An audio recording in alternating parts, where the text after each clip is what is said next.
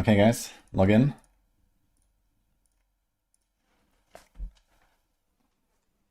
Welcome to Steam, everyone. How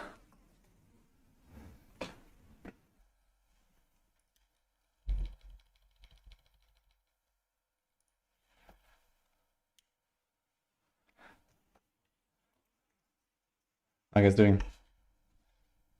Mr. Decapoda, hello. Thereby, Ben, Blue Days, Crucible, Cab, Viking, cute guys only. Hokkaido. How do I actually say this name? Is it Hokkaido Bade?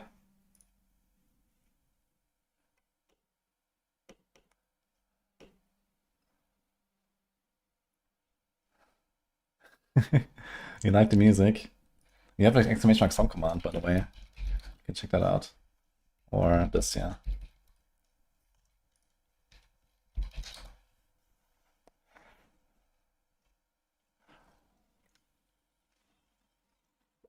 Need to show the singing skills. I don't think I need to show you my singing skills. I'd like to retain some viewers at least, you know? So I better don't start singing.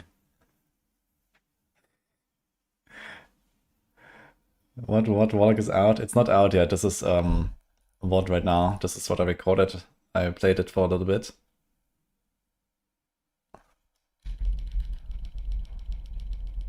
It's me looking for the entire skill tree.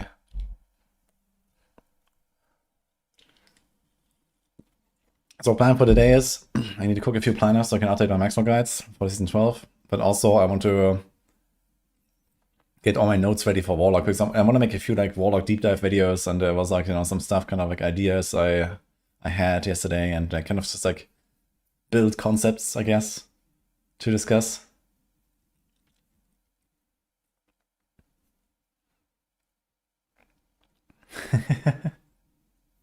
Hi, Nini.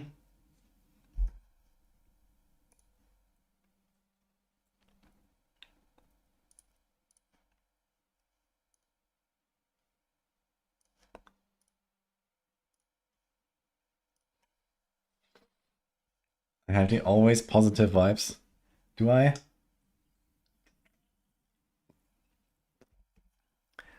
I'm here too, apparently, yes. I have arrived. Oh, Nini with the sub gift to Mr. Decapoda, thank you.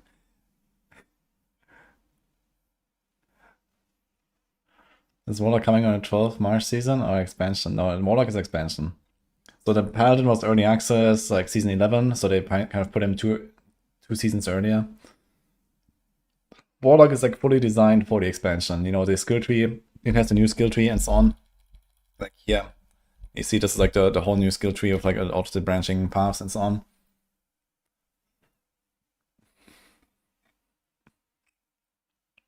Nini is yoinking Rags mods.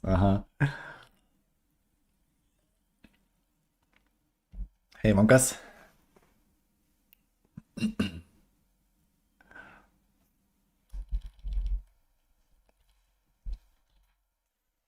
Okay, where's my notes from yesterday? Okay.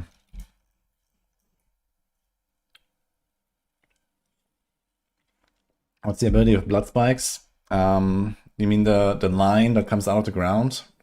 That is the second variant of Helion Sting, which is a basic skill. It's actually a very strong skill for early game. I don't think I show it off a lot here, but it has this eviscerate effect that it puts like some giga dot on enemies, and this thing can multi-hit.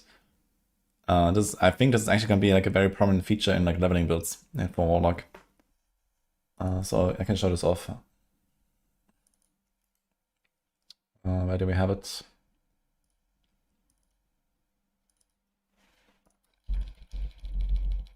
So here on the right, this one. So this is Helion Sting. Just a basic attack, and it has normally this 5% chance to eviscerate, but there's this side upgrade here that gives you plus 40% flat chance. So you have basically 50-50 almost. And then there's this variant here, where you have like a wave of spikes. Now the thing is that this works in a kind of interesting way, where, okay, you have this wave of spikes, but all of them have 5% chance. But with this upgrade here, this one, it's only against the primary target. So it actually, it works only against the guy that you click on, or like that you like highlight with your controller or something like that. So it's basically like an elite destroyer. You can click on an elite, it will launch the thing, and it will just like, you know, put like 3 dots on it or something.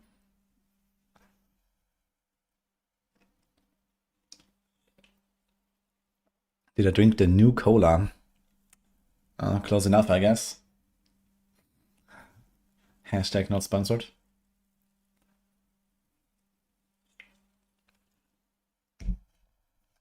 Did I have access to the other classes rework? No. Only Warlock. So the Warlock skill tree is the only skill tree we're gonna have, actually. Ironically. The new class is the one that we know. And all the others...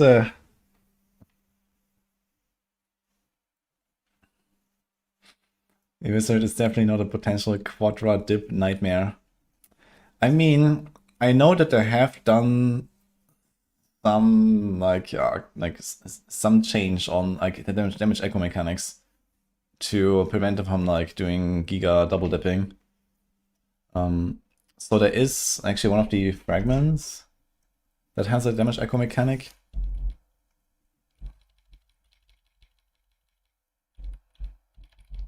This one here.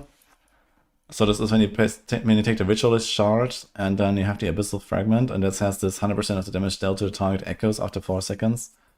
And from what I noticed, it seemed to be precisely 100% of the damage done.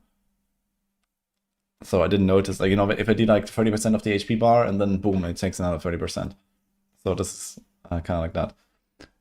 So that seems fine. And also, like, for example, for the Paladin, they introduced the Gate of the Red Dawn for the Shield Bash Fortress combo. And that also seems to work exactly as it says. So it seems like alright.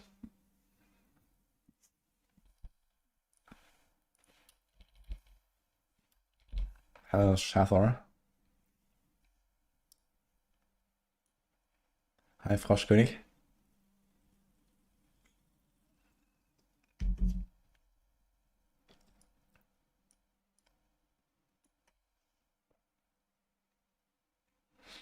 We're talking about the same one in the trailer, correct? It has a cool crystalline blood pillars that float around you. I'm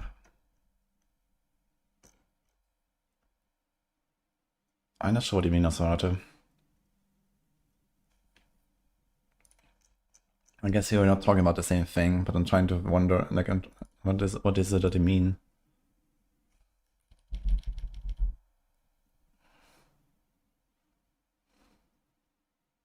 I know there's a bunch of stuff that can float around you.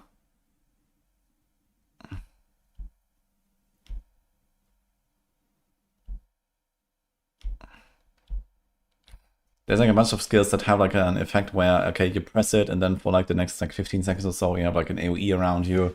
And there's like 3 skills like that you can just activate basically that do something like this. Am I still playing 328? Yeah, I'm not sure actually. I think I might not. Since it's gonna start in like a few hours and I have kind of like way too much work to do here. Hi, Wax. I'm doing good, and you? Are they gonna change every build defining unique when there's a header comes out? That is the expectation, yeah. I mean, they said that, you know, they're like reworking the aspects, the uniques, and this kind of stuff, and, you know, we have seen this already on, like, for example, like, there was like some screenshots of the Barb skill tree with Hoda, and basically the Hoda aspect and the chest, the unique seismic line chest, whatever it's called, Mantle of Mountain's Fury. Both of these are now just part of the skill in the skill tree. So I guess both these are just deleted, you know, or like reworked to something else or something like that.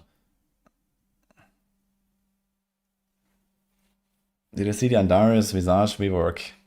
Yeah, I mean, I don't really have high hopes for it, but there is at least something to cook, I guess. We could look at the Andariels and like look at all the classes and kind of see what's there, right? What can we do with it? Now, the problem is that we don't really have a lot of candidates for potential builds that could be good enough here. I guess we can start with tier list and just see, okay, like which of the classes actually has any sort of potential with any of their skills. Like basically in order to make Andarius good now, you need a skill that is both extremely hard hitting, slow hitting, and has a very high lucky hit chance. So that's what you need to make Andarius good. And there's not really that many candidates, I think. Especially the lucky hit chance is gonna be the big problem, I guess. So yeah, maybe something like this could be a candidate. Besides that, I don't really see anything here. Maybe Death Blow. I don't know if that could be a candidate. Okay, then we have Druid. Maybe, but nah, no way. Like Polarized has like its own unique that is like giga cracked. So you're not gonna beat that, I guess.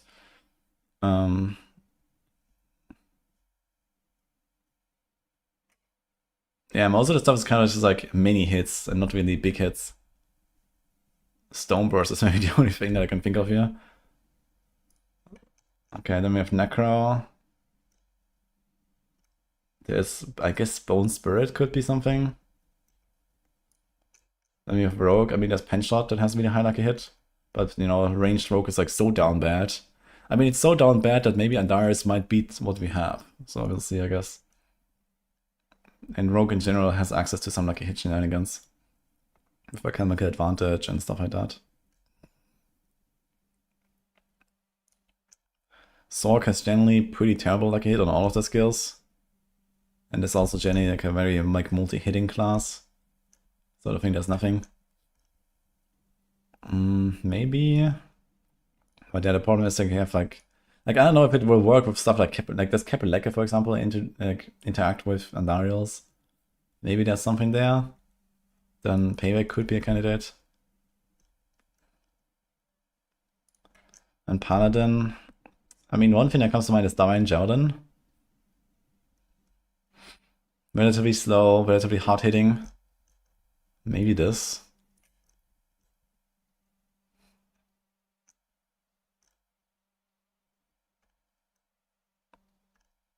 And maybe Shield Bash, I guess.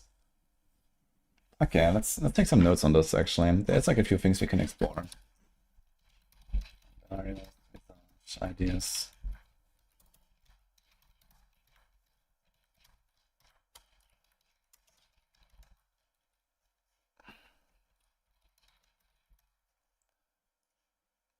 Stone Burst. Okay, Necro. Bone Spirit. Rogue. Pen Shot. Sork. None. Spiritborn. Payback. Javelin. Shield Bash. And what was the last one? That was free. Zenith. Okay, we can explore this a little bit and let's see like what are the actual like hit values and stuff.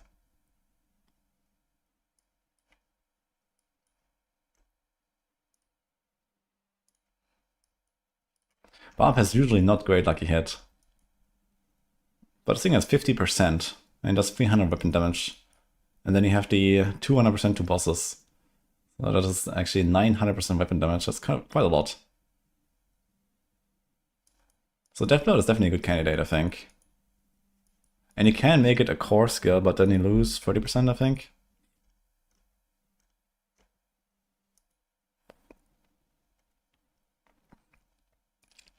So it's gonna be 710% against bosses, or 210%.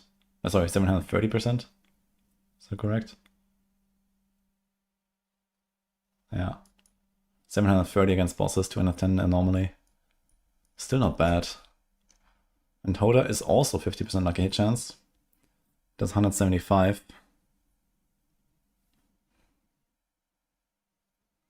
And then you have this here. Now the question is, does it work with crits?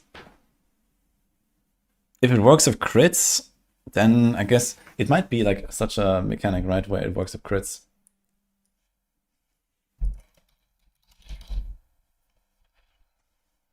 It says 40% of the damage you dealt. So this sounds like it should work with crits. I know that the Gate of Red Dawn works with crits. So let's just assume that crits work.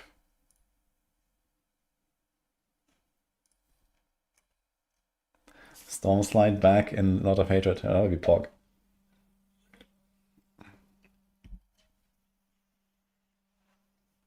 Is Warlock available in PTR?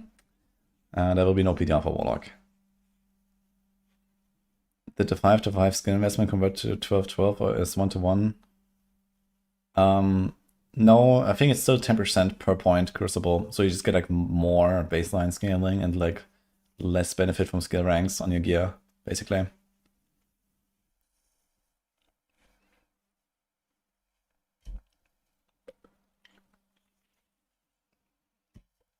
Maybe you can see this here like, when I invest into one of these. Since I'm like putting points here. I can see it here. So this is 75% rank 1. Right. And then 90% at rank 3. So you get plus 15%. So that's exactly 20% more than 75. And then 105, yeah, so it just gonna keep scaling exactly this way. Every 2 ranks is 15%. Yeah.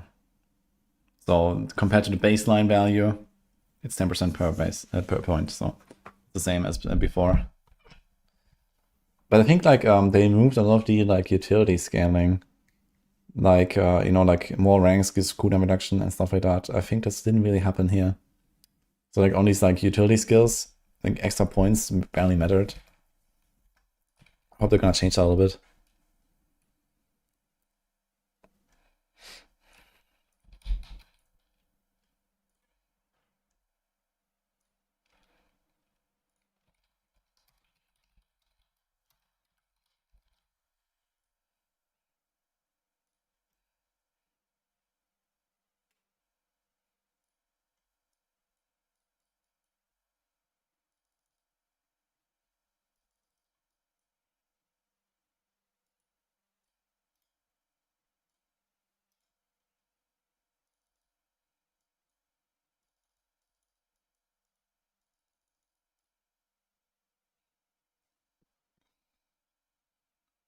Kind of easily sustain here.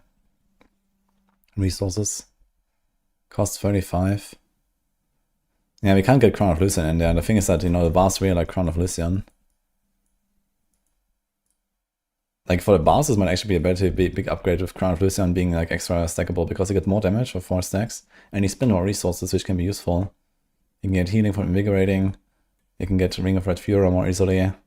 Maybe you can combine this even with Starters now or something like that. But yeah, either way. So this might be an idea, I suppose. So Death Blow. Hoda could also be something. Is there anything else here that's like good damage and lucky hit? No, no. So Hoda, 5% crit damage and crit chance for every 15 Fury. How much Fury do you have? Like, I don't know, 300 maybe? So you get like 20 stacks of this, so you get like 100% crit and 100% crit damage. And this is a multi. So maybe Hoda is actually the better one here instead of Death Blow. It's like a bit less on the bosses, but more overall. The thing is that you care more about the boss damage than other stuff.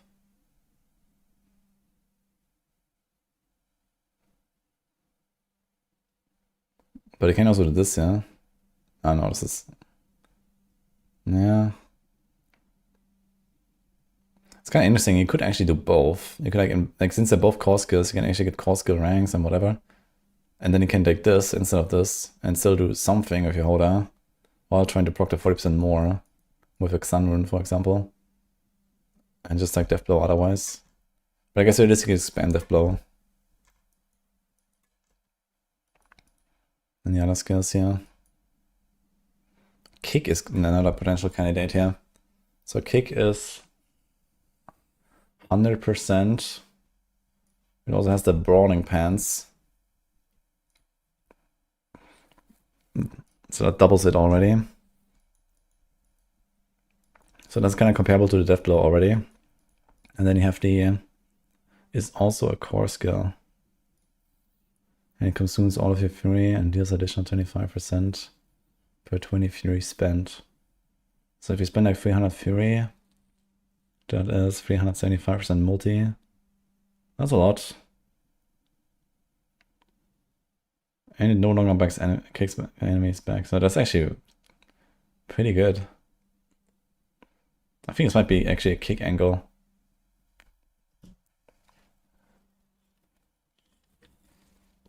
You just need to fuel this resource somehow. So you can like kind of spam it. I think that will be the hard part, but we can do Rallying Cry. Lum Rune or something.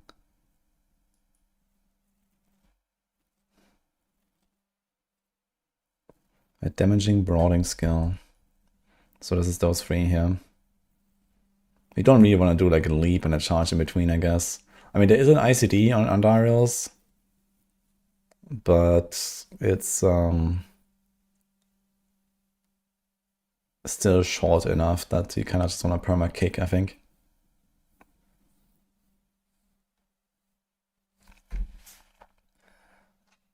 Just put in a 50% more difficulty mode and something and you're happy. How about a 1000% more difficult?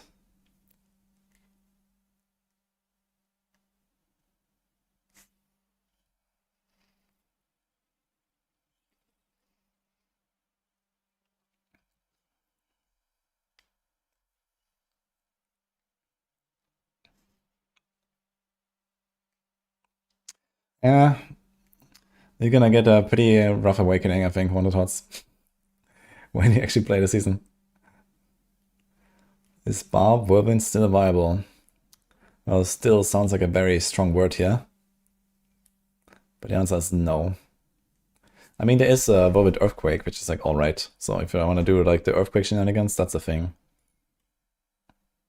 Yeah.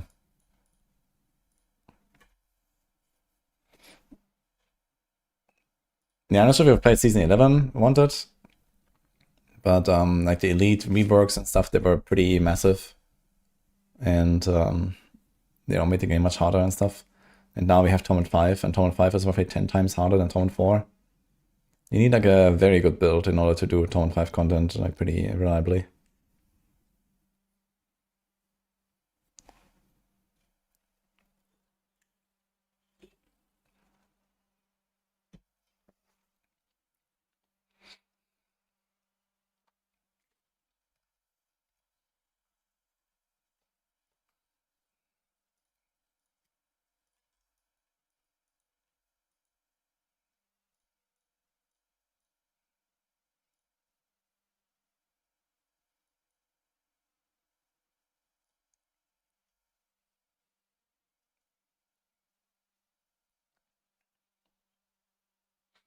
I kind of have a feeling that Hoda is probably the item you want to use here. Although for the other two, you could use Shroud, and that's not bad. They have a lot of ranks. They can Giga Masterwork. I guess you don't care about the Seismic Line. Does this thing actually double hit? I know that Death Blow double hits with the wave plus the original hit. But I'm not sure if like Hoda does that. I think it doesn't, right? I think Hoda is only one hit. So I guess it's just like the 100% extra damage and then the ranks.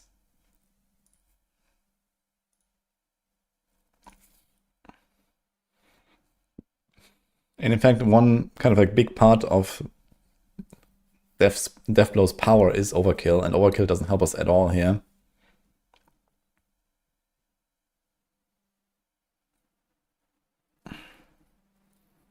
Is T5 coming next season? There's no like T5 difficulty, but there is the T5 9 Dimensions, Hordes, and their bosses. So 3 content types have T5 basically. And I mean, Pit and Tower already scale anyway. So the only thing that is not scaling is like Helltide and Undercity, I guess.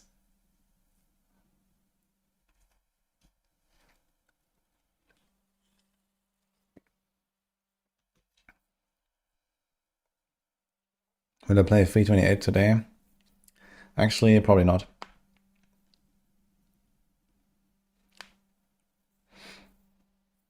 You think you won't buy and reinstall them? Bad move.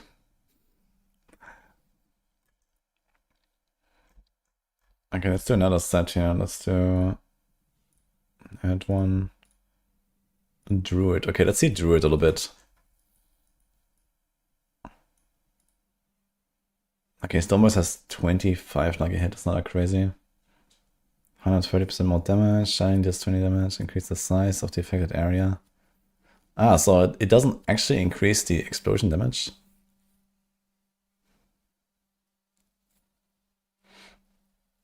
Final explosion damage is increased by 25% on enemies in the initial area.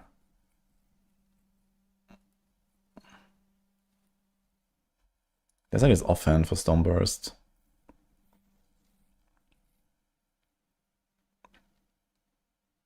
It deals 20% increased damage and further increased by 20% for each size increase. So it's not even like a really powerful effect anyway. And the like hit chance is already not great.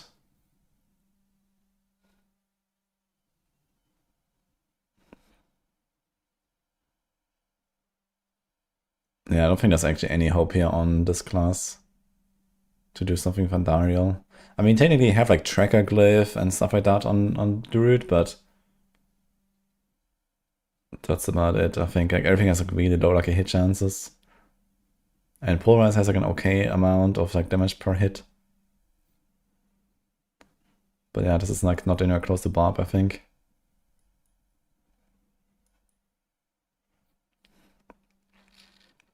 So the wolves have a lot of damage, and they have lucky hit as well. So that could be interesting. Do you play wolves and then put Andariels in there? They have 200% base. I'm not sure if that stays the same. I'm not sure what happens when you have like the pants equipped. Like you get this Storm Howl, but we don't have a tooltip for this ability, so I don't know what it does exactly. But it's certainly much more powerful than the original jump. And the original jump is already a lot of damage. So maybe this is like a wolf angle.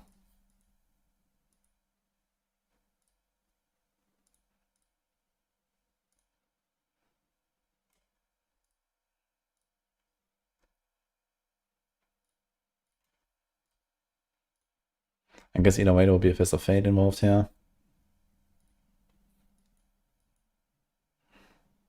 6% lucky hit chance, no way.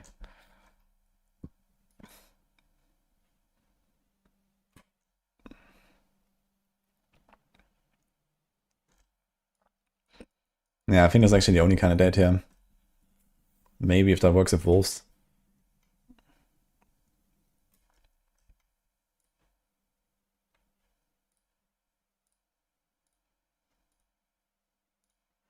Necro. I guess it's only Bone Spirit. What's the lucky hit chance on Bone Spirit? Oh, there's a cap now, up to 999 essence. Interesting.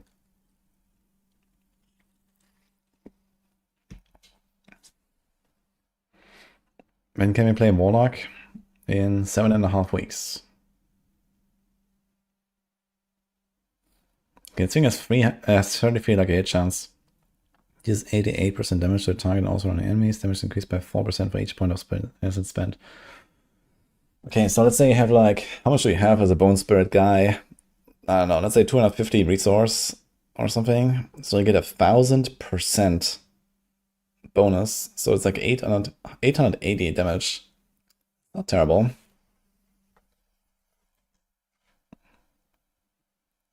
Assuming we can kind of just spam it. But it also procs an AoE, so this could actually be a candidate, I think.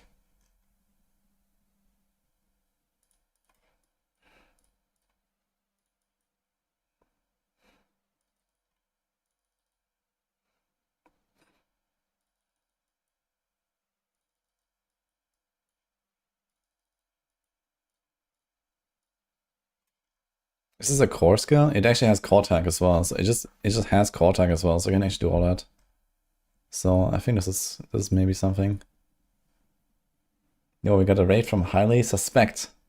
Thank you so much. And welcome, guys. How's it going? Suspicious raid. Very suspicious, actually. What have you been up to?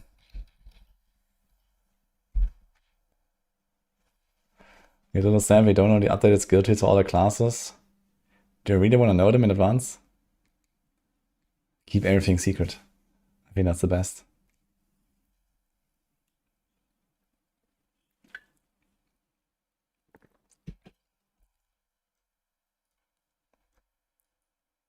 How is Warlock? Yeah, I just I had this like running here a bit in the background. I'm looking at Andario's Visage right now for season 12 and thinking about potential builds there. So it will have to be like explored a little bit over time, I guess, since you don't know exactly how it's gonna work. But I'm trying to make some concepts at least.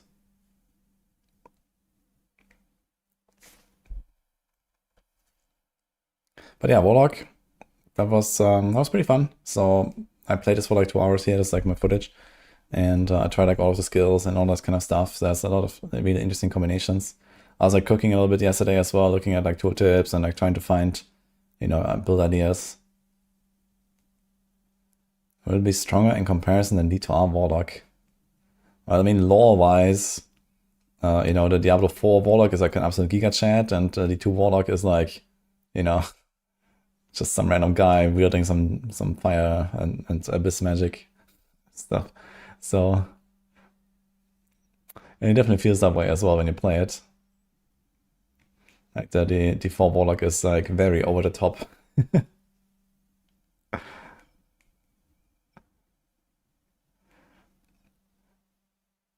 Thoughts on Imbiber Glyph being nerfed starting this season? Yeah, I think I should have just deleted the Imbiber Glyph entirely. That would have been even better.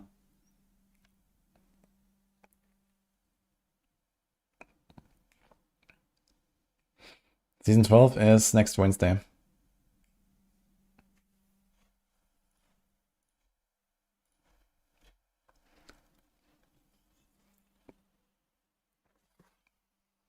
Like the Fire Demon Warlock, that one looked amazing. Yeah, transforming in a demon form and stuff, then you can like, you know, jump around and you can like breathe fire and all that kind of stuff. There's lots of interesting things.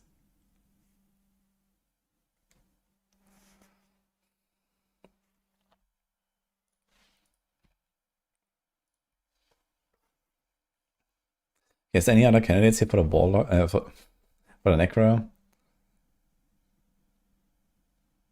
Bone Storm is pretty low per hit. This is also pretty low. What about Blood Wave? So Blood Wave is actually a candidate. Look at this, 500% damage and very high lucky hit. But you need to like invest into it. But this could be a candidate actually. There's also the pants for it, right? Bone Spear. What about this?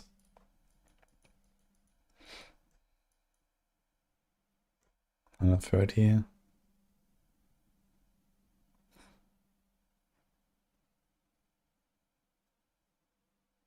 Nah, that's not Bone Spear angle, I think. This is kind of too weak. This is also reliant on like multi-hitting. Same with this here. Yeah, but the Blood Wave could definitely be something, I think.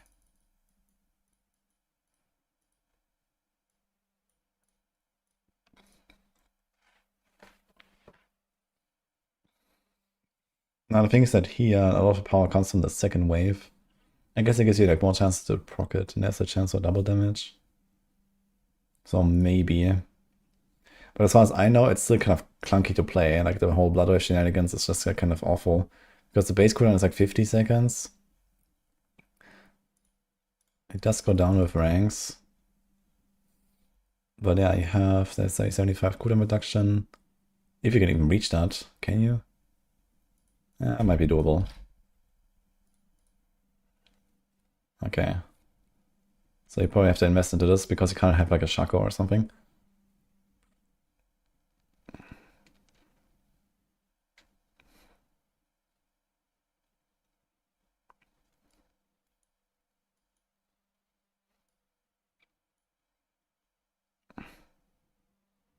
It's gonna be 12.5 seconds cooldown with 75% CDR.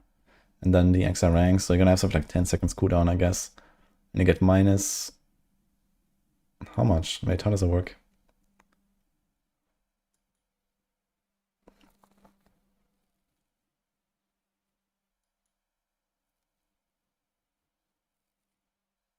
Wait, where's the cooldown reset coming from exactly? From Bloodwave? I thought there's something about picking up the orbs.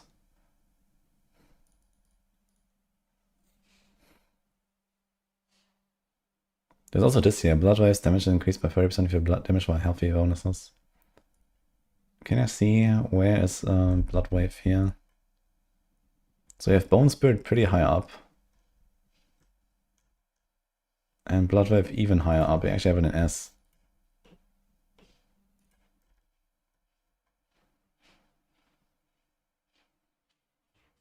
And this uses Bloodless Scream. Ah, this is where it's coming from. Blood Orbs reduce the ultimate cooldown. Okay, that's the aspect.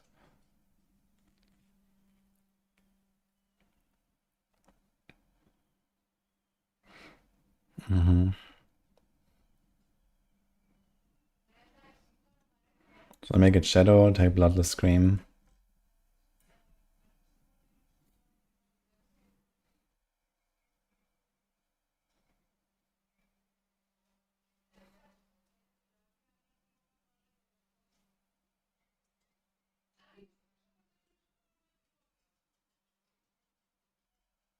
Okay. Could be something.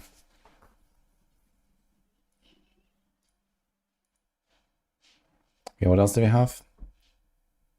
Rogue Penshot. There might be more on Rogue.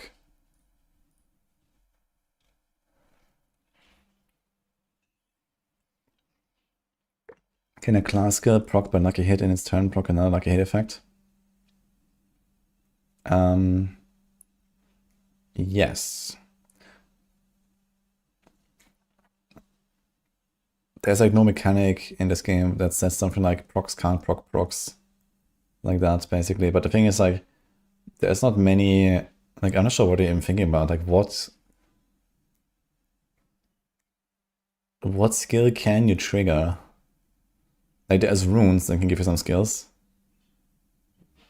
I suppose... No, this was like a season 10 thing, right? For barbs, where you were like triggering frenzy and stuff like that. And yeah, that stuff just carries like a hit, basically. Like, if the frenzy connects, it will have the lucky hit. The Spears of Heaven build of Gladiator's helm. Gladiator? You mean the Judicant's helm? Well, the thing about Judicant's helm is you need a Disciple skill, and the Spear of the Heavens is not Disciple, so it can't trigger itself.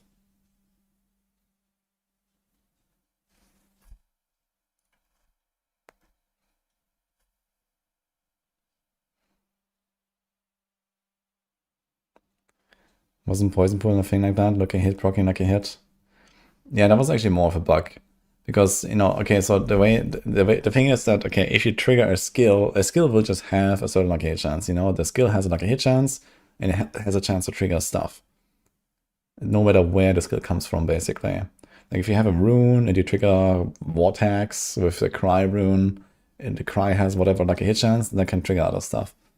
It's kind of like the thing that, like, you know, any sort of, like, procs usually don't have any lucky hit chance. And, you know, like, in this case, like, the Poison Pool from the Rogue that we had from Bursting Venoms, that had a lucky hit chance for some reason, but it shouldn't, because it's like an item effect, you know, it's not like a skill or something like that. So that was actually just a bug. For some reason, it has a lucky hit chance. There's also, like, other effects like that. I think, like, the Shroud of Kanduras, for example, on the Rogue, when you evade and then it explodes, I think that also carries like a hit chance for no reason. So that's just like a bug.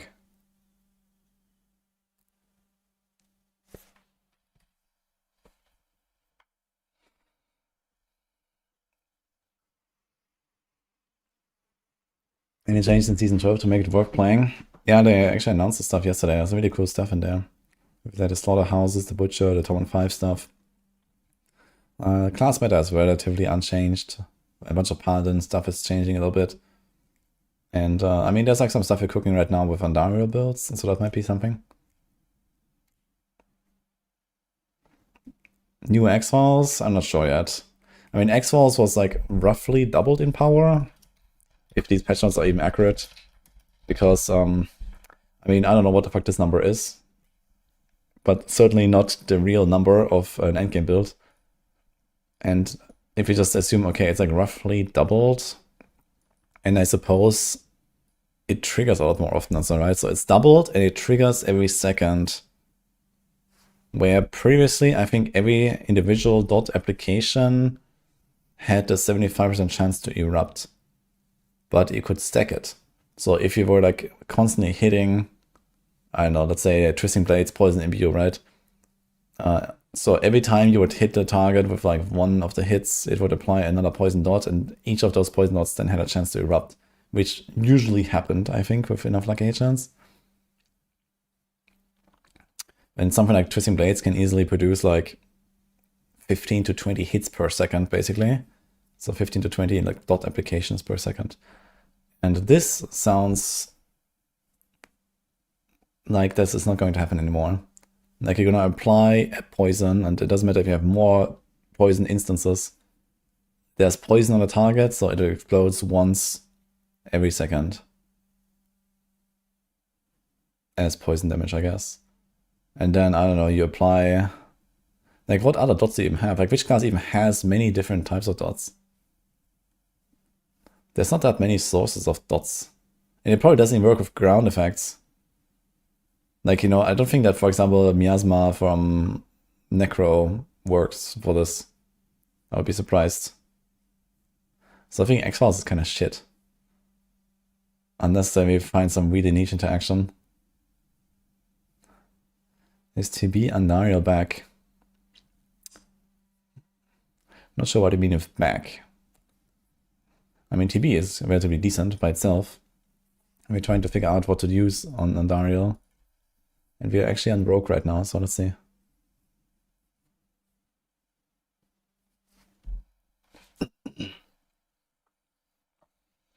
Okay, there's Heartseeker, 50% lucky hit chance. But only 50% weapon damage, and it's a basic skill that usually relies on like Pain Gorgers and stuff like that. Now the advantage is we can do Orphan Maker on the rogue, so I can... Wait a minute, this could actually be something. Orphan Maker... Condemnation... Combo points...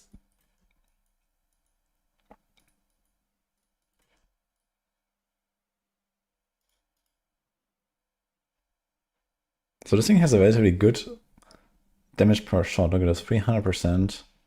And an Orphan Maker is a 300% increase, and every second meter skill increases this bonus by 100% for 2 seconds. So there's a 600% multi. This could actually be something, I think. And you probably even reach high enough like a hit values that you guarantee an Andariel proc, which is even more interesting.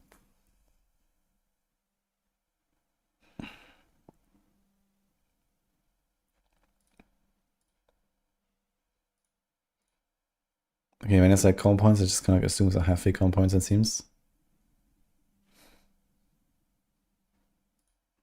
Then cast a full energy, and additional dealing 30% increased damage to elite enemies.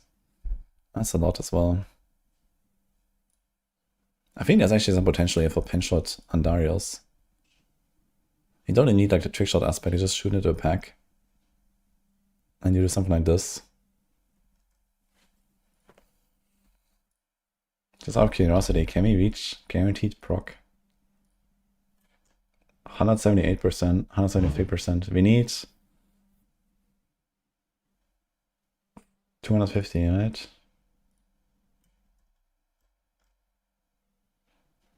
No, wait, there's a 20% chance to trigger. Okay.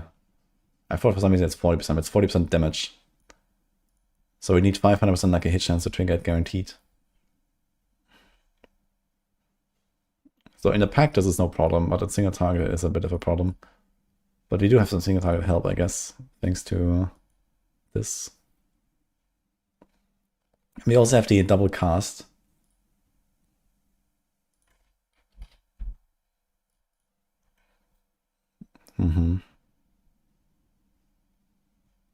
So with double cast and like 200% lucky hit, you're getting relatively close to consistent procs, I'd say.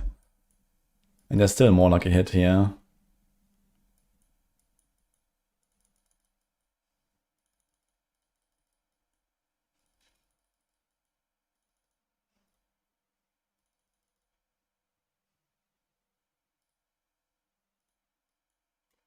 And there's also this.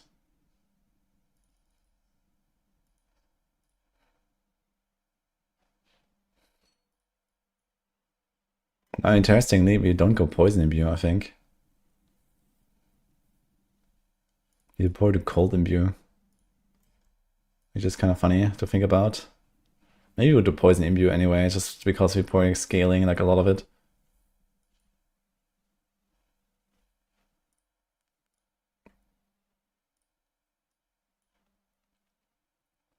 So I have cold imbue active, but it didn't actually raise the like a hit chance there.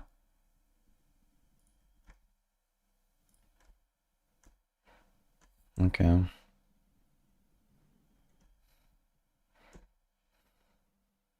Anyway, you probably get to like 250 lucky hit or so. Is there any other candidates here on this skill tree?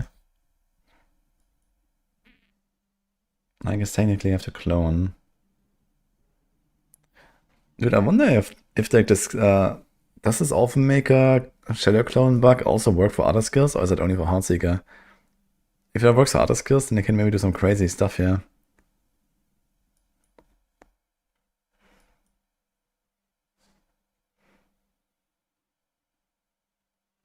This has relatively high like a hit as well, but yeah, you can scale attack speed and you can get to relatively high value, I guess. There's a nice could be a candidate. There's a nice has decent enough lucky hit chances. And decent enough damage per shot. And it has the advantage that attack speed increases the damage as well. So it really kind of goes up. Might be worth putting there. It's also gonna be like much more chill, just like dance. Everything just dies.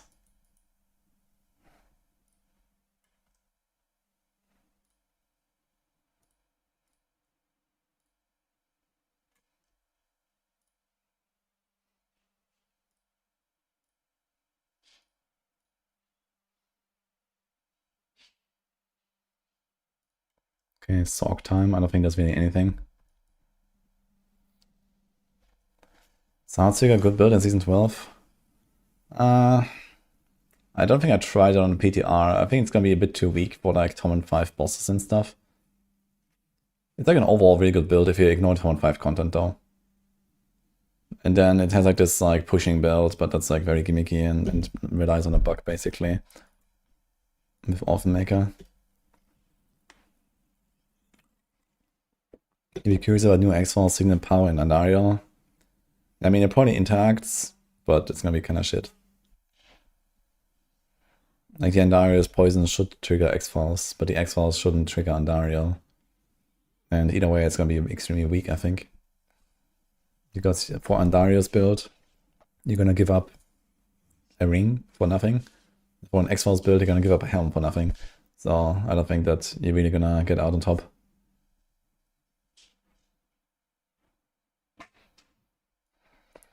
Frostbolt, huge, 40% lucky hit.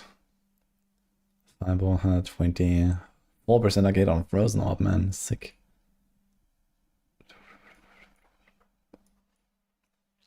How's Meteor? 120% weapon damage. Nope. Yeah, Sorg is just like terrible. Okay.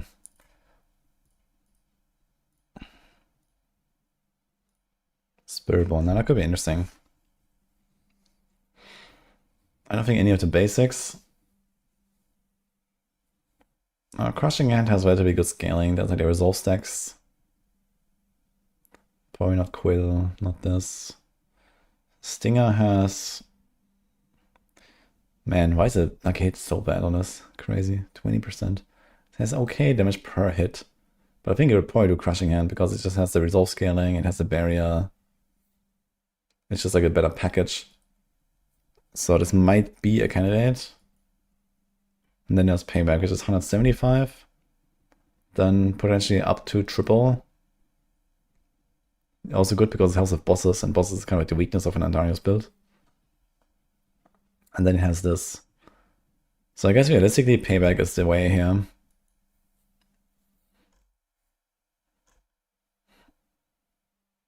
Concussive Storm deals 825 increased damage to unstable enemies and bosses. So I'll put it to like 700% or so weapon damage. But I think Payback wins here easily.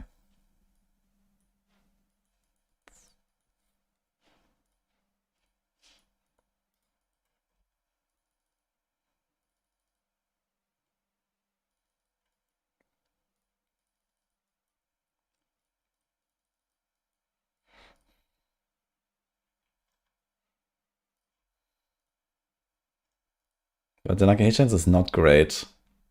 That's the problem.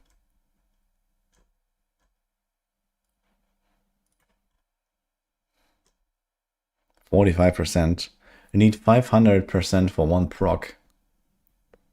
So that is a lot of fucking downtime on these hits. And I guess you still want to do something like Kipper and this kind of stuff. And Midnight Sun. And like the whole package basically.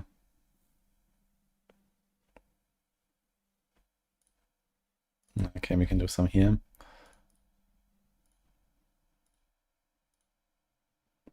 %65%. It's still like a 1 in 8 hits or something. Kind of bad. Okay, there's a hit twice, I suppose. But realistically, it would like this, yeah. Because I would scale the damage. But I guess you can do this to get more consistent hits. Starless would help. That has lucky hit as well. 70%. Yeah, it's like nothing compared to what like the Rogue offers. Rogue, you're basically gonna get a guaranteed proc every time you shoot a pen shot. And here you have to like attack 7 times. So I'm not sure. Okay, and lastly, Paladin. So there's the Javelin.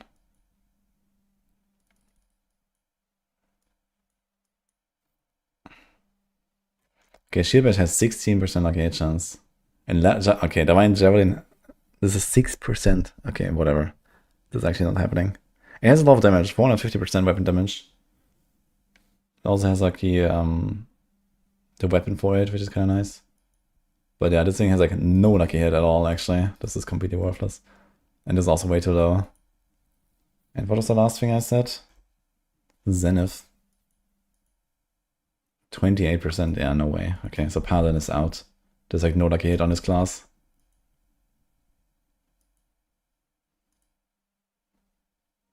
Falling Star, 24%. I mean, there is this Falling Star which has quite a lot of impact, I think. He has 600 damage, but the lucky hit is too low.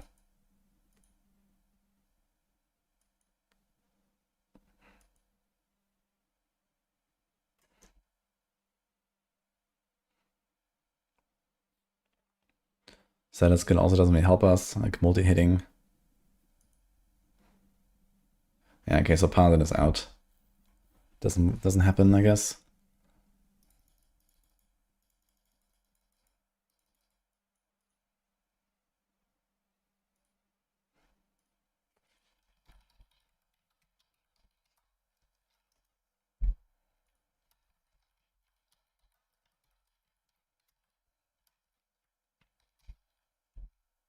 What do we have on Druid?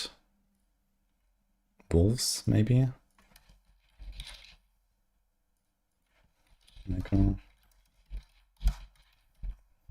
Bone Spirit, Blood Wave. Pen.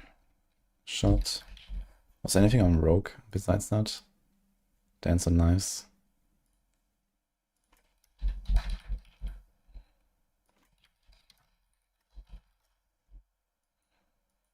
Okay, and then we had Spirit. Payback. Maybe. And then Paladin.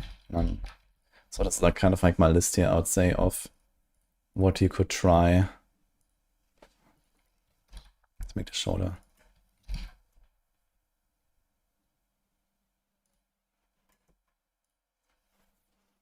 Yeah, so I think my favorite candidate here would probably be Payback, because I know it's like pretty high ranked already. I know Kick might be really good. Wolves has really high single targets, so that could be something. Not sure about the rogues. At least rogues have a good poison synergies, and they can like get a lot of like a hit and so on. Like the wolves, they have okay like a hit, but this might not be enough actually. This might be like too inconsistent. And the same with the kick. So the only candidate that can actually like reliably proc Andariels is the rogue here. And it has Orphanmaker. And it has potentially the Orphanmaker bug as well. So I guess a rogue might actually be the winner. I guess we'll see. Payback is so strong, yeah, but like you'll get like one Andariel proc every 7 casts, which I don't think is enough. I think you want to get reliable Andariel's procs. If you get like 1 proc every 2 seconds or 3 seconds or something, I mean, that's kind of shit. That's like so inconsistent and like, okay, you know, on the boss, I guess it doesn't matter that much for consistency. You just want to make sure they have enough damage to kill the boss. So if the payback is like that much more powerful than what like Rogue offers, then maybe. But this is probably not even the case. Like you also give up relatively strong effects, right, on this class. Like a Harmony is usually better than a Perdition, for example. Like typical Rogue builds lose Perdition to get Andariels, but here you lose Harmony. So, you know, Spirit Bond kind of loses more. A typical Rogue build is definitely like oversaturated on like a hit chance, where, you know, Spirit Bond will struggle to include all the lucky hit chance you can, and so on. So I think this is definitely looking more in favor of Rogue, for example, here. But it might also depend on like what the Shadow Clone does, for example.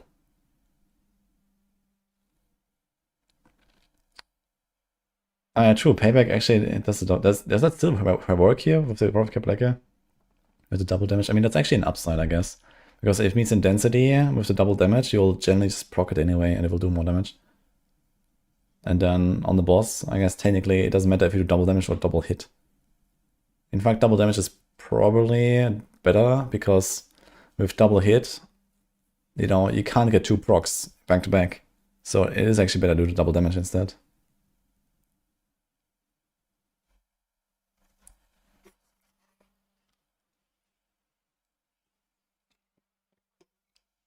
Puncture is how you normally got consistent proc along with Fist of Fate.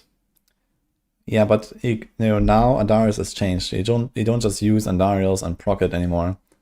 You have to have a skill that actually does damage. You can't just use Puncture. Like Puncture is doing nothing. Like a skill needs to do damage and have high lucky hit. And not just produce as much lucky hit total as possible, right? Previously the target was to produce as much lucky hit as possible by any means, and nothing else mattered basically. But now you need lucky hit very high per attack and very high damage per attack. You need to combine those 2 factors, and then you can do Andariel. So it's like a very different concept now.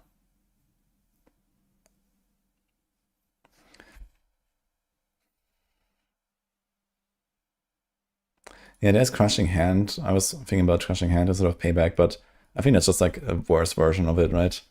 Like, just the build itself, there's like a 5-tier difference or so. It's like a double or triple damage in favor of Payback. Payback also has boss damage ramp, which is extremely helpful, because Andariel's weakness will be bosses. And I mean, the lucky hit chance on Crushing It is not particularly good. It does have more lucky hit, I guess. It's 116, and this is only 69, so there is a pretty big gap there. But it's probably still in favor of Payback, I would say. But I guess we could put it there. This might be an option. It's also like more comfy because of the barrier. But yeah, I think the best candidate is probably Penshot.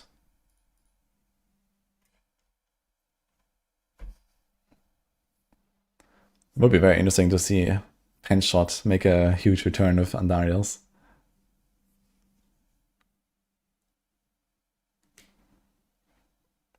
The Swarm Burst and Touch of Death has like a hit of 10. Yeah, okay, but is it a lot of like a hit? I don't think it has like a hit really at all, no? Well, Touch of Death is like very low.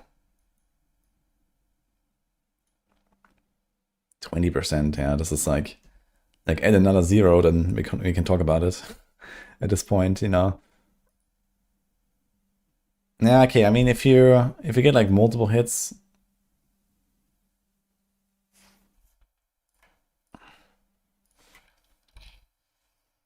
Yeah, bursts of 450% of the damage it would have done. Maybe?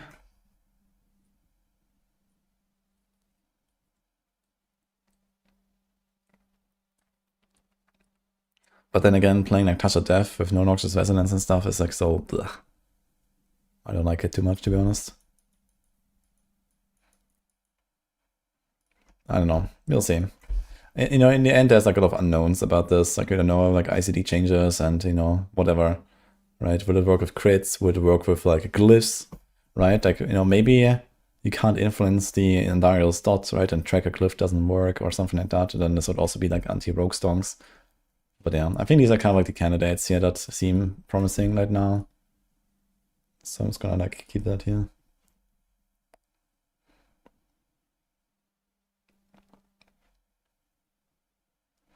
Okay.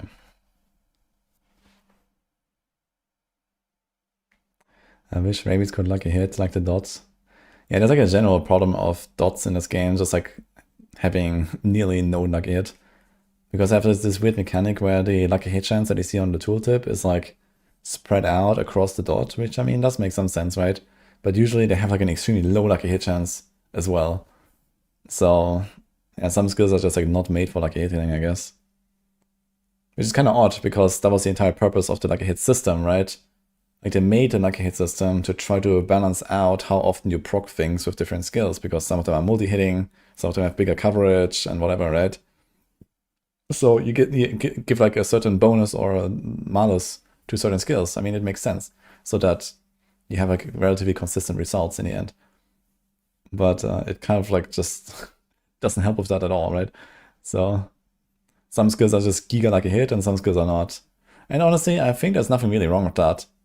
I think it's okay that some skills are just better at lucky hitting. And maybe you can do some sort of like relatively straightforward like proc rates system and just be done with it, right? But for a lot of people, like the lucky hit system is not really intuitive. Like proc coefficients are like much easier to grasp, I think.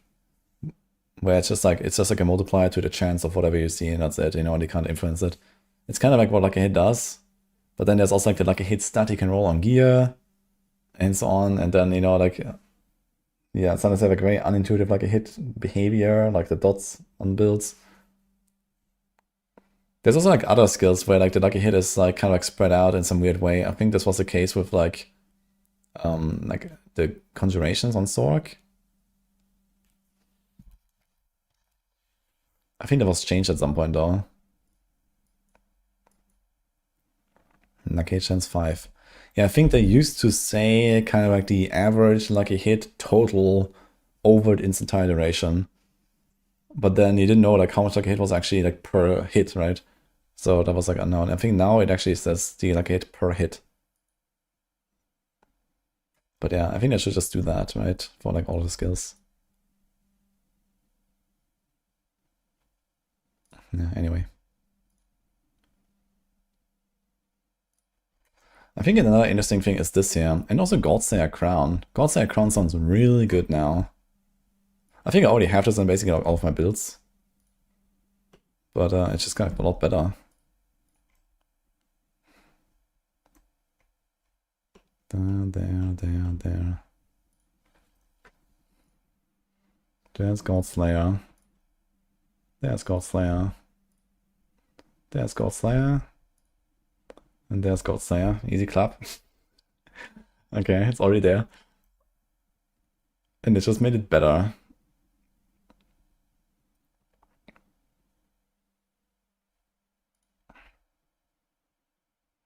There's Circe, Neose, Circe, and here Buckwat Xolam. How do you do this stun though?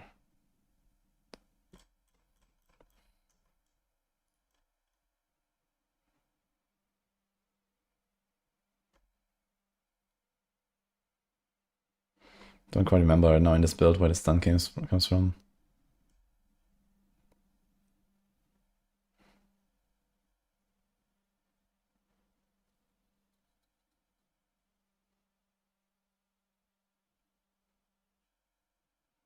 I have to double check this.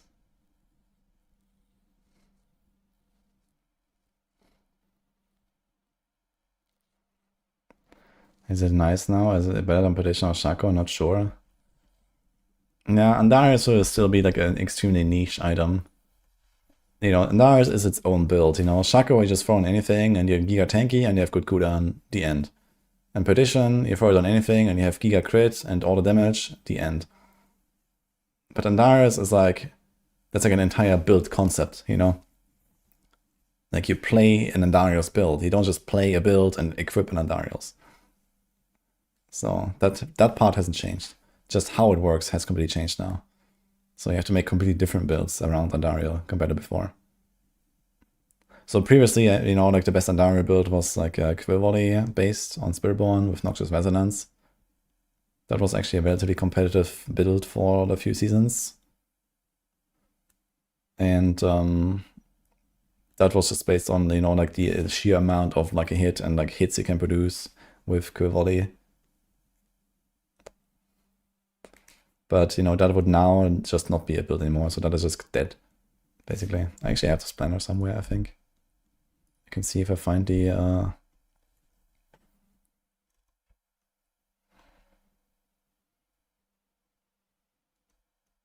Yeah, Season 9, I actually still had it in Season 9, and I think after Season 9 I discontinued it.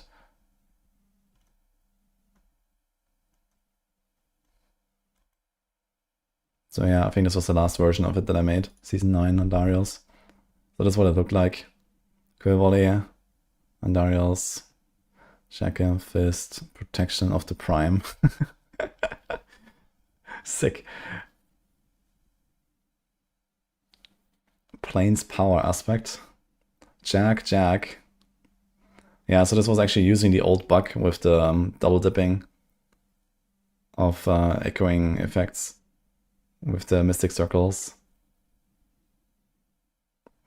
Unyielding, Rebounding. Yeah, we even had Rebounding Aspect, so that's something you would never use now on a Dario build. It does nothing, it just gives you like double the amount of hits basically, but not even more damage or something like that. So this would be like completely wasted now.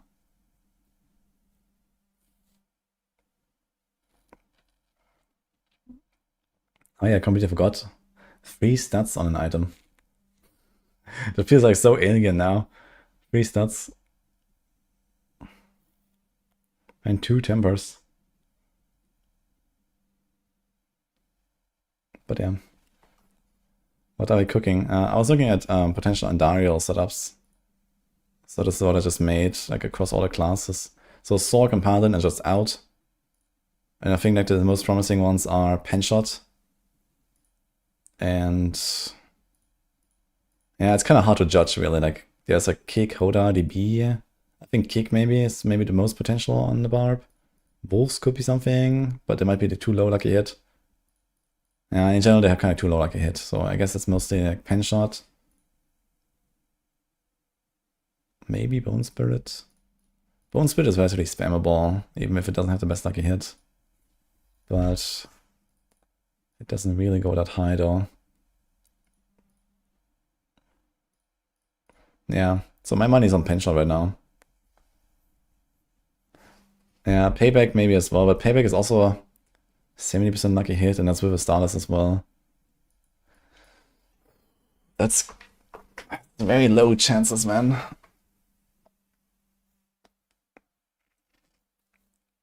Yeah, Touch of Death maybe. I'm not sure like how much more damage does an insatiable Touch of Death explosion do compared to like a typical Payback. But I mean, Payback, they're like very similar builds. And if you look at the tier list, I mean, Payback is like way up. So they have relatively similar build concepts. And you have Touch of Death way down here. So it has like a steep hill to climb, basically. And I'm not sure where that's supposed to come from.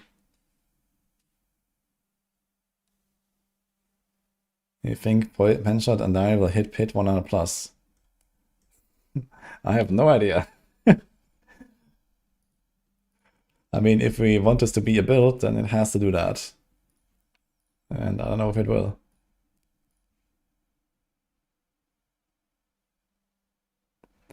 If Anya procs on a small TOD hits at the coup, then it's just wasted. Yeah, that's true actually. Yeah, Touch the Death is definitely out. It's just because of that, I would say.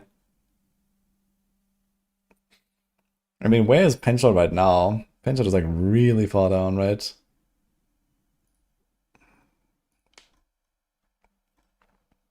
Holy. Up to 30 tiers behind S+ tier, okay. So I think right now Penchel probably doesn't even do 100 or maybe barely. So yeah, can it beat like a normal Penchel build? This has Eagle Horn. It has no imbuement actually. But it does have Frostbitten. Oh my god. Cold Clip. Frostbitten. Trick Shot. Grass of Shadow. Eagle Horn.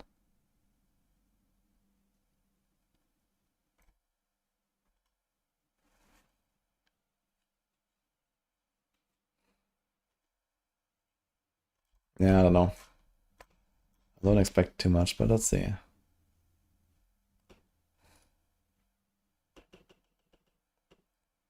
Kind of interesting though. Let's see if there's anything else you want to check out here. So Crown of Lucian would be interesting. Like which builds would potentially run this? Need like some insane amount of resources for this. And I think for core skill builds, there's like basically no way you're gonna go Crown of Lucian over Perdition. Crown of Lucian is 15% damage. Times 7. So that's a 105% bonus. Perdition is usually in the range of like double damage. If you count the crit chance and the skill ranks and so on. Let's take an example.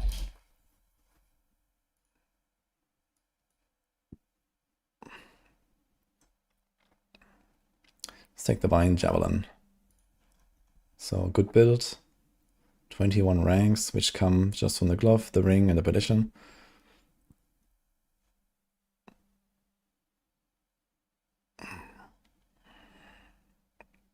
We also have way too much crit chance actually. So our skill does 300% damage right now. Removing, I guess I would actually do this.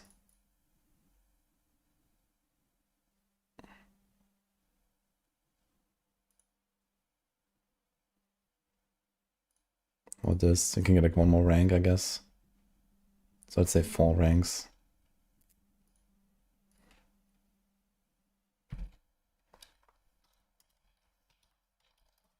So that's a 15% increase almost.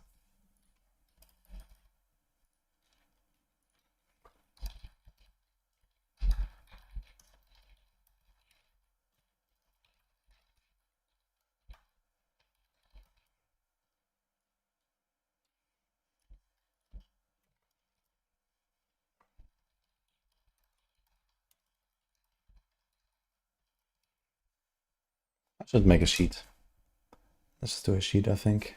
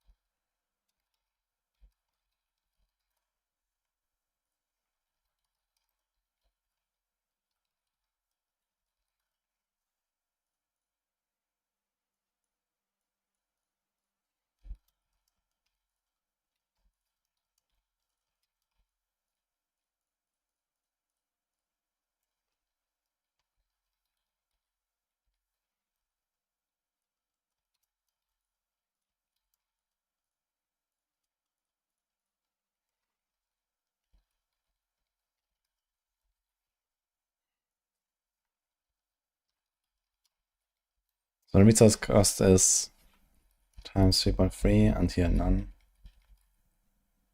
Okay. Then we have skill ranks. Typical build, let's say 15%. Then we have,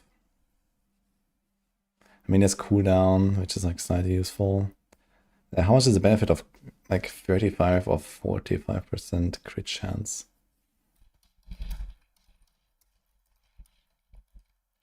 So there's now on Lucian, and then there's here. So if I didn't have the Perdition, I would have to get like 40% crit chance from other sources. So I would have to remove Strength Roll here, that's 7.5. I have to remove Strength Roll here, that's 17.5. I have to remove a passive here. I mean, okay, that's like a relatively unrealistic amulet, but anyway. This is 10, it's like 27.5. And then I still need to GA 2 of these. So this will be -2, which is kind of bad. You don't want to do it on a ring because it has a lower value. You don't really want to do it on the shield because you have the DR. So you're actually kind of struggling to get enough crit chance. So the other option would be to go Gar Rune.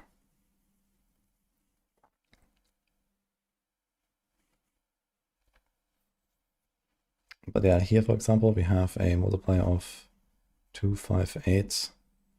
If I remove this, and I remove this,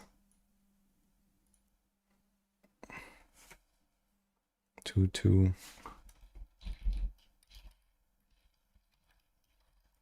So that's already 12%. Then we lose an entire passive, like 3 to 4 ranks, which is usually like 5% per. So let's say that's like 20% loss there. And then we still have to figure out, like, you know, to get a bit more somewhere else. So you can probably add another 5%. So I would say that the crit chance loss is something like a 40%. Now, okay, there is like the possibility to run builds that don't have 100% crit chance if they don't have any other crit benefits, but they usually do. Almost every class has something like Spirit Glyph. So you kind of want to hit the 100% crit chance. So yeah, I think we're talking about like at least 35% damage loss. Or rather, 35% damage gain. Let's say 1.4 with like the rounding and stuff. I don't know. Depends a bit on class. You can solve it a bit more easily on other builds, I suppose, compared to this. Like rogues, for example, don't have that much of an issue with crit chance. Or necros, they usually just kind of fine. Season 12 is sanctifying items? Nope. There's no sanctification in Season 12.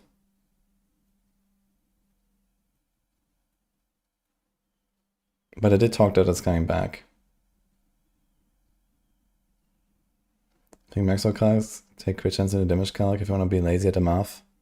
Nah, I think I'd rather do this, yeah, to kind of get the overview of where it's coming from, basically. Bloody affix of crit chance. Yeah, I don't really want to rely on any of those. And realistically, in endgame, it's going to put like the main stat one, right? That one is actually kind of powerful now. So they actually suddenly power cut us quite a bit with just this one change. What the fuck? This one here. 3% primary core stat per kill streak tier. So you're actually going to get between 60 and 80%. Because you have 5 items of this. It masterworks to 4% with non-GA. It can be GA as well. So you get 20% per kill streak tier, and you usually have 3 or 4 tiers at the end of a run. So that is a lot.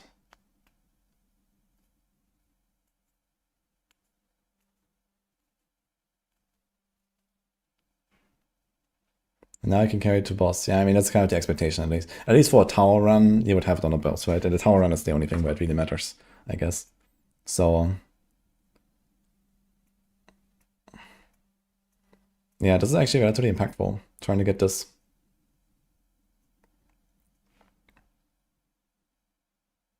You haven't played in like 2 years. Which class is the most fun right now? Play Paladin.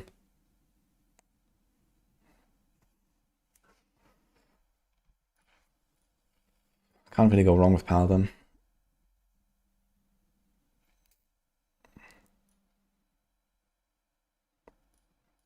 Okay, so anything else here? I guess that's cooldown. I guess cooldown, if you just say, okay, you reach whatever cooldown you're trying to reach, but you do it in other ways, you give up like one stat somewhere. So the typical stat to give up on a item is like, I know, let's say strength roll. It's like 6-7%. So let's say 7 in favor of Lucian. Your last wolf, 5 years. Increase no berries. Thanks so much. Seems like season may start at 18 CET because that changes winter and summertime on March 8th or something. Oh.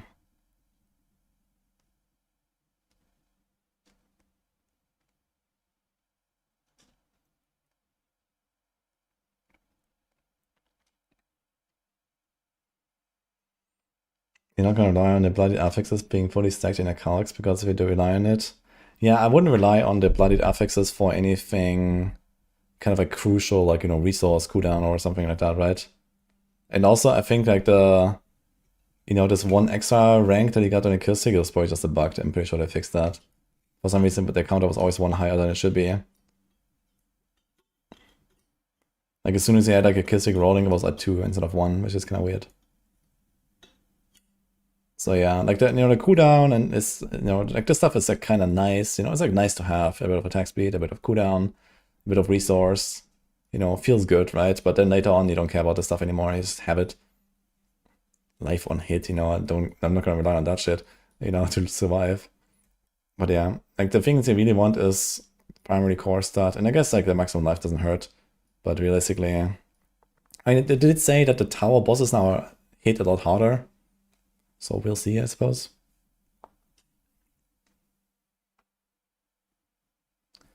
Gold Sand is gonna be so nice if we get it early while leveling. Yeah, for sure.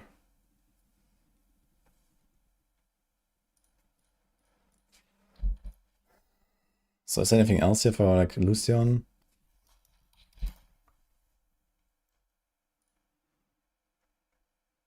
Shadowrace, whatever, like a hit, whatever, life.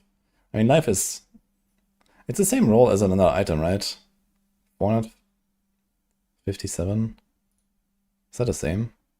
It's the same, okay. So that is also worth like a roll, I guess. Because you need like a one less life roll somewhere else, maybe. But I guess it's like slightly less discounted, so let's say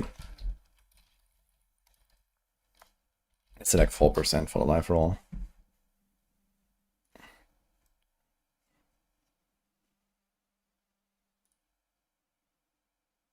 Yeah, and then you kind of decide, you know, either you do this. I mean, this is a lot of CDR. Or you do this. And then, yeah, like a hit and a shadow resist, whatever. I guess there is like the downside of you have to stack this, but it now lasts 6 seconds. So it's like kind of permanently up, I guess, most of the time. But yeah, then you have the problem of like, how do you solve the resource cost reduction? And now that is a very interesting question. That will really depend on the build, I guess. Like for example, on Spiritborn, Kapaleka builds, you wouldn't do it because, well, Harmony is stronger, but also you can't because of the resource cost reduction scaling against your Kapaleka. So which builds would even run this? Beast Strike?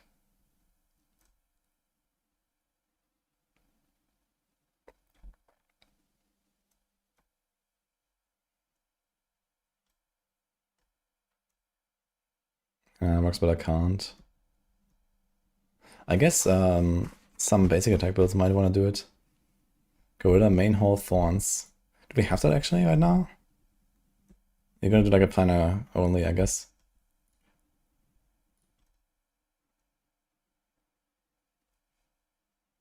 It's in draft, okay.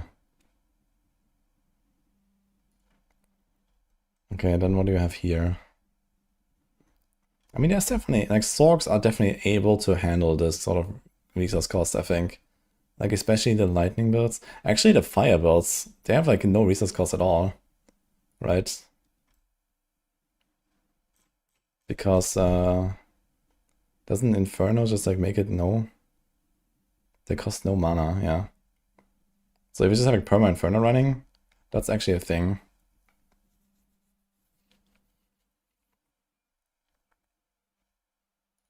Kind of interesting. Here you keep loyalty. But would he actually run loyalty? Yeah, wushang pa. Yeah, okay, it doesn't. Yeah, it doubles up, right?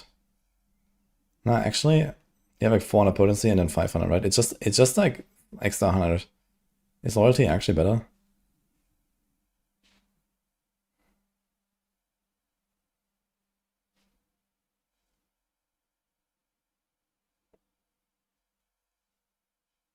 It's a cooldown for Hunter. Okay, I guess you kind of need to cast it often. Do we have Wildfire here? Don't even have Wildfire, actually.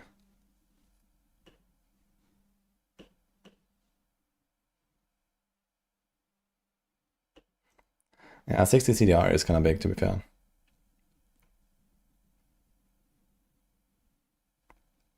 It's hard to make this work otherwise, I guess. Fine, okay. But yeah, like the fire builds here. Okay, Meteor can't do it, obviously, but Fireball, Incinerate, Hydra, Omega. What do they run? There's a Perdition. There's a Perdition. And there's a Harlequin. So this might be something.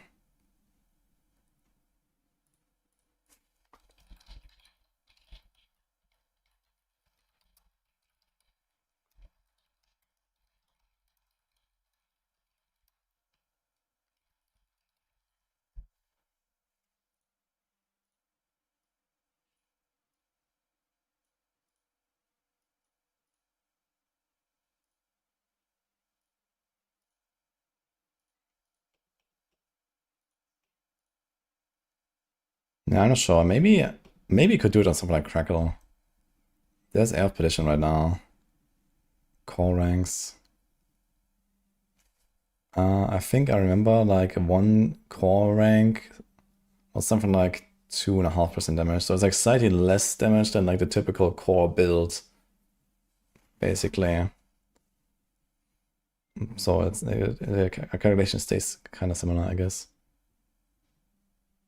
But yeah, it can become kind of resource hungry, I guess. Oh, there's another candidate here. Pulf Druid. Pulf and Omega Lol, Crackle Sork. Because they have like these weapons that have like gigantic resource cost reduction. So they don't really suffer from the downside there.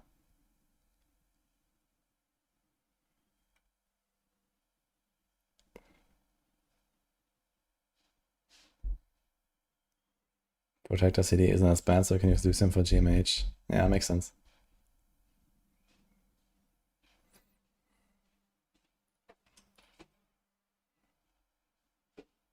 Okay, what else here? Rouge. Wonder what they're all running actually. So here's a Lucian already. Look at that. Now there's also another thing where you have builds that have guaranteed crit chance, right? This is actually one of them, I guess, Concealment. He doesn't take any crit, I guess. No crit here. No crit there. Now you just press Concealment. So that is something as well, actually.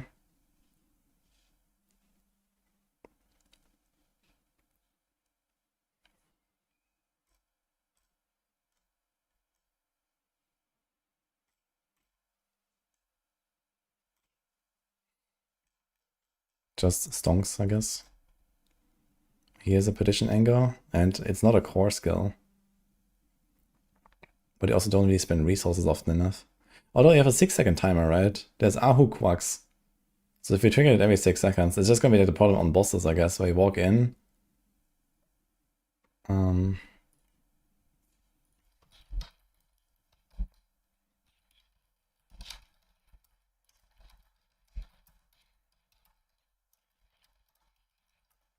So it's gonna be kind of scuffed there, I guess. But besides that, this could be something. And there is Concealment here as well. If you actually reset it often enough, maybe. We maybe not even need the crit chance. He didn't go for the crit chance here. There's a crit roll though. And here.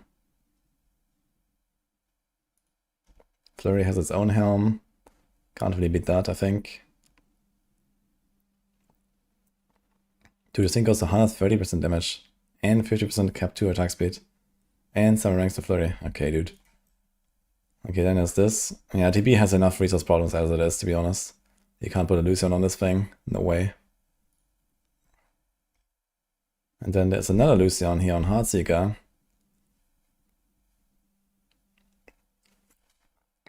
Now, I played it with Perdition in the past, but Lucian now it becomes stronger, but also becomes harder to deal with it. So if you do like one wrong shot into the wall, you have like no resource afterwards. That's kind of the problem. Pen shot. So there might be another candidate here. And he's like no crit chance rolled. So maybe pen shot? Oh, that will cost like 50 per shot, man. That's a lot. And then if you go up like damage per dark shot, shadow, and stuff like that, to get like lucky hit resource. And there's lucky hit resource here. You can put another one there, maybe. Maybe you can make it work.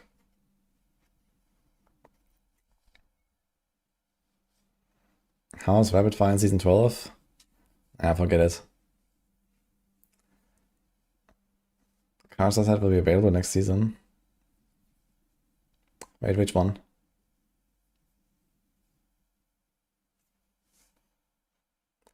Lucian is now a 6-second timer, I think, by the way. Ignition. Yeah, it's 6 seconds.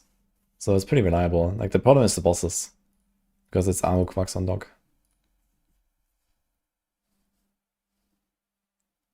And Daria, pen shot with Orphan.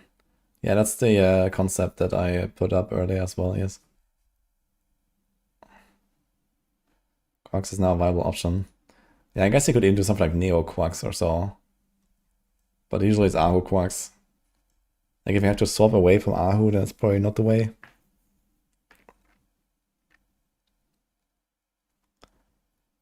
Ah, okay, that's what I mean. Like you just use Quacks to trigger Lucian, and you don't use Quacks just for the primary effect. I mean, that's a thing, I guess. Like even Igni Quacks would be enough, right? You can guarantee it.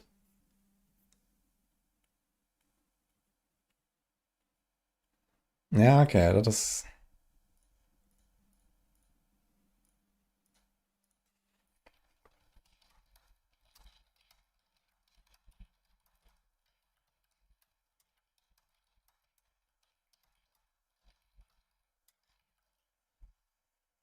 fair, okay.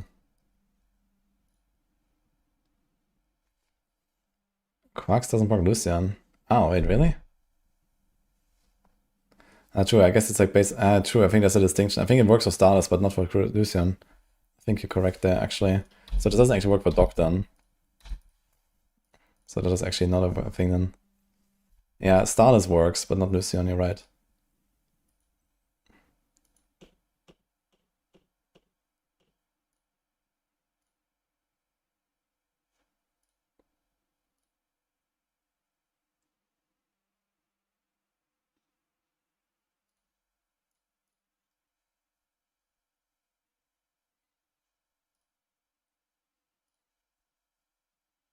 Okay, what else do we have? There's this. I wonder what the Necros do.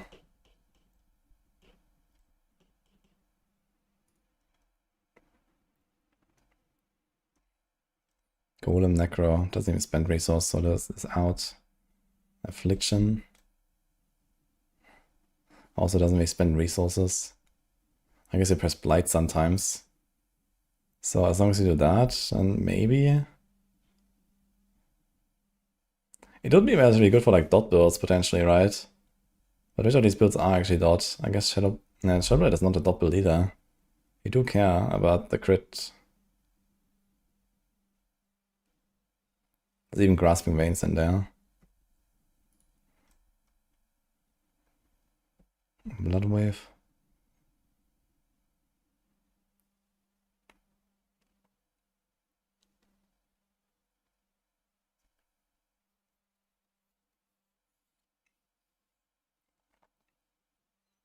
That's an interesting combo actually, Sanitizer. Yeah, I mean, you wouldn't put like Starving Ravager on your gear now. Like, you lose an entire offensive aspect. Like, honestly, Starving Ravager should be like a utility aspect.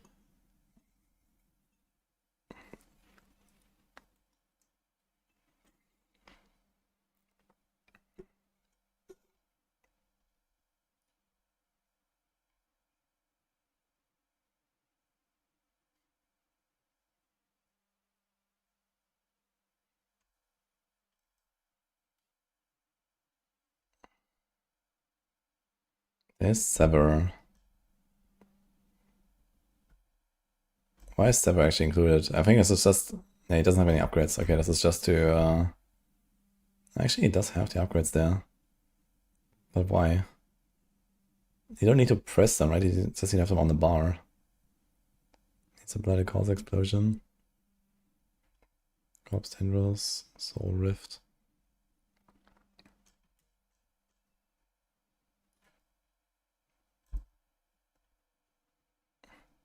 He's at 77 crit chance and didn't like invest into it at all. He did here, but not there. He went for lucky hit instead. I guess he needs it for the cooldown.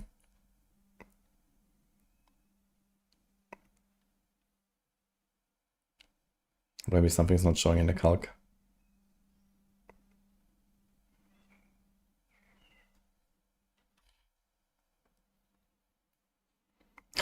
Insane Sanitizer. Okay, Mini Neko doesn't even work, I guess, with Lucian. Unless he like spams some random skill. I mean, you can always do like Blight. Press Blight every once in a while. So this might actually be like a candidate, even. Where you just like press something like Blight once in a while. Mini Necros. I think this could be something.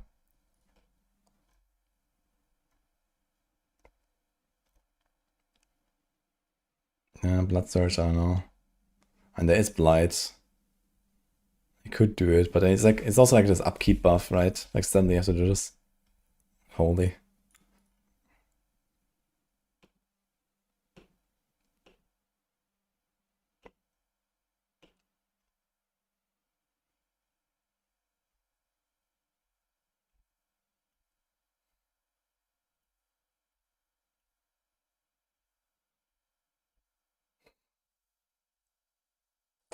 We were hunting Stars Army for so long, did they actually get it, Sanitizer?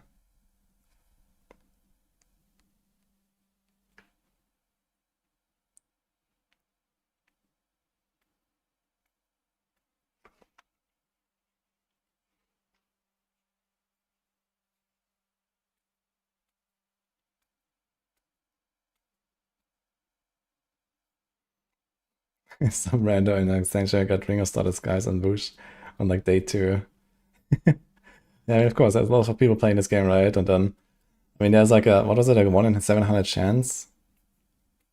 So, you know, there's plenty of people that have a Bush like bar with starters, I guess. Hi, Birkenfeld, John. I'm hyped, yeah.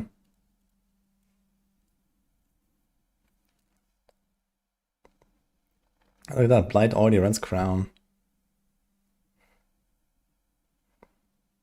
There is like a hit chance to restore resource.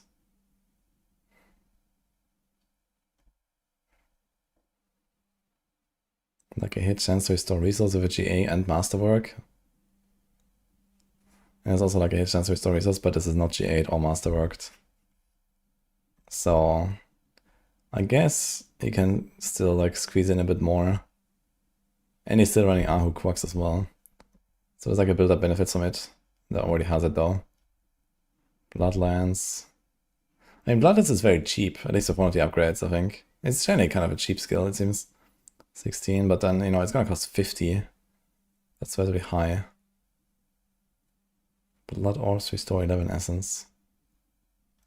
Really?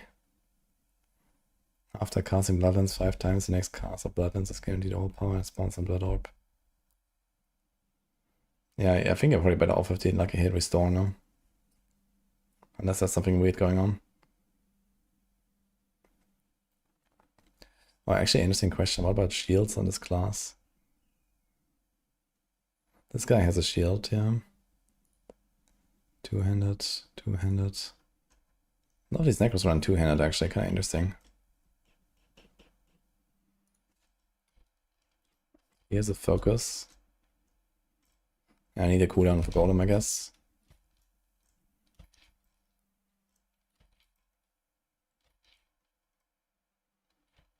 Minion has a shield. And he's a shield as well. Shield can have cooldown too, actually, so.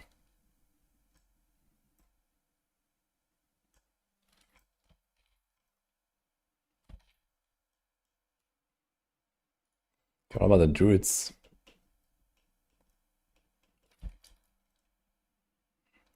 Druids probably have like very little chances to introduce like a Crown of Lycion or something. Because they usually have these helms.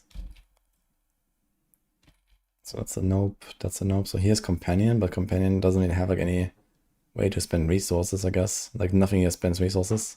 Shred, I guess, but even that is like not consistent. Now it's gonna be kind of interesting. So Shred, that's like the first attack that costs resources, and then the other two don't.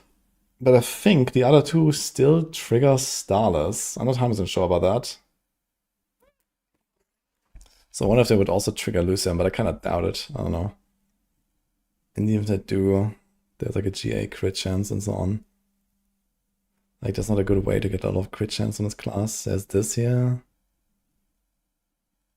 If you want to give out the life, but that's a kind of bad idea as well. Druids are not really tanky right now.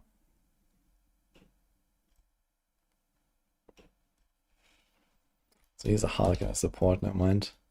Here's Shred with an elf petition. So there is potential here.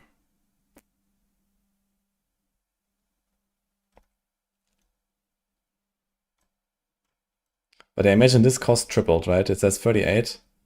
Tripled, this will be like 120, 110, so I don't know. Do you have enough resources to cast it?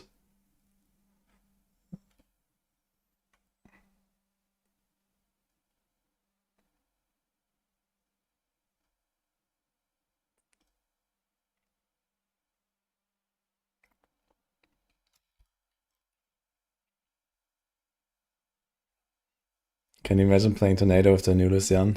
Yeah. That's not gonna happen. Tornado also doesn't have a good lucky hit either, so I can't really like get the resources back easily. Yeah, I don't think there's really like anything here. So yeah, okay, there's Pull.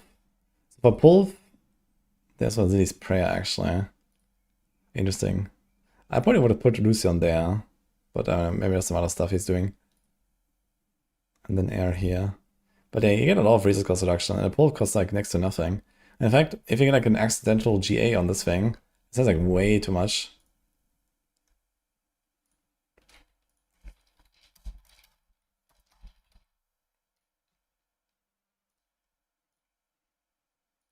Yeah, 78%.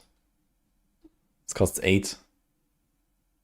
You can actually get to the point where you want the Lucian just to like spend more resources because you're not spending enough otherwise. And you're triggering Ancestral Guidance often enough. Although he's not running it actually.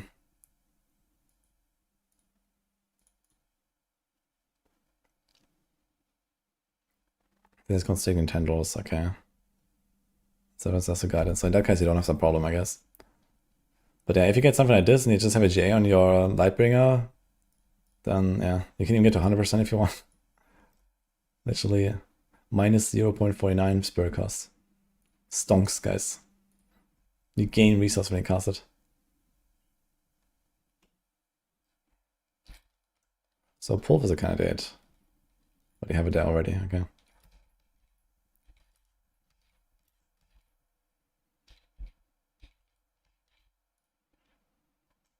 And then we have Barbs. And Barbs already kind of like the Lucian, I guess. The Lunging Strike has the Shaco. I mean, some of the basic spells can definitely do it, I think, because they generate resources. And there's like really strong passives these days. Like here. 36% more. You can have 48% more actually with Shroud. And then you have this as well. So it could be Lucian also comes with a bit of cooldown.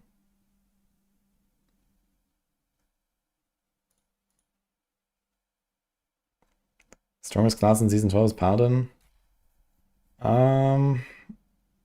Yes. It will have the highest pushing build and also like the most, like, let's say top 10 builds, for example.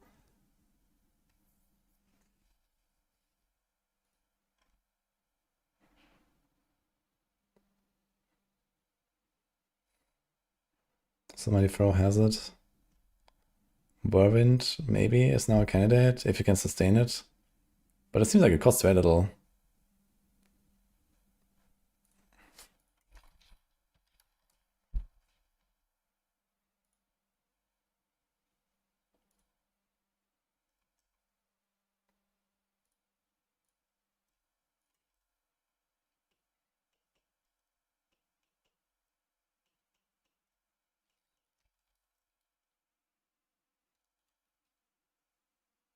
Double swing.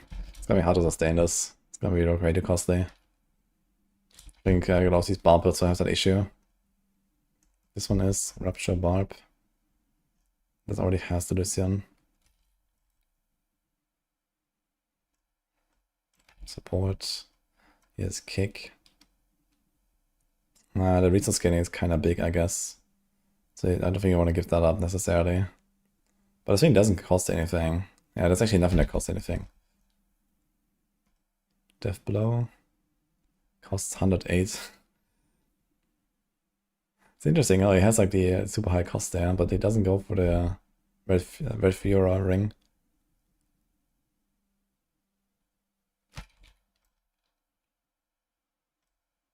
Fawns. F. Upheaval. Costs 10. Why is it so cheap?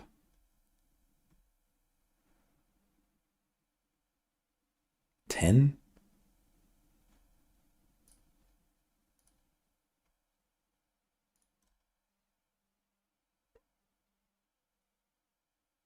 Starless, Resourcefulness, Enhanced Frenzy. Okay. How come this is actually doing Resourcefulness? Is it actually just for the resources?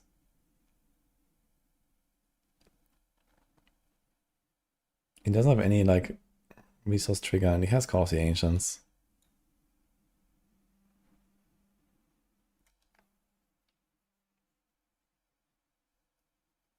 Spiritborn Payback will be up there. Yeah, as a push build, Spiritborn Payback will be very good for sure. But it's like not really like a great overall build. But I actually did try it a little bit on the PTR. Where's that?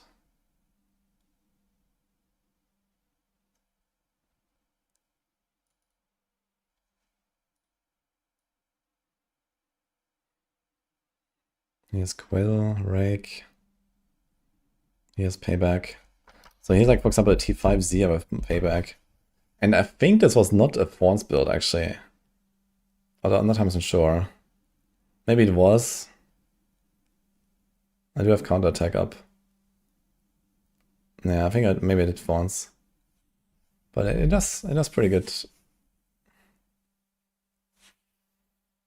If you're playing pure PB, players will get much needed AoE. Yeah, there's like one redeeming factor here for Spiritborn, which is you have Noxious Resonance.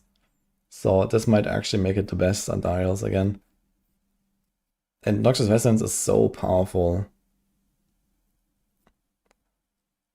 Like, I don't know what the fuck is going on with dots in this game. But if you play any build that has Noxious Resonance and then you like click off Noxious Resonance, you should do slightly more than half your damage against the boss. But it's more like you do like 0.5% of your damage. So that's kind of what happens, and I don't know why. There's something completely fucked, either with Noxious Resonance or with dots in this game. This is a PTR right now, yeah, I was just like checking. This is Payback. Do I have a Horde here? Here's Pit. I was like trying this very briefly.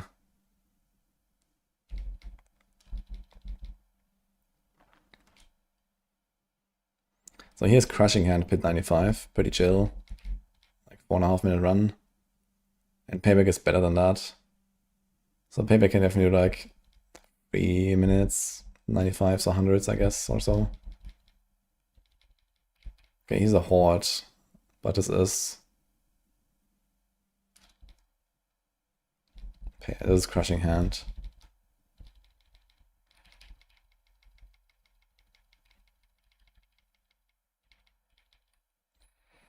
Yeah. Did I do a pit with Rake? Maybe we can get a bit of an estimate here.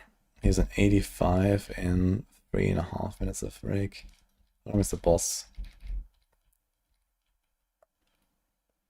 This is all with Jar Rune though.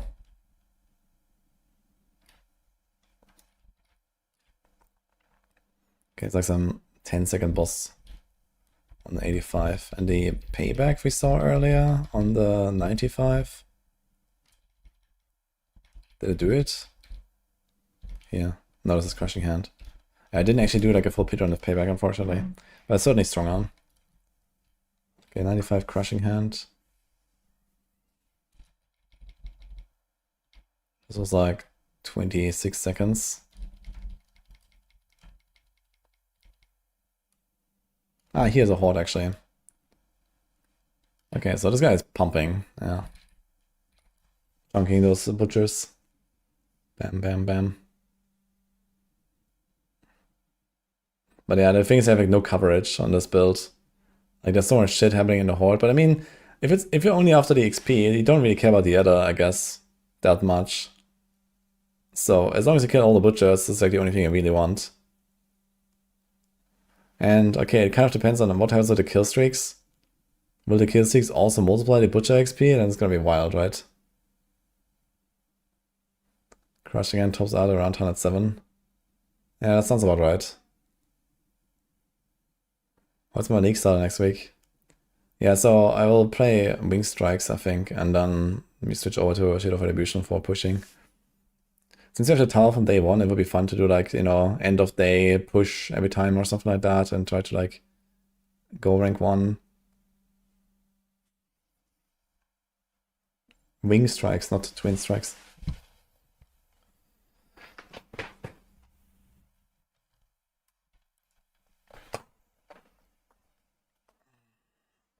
Rake was like, what?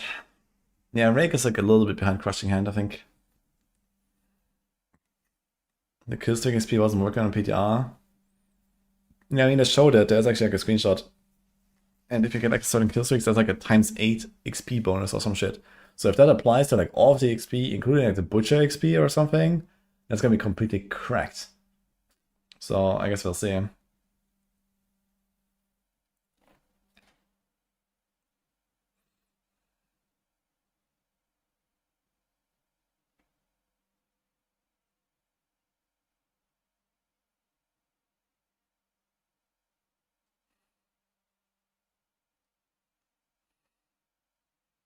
Rake was above Crushing Hand. Are you really sure? Like no Midnight Sun in tower? I'm waiting for the season 12 TLDR video. I made like a bit of a summary from the dev live stream yesterday and so on. But I mean, there's like a lot more stuff now with like what actually changes with the uniques and the builds and so on. So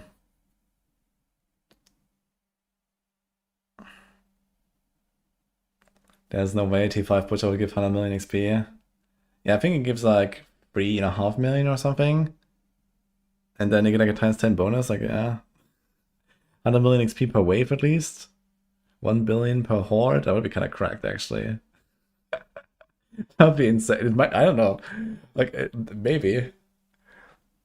And apparently getting more XP in the pit as well. Like I think everyone's gonna be like Paragon 300, man.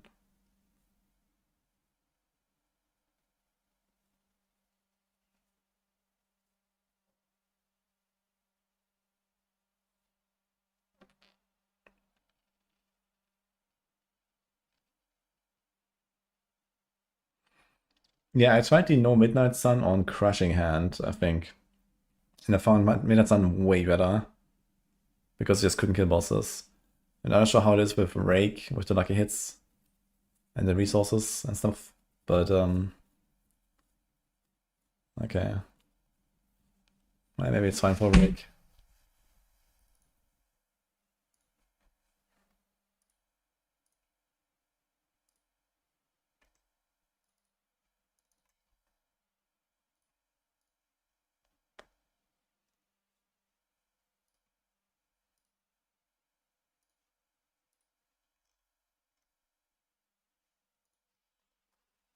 Yeah. Okay, anything else you want to do here?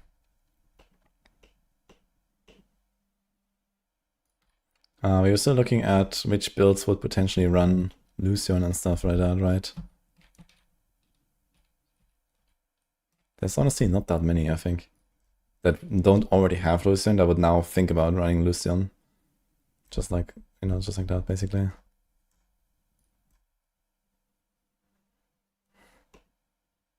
Can't really imagine any of this. Landside actually has a petition, but it costs way too much resource, I guess. You're already gonna struggle as it is, I believe. Although with Earth and Might, maybe not. 50% chance to restore 100 spirit. But there's like not that much lucky hit here. Like this has to trigger like pretty reliably. If you get like an unlucky streak, then you're just gonna fucked.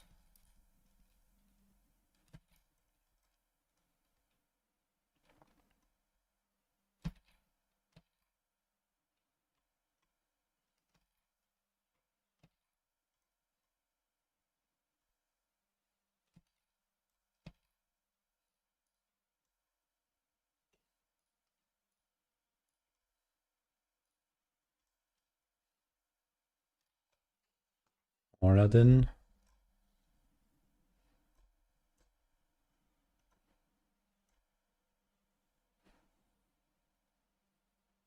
Nah, we're kind of lacking the crit chance though if we do this. Like you don't have, there's already crit chance on the ring. Then you can do here, here, here, okay, but there's no glove. And then I guess you would have to trigger. I mean, it would be relatively easy to solve the resources though. Because the only way to like spend the resources is the aura itself. So if you just trigger the aura every so often, it's gonna cost like 30 faith. You put like some region here and some region there, and you kind of cover it. So interestingly, aura then is actually a candidate here. Although only fanaticism, I guess. Like this one costs like a lot. This will be 60. That's a lot. So it's gonna make it very uncomfortable, I think, with the resources.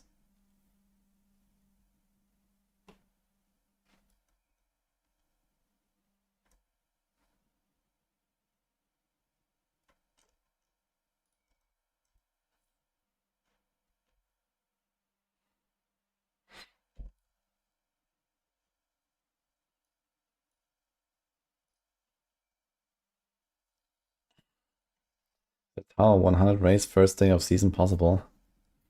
Yeah, that is not a problem at all for the good builds. But, you know, no one really has that sort of like target, I guess. I think it's just like, okay, you know, try and get rank 1, you know, whatever that rank 1 is. 100 is like a nice goal, but, you know, there's not like really some sort of like kind of community excitement about it, I would say, or something like that.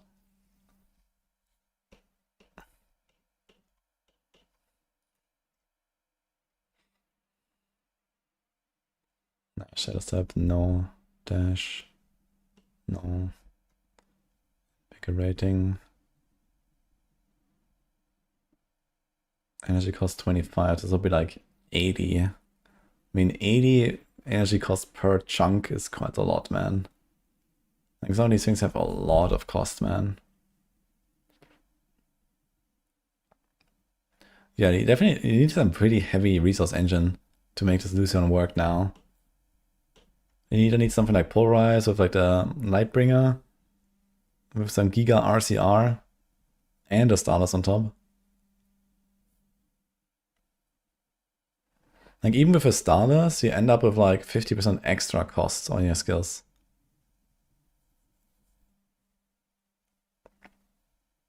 That's a lot.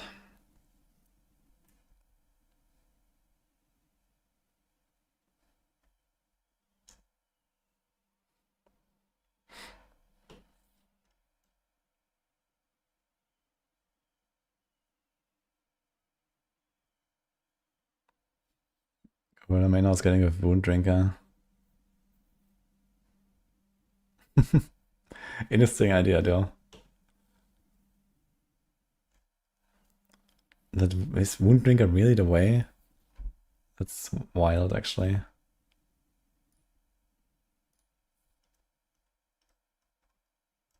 Like, does it give anything else? You want like the extra like skill bar that badly or something? Yeah, it's pawns, yeah, but I mean it's not that much. It's like what? 800 maybe? 800-ish with masterwork?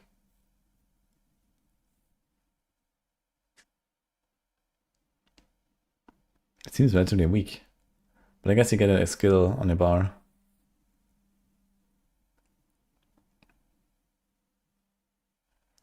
Yeah, I mean the additive is not really that much better than just like other rolls on like a normal ring.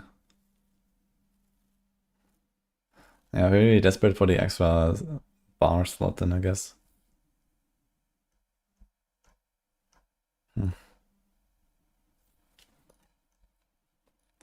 Interesting. What do you think you can do with that Gorilla main hall build? I wonder if Loken's Talisman is something here. I think we kind of like exhausted the possible options here for what Lucian could be. What is like the total result?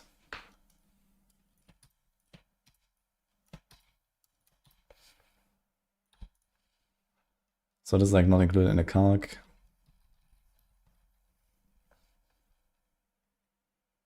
How's that? Is that like some product or something?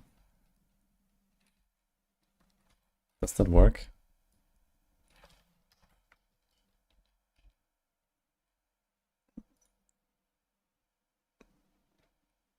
This does not seem correct.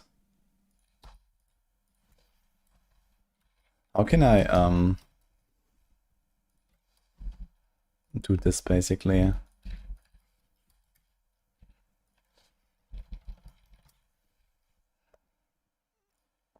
Ah, interesting.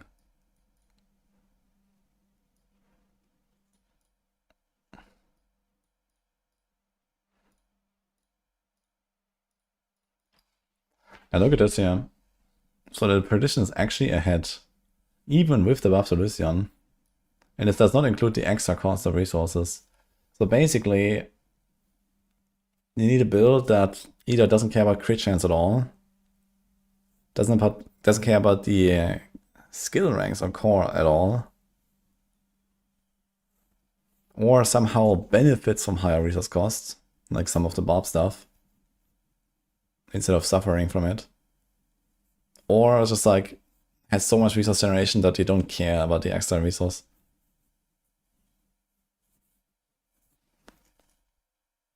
Or maybe like extremely desperate for cooldown.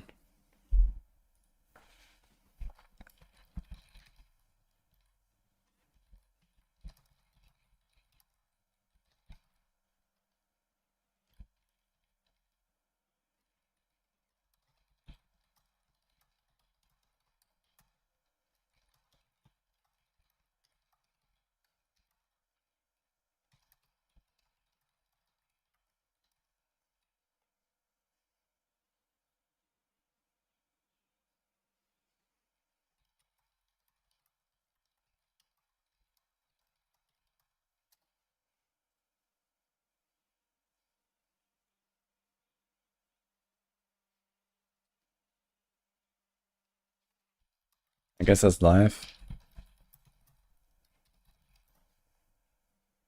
So that's like another thing for Lucian.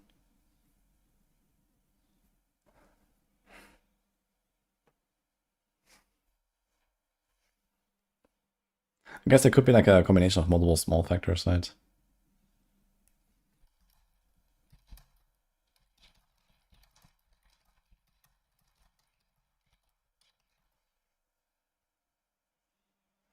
It's like one of the bigger factors, actually.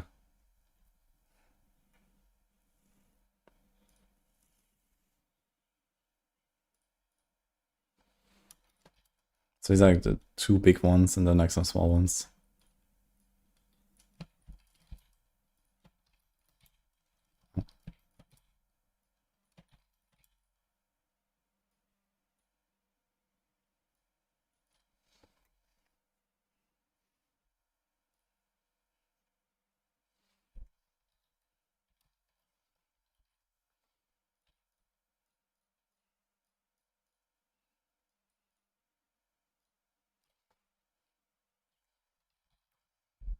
Okay, good enough.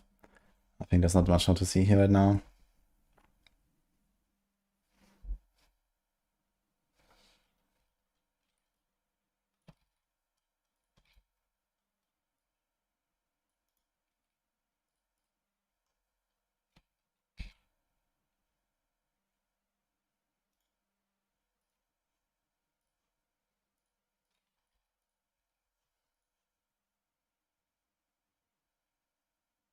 He left the backpack body demon.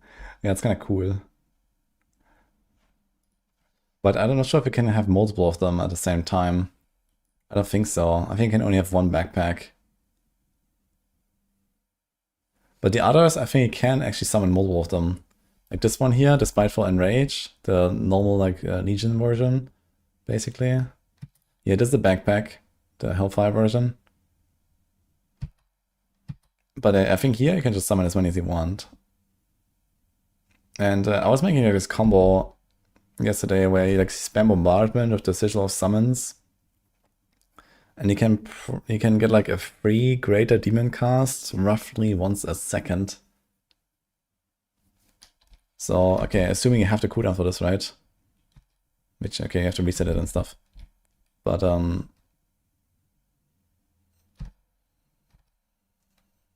actually, I think there is one of the side upgrades where you don't have a cooldown and it costs resources instead. So I think that's what you want to do there, actually.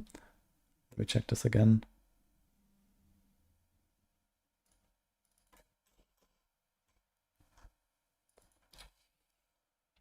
Right here. Yeah, this one. So you do this.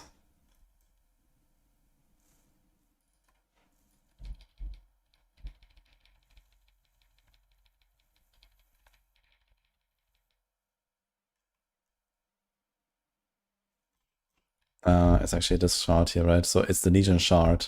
Right, it says when 50 of your lesser demons die, your next greater demon skill cast has no resource cost. So you would actually get to the point where you can cast this guy like every 2 seconds or something. If you kill enough demons with bombardment.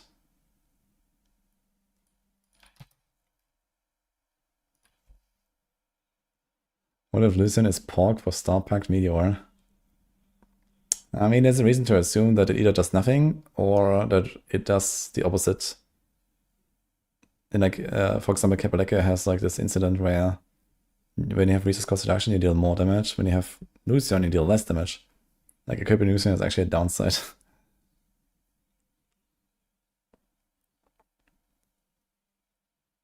Will season 12 be short? Yeah, season 12 will be 7 weeks. And this is a video right now that I recorded. But either way, there's like a very interesting combo here with stuff. Where's my notes about the timestamps?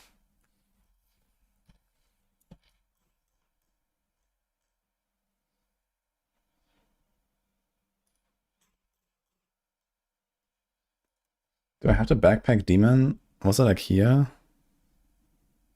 Yeah. Let's take some timestamps on this here.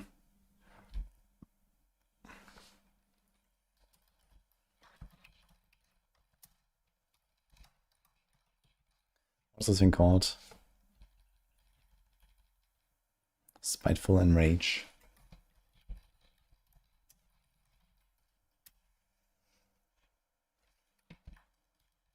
I'm trying to like make timestamps for like all of the different skills in like my footage, so I can actually kind of like go more in depth with that stuff. This thing called the Abyss version of Blazing Scream, I don't know. I guess we'll see.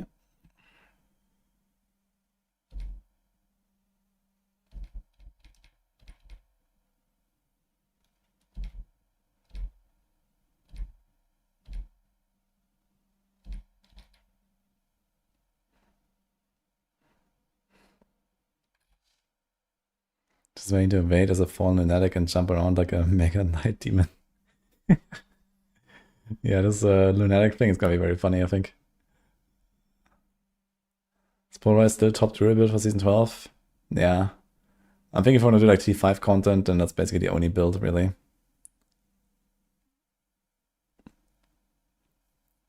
I mean, Polarized is relatively strong. Hi, Agora.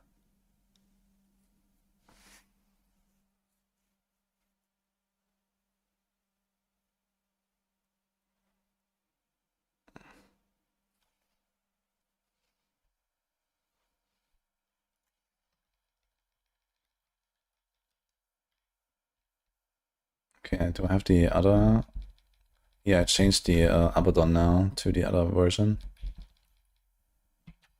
Abyss of the Colossus. Summons a demon for 40 seconds that attacks and recast the command.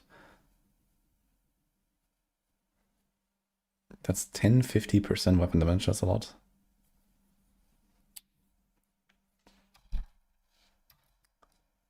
Which is 500 base, actually.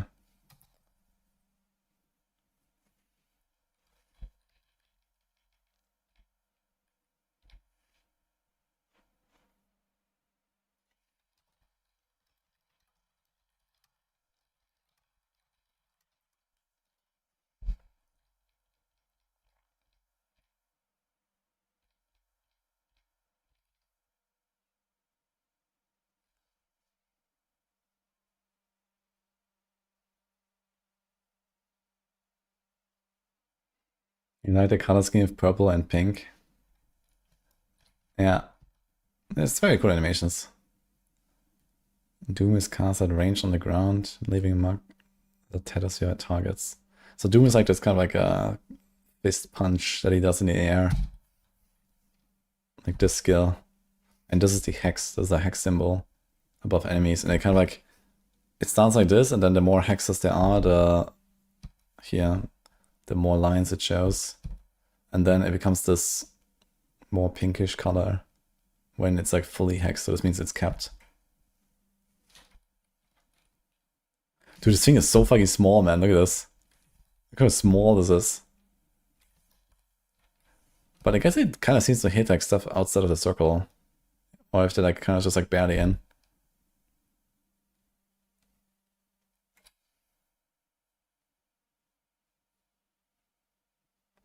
He's so ready for fully get Warlock gameplay. Yeah, lots of cool stuff here. What ability am I most hyped for?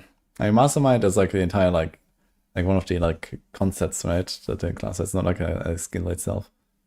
But yeah, like the Abyss stuff in general is kind of interesting. Especially like Dread Claws as like one of the core skills. I find that kind of interesting, so I'm probably gonna build around that for a starter. And I like the whole Eviscerate stuff, so I might do something with that.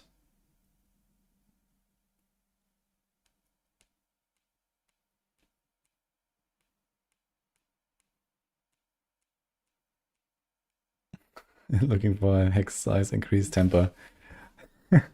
Like this Doom thing is definitely very, very tiny, man. But yeah.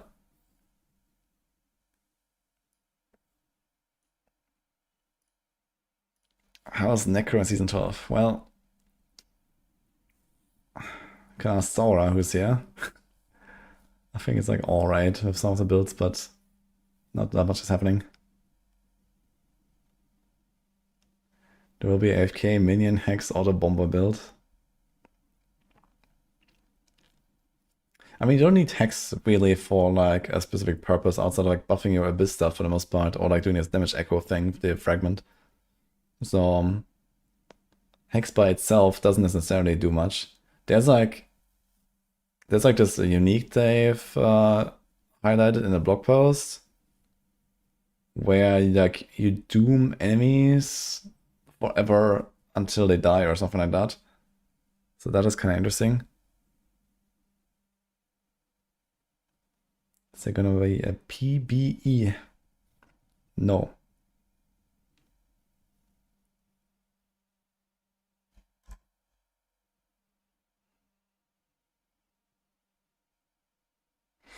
Any chance Seals moving up for Pally? Not really moving up, but it's like moving down less, let's say.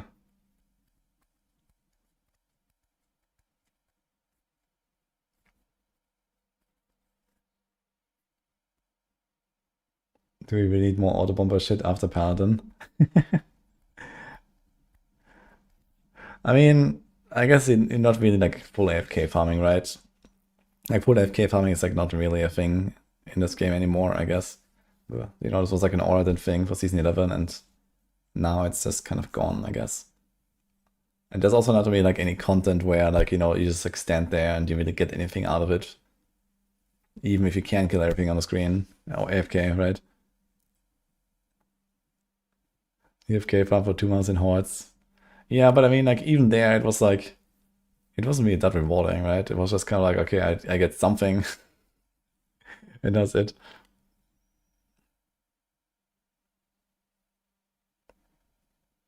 You know, just spend the Abyss Ultimate that sucks the whole entire ground. I mean, like the Terror Swarm? Or I mean, like, the demon, the Abyss Demon. You won't be able to test.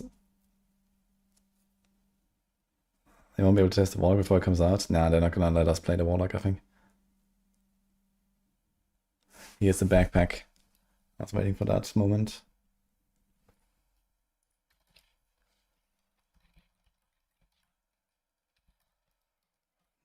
Backpack demon.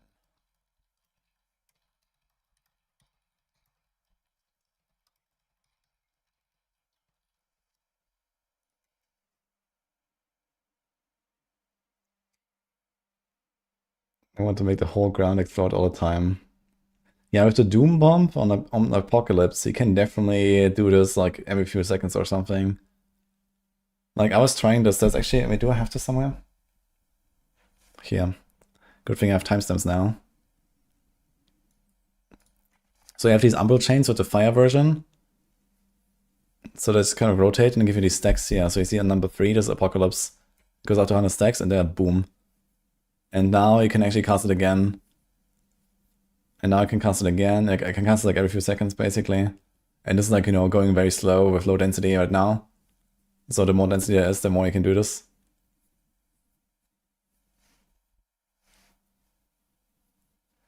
There's no way they're actually gonna update the other classes to the same level as the Warlock. Why not?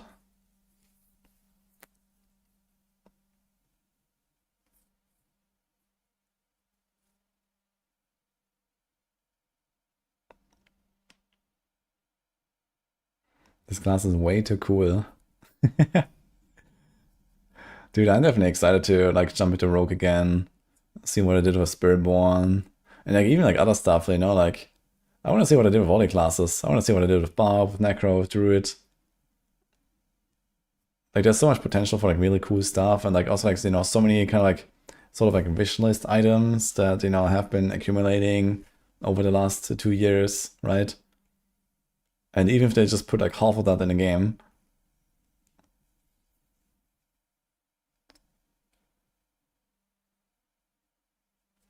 that Shadow will be useless again and Calm Point non-existing. Yeah, that would be kind of yikes.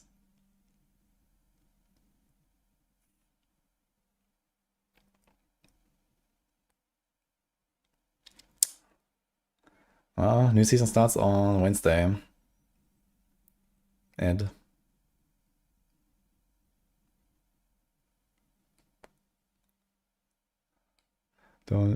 don't worry, season 13 will save interside rogues.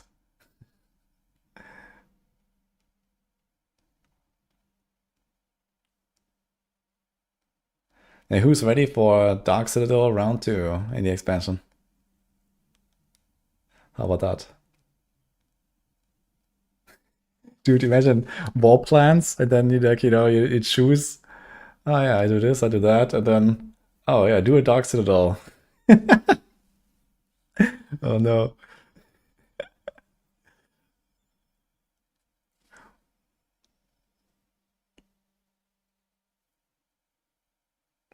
Log out.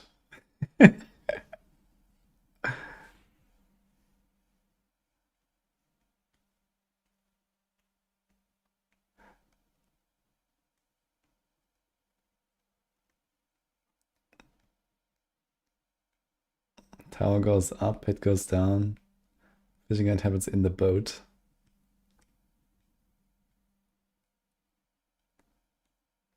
Is Wallplans just a checklist to do this? No, it is like intended to give you like basically customization and shooting as well.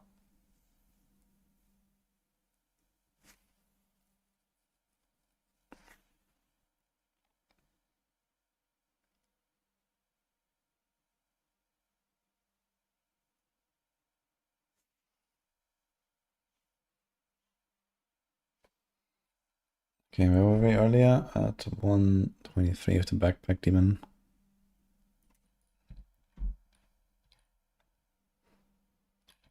Okay, here comes Dread Claws. Which version is this? First upgrade. Cascading Dread.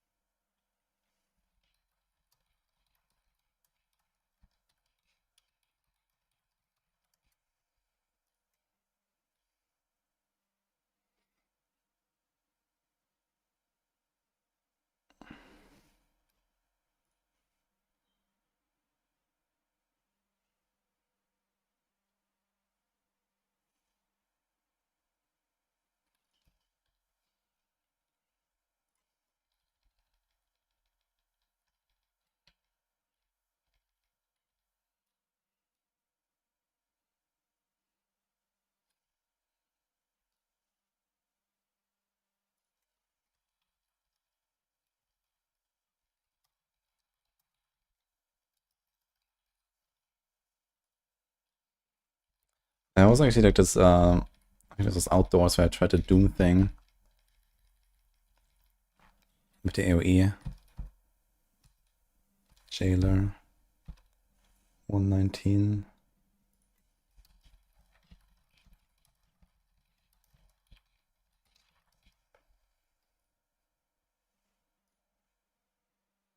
Warlock got my Blood Rush, can't believe it. But what if he actually got Blood Rush? Okay, here did something completely different. Okay, here's another backpack demon.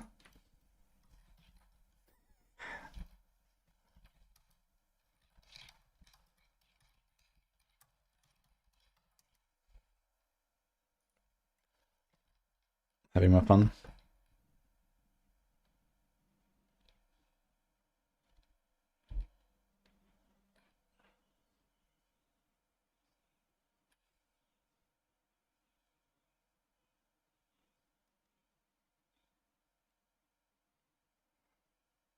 Who has early access to Warlock?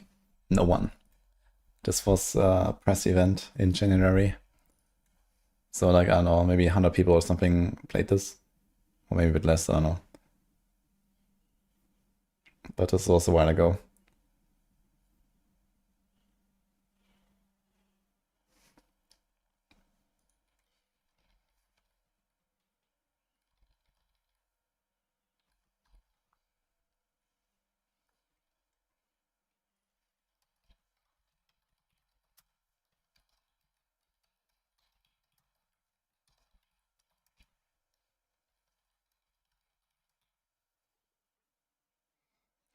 Of course, I'm already playing Season 15. And I've already killed Uber Diablo in Expansion 5.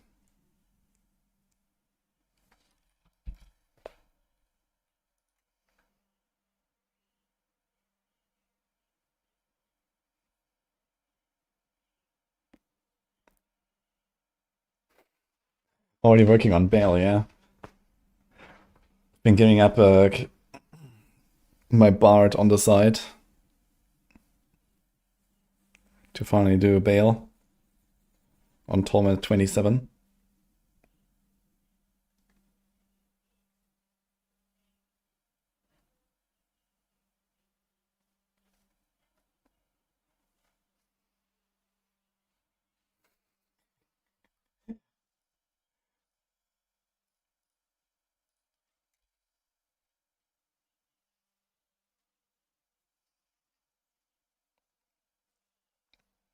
Doing 1k bail runs.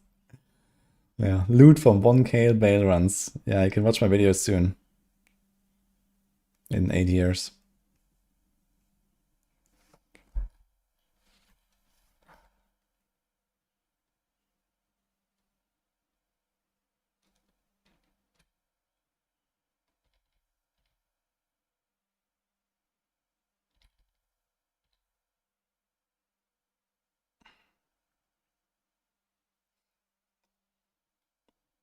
It's me trying Ultimate almost this like skill replacement thing. You see like how the skill bar changes? So basically you have 6 skills now, and then you have like another 5 new skills. So you have like 11 total. I wanna see Druid gain Moonkin form. Nah. I mean, Druid will get a third form by just like making human form viable. That would be something. You know? Let us not be transformed for once. At least give us an option and something that actually like sets that apart in some way. I would actually like to see Druid get fire skills. I want to see like, you know, Armageddon, Fissure, Rolling Magma, you know, from Boulder or something. Like that would be cool.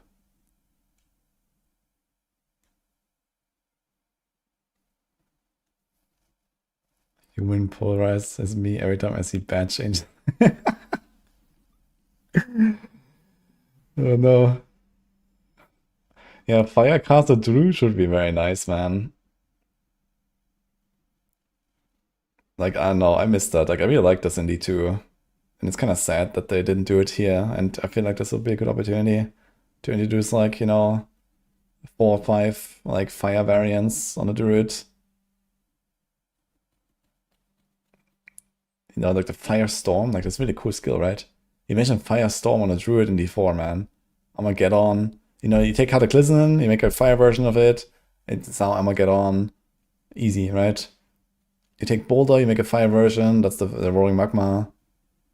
Yeah, Fissure, I don't know. That may be a bit more complicated to put somewhere. I don't know, maybe you can make some weird hurricane version or something that becomes the lava fissure. Fire tornado could be kind of cool. Or since it kind of has this like same chaotic movement, right? Maybe just make the firestorm a version of tornado, but it's not actually a tornado, you know, it just like becomes the firestorm from Diablo 2. So that would be a thing.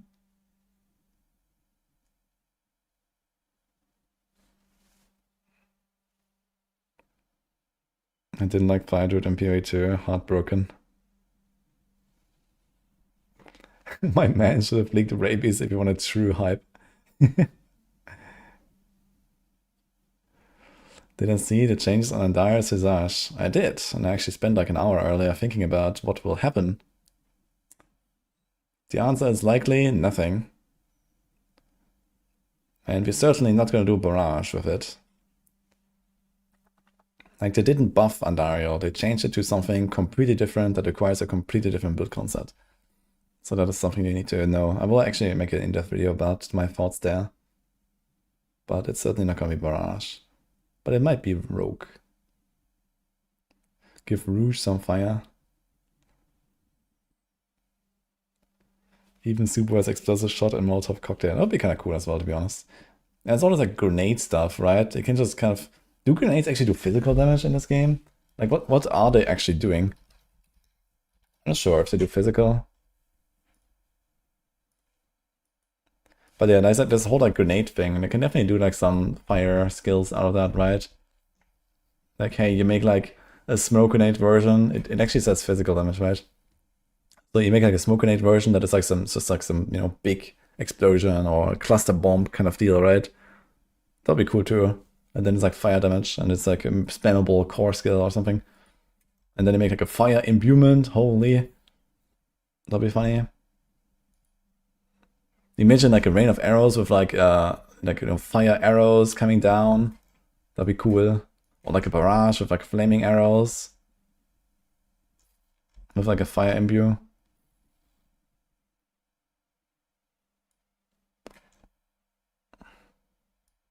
Yeah, cool stuff you could do, I think. Lightning imbuement. Lightning element would also be fun, I think. And I think it would be easier to find a use for the lightning element that is like not just, oh, fire does more damage, enjoy, right? Like we already have the dot more damage here, and we actually like hit more damage here with the imbuments. So there's not really like a lot of space to put something like fire, I guess, in terms of like an interesting mechanic. But who knows? Lightning would definitely open a bit more interesting kind of like fantasies.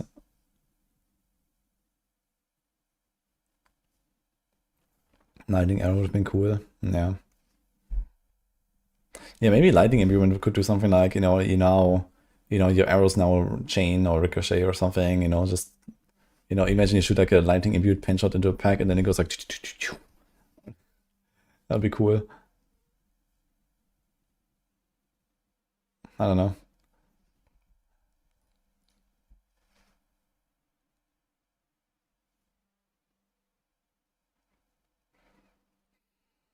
Praying for electric rogue.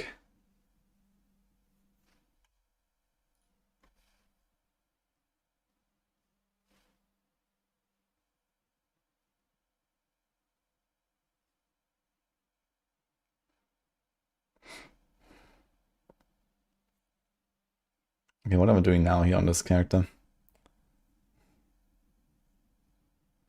So it says Rampage. And Abyss Demon. And another step that moves them with me. Where are we at? 134. Let's take some notes.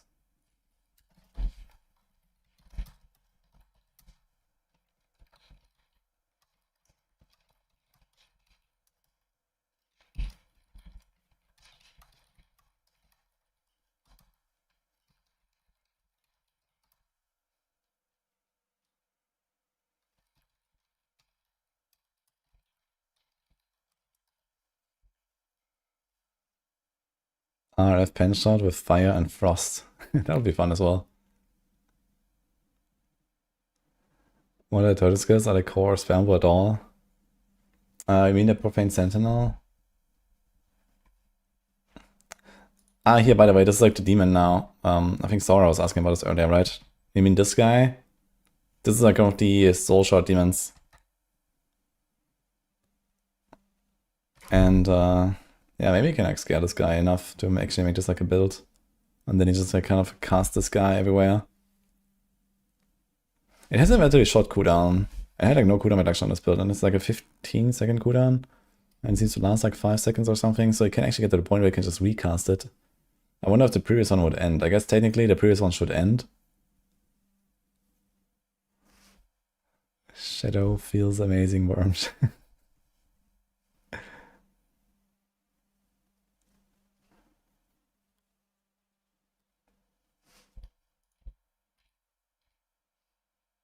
Okay, let me write this down.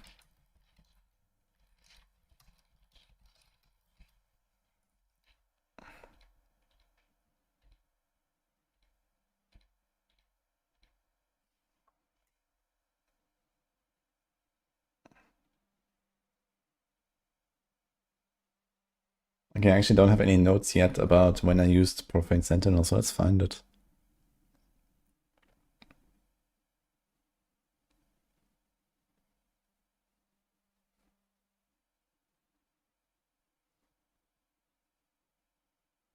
Here we actually use it towards the end. Wait, this is Tortured Wretch? Here is Profane Sentinel. So at 152. Actually I did write it down, 152, oops. Yeah, so this guy.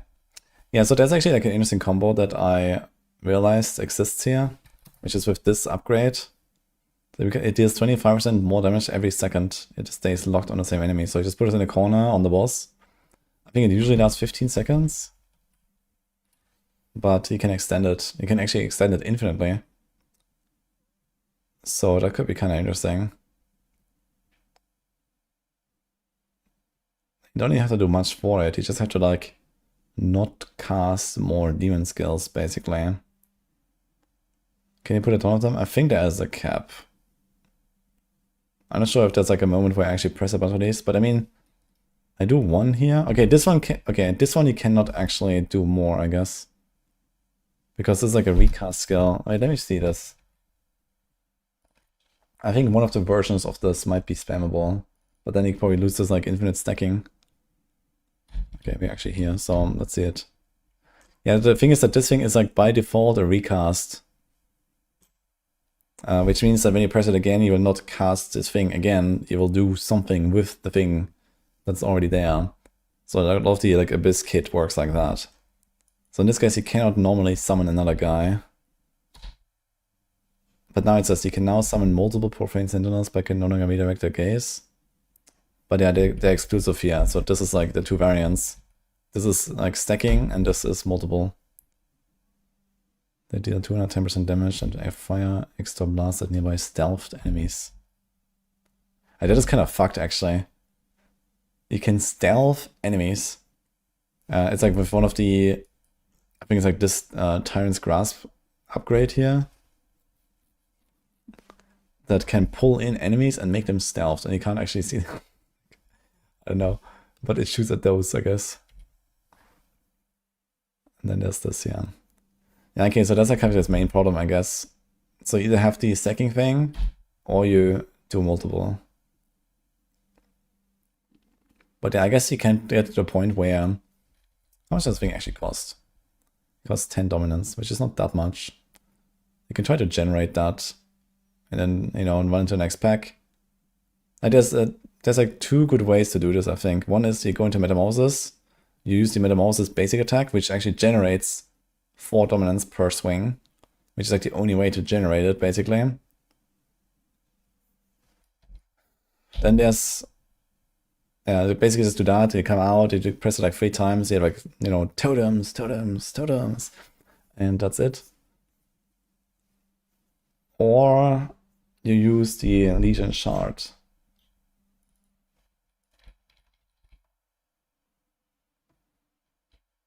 Which is this one here. So you get like a free cast when you kill 50 demons. So that is another option here.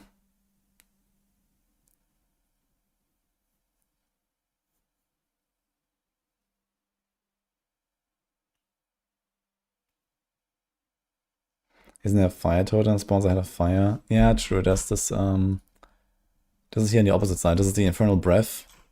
And one of them, actually 2 of these upgrades actually spawn a thing. Let me see. So it's the skill.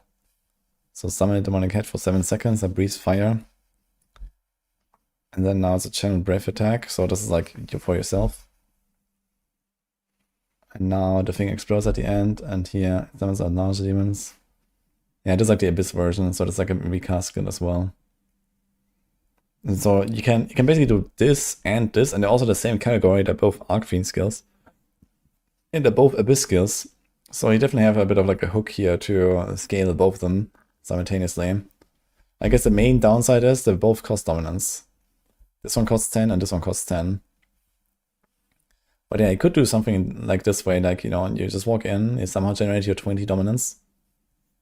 And then, you know, you do one guy here, one guy there.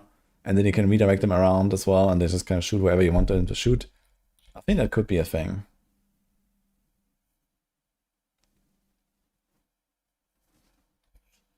I can show this, I guess. I have to somewhere. Let me see if I find the Infernal Breath somewhere.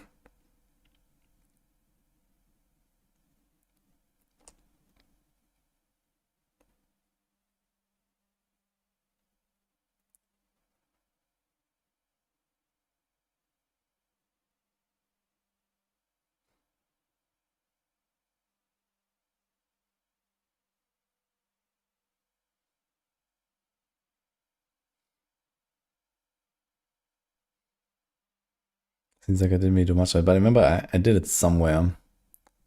at some point. So here the Tortured Wretch, here I did the Sentinel, maybe at the end.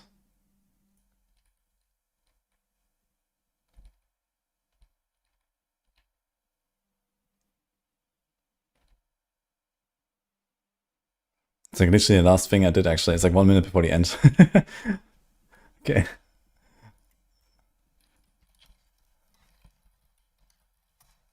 So there's this one here. What is the upgrade called? Infernal Breath and then Abyssal Torrent.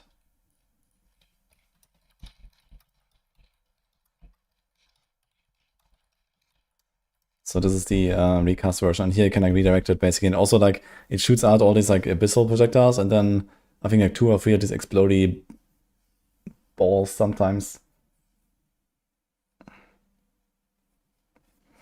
I'm going to be playing PoE 1 League for a few days. Yeah, probably not. I think we have too much to do here. Because realistically, I want to start cooking Warlock as much as possible, as early as possible. And, you know, we have the Season 12 stuff to do as well. I have other things to prepare. So I think it'll be relatively stressful to try to play a lot of PoE now as well. Are there any other ways to generate dominance besides killing? No, you don't get dominance from killing, you just generate it 1 per second. But yeah, there's some ways though. So one is to get transform into Metamorphosis and use the basic attack. That's 4 per swing. And there might be some other stuff. I'm not sure if there's something on the fragments. Let me see again.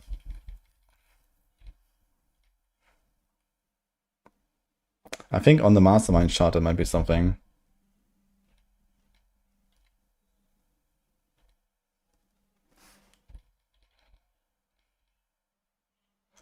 Losing 2 stacks of Shadow Form grants 1 dominance.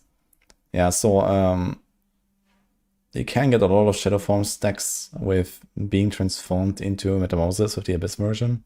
You get like 4 Shadow Form stacks per second. The question is how do you spend them so fast?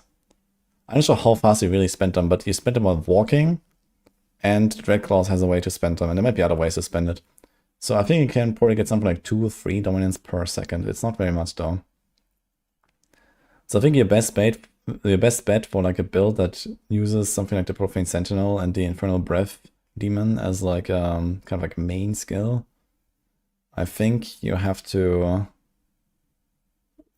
go with the Legion Shard and just try to make them free cast sometimes.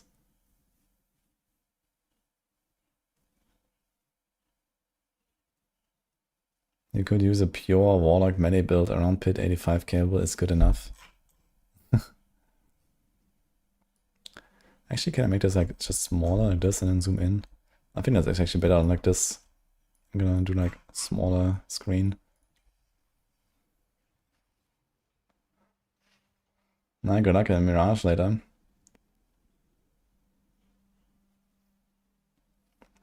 You can look around the skill tree a little bit and see if you find anything else that has to do with like dominance generation.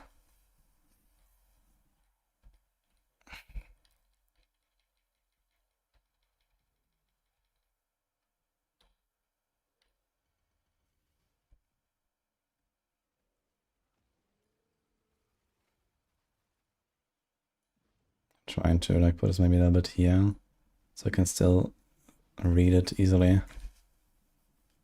Actually, I think these guys have some generation as well. So there's like the Fallen guys, and here you can do like the command Fallen summons 3 guys. First of all, they give you Giga Wrath as well. Those are kind of crazy. I actually have them here right now. Can we see them?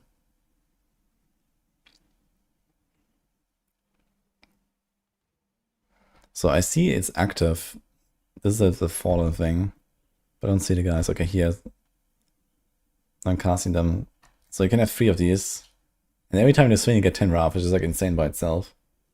That's so gonna get nerfed.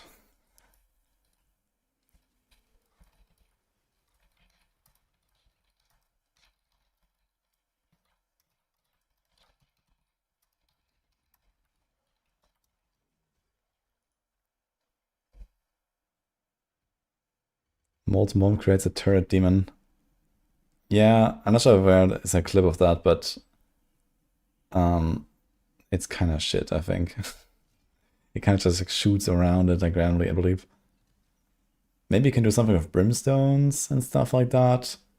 But I don't know, I didn't really try much of that. There's like some clip where I try Health Fracture and spawn brimstones, and then they're basically kind of like landmines, and you like walk over them and then they explode, or enemies walk into them and they explode. Anyway, I wanted to see the fallen guys.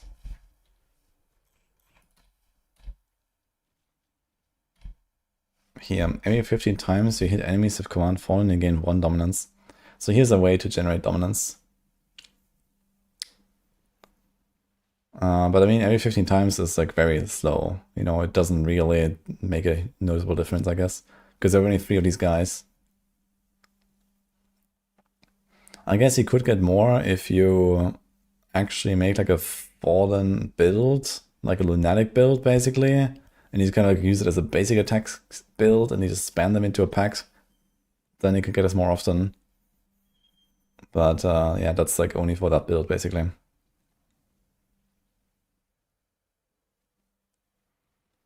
Is Warlock sick or what? Quite.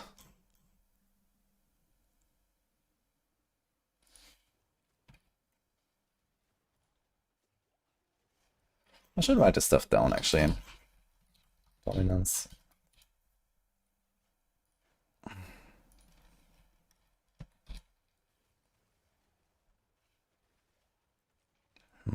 Let's make a new sheet, I guess.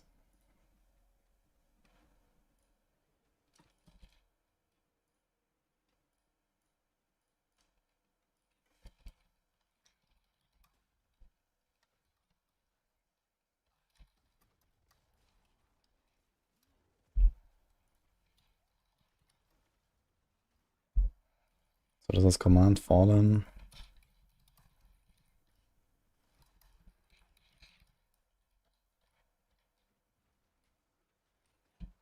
Area 15 to hit enemies with command fallen. You gain 1 dominance. Okay. Then we have the like the morphosis. I'm not sure what this skill is called. Auto attack. Generate 4 dominance. Swing. And then we had the Legion Shard. Let's close a bunch of this stuff here, actually. So Legion Shard means when 50 of your lesser demons die, your next greater demon skill has no resource cost. So it's not generating, but it's like kind of close enough. Because you usually spend dominance only on greater demons anyway. So if you make them free, that's kind of the same.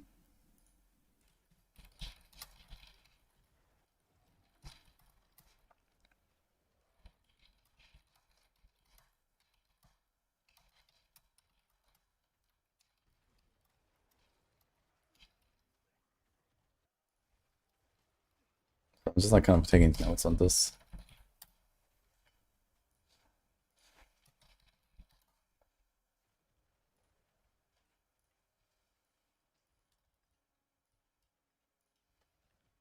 The new season is on Wednesday.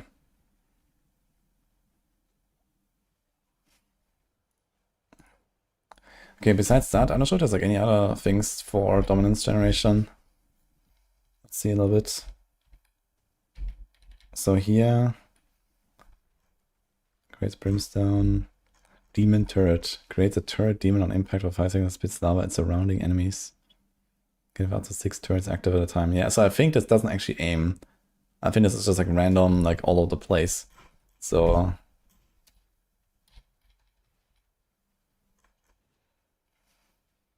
the cluster bomb thing is kind of funny though. It kind of like floats and then he casts it again and then explodes and like rains down.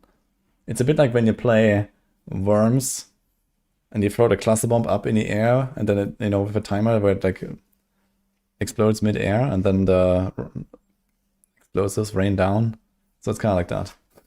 They get inspired by Worms, I'm sure.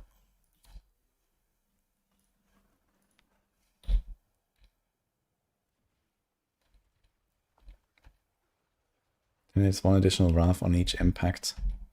I wonder if that Wrath on impact actually means it doesn't have to hit a target. Like if you have these turrets there, maybe it's going to be pretty good for like Wrath generation. Gonna write that down.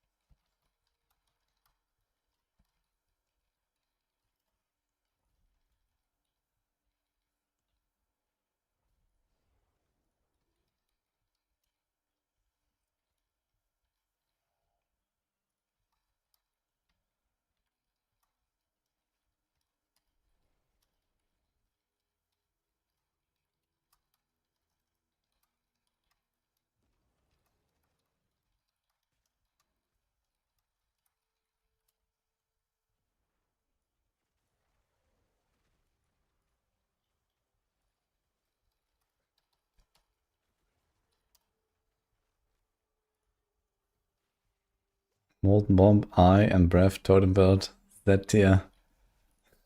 I mean, it seems very hard to scale this because, like, this Molten Bomb is completely different, right? It's a basic skill. It's not a Great Demon skill. It's not a recast skill. It's not an Abyss skill. Like, I don't know. Like, you know, that's like so far away from the rest. So I don't think it would combine this. Doom, I don't think there's anything with dominance here. Doom generates 1 Wrath every 2 seconds for each hexed enemy. That's kind of interesting, though.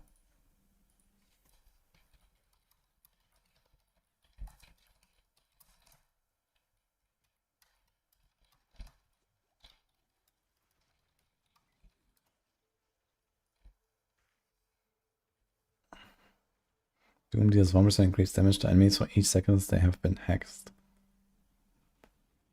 Yeah, this is like a very slow scaling effect.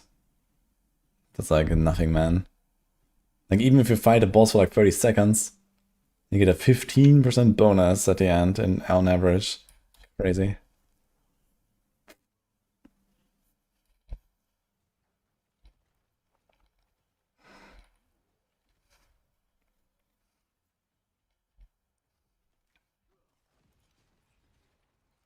I guess one other thing we can do is like, okay, how to get demon form? What are all the sources of demon form?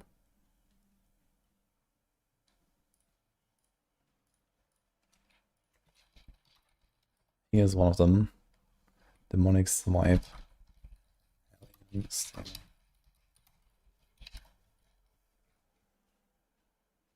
Every 4th Hellion Instinct transforms to a demon form. It doesn't say for how long, but I use it somewhere in this video. So we should check that.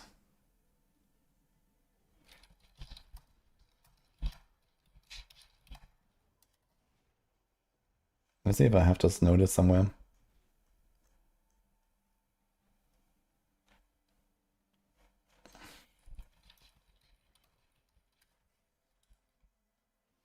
$47.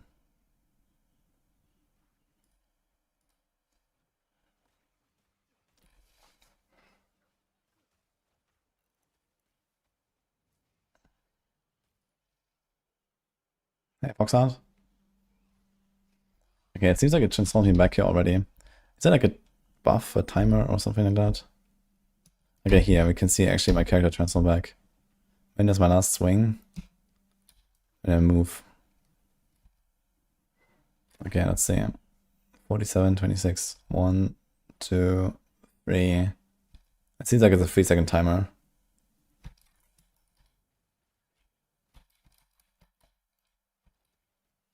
Yeah, it's a 3-second timer.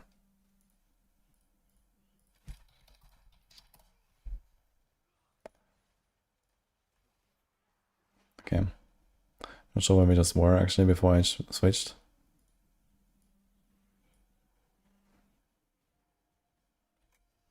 Hi, Masson. I'm doing good, how about you? I'm going for like WARLOCK footage right now. Trying to figure things out.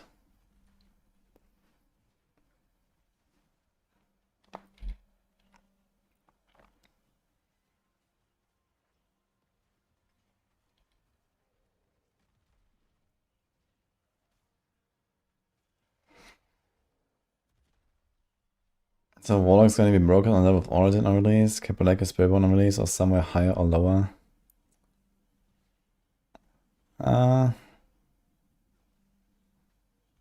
I mean, that depends on like which sort of game-breaking bugs are there that give us infinite damage or so, right?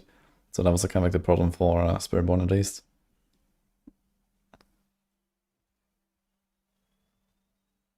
They did say that they want to make this Warlock strong in general, so that he can just like play around with anything. And this is exactly what I expect to happen.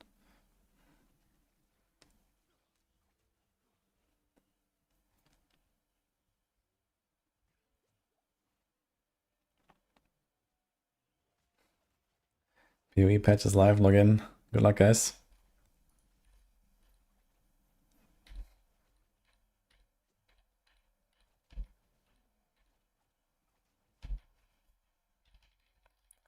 I should actually check out also like another thing, which is like lesser demon generation. I'm just gonna take notes on a bunch of topics actually. Demons. Bombardment. 4.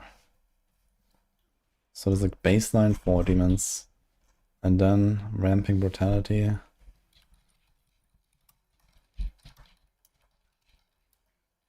Also 4. And then there's the other upgrade where you get like 1 extra. So I'm not sure what this does exactly. Each bombardment has a 40% chance to leave behind mutilated demons for 6 seconds that attack surrounding enemies. I'm not sure how many you get there, but I suppose it's like less than this. And now Sam's down, demons randomly around you would continue to rain down. So I can stack up to 5 times. Yeah, so I think it's like 1 demon per stack. So basically you have to cast it once every 2 seconds to keep it up. And you get like 5 demon kills per second.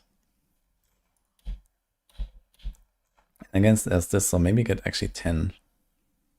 Relatively passively, I guess. I'm not 100% sure about that. I think the best way is just like self-cast it.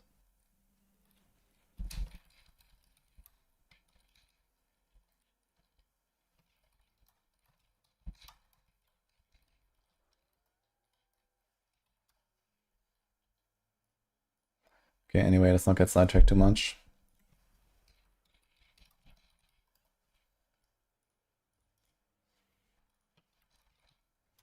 We're still looking for dominance generation. So let's see what else.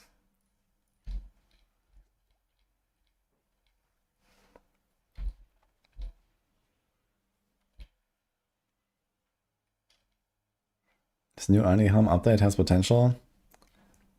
Very hard to judge. But yeah, there might be a few setups possible on a bunch of classes.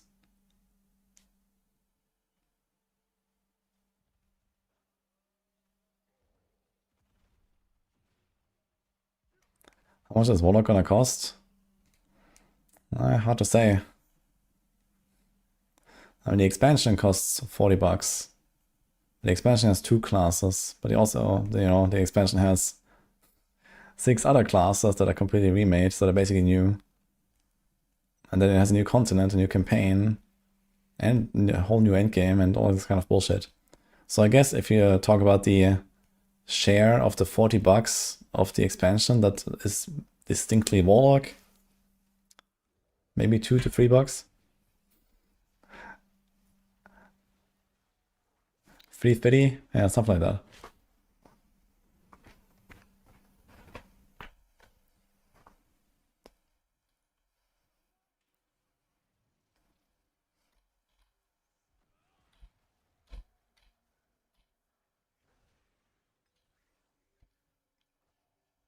Vulnerable. Can also write this down, maybe.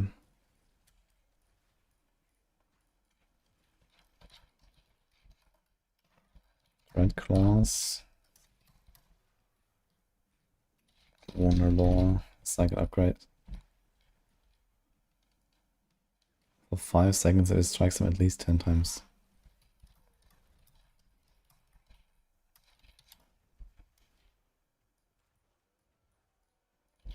Okay. The extra Warlock cosmetics was a nice touch. Yeah, pretty cool. The Warlock will cost 1/2 of a cup of coffee. For just $3, you too can help a struggling default player achieve their dreams. Oh god.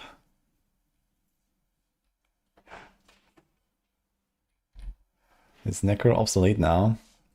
Nope.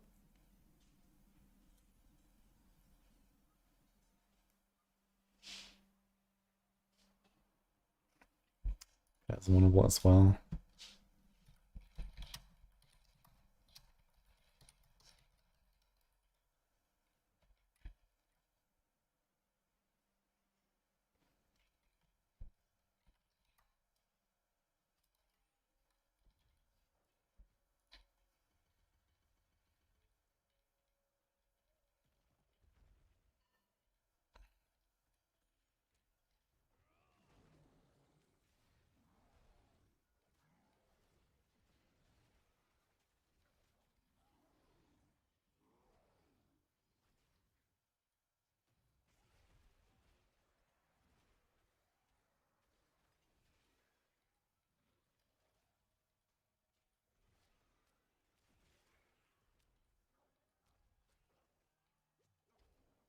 Yeah, this is slightly balanced, by the way. Netherstep grants 100% damage reduction at decays along its movement bonus. So when you use Netherstep, you get 100% movement speed, which decays over 2 seconds.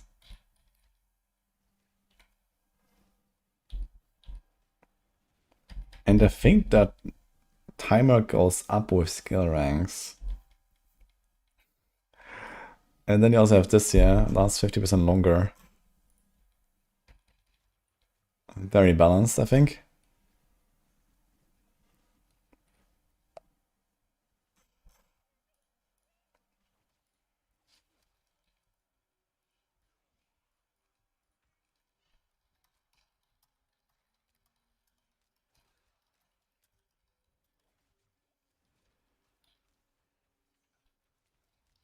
Need 2 words.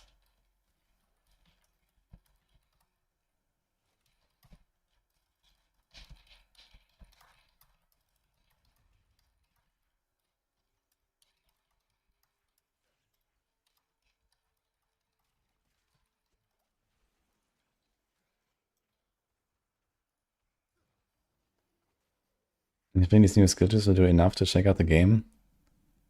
Yeah, it's like a whole new game, basically, at this point.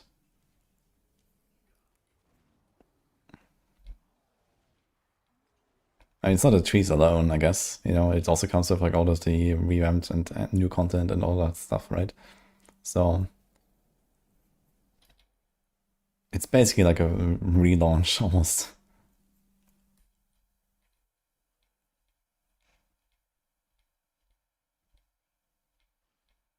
Just the game is like so much larger now than like 3 years ago.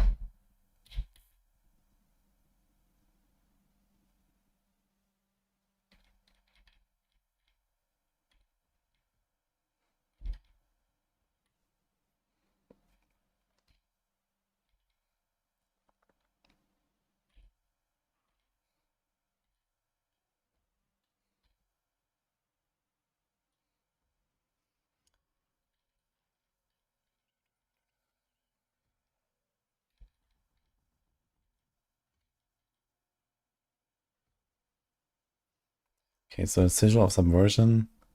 It hexes enemies for 10 seconds. Killing enemies, demons that infuse the ritual. To send 4 shadow trails for 8 seconds that grant you 1 stack of shadow form every second while in them. Get up to 3 trails active at a time. Yeah, that's like kind of weird. The last 50% longer extend away when you near their ends. While within a trail, your shadow form loses no stacks while moving.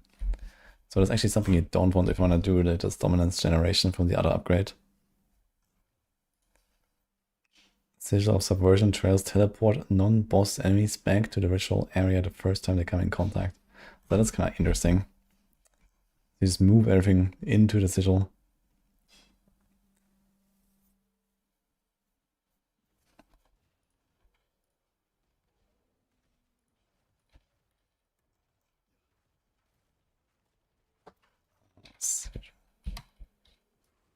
Oh. Thank you. Nice.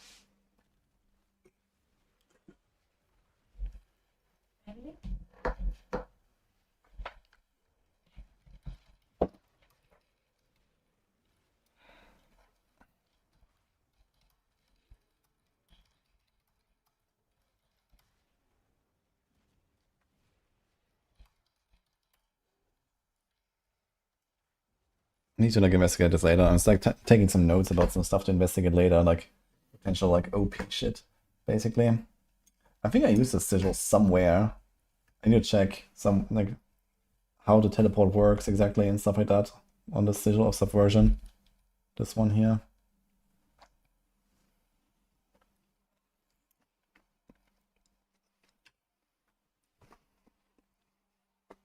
Yeah, but you see more range skill variety for Rogue.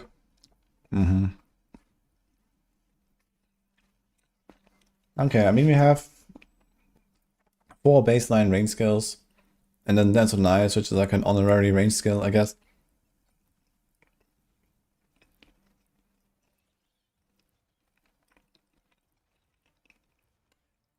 I'm running around with low health, stresses you out. First of all, thanks for the sub, by the way, old key gamer. Appreciate the 6 months. I think my characters didn't have any healing, like straight up. Like I think I had no life on hit, no life on kill or anything. And there's also not many abilities that actually heal you. Actually, I don't remember there's like any ability that heals you directly. There's like a Fortify you can get from some sources. Like Dark Prison especially has a lot of Fortify generation. And that is like kind of healing. But yeah, it was basically all potions.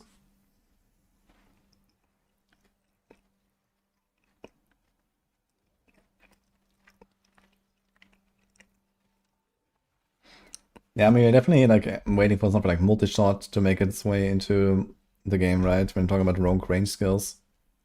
Like multi-shot. You can also like, I don't know, stuff like similar to like Toxic Rain or something, you know, with something like Rain of Arrows.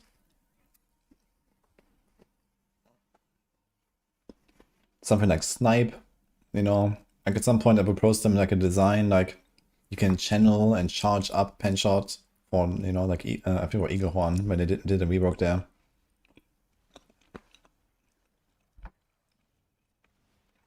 So yeah, there's lots of cool stuff they could do.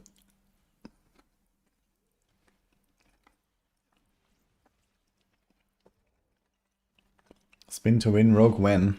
We have that, but are they winning?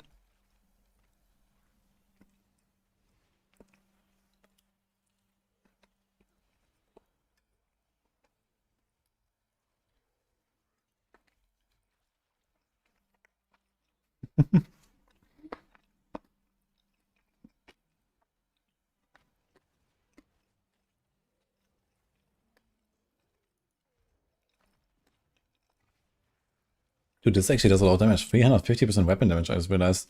I'm not sure if I tried this in this playtest, but I just realized the number is very high on that thing. Hello, free crazy ghost. Hello, Zeb.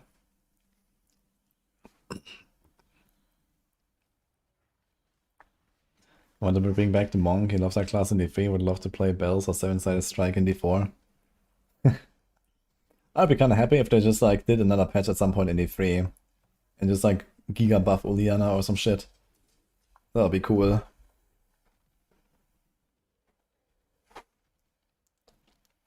Gonna be tower from day one. Yeah, tower is in day one. It's gonna be fun.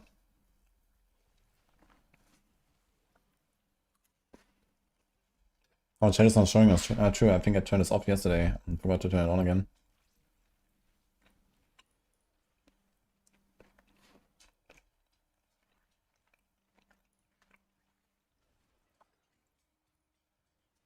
Oops.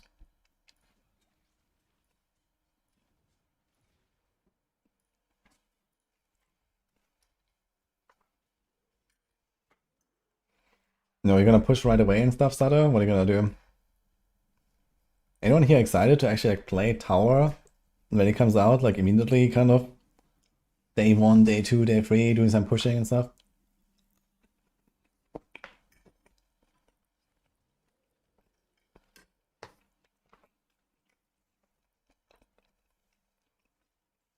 Did they change any mythics? I mean, there were no mythics here, but they will have to change Shroud at least. And I would expect there's gonna be some, you know, updates across the board for the mythics.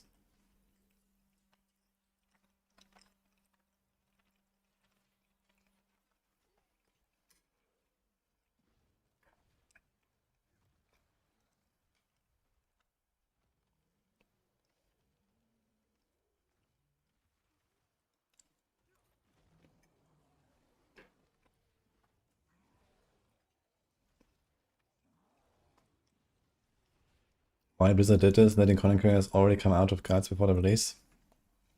This is almost exactly what they did for Spiritborn though. They also had like this big event where they invited like 100 people and let them play Spiritborn for 2 hours. This is like exactly that. But here we're level 40, not level 30, I guess. On Spiritborn it was level 30. And to be fair, Spiritborn, you could play the exact same thing at Gamescom and I think at some other events as well. Like I was actually at Gamescom and played Spiritborn there.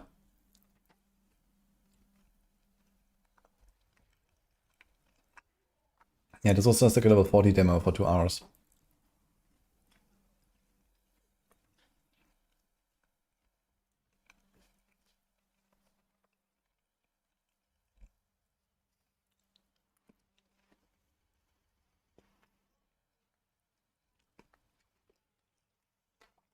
Do you think it would have been cool for it to be like Pally where it dropped out of nowhere? I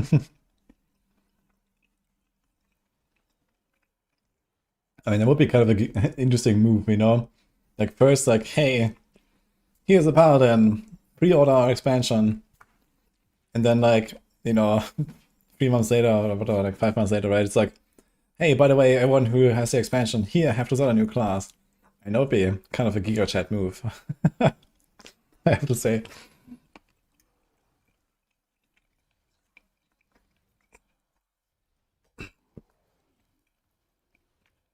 I mean, the Paladin thing was already pretty Giga Chat, I gotta say. That was nice.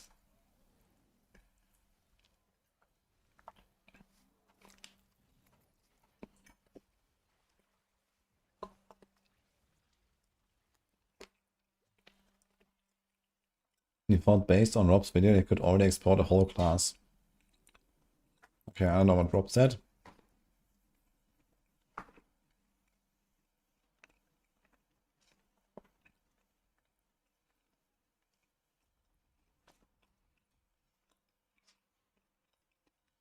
Did I playtest Paladin before it came out? Maybe.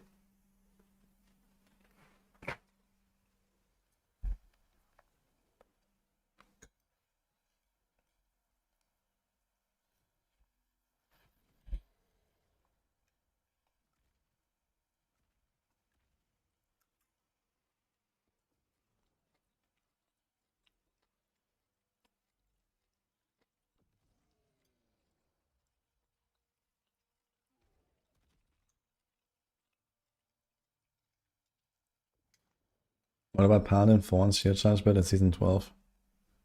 I mean, 95 is relatively low. That build was definitely capable of higher. And yeah, they did fix the Thorns passives and stuff. And the Thorns builds on Paladin will actually plus minus stay where they are in power, I think. Like the Castle nerf comes and then the Thorns fixes help them. So that actually leads to like a plus minus kind of like a net zero. I guess the main difference is that we don't have the sanctification. But yeah, that build should definitely still be like an easy 100 plus territory.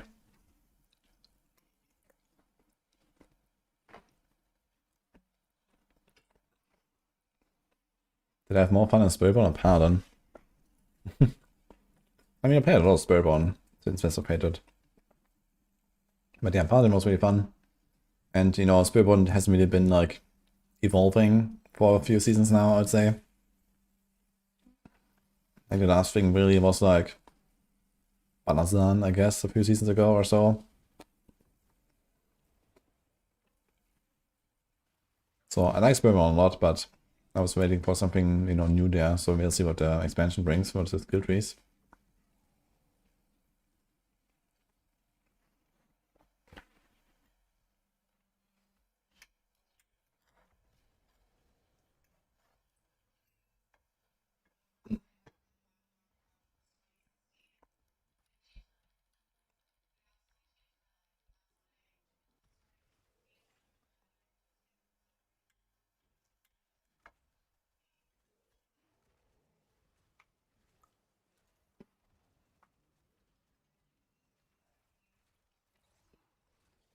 the added nostalgia, Paladin will not be a surprise for many like myself. And Paladin is already there, you can play it now, if you don't know initial M31.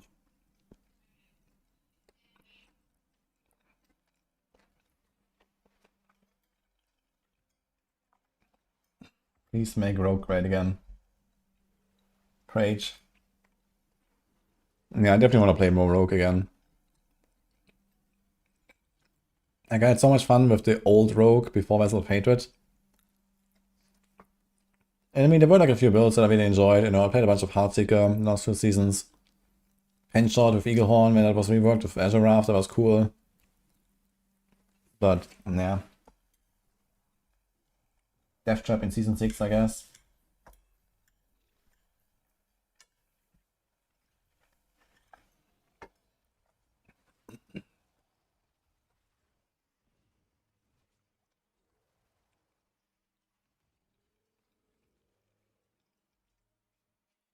Rapid Fire been dead for years. I think that I tried last time. Like, last time I played Rapid Fire was like Season 4. Season 4 was really good. That was when they did like the pit update and all that stuff. And I remember I was still doing like Rapid Fire there to push and all that, and trying to do the bosses.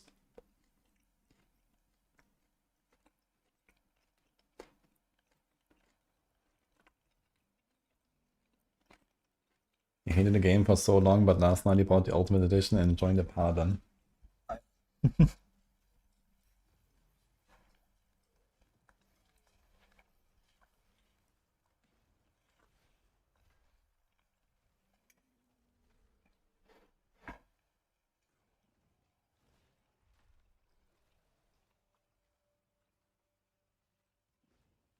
Season 4, first iteration of Tempering was madly fun. Yeah, I mean, it was like finally adding something interesting to items and so on, right? Where previously, like, the item system was just kind of shit. But I mean, over time, it definitely has shown some problems as well, right? And now they did like a revamp of it.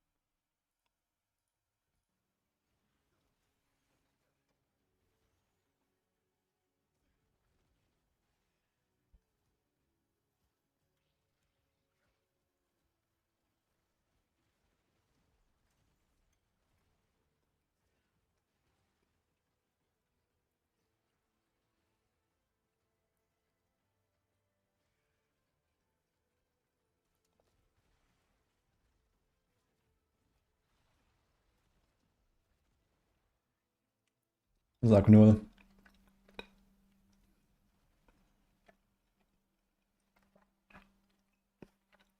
What's that, Volker? Holy.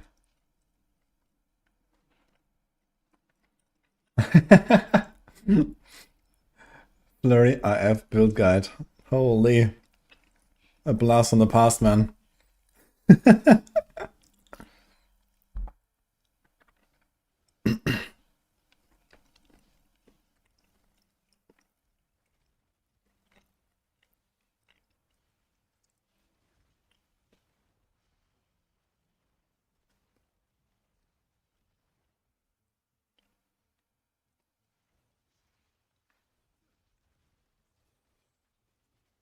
Holy man. 1, 2, 3. Evade in. Flurry. Kaboom. Oh my god.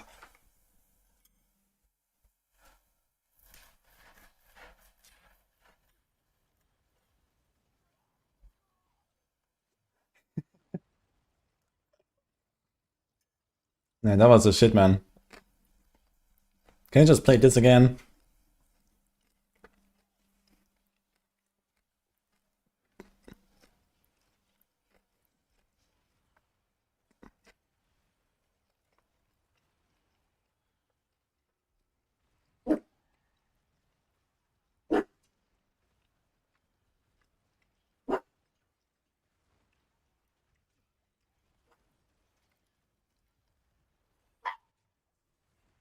What's up, man? You can see the boss. Watch out. Holy shadows of in. Oh, the rapid fire. Bam, bam, bam. I'm stunned. Oh.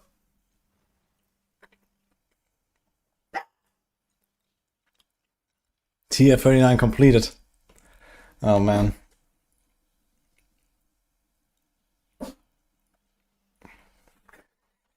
What do you want, man?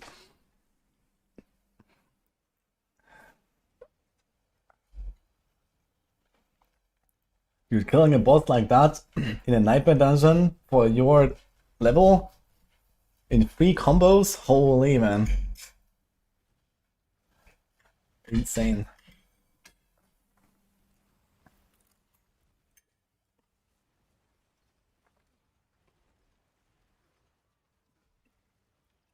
No, we didn't have any access to the other classes here, Silas. This was just Warlock.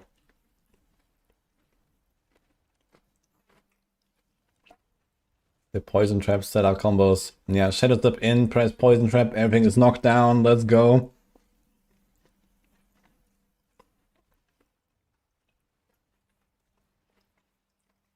Expectant aspect, holy man. Anyone used that in the last 2 years?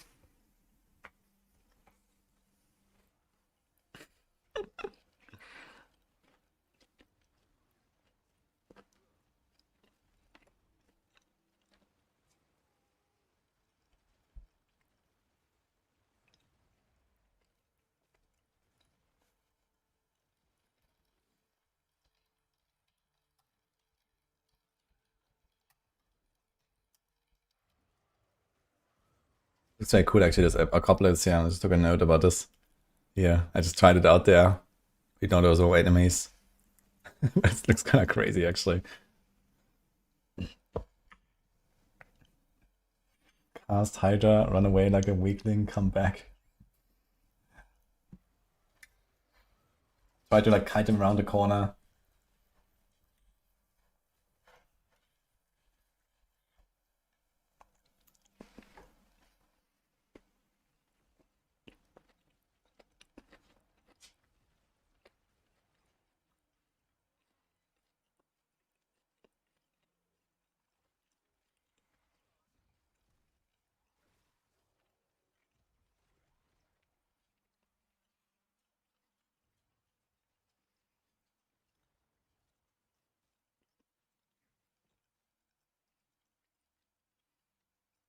Does the demon fight with you? He doesn't. It's just like a sacrificial lamb, basically.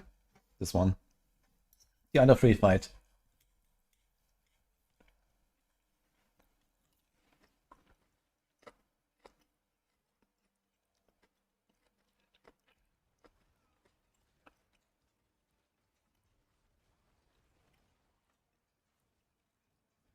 What character I am? I am me. But this is a Warlock.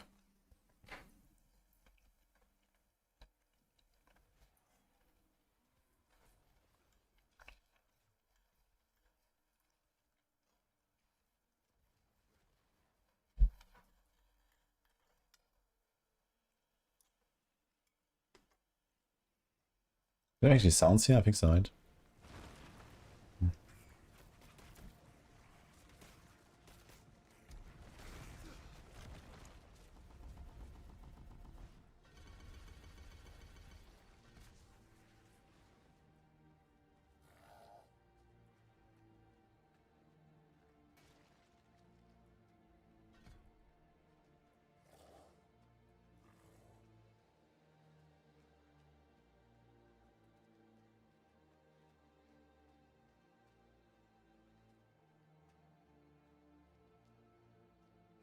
Guys, I just said it, it's the Warlock.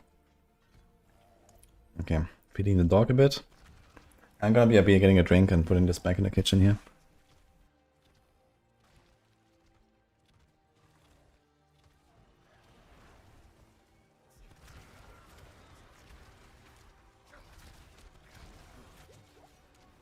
Oh, you're using this already. Well, I have telepathic powers. I can just concentrate and then download the files from the Blizzard servers to my PC. And then play the character while I'm AFK. Watch out.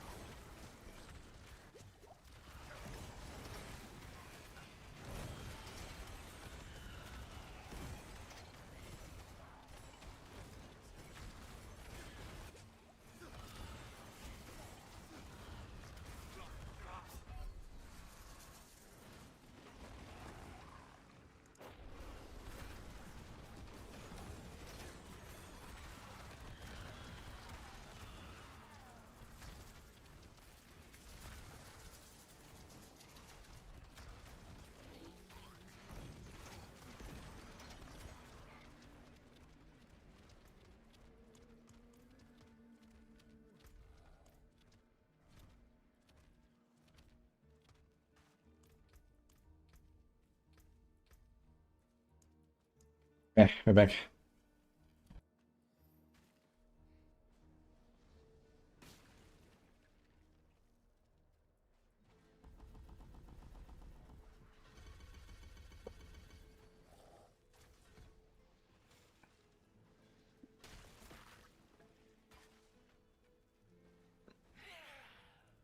Who's the winner in balance changes? Not Barb. Why not Barb actually? I mean, Lord Barb is on Lucian. So that's kind of like this free real estate. But I guess Sandification is like a big impact for Barbs more than the others.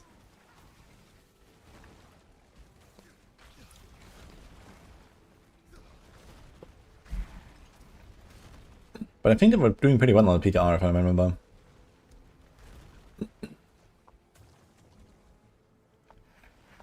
What login? There's PoE later today.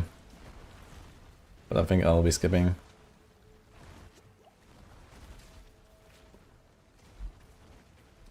You're playing Butcher and Slaughterhouse son. Butcher is your new main class, Ignition, for season 12.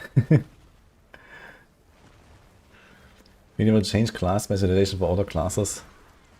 I'm not sure if they would do like fundamental changes to how the class specializations work. But, you know, they could do like, you know, adjustments, right? They can, you know, change how combo points benefit you, or they could change the, like, enchantment effects for the Zorks and this kind of stuff, right? What's up? Give me that napkin there. Okay. Ready?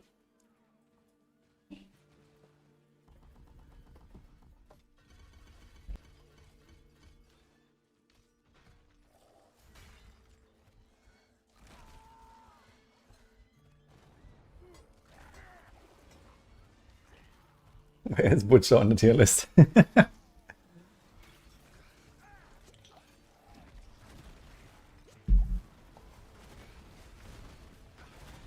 Yeah, I guess we'll see what this like Butcher stuff will be, and if there's like anything to really know about it. I mean, I don't expect they can really like change the build, right? They get 6 skills, and they somehow scale with something on your character, I guess.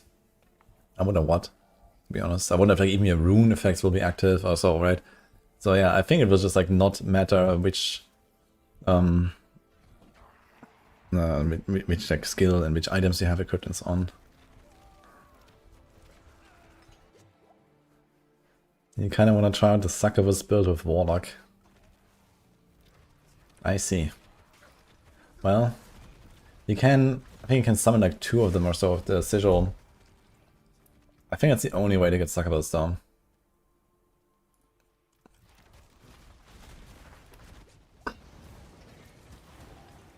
This one here. Summon Succubus. Sigil of Summons requires 12 kills to summon after 2 Dark Succubi, which fire Abyssal Bloodstars. The 9% damage affect enemies. Take additional 80 damage when they try to attack. So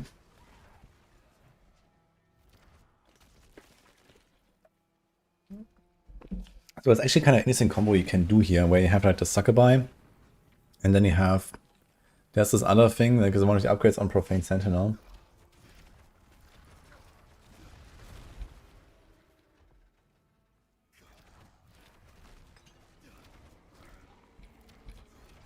This one here.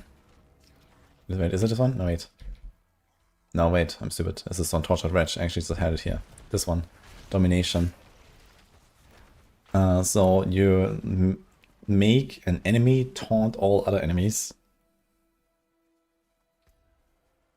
And then when it gets hit, it takes damage. And there is like another thing. I think it's an upgrade for the skill, right? Here, when enemies attack the Tortured Wretch, they are enraged for 2 seconds, gaining 100% attack speed, but taking 25% damage when they hit targets. So you can combine this with the Succubus stuff. They take 180% damage when they try to attack. I mean, 180 is kind of a lot. So maybe you can try to combine these two. Could be an interesting combo.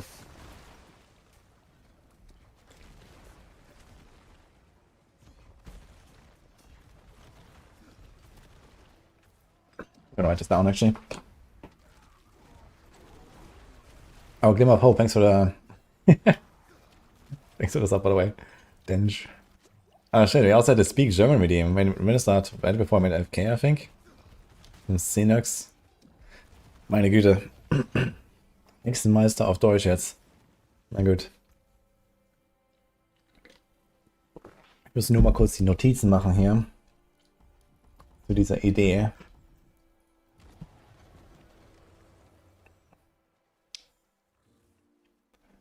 Ich liebe es, ja genau. Ah, jetzt. Okay, jetzt kommt die Benachrichtigung. 3 Minuten zu spät. Okay, das war seltsam.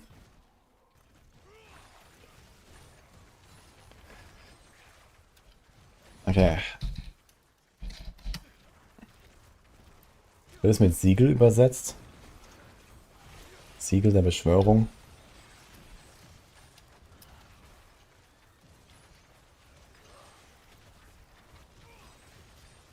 Zuckerbus.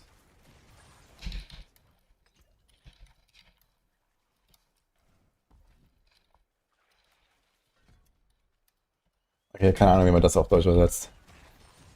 Tortured Wretch, holy. Enrage. And Domination.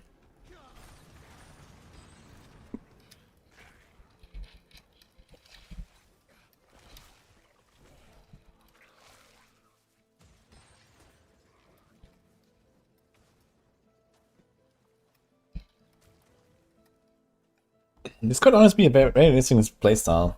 Now I have no idea how it scaled this damage though. Like, how do you do this? How do you scale this? I guess it is just like, okay, this skill deals the damage, right? So if you have more ranks into this skill, I wonder if it goes up. I guess it should.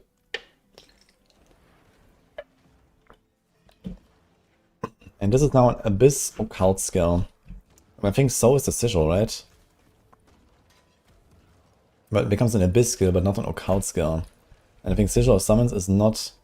For some reason, this one is not an Occult skill. But the other two are. But it could be that it just gets the Occult tag anyway when it gets the Abyss tag. So I'm just wondering, like, how could you scale the two, right? Is there, like, any similar effects or anything like that in the game that would assist us? When enemies try to hit her, it's like a Iron Maiden, I guess. Wait, let me see Iron Maiden.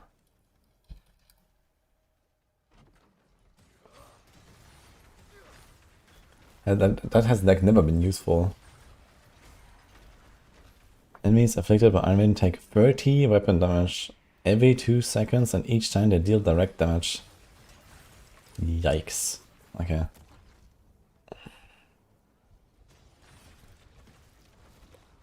Does this class actually have anything for Iron Maiden?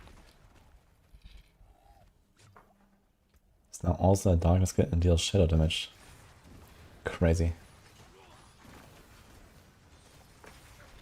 Okay.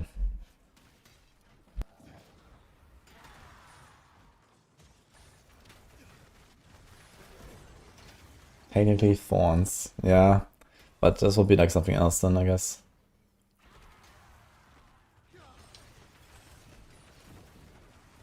Maybe some glyphs for the succubus. Yeah, but glyphs are usually like not really in any way build defining. There's like some exceptions, I guess, of like, you know, very powerful glyphs for like a specific archetype. Like I guess, you know, something that comes to mind is like Stormfeather Potency for Evade Spiritborn. Or you know, sometimes there's like these sub-power glyphs that are like really overtuned. Like the Pestilent Swarm glyph on Spiritborn or something like that, or the Dancing Bolt glyph, or the Explosive Grenade glyph on the Rogue or something like that. But most of the time, a typical glyph is just like, okay, 10% damage, 10% damage, 10% damage, the end. So...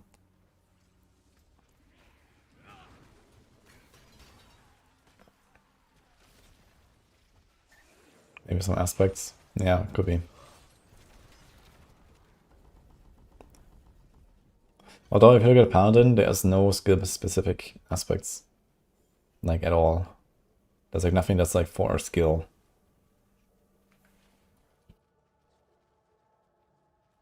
The uniques, however, they previewed a few of the uniques, and they're like skill-specific stuff. Actually, we can check that again. Maybe there's something there.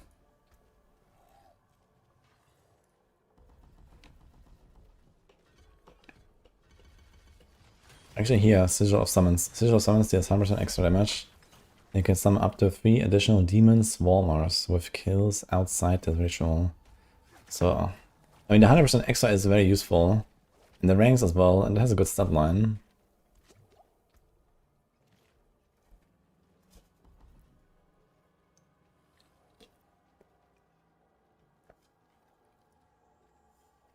But the Swarmers don't help us, I guess.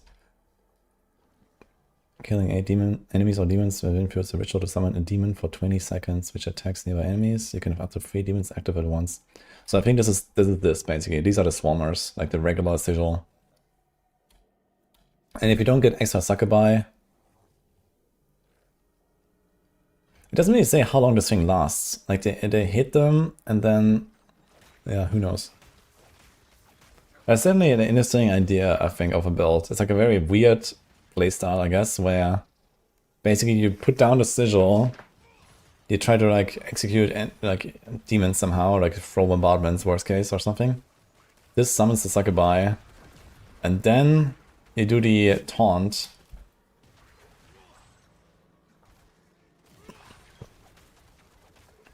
Actually, this thing lasts 15 seconds. That's kind of crazy. Yeah, but I think you want to have the Succubi out before you do the taunt, because it will be like some limited duration of it, right? Because at some point it will go unsolvable, I guess. So basically you have to do the full setup before you do the taunt.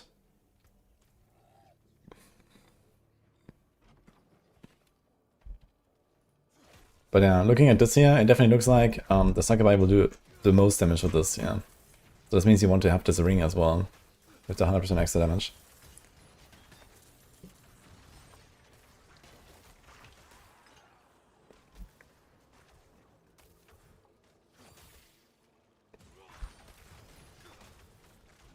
Anything else here? This was the Arcfiend Corn. This was the chicken.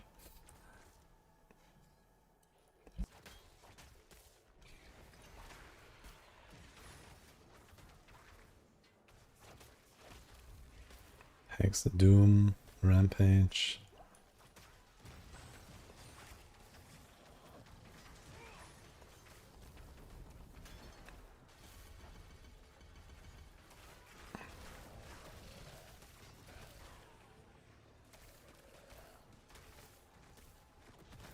That was actually kind of interesting here, as I realized.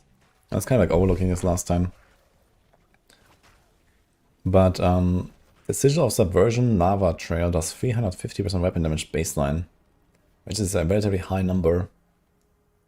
So if you can just like spam this Blazing Scream, which has it has a very fast animation. This has like a super fast animation. So if you just like spam this non-stop, and it triggers these trails, and they can overlap or something, this could be kind of good.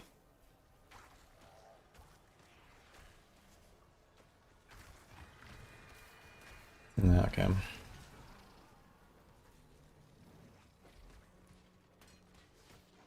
Actually, I think I have to scale right now. This is this one here.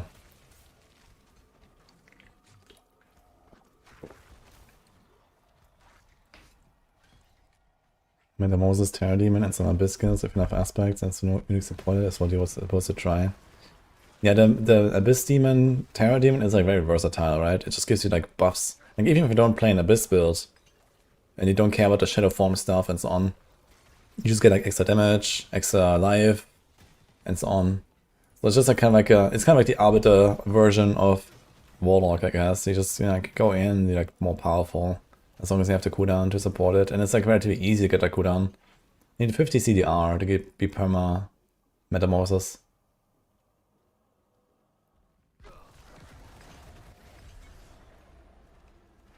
Only downside, which is an upside, is that they may change more stuff. Yeah, I mean, obviously, you know, this playtest, this was 3 months before launch, so obviously there's gonna be some stuff different, like, for sure, right? So they're definitely gonna do tuning as well and whatever, and, you know, they also probably have, like, the same stuff going on that I'm doing right now, like, you know, some people that are testing this and that are, like, is getting more ideas of how to combine things with the class, and You know, maybe they find something crazy. What will be the best Warlock build in Season 13? I don't know. But you should ask me again in 8 weeks. Probably what I'm playing.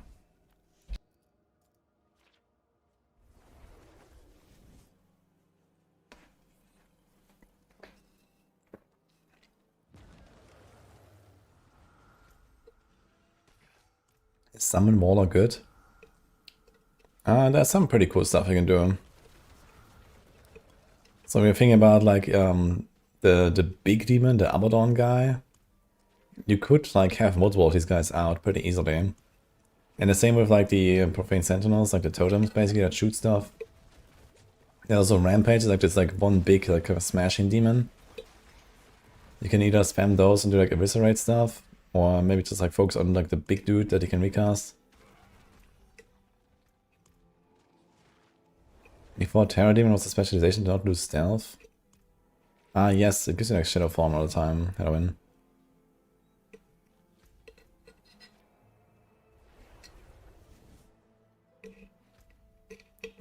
Not going to do any lock cooking and just YOLO it blind. And let things work out themselves.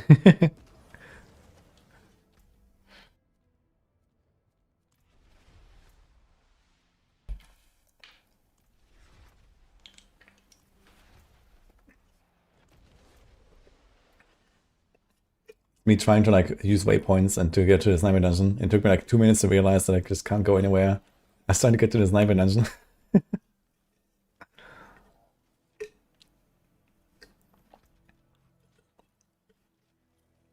I'm not sure where that is coming from, Ryder.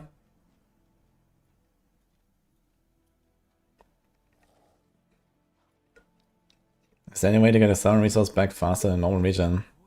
Yes. So one is use Metamorphosis to transform into a demon. And then you get like a special like auto attack that generates 4 dominance. There's like the command Fallen basic skill. Every 15 hits you get 1 dominance. Which you know, you can kind of do it somewhat passively, but slowly. So a little bit more. But you can also like actively spend the skill. And then there's like I guess the biggest way to do it is the Legion Shard, where you just like get a free cast, so you don't spend any.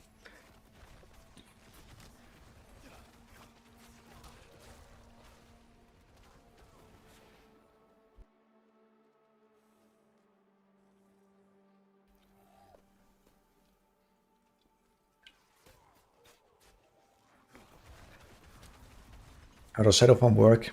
I'm not 100% sure exactly, but it's basically you get these Shadow Form stacks, and then when you move, you become invisible, I think. But it spends the stacks to do that. So like I don't know, I think like every second you move, you lose like 1 stack or something like that. Actually, you can try to find like a scene where I do that here. So the Shadow Form stacks are these here on the bar. This. You see it's like counting down here, just this purple thing, this is the Shadow Form. And actually it disappears while climbing down, which is kind of funny. So you see it goes down pretty fast. Maybe you lose like 2 stacks per second or so.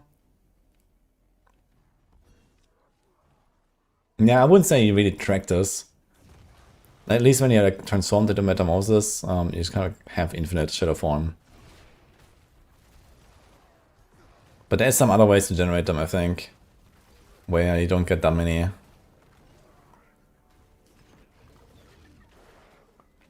But I'm not sure if it's like such an important effect. So there's like this unique actually.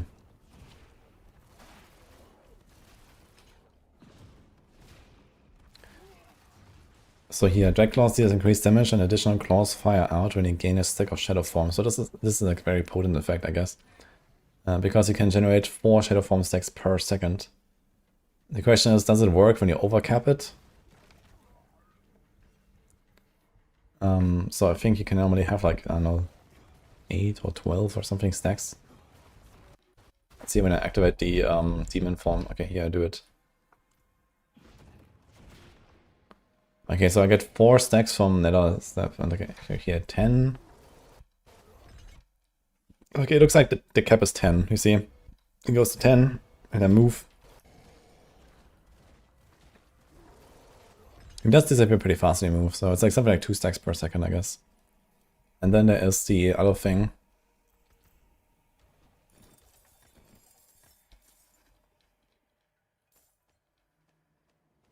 Where it says losing 2 stacks of Shadow Form grants 1 dominance. So someone is asking about dominance generation. This is another way to do it. So basically, having Shadow Form and walking, you'll get like 1 extra dominance per second. You get 1 regen and 1 from here. But then you also have this effect here where it consumes all of your dominance. I think this effect is a bit too weak. 0.65%, unless there's like some way to get like a lot of maximum dominance or something like that. This seems like a relatively weak effect.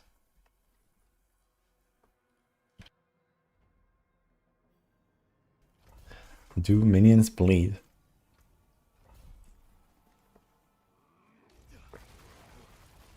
Is it possible to maintain it? Yeah, I think the Metamorphosis is 30 seconds cooldown, 15 seconds uptime, so that's pretty easy. You need 50 cooldown.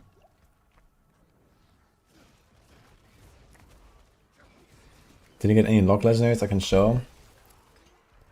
So I didn't find anything, but this character had a few. I actually kind of like forgot to look into the other characters because there were 4 characters.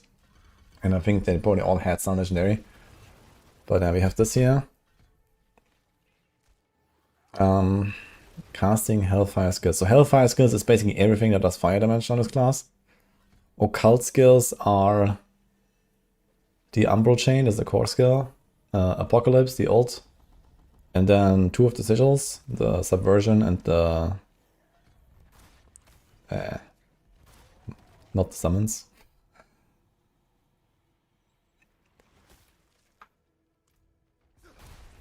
And I think there might be like 1 or 2 more.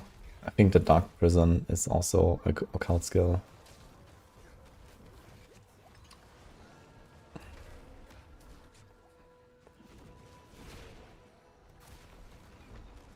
But yeah. There's this here. Hex enemies that try to attack you have a chance to instead be knocked down. I know, kind of crappy, I think. Might be good in PvP. And here's another one. This is like a brimstone effect.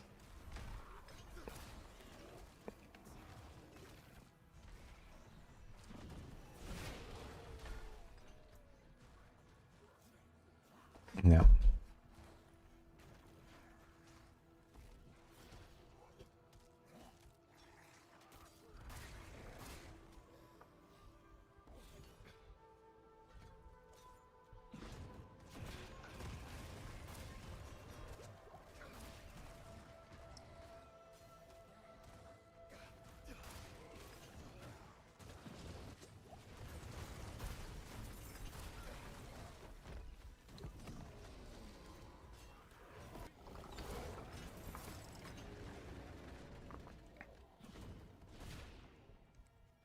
Actually, let me see this here.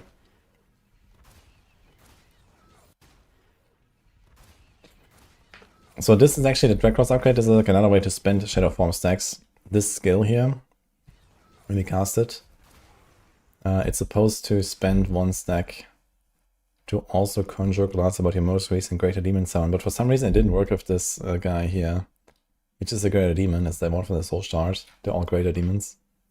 But it doesn't do it for some reason. I think it was a bit buggy. And I think I'm looking at it and like, huh? I'm not playing the PoE1 league? Nah, I think I'll skip it after all.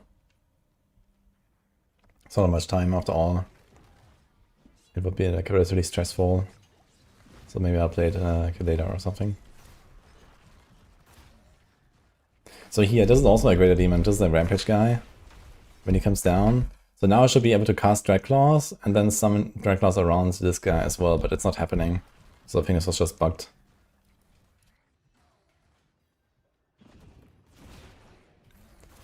It should be like doubling up basically.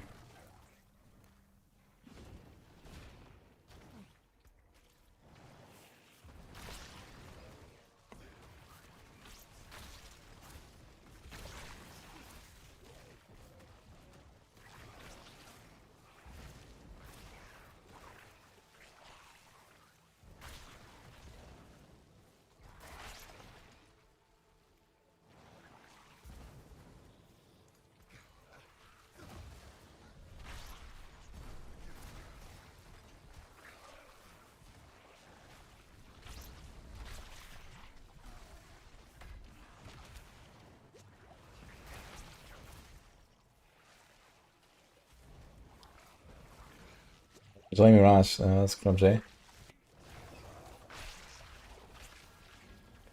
Cage of Madness is the evade warlock, the Mad Lads did it. It's not really evade warlock. It's more like chicken witch doctor. It's like chicken witch doctor, basically.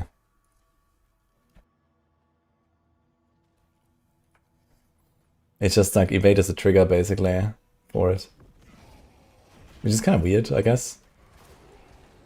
I suppose they could have made it so that, I don't know, you press command fallen and that is the trigger or something, right? Chicken Doctor was fun AF. Yeah, some people really like that.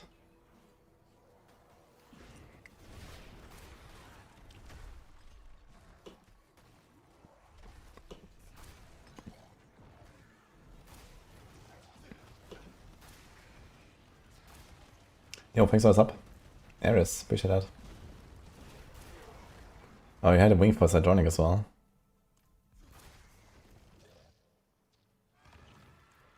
Watch there be a transfer turn to chicken demon while doing it. Yeah, if they ever do skill NTX.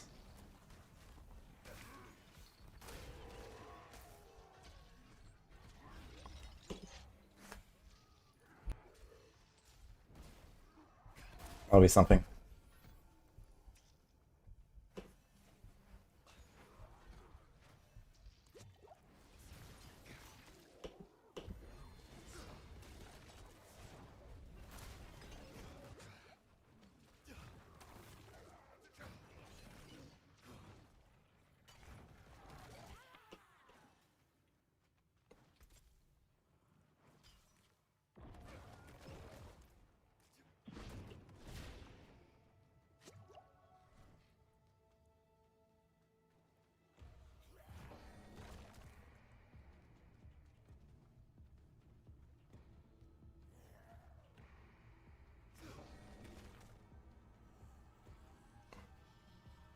Yeah, this is the Warlock.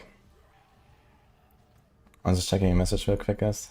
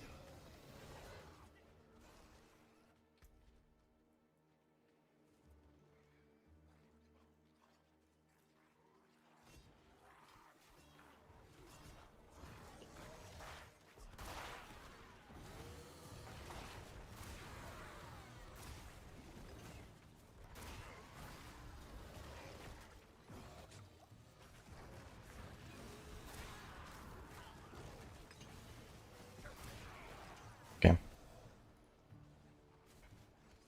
It's aspirational goat again in season 12. Bloody Billy. Oh, did they post actually? What is the season journey reward? Already forgot. There was like all this like Warlock stuff and the Doom pulled up thing, and I don't actually know what is what exactly. What's my map settings, or why does it look like that? My map? What do you mean with the map? This? I mean, it's just how it looks like.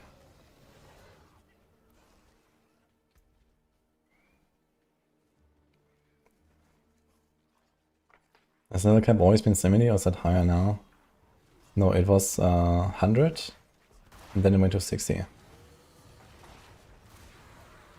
And now going to 70. Yeah.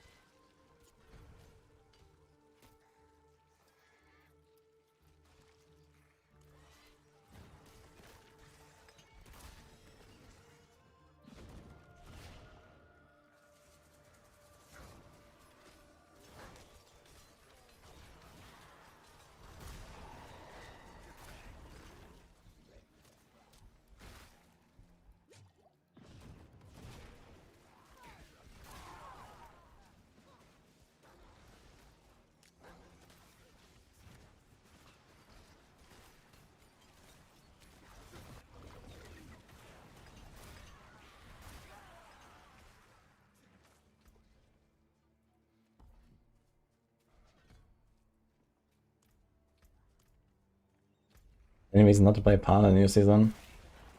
The reason might be that you have played a lot in season 11, you want to play something else. It's gonna be like the last time you will get to play the classes as they are, basically, right? So there's like any like favorite builds you wanna revisit or something? How strong do we think Warlock will be? Yes.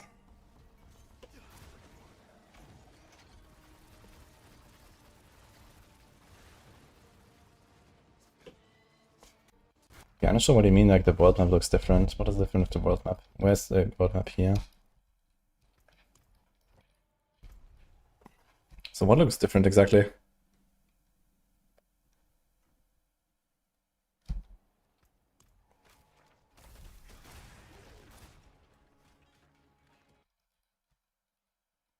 Like this looks exactly like in-game. There's just like there's like scrolls here on the bottom left.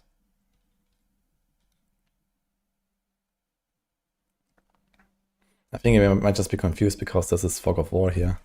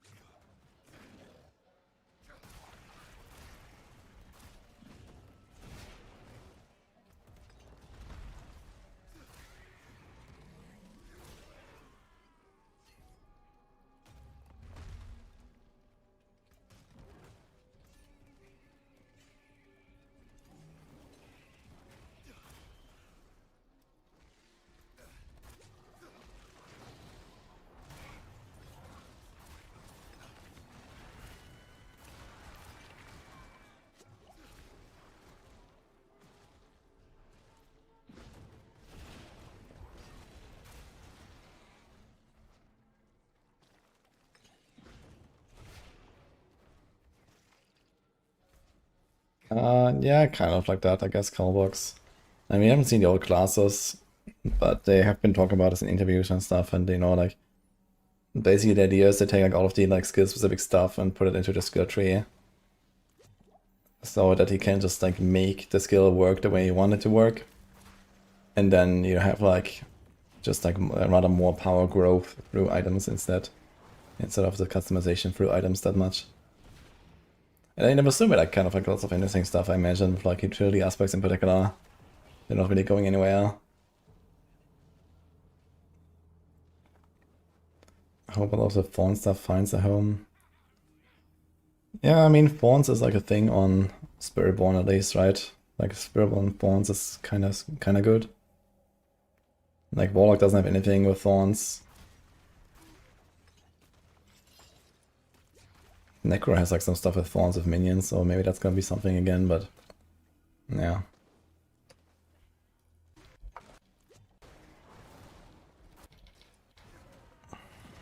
Need to take some more notes here.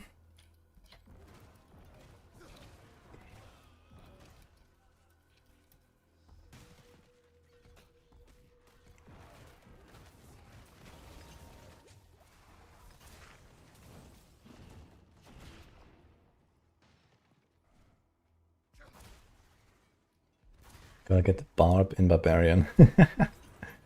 I know, they try to like make this Thorns like key passive for Barb, right? But I mean, there's like not really much else that supports the Thorns kit, really. There's like this passive where you like stack life, and like Thorns Barb is basically just played by stacking a lot of life, but without a passive, then there's like no Thorns Barb anymore, right? So yeah, maybe they bring back like some unique or some aspect that does that. Do I like the Shadow Shard? In terms of like the like different demons that you can get from the shards, I do like the Shadow one the most, I would say. For the Mastermind shard. It's a worm with the like big terror zone, it's kinda cool.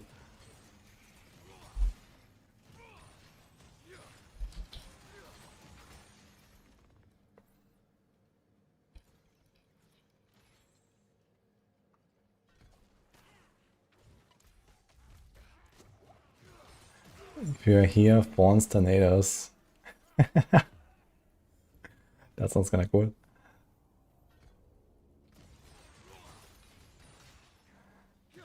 Like the Mastermind overall because it's got practically no pet shit. Yeah, usually Mastermind is like designed around having like one big dude that you like kind of command around or something like that. And then you can do this in various ways.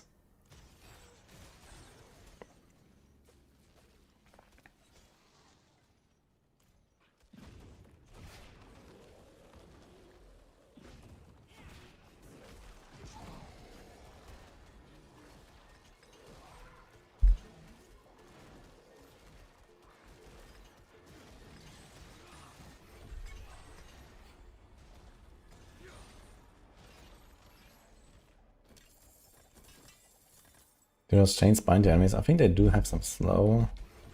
I need to check exactly the tooltips. I don't know exactly how they work, to be fair. I have like so many of these things open. I have 2 times the same thing here, actually.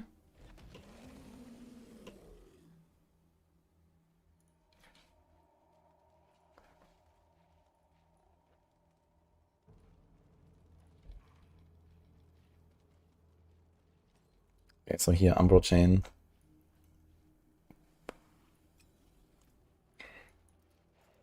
Sends forth a shadowy chain, dealing injuries and damage along the way, and linking up to 2 enemies for 5 seconds. Enemies caught in a chain are slow by 40% and take 25% damage per second. I'm actually not 100% sure if it's dot damage. Or if that's just like ticks. I think it's not dot damage because it will probably say corrupting damage then. I think it ticks. Yeah, so I can see this in action here a little bit, right? So this guy just walked in there and then died. And this guy died there. And this guy here.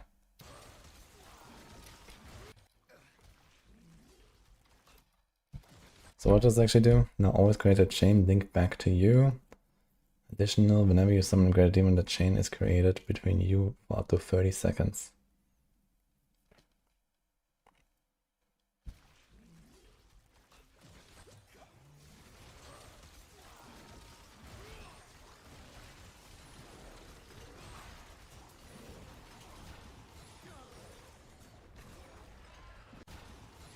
Now, I'm not sure if I can like overlap like a lot of these chains, but it does do a lot of damage. Look at this, guys. It's just like insta-melting these bosses and stuff. Bosses, elites.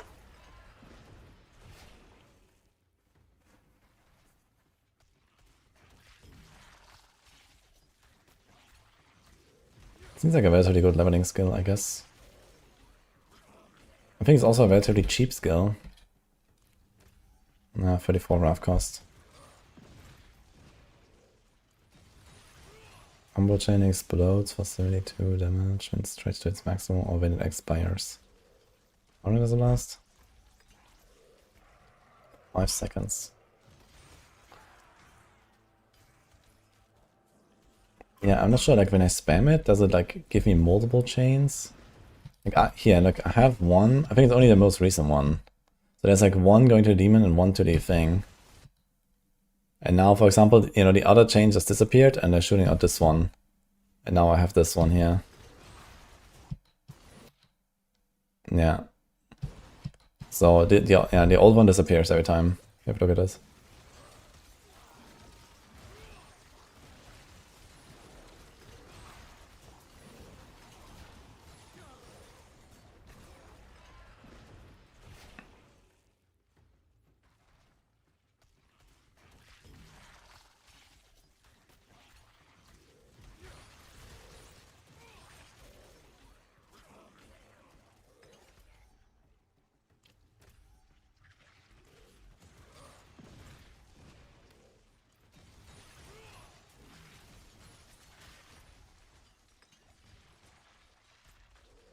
Hopefully the ghosts in D4 don't one-shot you like they do in D2.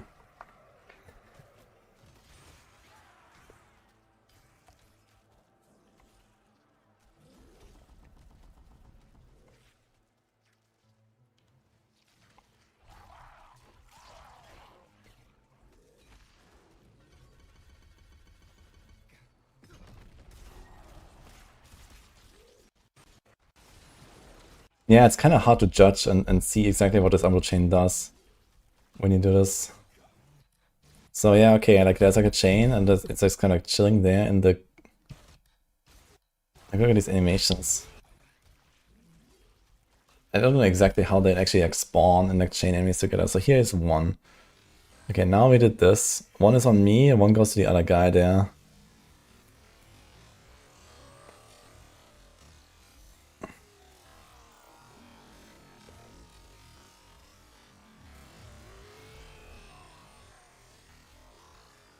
I wonder if there's like something overtuned or something buggy. Because I feel like the chain damage per second was like so low on the tooltip. But here these guys just explode when they step in, you see this? Everything that touches the chain just dies.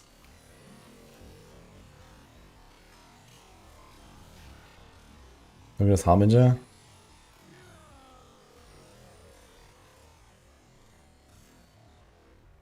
Boom.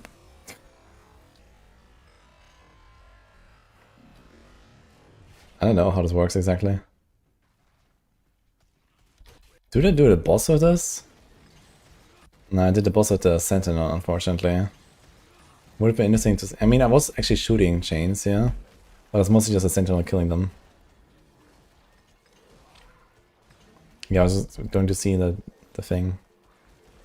Yeah, this was a redirect, by the way. So I cast the thing. And now I saw that this guy was dead and this didn't actually aim at the other guy automatically. I had to cast it to aim at this guy. And then here again. But then look at the damage, the chain compared to the I-beam. The I-beam just goes straight through and kills this guy. Through the barrier. And my chain didn't really do like anything. And also doing a little bit, I guess. So this was the beam, and now we're doing like 10% or 50% or something of the barrier. But then the eye comes and boom.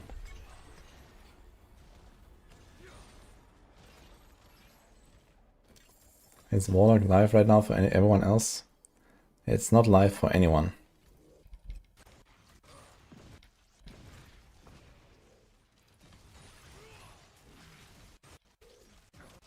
Okay, what else are we doing here? The Orchard Wall or Wall of Agony.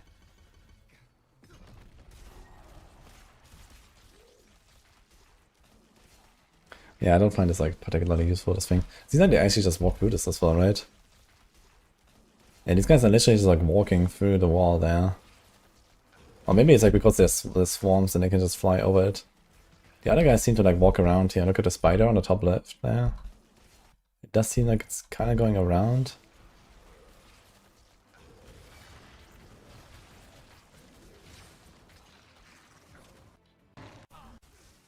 Ditch.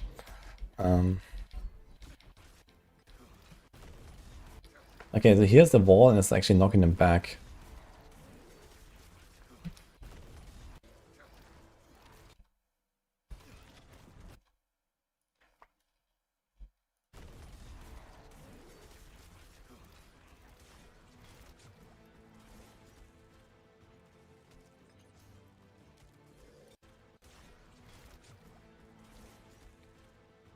Yeah, it looks like he's stuck there actually, and this guy went invisible. But it seems like he wanted to walk through the wall and it didn't work. So he can't actually kind of block off a passage with this or something.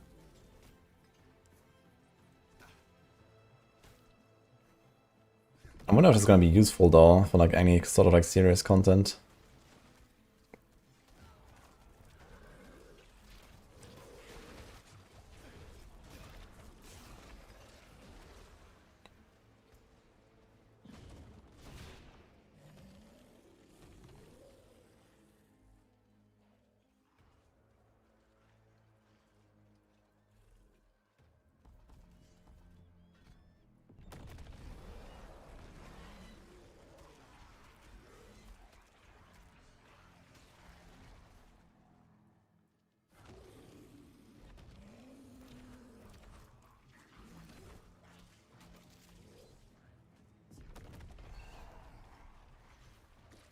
The tower walls are later. I understood, yes.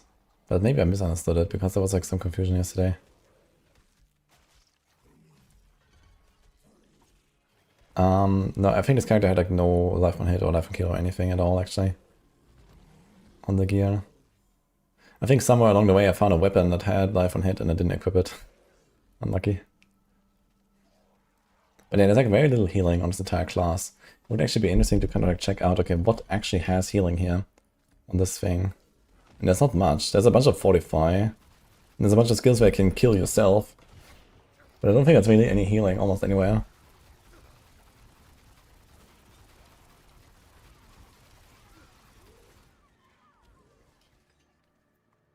They're like teasing you with more info but didn't say when, yeah. So it might be expansion. Okay, let's look for any sources of healing and fortify and stuff. I'm kind of curious.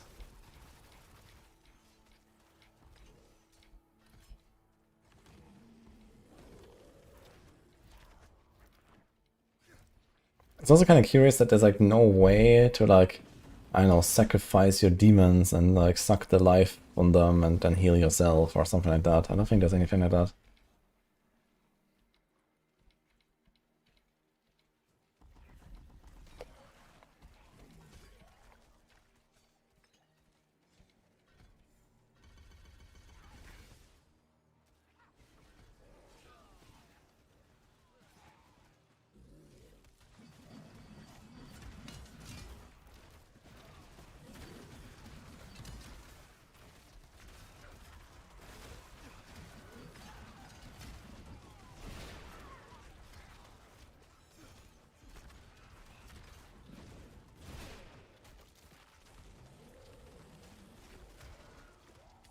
Yeah, something like this. It's just a tortured wretch punching back.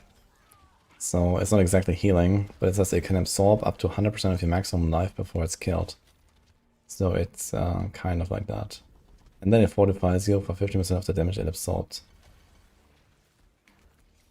And then that fortify can then heal you again. And I think that fortify healing is then also multiplied by healing received, and your willpower class, so you have a lot of healing received. So that's something, I guess. I'm gonna write this down.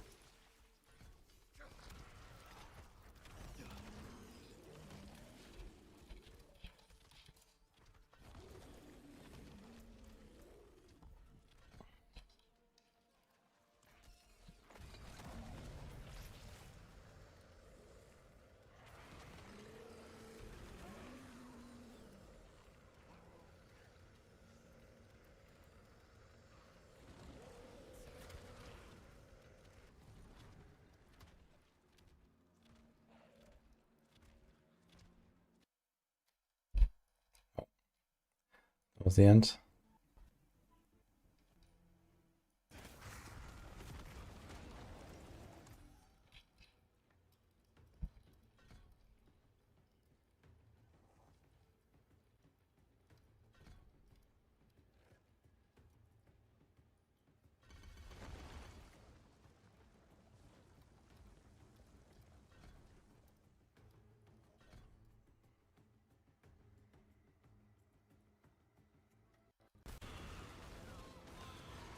Okay, anything else? Okay, there's a fortify you can get from Dark Prison. Dark Prison is like a really good source of healing, I suppose. You can do like this chain aura here, for example. Creates an aura of fire chains around you, reducing damage coming from outside by 35% and slowing enemies by 80. Hitting enemies at Dark Prison fortifies you for 1% life. So that is really good, I think.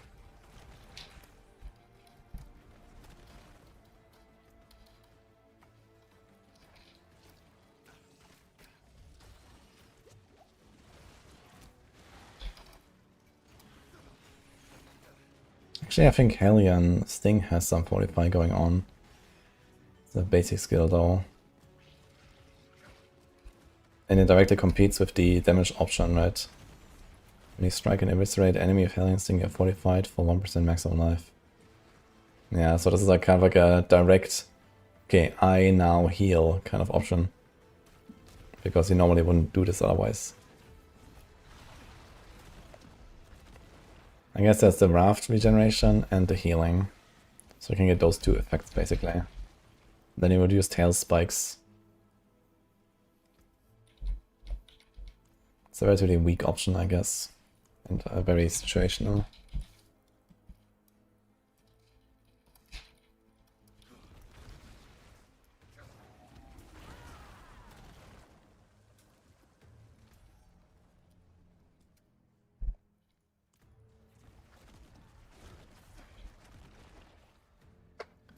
With trash, I was getting some health for doing boss not. Potions are used sometimes. And my health is not moving at all here when I kill stuff, so I don't know how to win. It might be that I might have had a skill in that moment that actually had some sort of healing or fortify or something. Actually here, it does go up a little bit now. Yeah, this might be the prison. Yeah, I have fortify now, you see. There's fortify, this comes from the prison.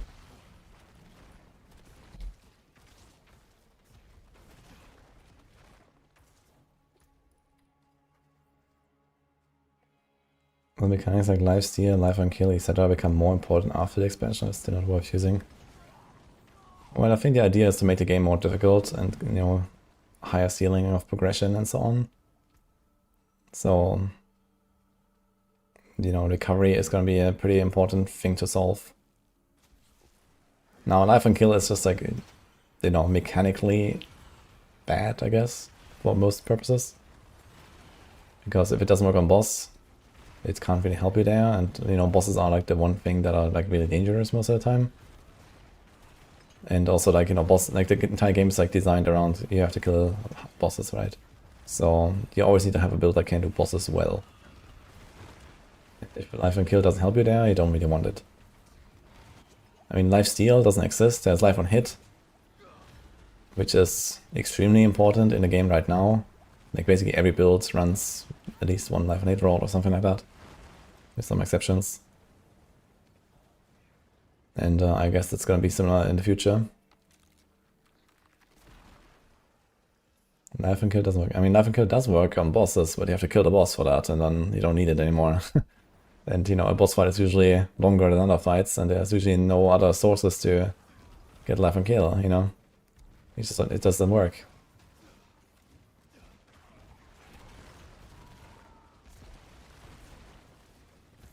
Okay, we see the Apocalypse here against the boss.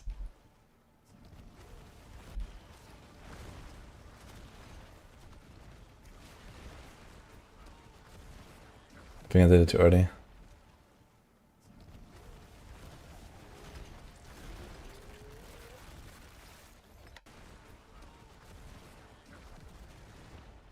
Dude, everything's fucking red, man. You don't see anything, yeah? Look at this shit. It's crazy.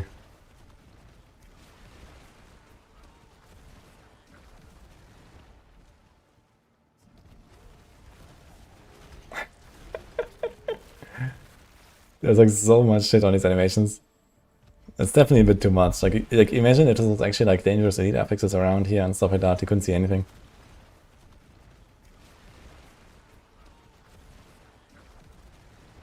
Everything's just drowning in fire.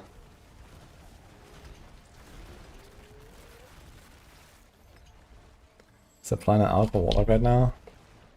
For Maxroll plan I will probably take a bit. Because I have to make like the entire new tech basically to support the new skill trees and stuff like that. So there's like, you know, some engineering we have to do.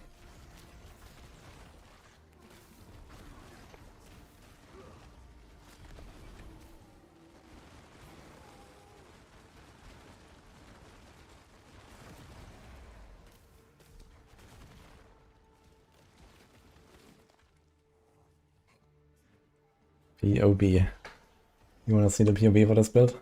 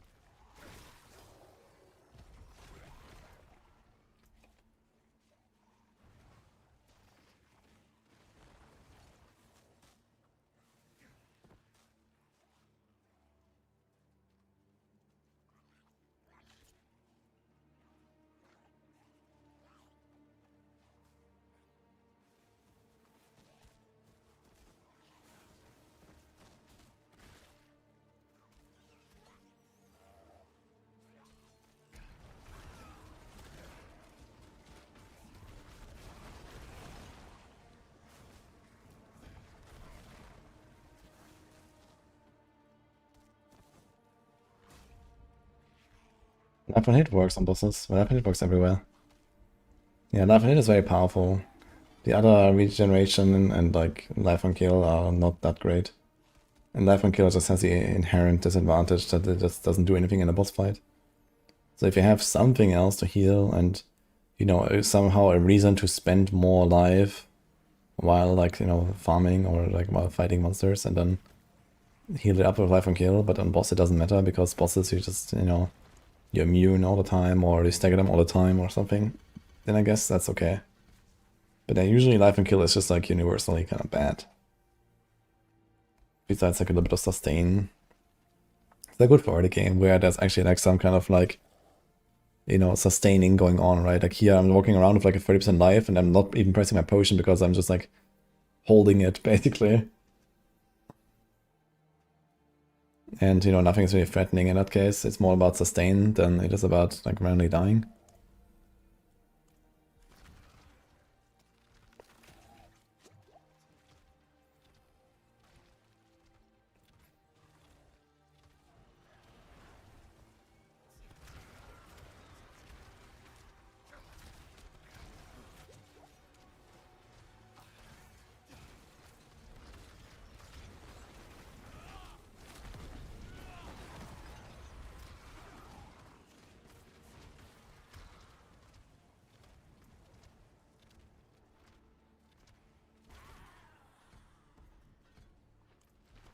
Hey Violet, how are you doing? Are you done with D2R for now? Yeah. Although... maybe I'll log in. I need to farm at least one statue from Bale. I got unlucky last time, I did like half an hour Terror Zone, I couldn't get one. I have 2 of all of the others. I'd still like to do the Ancients, and since I'm not doing PoE after all, maybe I will do that. Let me see the Terror Zone, the calendar.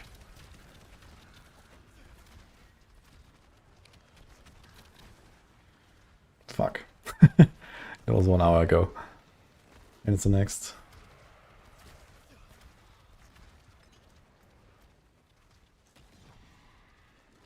Not next day, I guess. Okay, here 2 AM on Sunday. So that could be a candidate. And there's Monday, 6:30 AM, I don't think so. Dude, holy, Tarasha Tombs, Travincar, Tarasha Tombs, that's a crazy combo.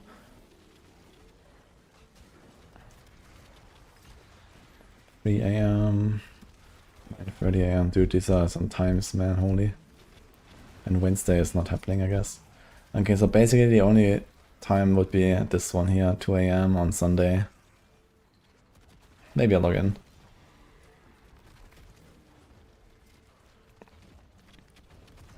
Yo, thanks for the prime, by the way. TC Cruiser. How do I say that? T Cruiser. Can't wait for my Ice Comet Zork. Let's go.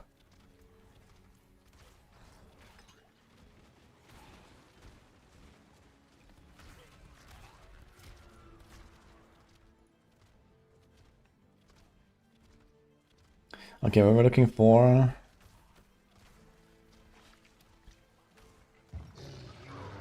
we were looking for healing, right? Let me say that again. Ditch. What happened there, actually? That's full? He just like spits all of the elites on me while I'm distracted. Kind of funny.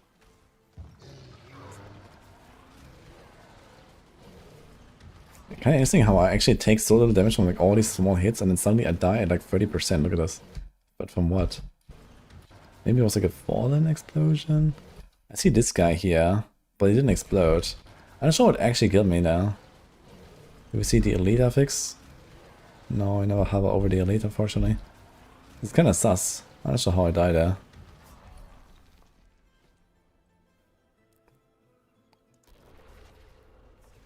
Is this the PTR? Nope. We generally might be the only Sork player on expansion launch.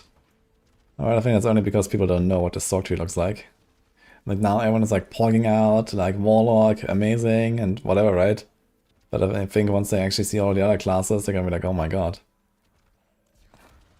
Like everyone is a fucking Warlock, you know? That's the thing.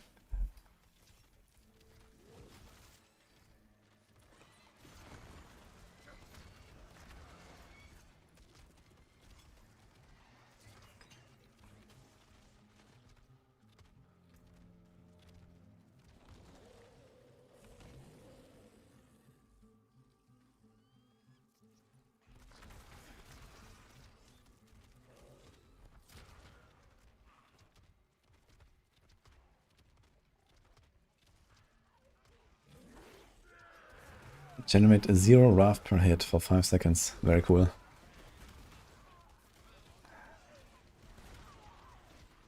Make a planner for me for Ice Comet. Well, I mean, you need a lot of resources. Not just cost reduction, but I guess you need like actual resources, like generation. And frequently.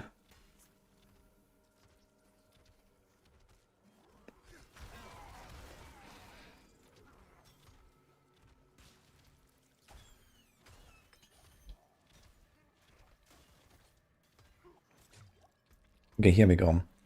Rampage now smashes your lesser demons to fortify you for 2% maximum life. And now there's actually an interesting thing. What about the Sigil of Summons? I need to check that out. Can the Sigil of Summons just gonna like self-sustain itself? Like with this? It just kills the lesser demons that come out of it. Gotta check this.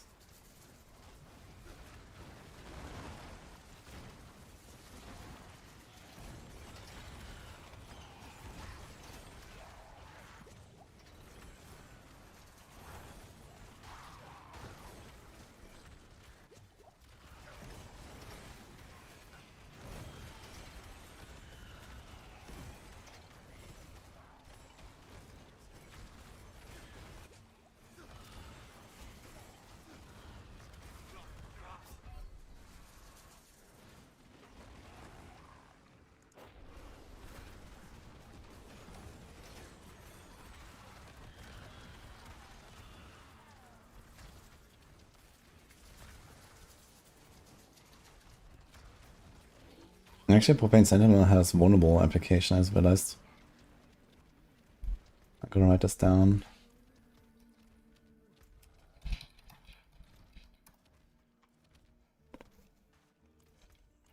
Could be useful.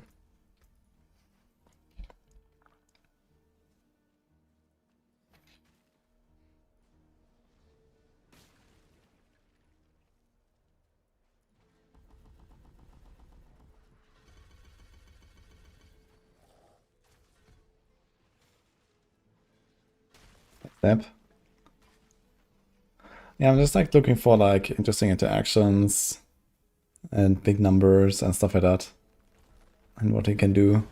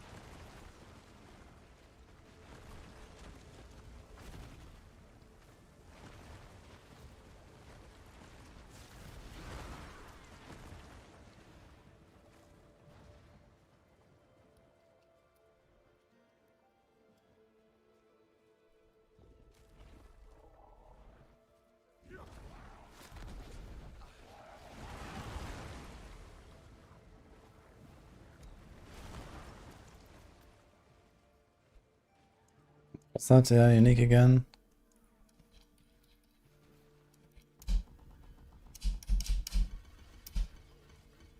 The eightfold idol.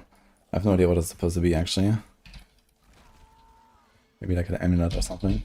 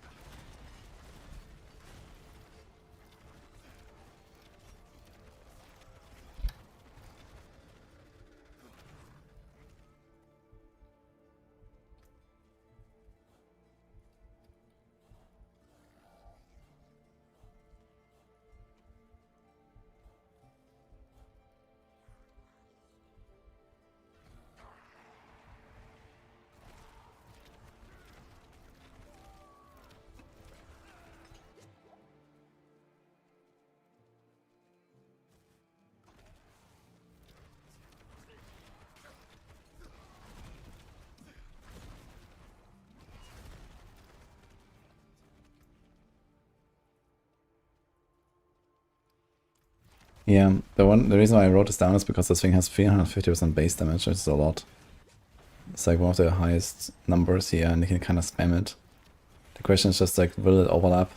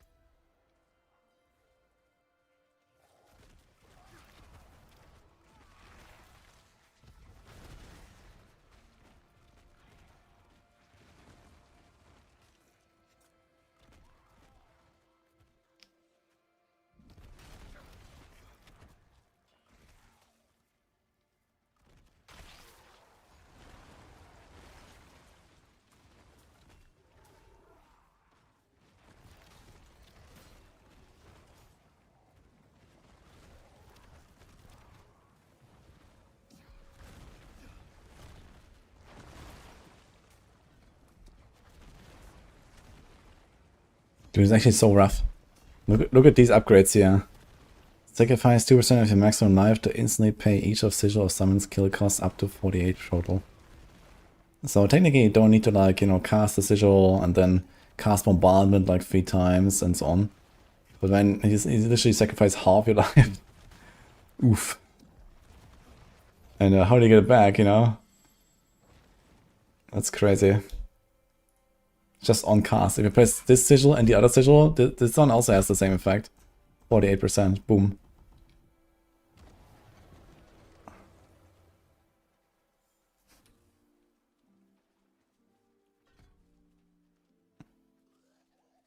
No tier list this season. There will be a tier list, don't worry.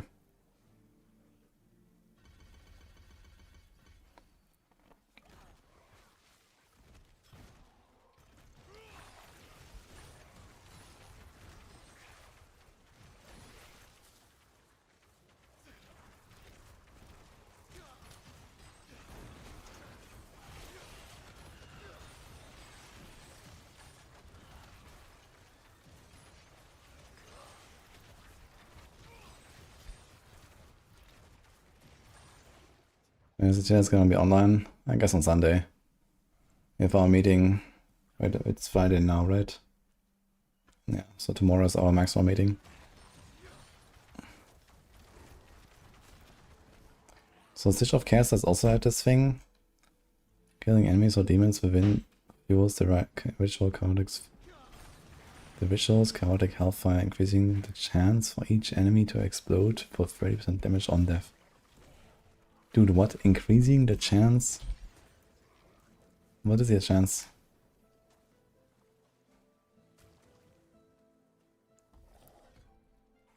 So that's kind of interesting. You and your summons deal 100% damage to enemies when attacked. But I don't think this will work for like the attract thing because there's still enemies, so I don't think this works. Might be interesting to try though.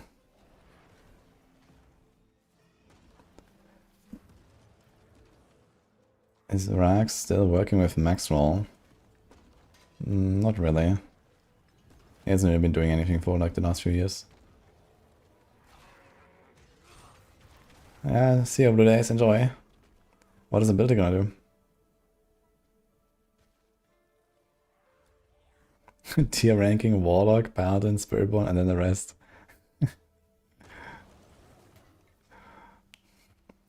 I see a pattern.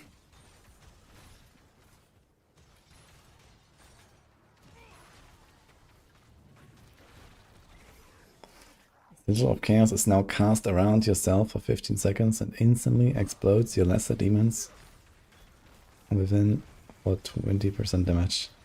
So this damage is like irrelevant, but you can get rid of your demons instantly, so that might be something. Is Darius Visage gonna be a legit item now? No, but there might still be, you know, a few very different from before. Very niche Andario builds again. Like we used to have a few and now we have maybe a few again.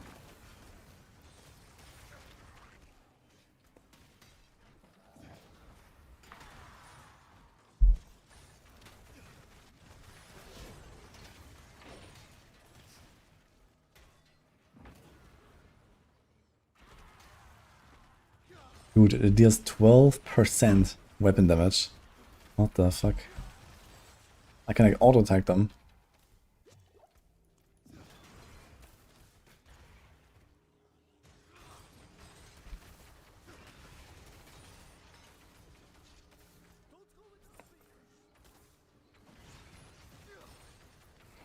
I feel like the big thing is the volatility. If you're playing like a Hellfire build and you don't have volatility elsewhere, you just take this.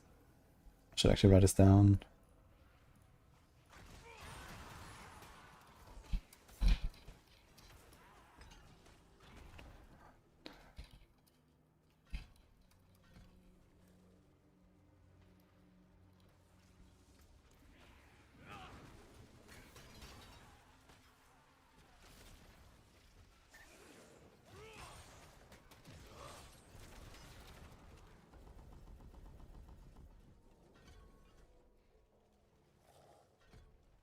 That's actually kind of good. Volatility lasts for 10 seconds after you leave the area.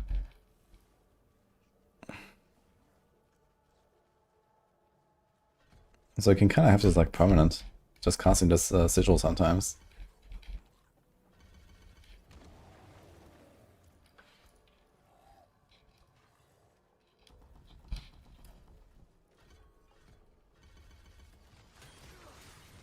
Sacrifice 4% of your maximum life to instantly trigger each of Sigil of Chaos kill cost. So it has the same thing. But what are you gonna do with that? Like, what is the kill cost? Like, the other sigils have like a pretty clear effect. Like, okay, you have to kill 8 demons up to 3 times, so it's 24 kills, 2% each time, 48%. That makes sense. And then you have this here. 8 demons, 3 trails, it's the same number, 48%. And it's exactly what this upgrade does. Yeah, 48%. And the same here. Right. This one. But I don't understand what it does on the Sigil of Chaos. It just says killing enemies or demons within fuels the ritual Scout Caliphate, increasing the chance for enemies to explode for 30% damage on death. So it's like trash. Like, this effect does literally nothing. And then you can choose to spend 48% life, I suppose. So maybe that's just like, maybe that's just another reason to spend life. Maybe you want to spend the life, and that is the reason why you do this, I guess. But considering how little healing there is, I don't really see that happening. Like, you need some serious healing from somewhere.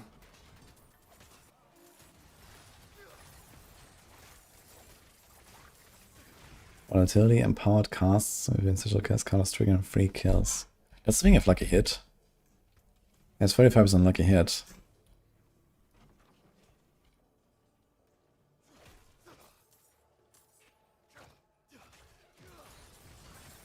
Kills within Sigil send out 3 tendrils of abyssal smoke.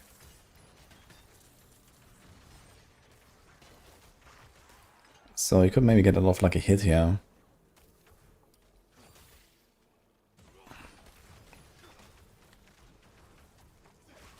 And you can just like have passively trigger 3 kills every time you cast like a health fracture or something like that.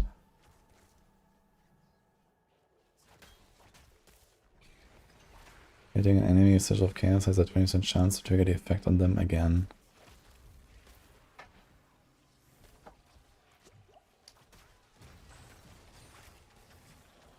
Yeah.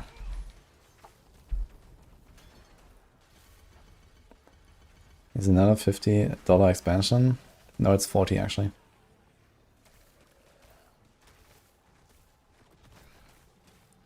I think the devs will try to do another stat squish. Yeah, this would be nice.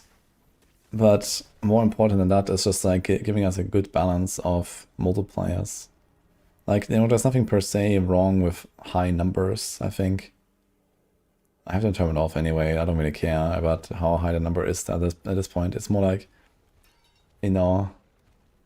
what are the items that I can choose?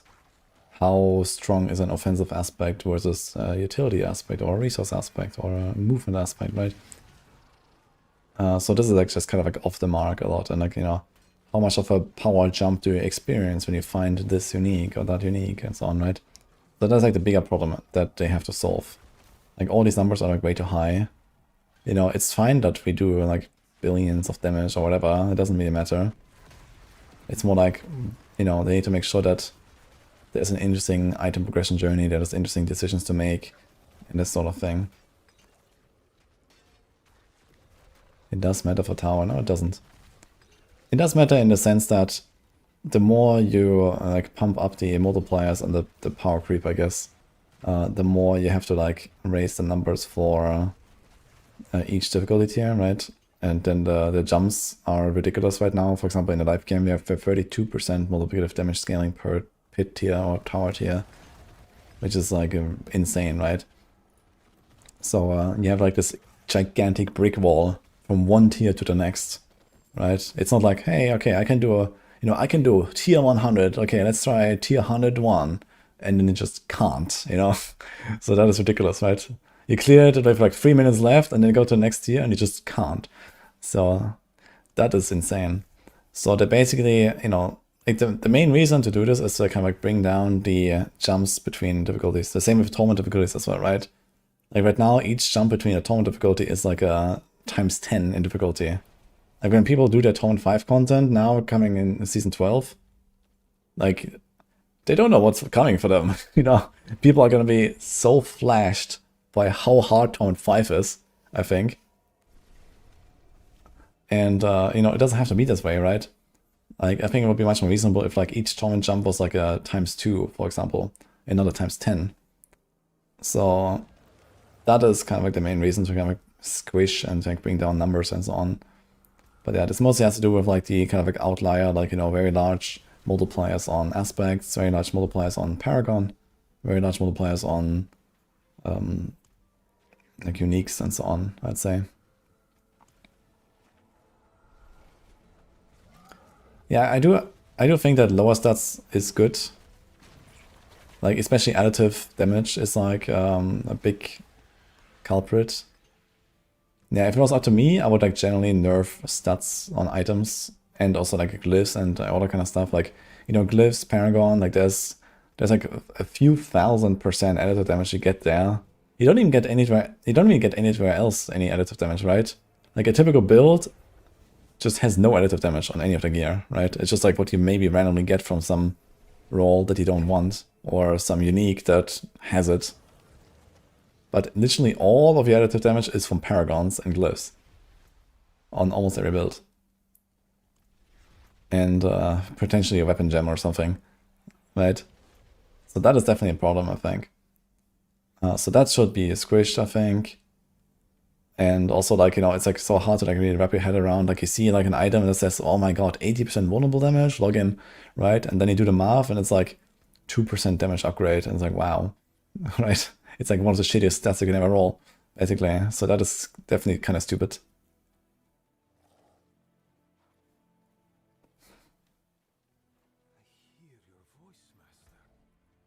So yeah, for that reason, I should definitely squish. It's just like all kind of like out of whack, I think.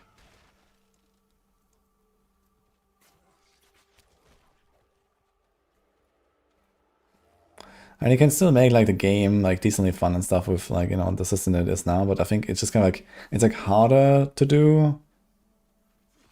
It's like, you know, harder to understand for people. It's like harder to balance. And, you know, like you still have these friction points, like, you know, pushing up pit tiers. There's like this, you know, like insane brick wall feeling. Or even like trying to go up like, you know, tournament difficulty. Imagine, you know, there's like extra tournaments. And then, okay, you do like a pit, you unlock like, you know, the next tournament. And then you go there, and if you didn't like unlock that next tournament in like a fast like, kind of speed run, right? Then you have no business being there. Like it's the same now, right? You go from like tournament 2 to tournament 3 to tournament 3 to tournament 4. Like if you do like a tier 55 and it's like a, you know, 9-minute run or something, and then you're like, hell yeah, I unlocked tournament 4, let's go, right? And then you walk into tournament 4 and you're gonna get shredded because you know, like you did a 9-minute run to unlock it, so you have no business being there. So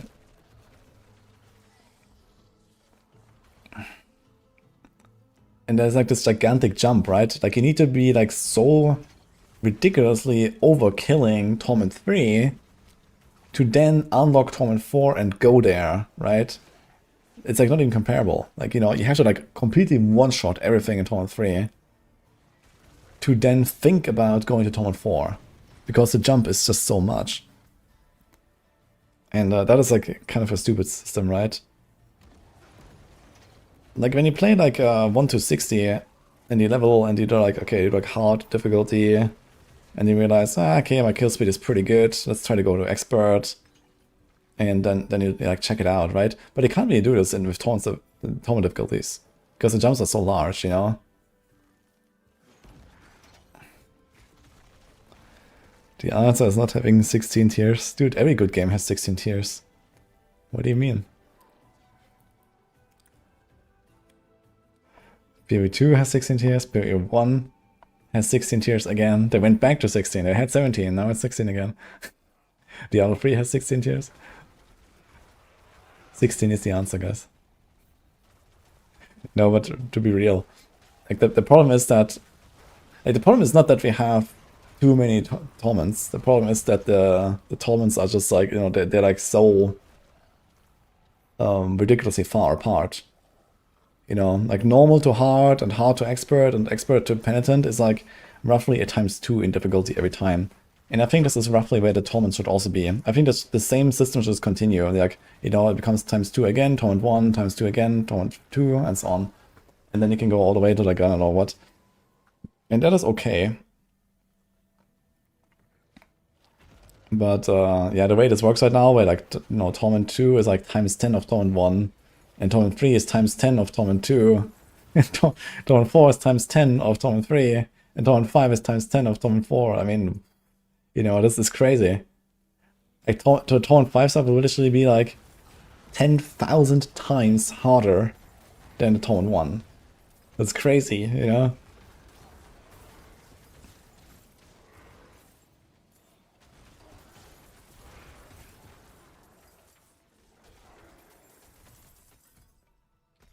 You need to check your damage numbers if you start hitting for a few billion T3, you know you can speedrun T4 but not do bosses yet.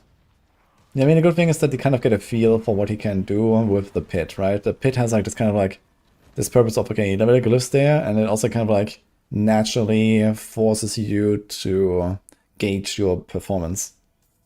So, you know, the pit has like a really good place with that, basically, right? You do like a little bit of it here and there, get the glyphs higher, and then you realize at some point, okay, I can do this tier just fine. Okay, let's go up. But either way, it's still like stupid, I think, you know? Like jumps definitely need to be like way more incremental.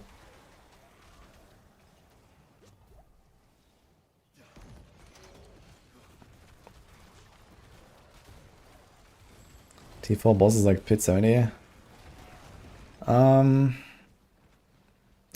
Yeah, I would say probably a bit above that. I think you want to be farming something like 75 to 80 normally if you want to do comfortable T4 bosses.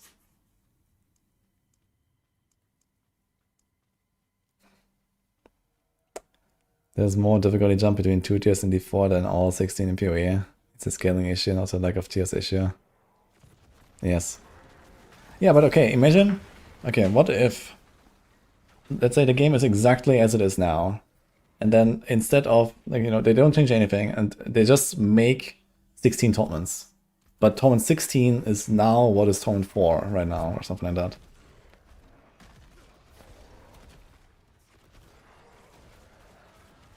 I think that would just be an upgrade to the game. Now we would have a bit of an issue that you know, it would be kind of weird with like, you know, where exactly would you unlock them?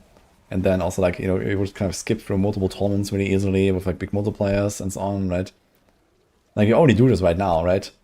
Like you level a druid to 60, you go to Kadada, you press on 200 mace, you have a rotting Nightbringer, and boom, you go to torment 4, right? And that would be even more ridiculous in this new system, right? Where you literally skip from torment 1 to torment 16, everything in between skipped.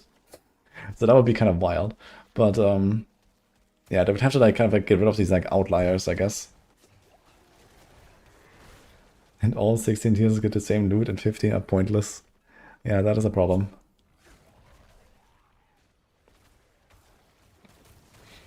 It's basically the issue D3 has, there's so much separation with so many torments.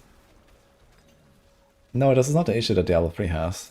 Diablo 3 just has the same problem that Diablo 4 has, just on crack, right? Like Diablo 3 just has the sets, and once you get one of those sets completed, you jump like at least 10 torments or more. And so you kind of just like, you know, struggle to bust your way through on like some shitty low torment until you have a set completed, and then you like Giga Chat T16, basically. And that's it.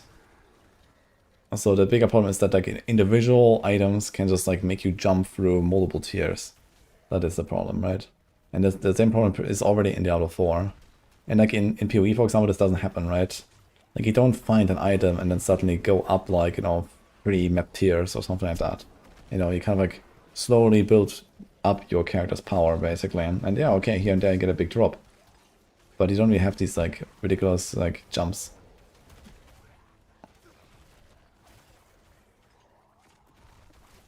Maybe just old school and think that normal Nightmare and Hell difficulties are enough.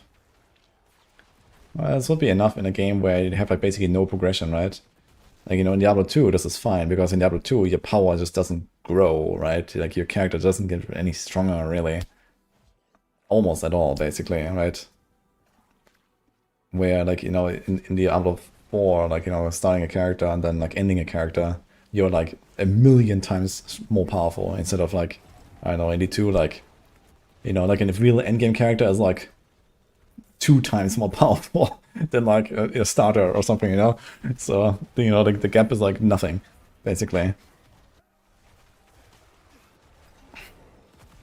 So...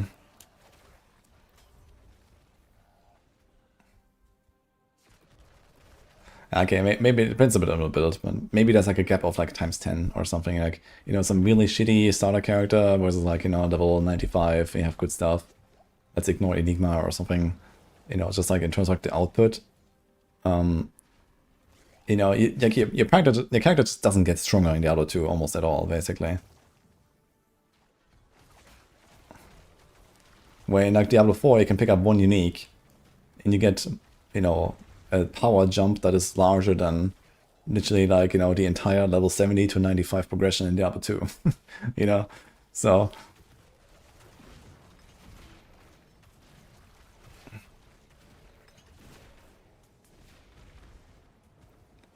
PoE 200k viewers on Twitch, you never saw D4 achieve that? Not even 100k. Well, maybe you weren't there at the right time. But actually Diablo 4 reached like 1 million concurrent viewers, I believe, on launch.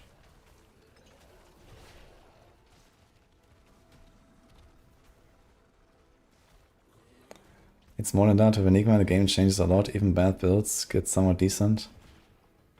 Yeah, but I just said we exclude Enigma here, right? And Enigma doesn't give you power. It just gives you, you know, mobility similar to other classes, basically. Will I play PoE? No, I decided to skip for now.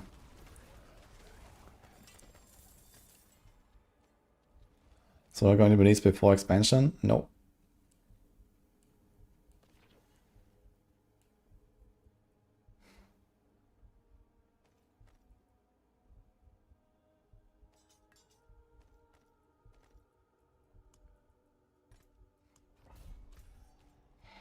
It's very stupid that Mythics always stop with max stat range. Yeah, that is definitely stupid. It would be much more fun if there were like ranges again, I think, on Mythics.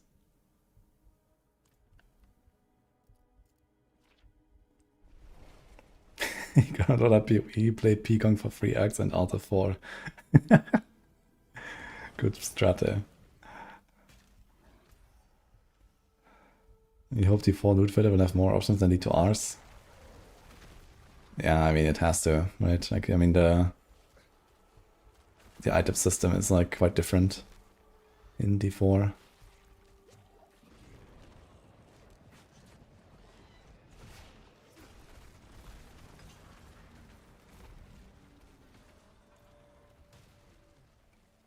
D2R has been really fun. Yeah, I agree. I had a really good time.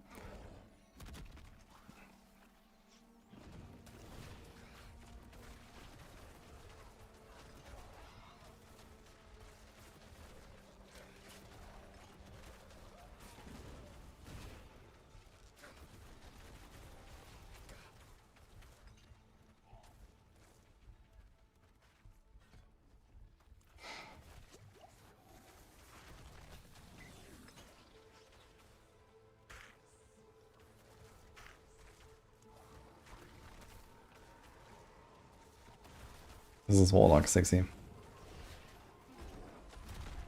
The Exile for D4, I haven't played in like a year. Oh, that's gonna be pretty cool. Are you gonna play now, or are you gonna wait until the expansion? You haven't played in a year, that's like a lot of stuff, I guess, that you wanna check out, potentially.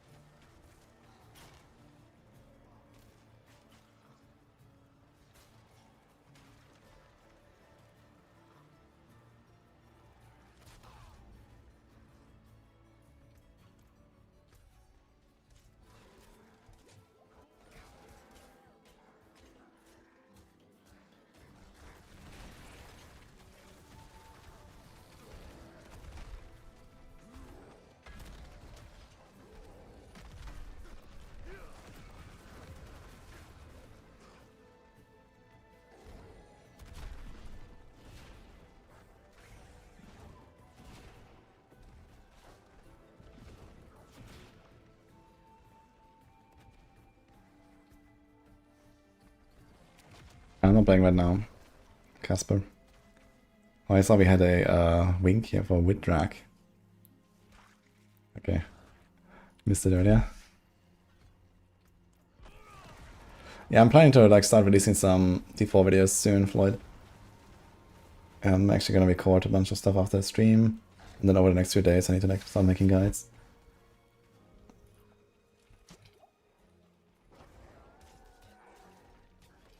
What was I looking at earlier? I think I was looking through what can heal you on this class, right? There's like more stuff you want to find maybe. Let's see. So we're looking for like 45 sources or healing sources. And yeah, that's frankly not that much. Metamorphosis grants you life. No, damage. And then life here, I think on the other upgrade.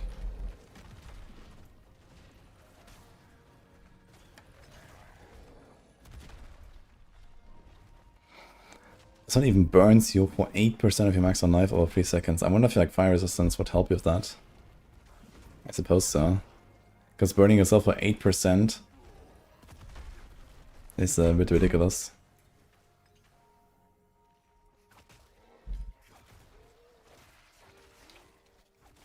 Nah, I'm not gonna do PoE, Chief. It's kind of like too little time right now.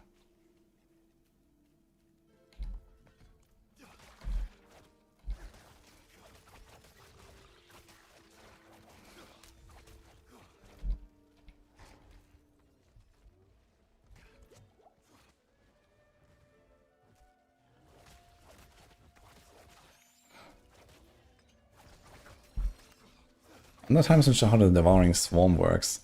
I feel like this is probably like the strongest variant here because you can have up to 3 of them at once. But do they count as like 3 separate entities? Is it still like one skill with one timer? Like I don't know how this is gonna go. Kinda interesting though. Like each chance 1%, that looks funny, man.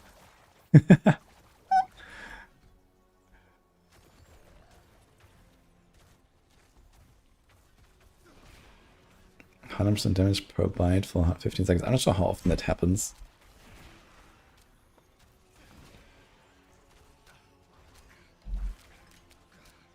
But it's up to 2 additional times per second. So since that is a side upgrade, it must have like a few bites per second already. Makes enemies vulnerable, causes them to take 20% increased damage from my Arc Fiend skills. Actually...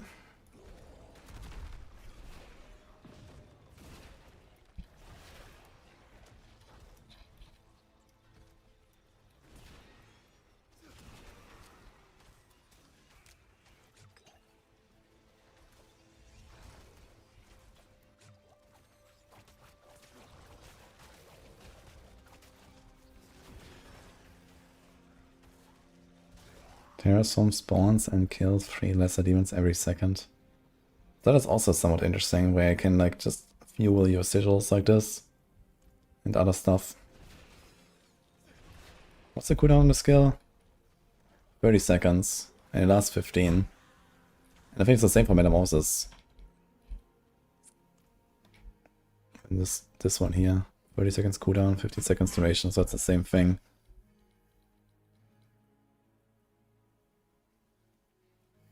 Do you have confirmation that sanctification will be back as permanent mechanic?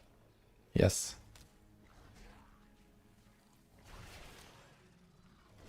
But not in season 12.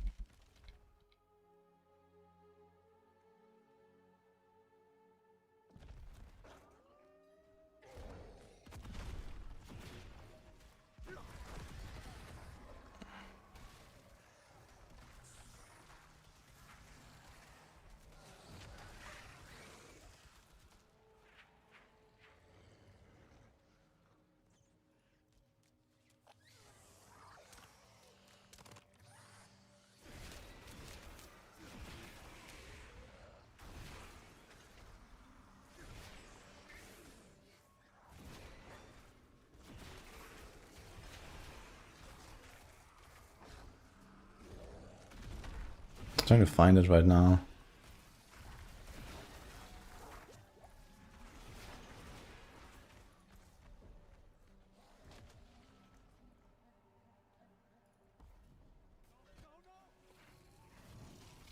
There was like some cube screenshots and so on. But yeah, anyway.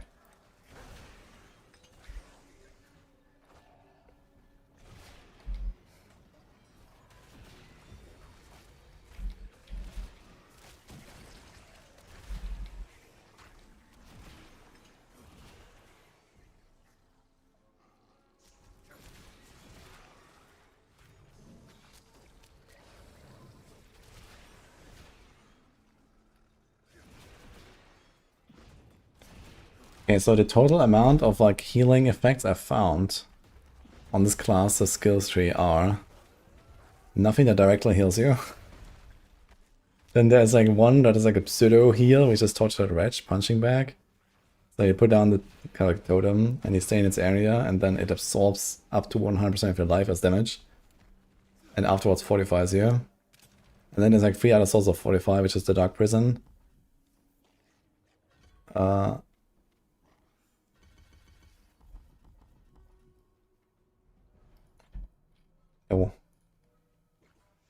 Zombie Karma. That's a very nice emote. What is that? Anyway, thank you for the mouse.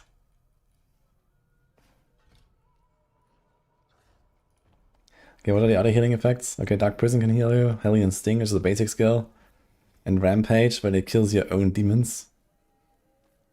So yeah, I should like summon a lot of demons somehow and then smash them and get a bit of fortify, sort of oof. So you basically have like no fucking healing on this class. Like only thing healing has to be like external. It needs to be like a life on hit, life regen. It needs to be like from items, or it needs to be like, I don't know, some uniques. Temerity and stuff like that. It's kind of wild.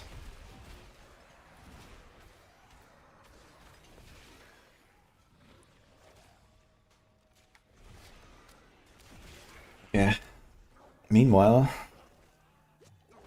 I think we have to cook a little bit for season 12. I need to start making some build guides and so on.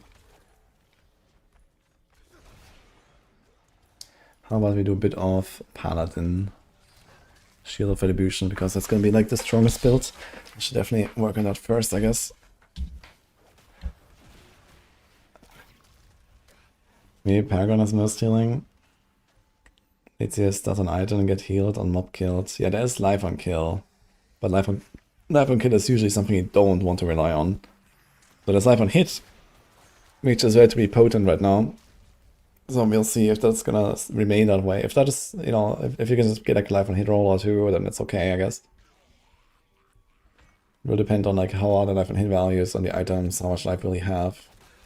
Right now is like a really good ratio, like having 1 life on hit roll is just, you're just fine basically.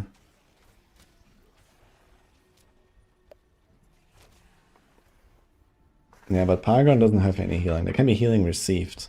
And it's a willpower class, so you get healing received naturally. Like this is what willpower gives you, as like the defensive like, part of it.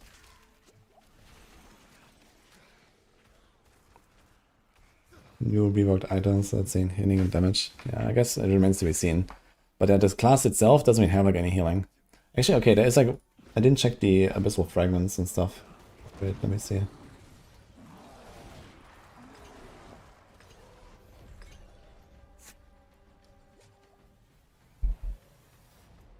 There's also the search bar here, so there's fortify can search. There's not even healing it can search, by the way. It's not even that word.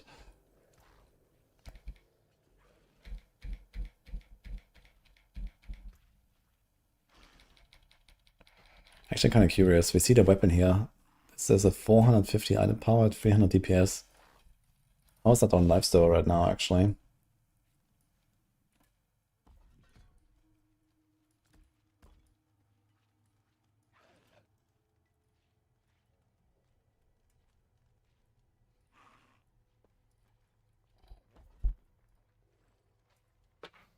So this thing has times 2.5 the damage per second.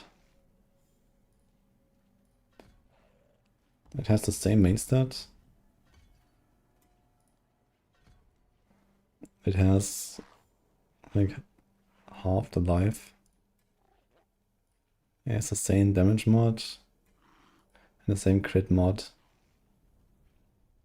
So you get more DPS and more life, yeah.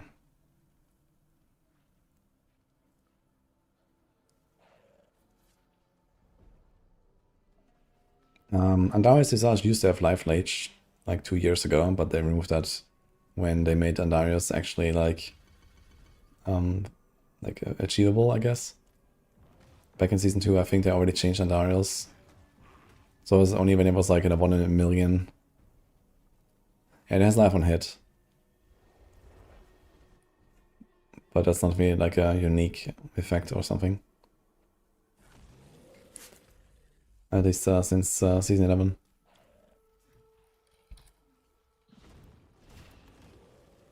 Times 2, 4, 6.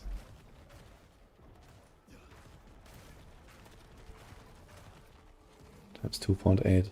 Yeah, so it's almost times 2.5 for both DPS and the life, yeah.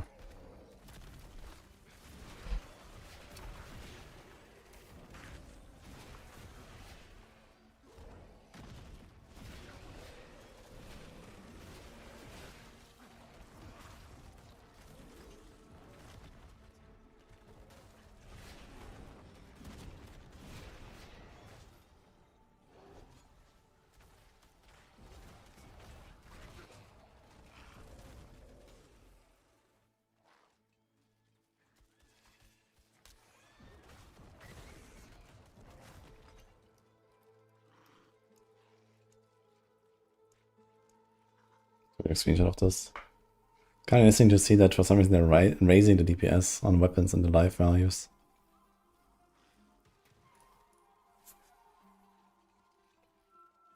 Do you have any other like item screenshots?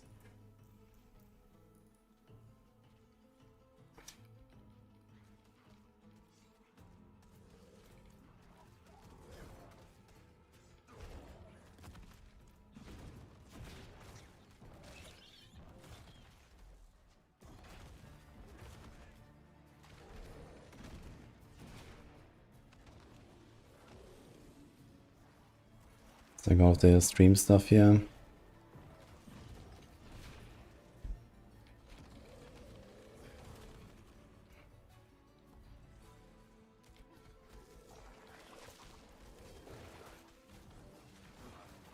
Okay. The artworks are really cool, I gotta say. Not playing PoE. No.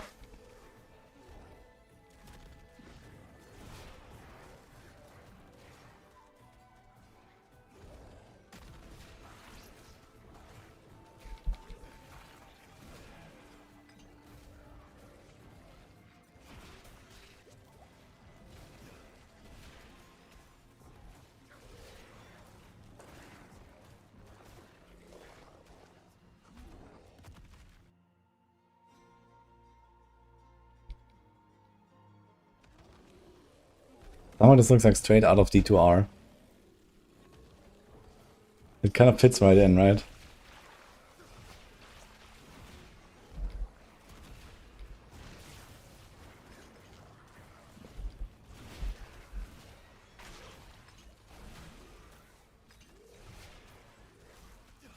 Okay, let's see those again.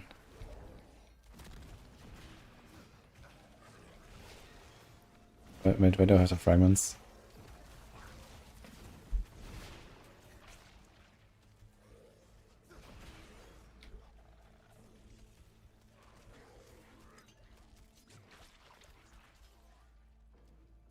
Okay.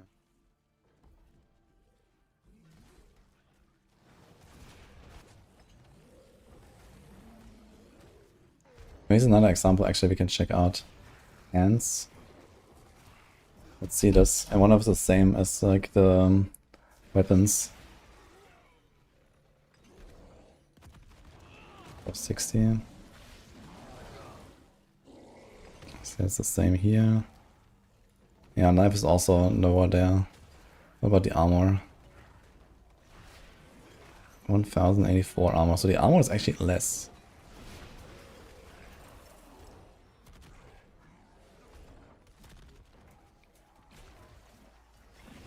But I can definitely see that it's changing something about life and DPS, it seems.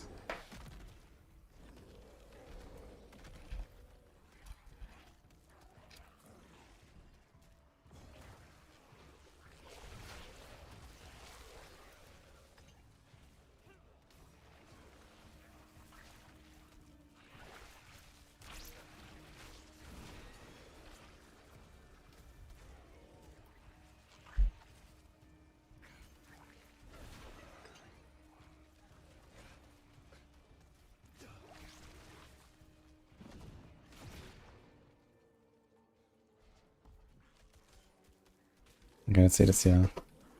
Casting greater demon skill increases lesser demon. Oh, we're looking for like any sort of like special healing effects. So none of the baseline shards have any.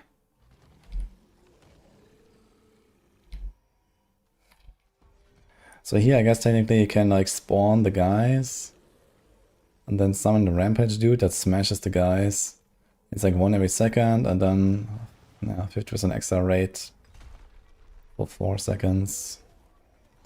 So yeah, not that crazy. I get like 2-3% 45 per second. I guess it's something.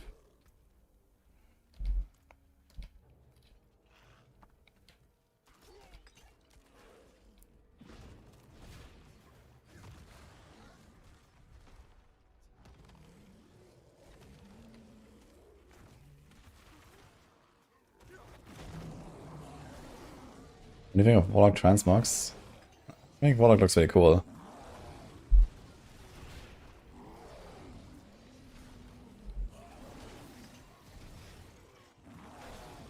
So here you can even spend your life, not even gain any. Okay. Yeah, so there's like just no fucking healing in this class. No, we didn't play a lot of Ada campaign. We couldn't even go to Scovers. It was locked. It was Owner Hunter here. I have to do a tier list for Maxroll. Warlock transmog tier list.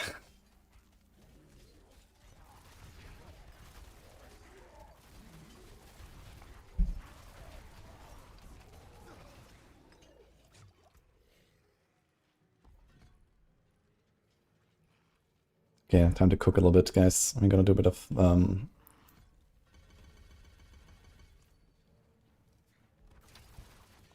Paladin.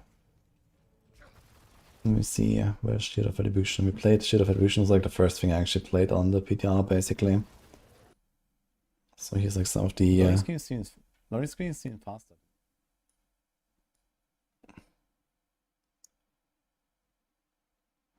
So I did like both the Fortress setup and then the Arbiter setup. And I think what I might do is we're gonna do Fortress setup as like the standard, then Arbiter setup for pushing maybe. Because Fortress, it will just be very comfy against bosses, and bosses are gonna be a bit of a struggle, I guess. At least early on. You think you know what STR is going to look like? There's certainly gonna be a lot of Paladin again, but you know, the Paladin is going down a lot and the standards are going down a lot. What I said I like the most on Warlock. I like the Dread Claws a lot. So it's like one of the core skills that shoots like these things like a wave or like around you. The Abyss skill. That was nice. I don't like Health Fracture, I guess. Which is like another core skill where you like it erupts multiple times.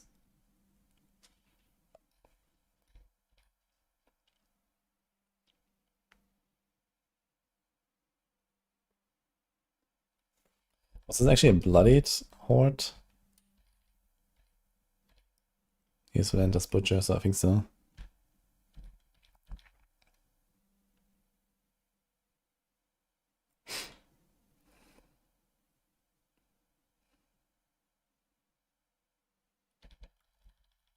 Actually, the question is when I...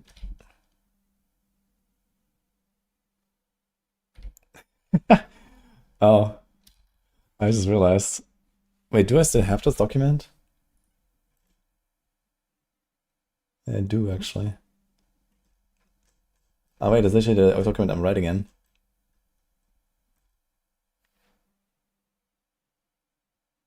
Which, here I see it.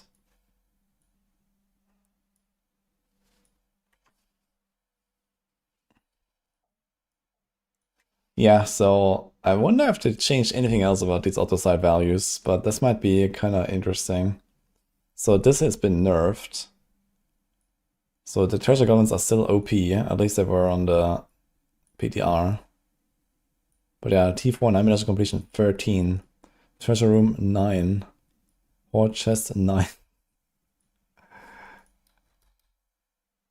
For the big chest. Can we see how much now when I open this thing? With 300 ether. 4GA. Login. What tree is that on? Yeah, so like basically all of the Abyss stuff is Mastermind. But it doesn't really have like that kind of like Mastermind feel of like, okay, you are kind of like chilling in the back. It's like just like a core skill you can spam, and I like this one. And it also like Blazing Scream. It's like another core skill where you shoot out a skull that shoots out more skulls. That reminds me a bit of Frozen Orb. Okay, here is 4, 7, 8, 9, 6, 6, 5. This was 338, right? 7 per stack.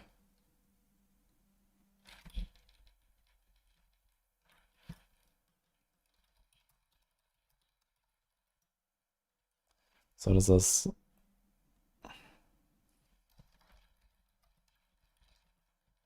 just count this together. 11, 20, 32, 30, 45. I guess.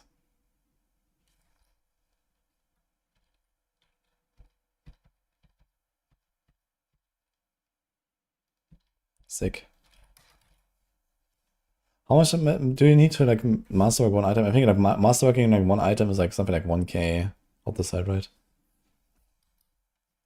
So if this is giga nerfed, and let's say this too, it's gonna be rough out there. I wish I could chain pits instead of teleporting out, just take a portal and go next. That'd be kind of cool, actually. I agree. Hi, Diablo. Yeah, we're starting now with Paladin right now. I want to update the Shield of Retribution build.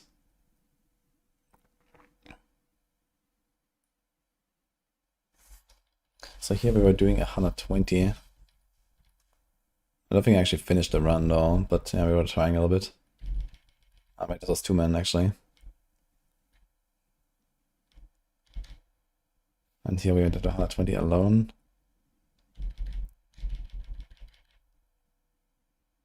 Wait, this is with Arbiter actually. So here I was doing Arbiter.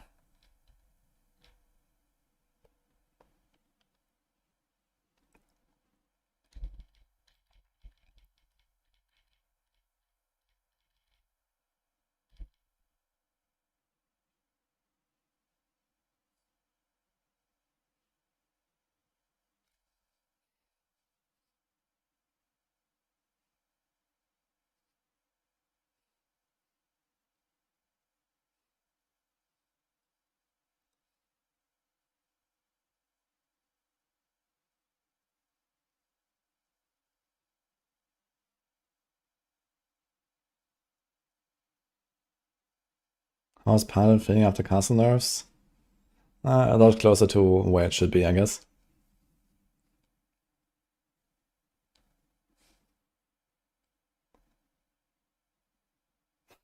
Okay, Mackie.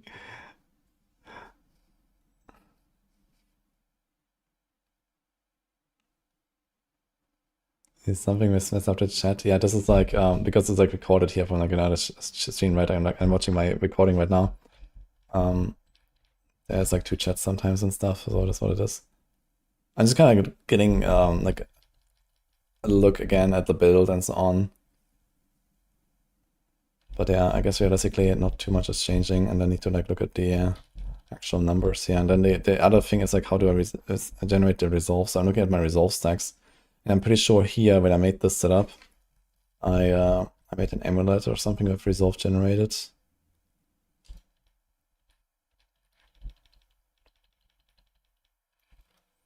See this?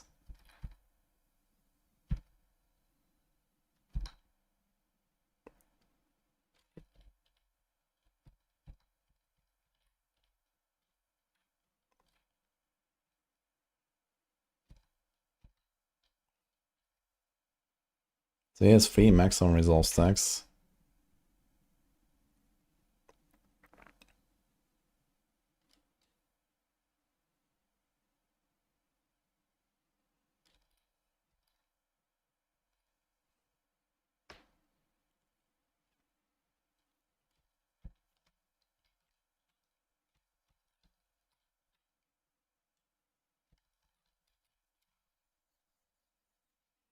I was looking for Ascension aspect there, okay.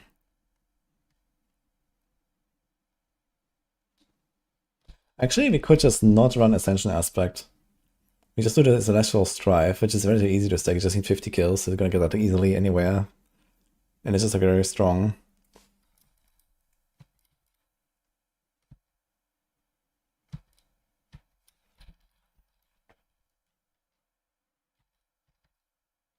There's 4 to on guard. And then casting a beta skill generates 6 resolve. Ah, that's how I did it, okay. Okay, that works. So you can do the Arbiter package and just do Valiance, yeah, because this works now. It's, there's not really much else to put on the boots anyway.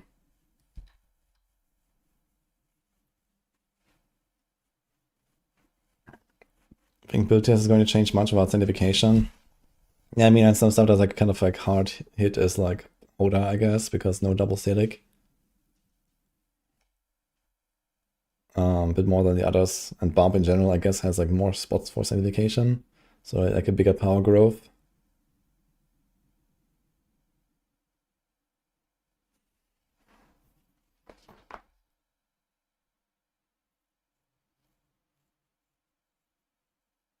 I have points in Holy Light Aura there. Do I even have it on a bar?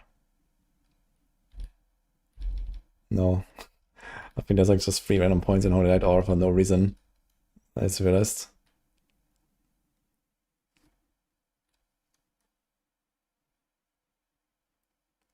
Just think because you're literally rolling junk to try and get mythic items.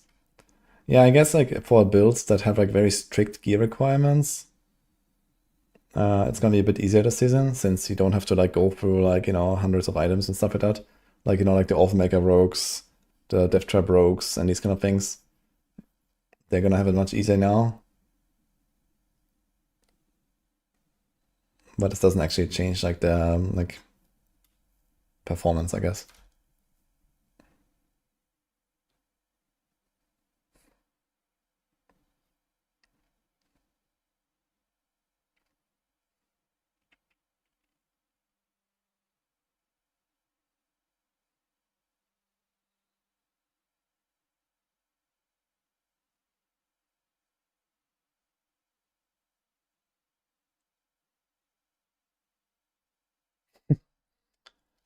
That is scuffed actually, holy. So I took out the 3 points for high clarity and to put them into renewal. Holy. I saw how much like cooldown I had there. Also in town I have 160k deafness. What is this? It seems like so low.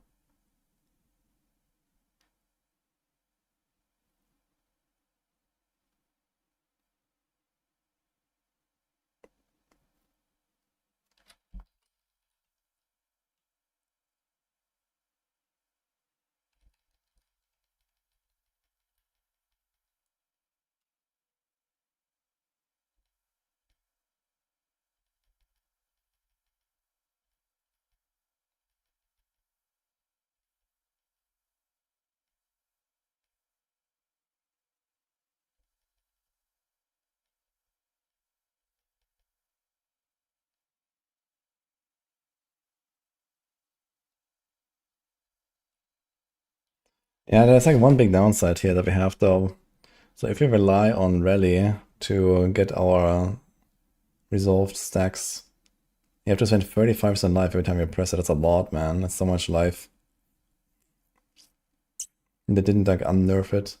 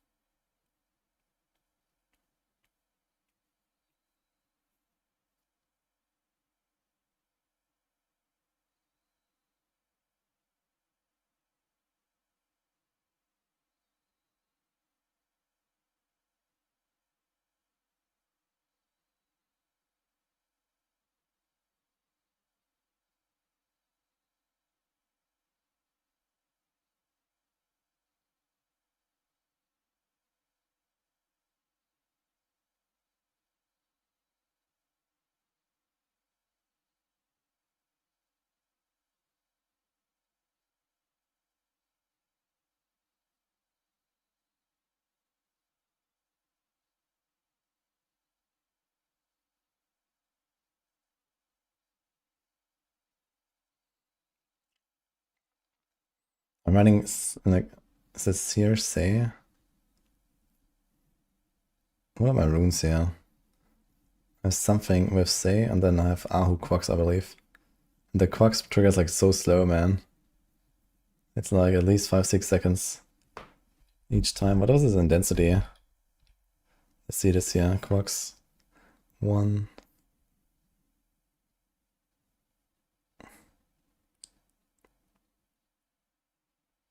2.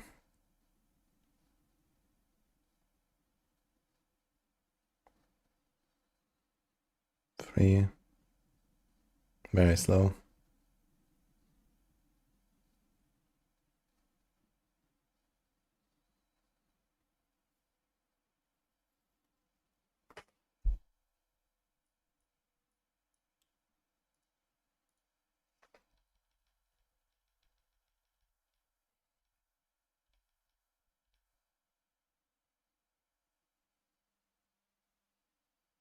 What are we doing now?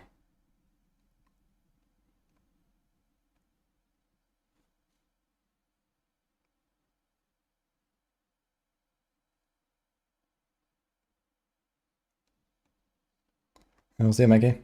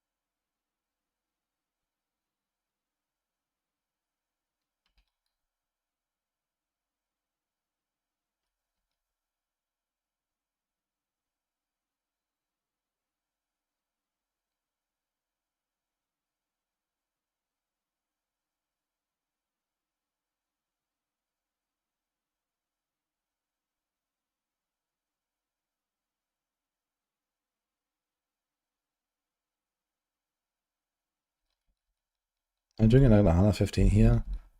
I do it actually with Fortress. So there's obviously a lot comfier with defense because he's kind of like invulnerable. And I am staying on time actually. Am I clearing this? It's kind of crappy map here with the knights and stuff. Okay, then I shut down. That's bad. Let me see that 115 again before that. So this was... Actually, funny enough, this was the same map and also knights. Interesting. Okay, it was on floor 2 though, where we were already ramped.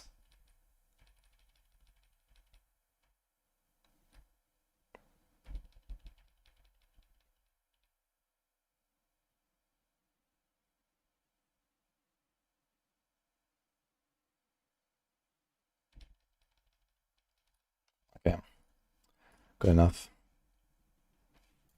Let's just put some B-roll up again in the background so there's something going on, I guess. And let's check this out here, what do we have? I think first of all, we're gonna make a copy of everything.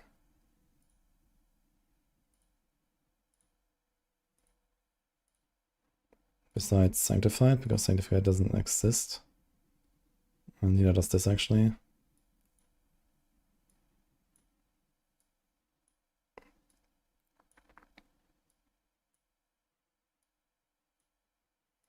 Okay.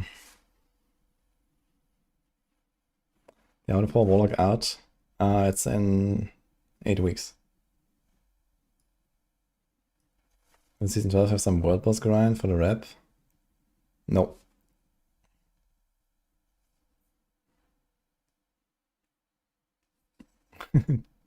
You dare hope for a decent rebuild of the Druid skill tree now? Yeah, what Colin said yesterday about Druid sounds very interesting, actually.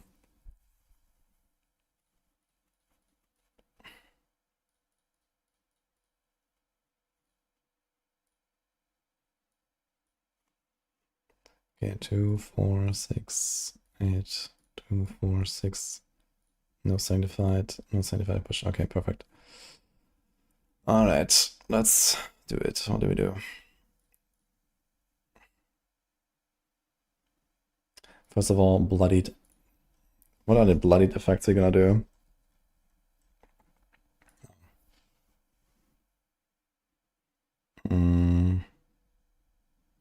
Wait, save. What if I do this? Is the entire planner season 12? Ah, no, okay, perfect. We can do it per set.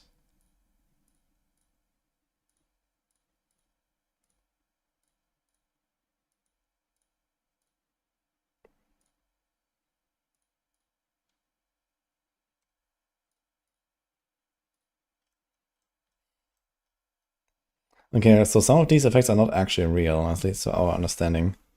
Like all this, like with the +2 kill streak was not real. This is only for chance for items to drop. And I think the one thing you care about is for more hunger items. There's rampage items such as armor, hunger is the jewelry, feast is the weapons. But I think the only thing that you really try to chase is amulets usually, so I would say hunger is probably the best. There's runes, which has like a gold value, I suppose. There's actual gold, but that's kind of crappy. And there's salvage material that we don't really care about. So I think I'm gonna put hunger on everything.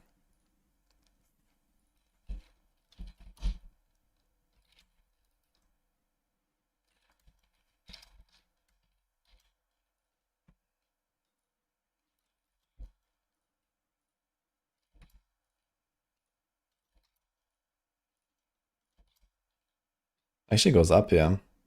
Oh, because it's masterwork, okay.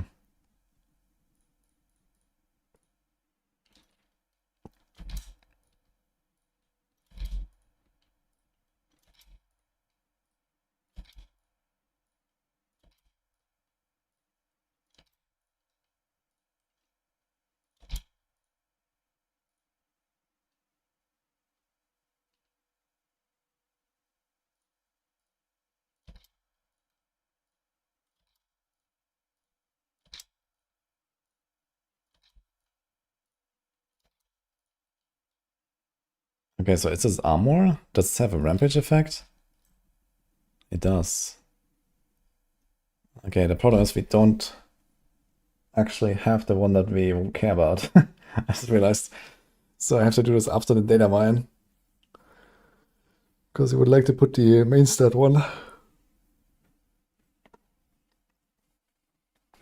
Okay, unfortunate. I think we are... Maybe not attack speed capped. But it's a starter version here, Mythic. This one is definitely attack speed capped and definitely crit capped. And definitely doesn't need resources and definitely doesn't need cooldown. Actually, how about cooldown? We don't really want to rely on cooldown, but again, can't hurt, I guess. 69%, yeah. Okay.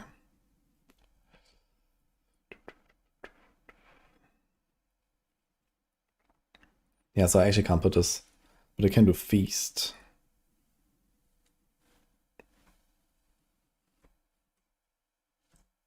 Heavy 40 kills, we set one random cooldown. That is actually kind of interesting when it comes to like ramping the Arbiter. Because Arbiter has like a kind of long cooldown. And when you time this, I'm not sure if is there like a counter for it.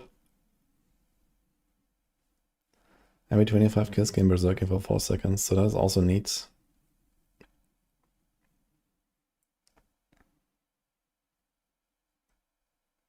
Chain hook 4 nearby enemies.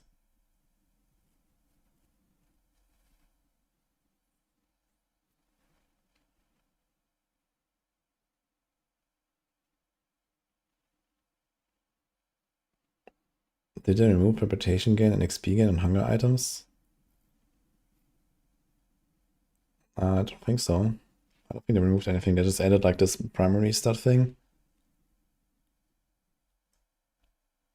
I think berserking is probably the best here actually. Every 25 kills. This will actually happen relatively often. It's also kind of nice because you can like just like blast all the small stuff in a pack and then you have berserking for a little bit and then kind of chain the berserking.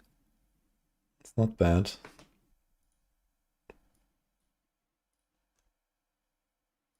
Okay, let me see the hunger again. I don't know, there's like some empty stuff here.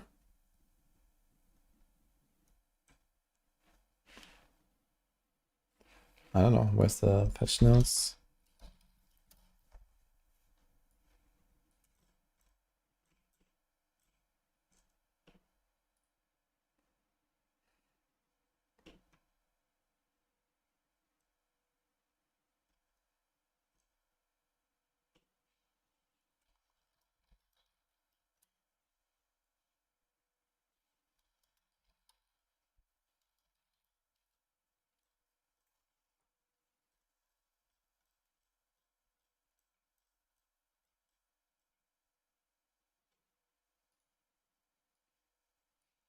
Okay, found it.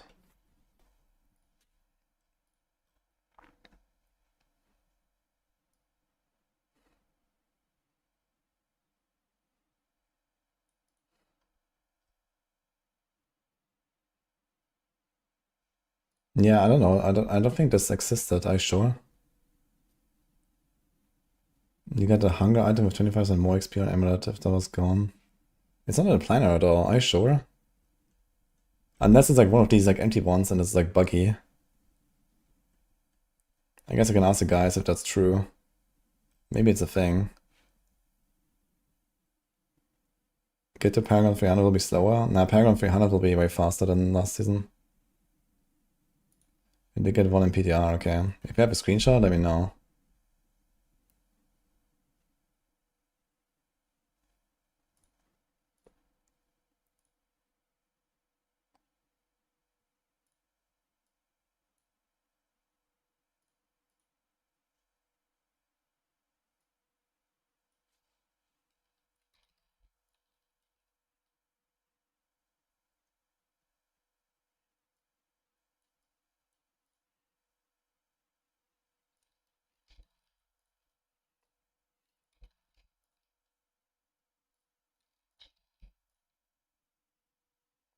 Okay, so for leveling, we can actually do some stuff, yeah. So here we have, there's attack speed per Q6 streak. Life on hit doesn't hurt. I'm not sure if these can actually roll 100 life. That sounds like a lot when they're low level. Resource. Movement. I guess he kind of wanted to do like one of each or something. One movement. One movement. Let's do it on starter as well. Movement. I guess in Ancestor we probably don't care that much anymore. And then I think attack speed is good too. Yo, Poshka, thanks so much, by the way.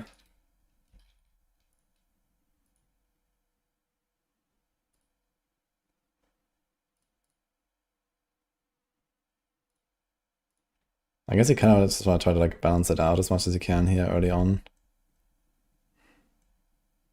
4 life on hit per kill streak tier. Oh my god.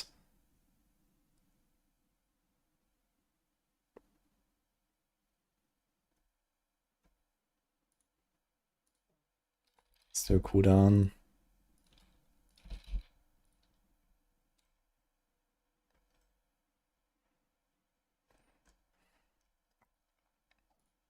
And I guess starting against that, so he's gonna put like the new main stat thing everywhere.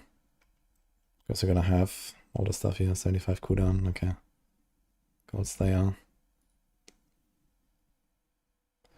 Questions, do we do double cooldown? What does it have? 36. Double cooldown it is, maybe?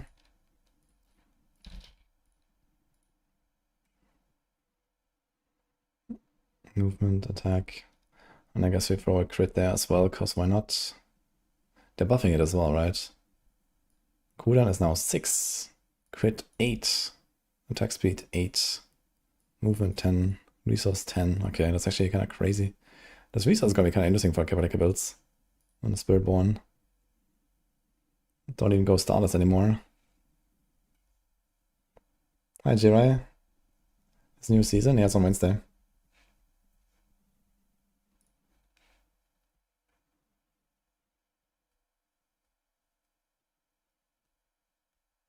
The Altars was this last season, last Shadow Rider.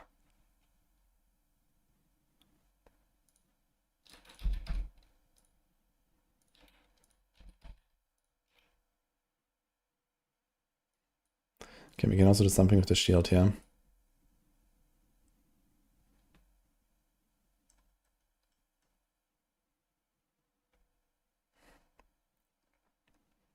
I think the max life wouldn't hurt. Max life or life and hit, I'm not sure. No, I think it will make it like more smooth, I guess.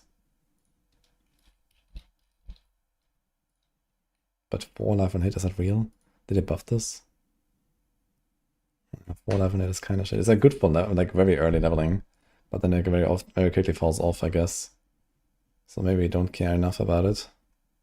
But what else would we put? I was gonna do it anyway.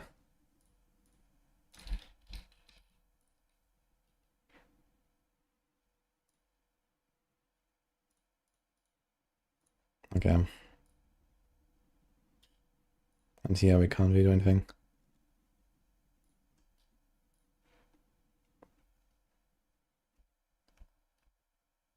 Yeah, Warlock is in April in the expansion, Jerry. But yeah, it's like some of the gameplay that I captured.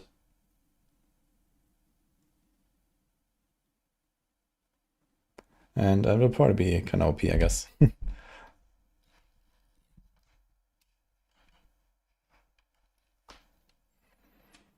There's no XP effects on rotation. Probably the best next thing is going to be movement and CDR, just zoom and spam skills. Okay, I guess we should think about, okay, what is the opportunity cost here, right? Like, let's say you have 4 tiers. Or 5. Like, it will get to 5, I think.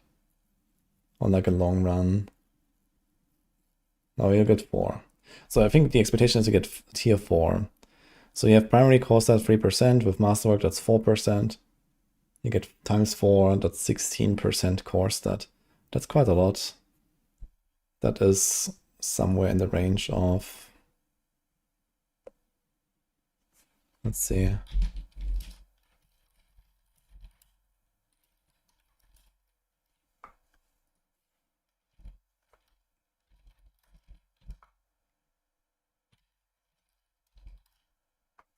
It's like an 11% bonus damage. It's quite significant. But yeah, if you imagine like 4 tiers of attack speed, that's 32%, 24%. But yeah, the thing is, you don't want to rely on kill streaks for this stuff in the endgame. So I don't think you're not gonna make a build where you rely on this. You can maybe do it slightly. You can like slightly rely on it, maybe. Like, you know, like, okay, like the first Arcana kills, and then I get kill streak tier 2, and then maybe like the third tier is like the 250, and then, you know, that's like kind of good enough. Or something like that. It's like, you know, it happens easily enough. So maybe this is really what we need to look at.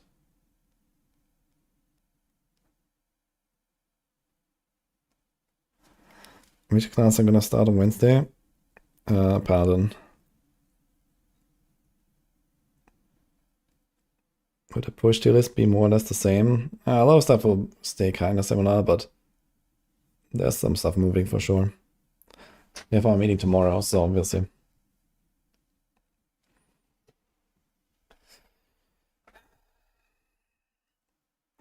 Okay, so how much power could I gain if I had 24% less attack speed on my gear, for example? That's 2 rolls. I could put like a life roll here, and that's about it, I guess. There's not even another roll anyway. What about cooldown? Cooldown is 6%. I'm not sure if there's the scale magically per stack or something. But yeah, let's say at 3 stacks, this will be 18%. This will be also like 1 roll. So for cooldown, it's actually relatively undertuned compared to attack speed, for example. Crit, here's 10%. And yeah, we kind of have it just capped anyway.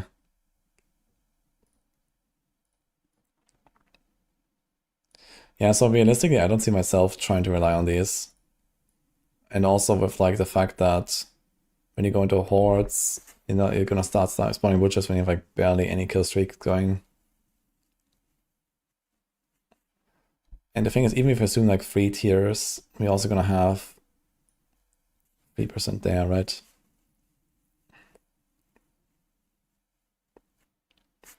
I think these stats are only going to be interesting for builds that actually just like have their potential maxed out on these effects and they can't get more, but they want more.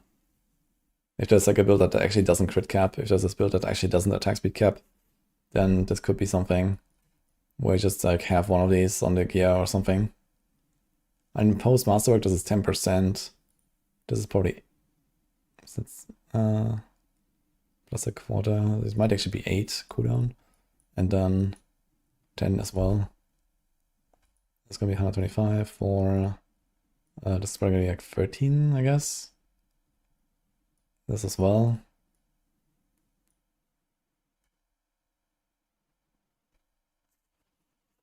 No hype for Andaria Rogue. I don't think I wanna bank on Andariel that much right now. Like, yeah, there could be some slight potential for maybe some very niche build on Andariel Rogue.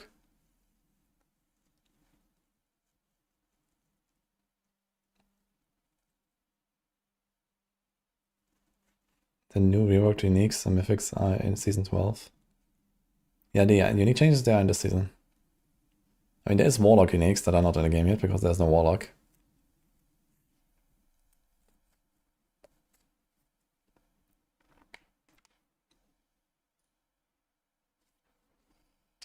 Yeah, so I think the TLDR is what I just said. We don't put this on anything. The only thing we put is this after like ancestral variant or something. And all the stat thresholds, they just have to be like achieved through the gear. And I guess one exception here would probably be like Capitega Spiritborn, where you put like 1 or 2 of these resource things.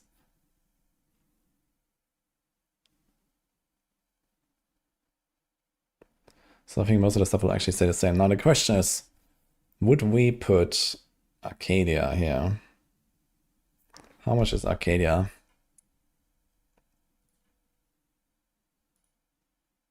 Mythic copy.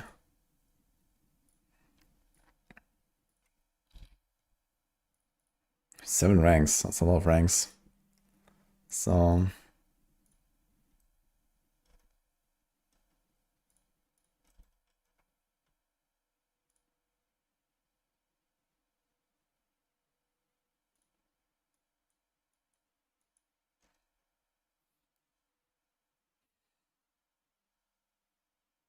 this is 90.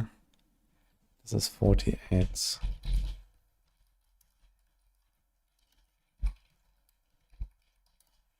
So Arcadia has a 28% bonus.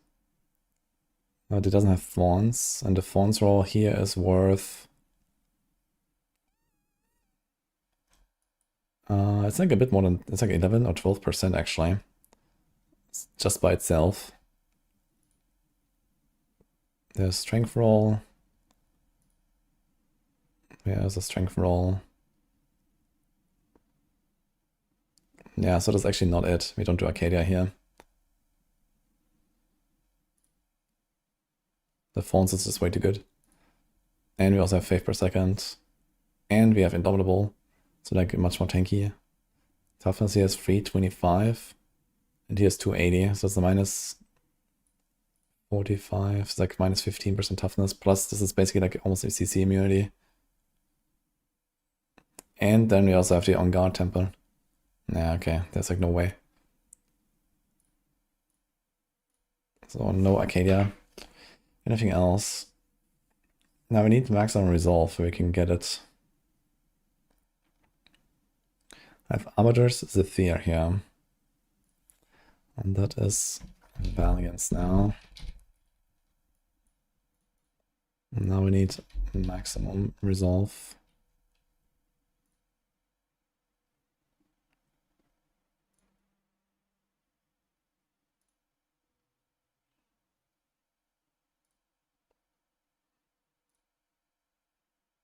Maximum resolve is the best here, I'd say. It's +1 only though. Actually, let me see. So we have baseline 8 resolve. Now we have 13.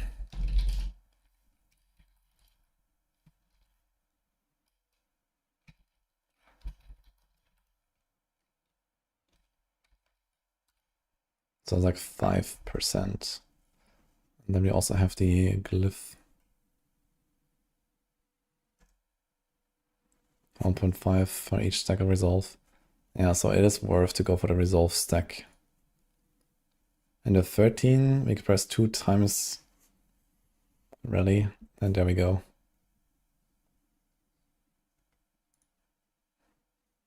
We actually cannot do this. What we do with this?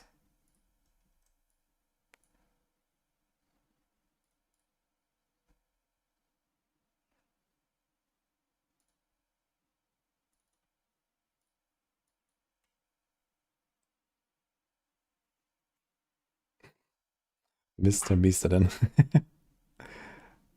Did a Master of Arcadia? Yes, it's 7 ranks. Which gives you 42% extra on this heavyweight multiplier. So it was 90 versus 48. And the net gain was like 23% or something. But yeah, like no way that this competes basically.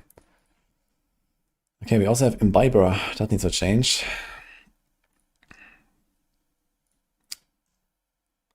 Let's do that maybe. Imbiber is not gonna be a thing here.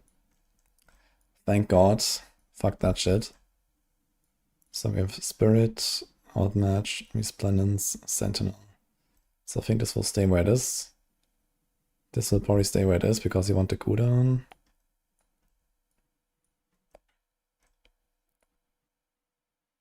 And this will stay as well. He's out of strength. So we could put another willpower, or we could put this.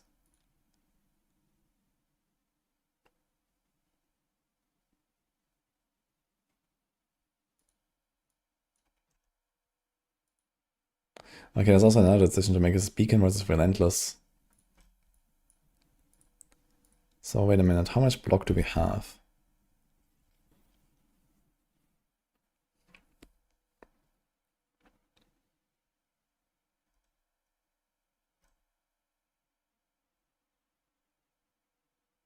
We have 115. Fuck. That's a 4 on guard.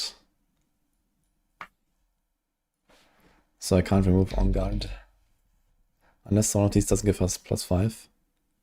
It does. And this does. And this does. Oh wait, 2. Cope.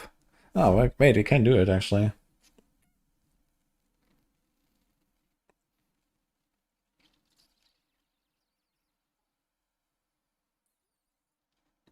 Yeah, so I think this is the way. So we take these 3 points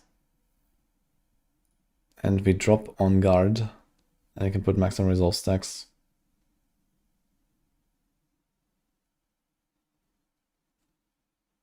That's the way, actually.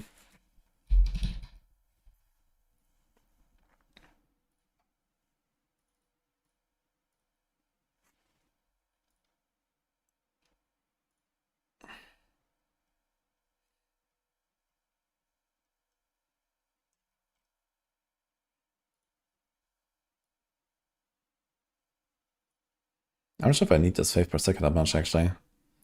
14. We press ready to get 22, 27. We probably don't need it. Actually, we already have 5/2 there. It's probably fine. Let's just put like an armor roll.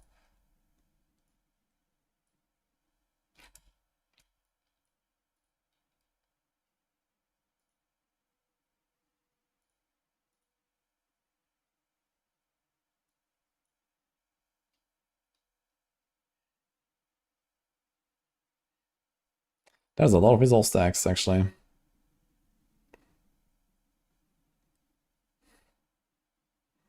$10, 18.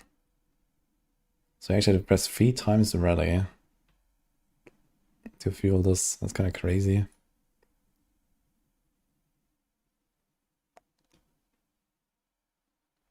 Now, what about the cooldown?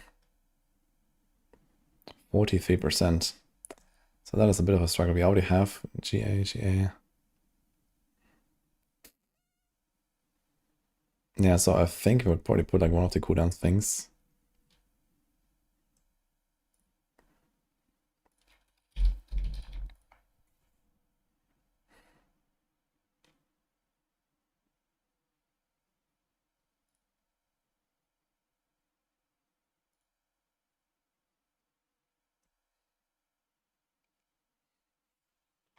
So the thing is 36 seconds. We have Resplendence.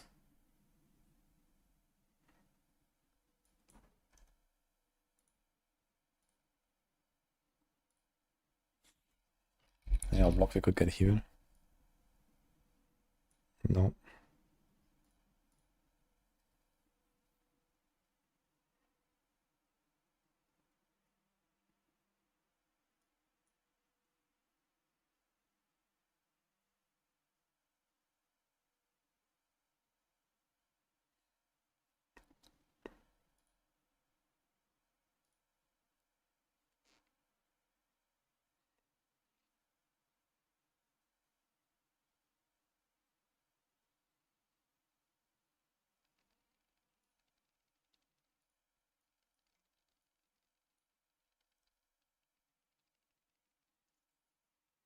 Yeah, it's rough actually, man. Relentless is such a big cooldown change. That's insane. Look at this. 69% cooldown. It's not just the 30% here, but you also have, you know, the buffed cooldown node there and the cooldown node there. It's insane. What about the damage? 2. Damage is actually lower. It's like one of the glyphs not active.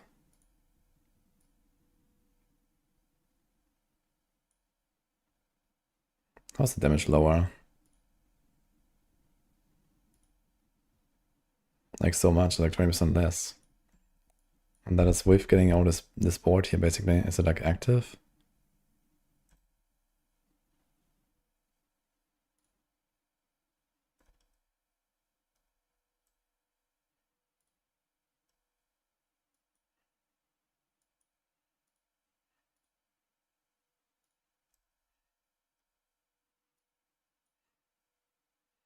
Uh-huh.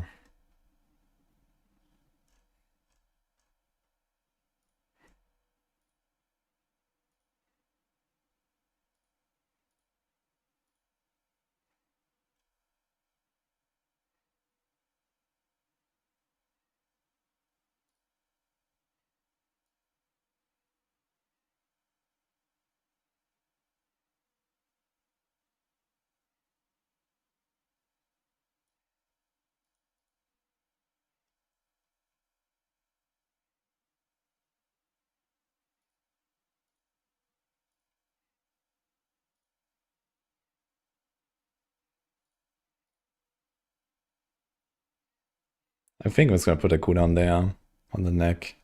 And then we're getting a bit closer at least. 54%. That's gonna make the Arbiter thing easier. It's gonna give us better fanaticism uptime with the weaken.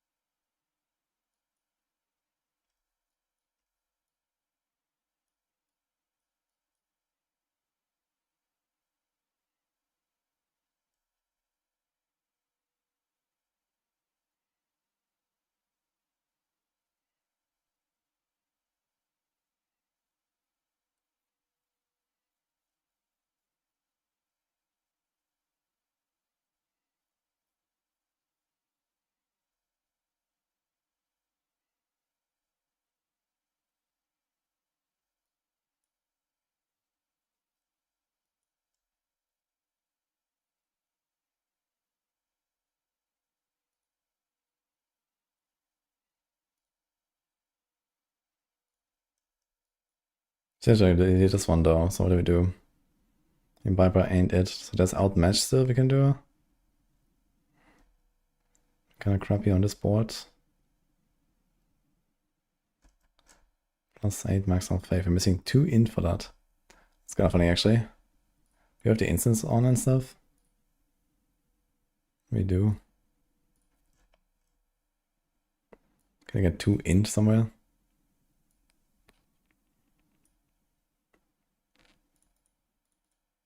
Can at least do this here.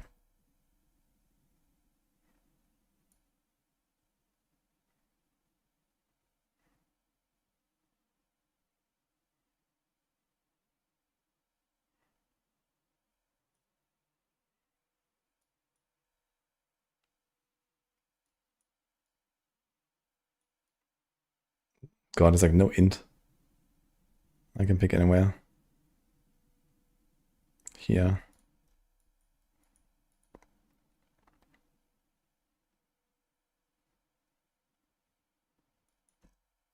But I think I might have like changed this after this here. So we said we probably put outmatch. 20% against damage, 20% damage against non-elites and bosses. And damage by healthy. And actually when we press rally, we're not gonna be healthy like always necessarily. Undaunted, but I don't think we're gonna have that much fortify. Revenge is maybe just the way actually. It's a bit less on the rare buff, but it's 15% multi. And it works against elites as well. Okay, outmatch versus revenge is kind of close, I guess. Hard to say, really. So one of those two. What do we do? Spirit is a willpower.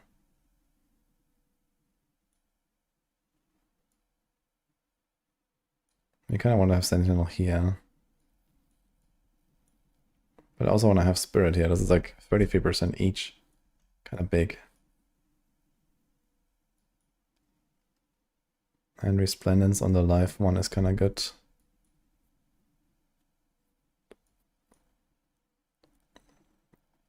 So it's kind of scuffed here. But I think I will have to put Spirit here.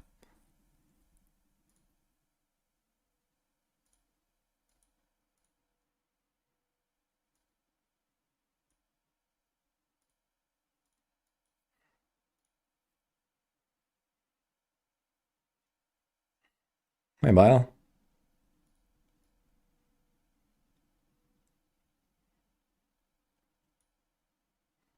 So this is int, 79 int. That's a lot of int.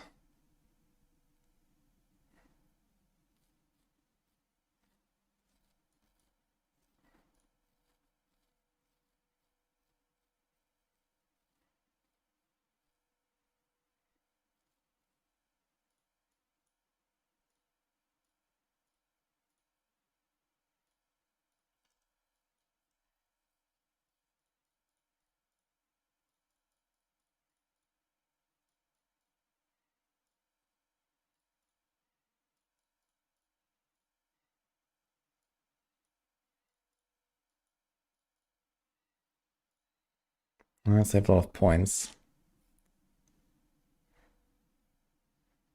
Kind of strange how this thing like boosts its own requirement.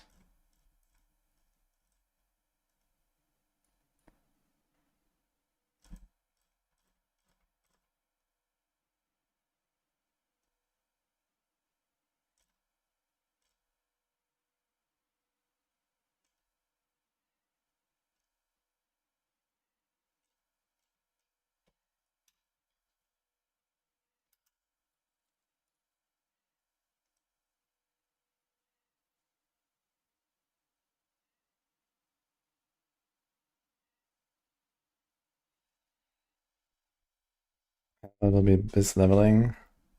Yeah, it could be that Helltide might be really good for leveling actually. It's gonna try to maintain a really high pace and just send it. And then get like the kill streaks, and it's like Diablo 3 where like and kill streak ends and boom, like +5 levels. Could be interesting. Definitely gonna try it, I think. But I think just to make sure I will not immediately skip the campaign for Vessel Fated. I think I might still wanna do that.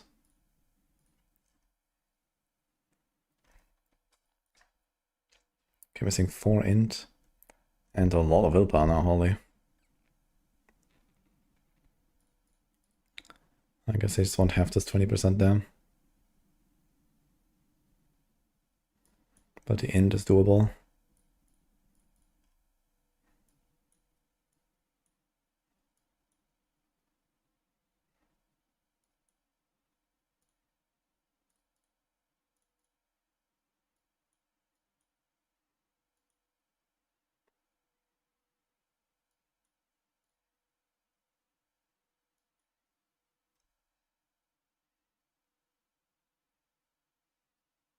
Castle is still 105% actually. 125% of your damage reduction from armor. That's a lot. And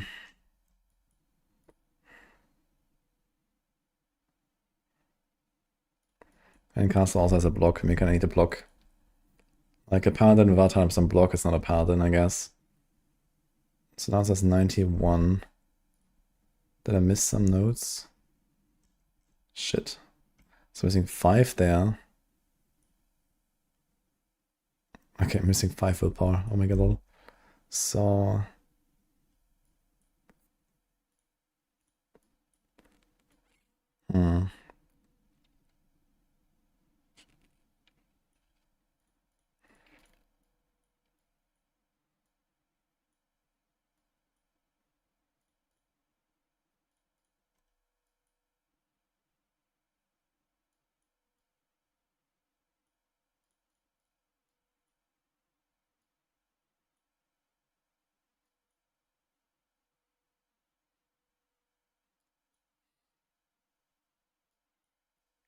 We're still missing 5 willpower. Because I removed this one again, fuck.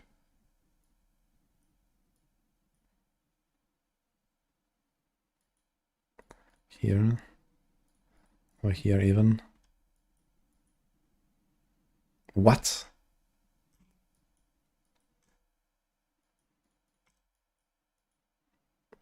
Okay, and now we're missing 4 block, I think. Here's 2. Is that the only? Here's 2 and here's 2. So we don't need to hit that. Do you want to change the order?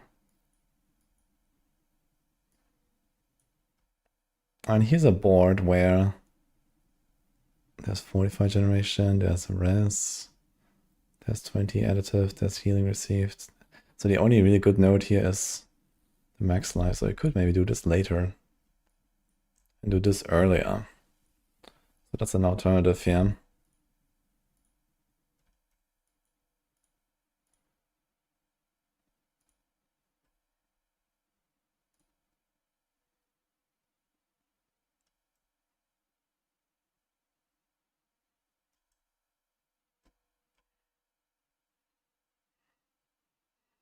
Exactly 100%.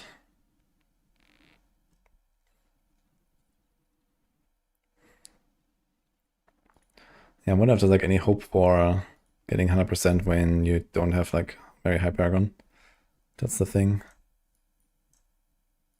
1, 2, 3, 4, 5. So that is still 100. Even at paragon 250.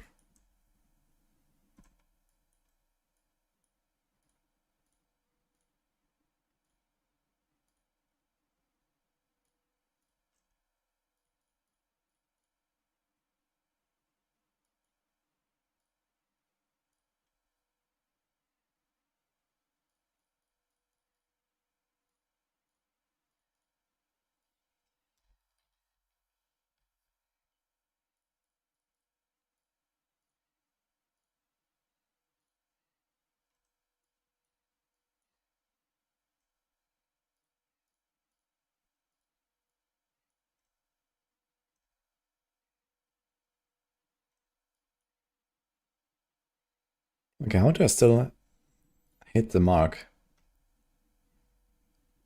I don't, I'm missing 5% now. So I need willpower.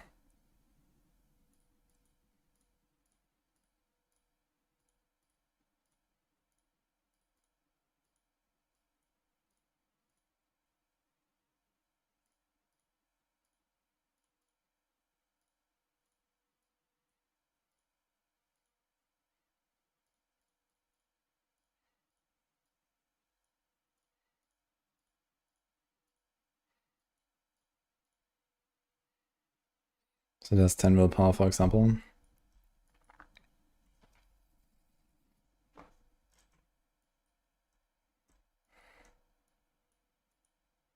Okay, so plan B.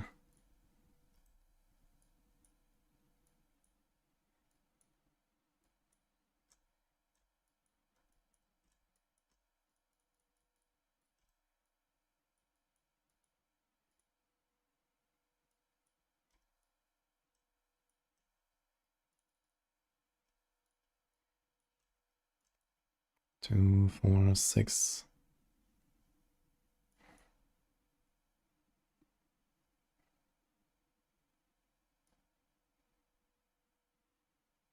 Wait, how come this is shorter?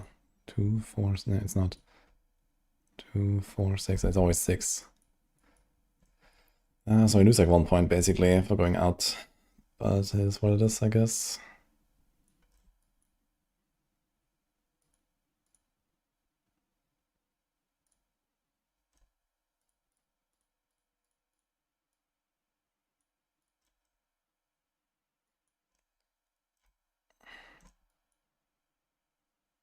Hmm.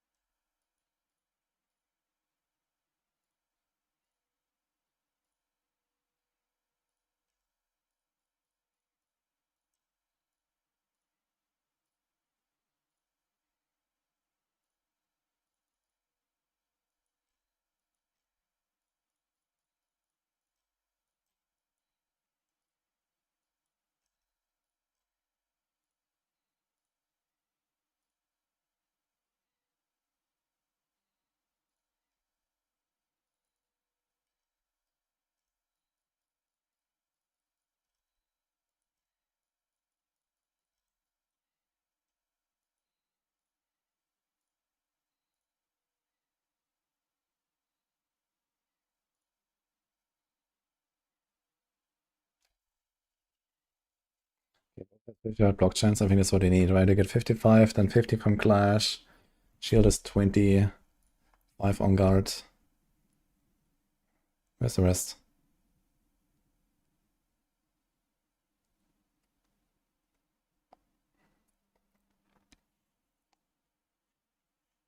$55, $75. Wait, now I have 105.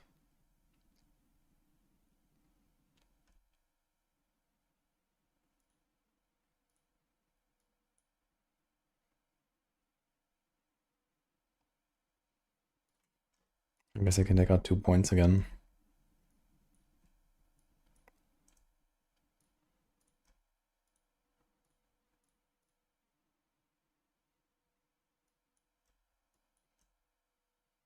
Any chance we can hit this one?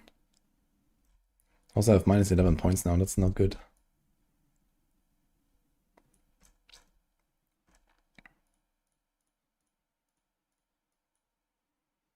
Still minus 5.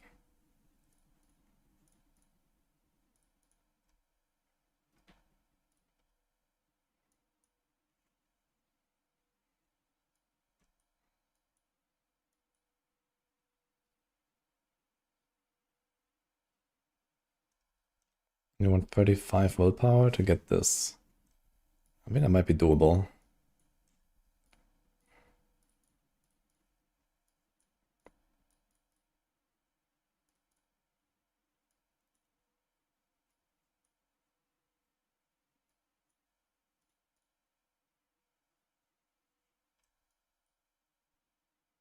Five more.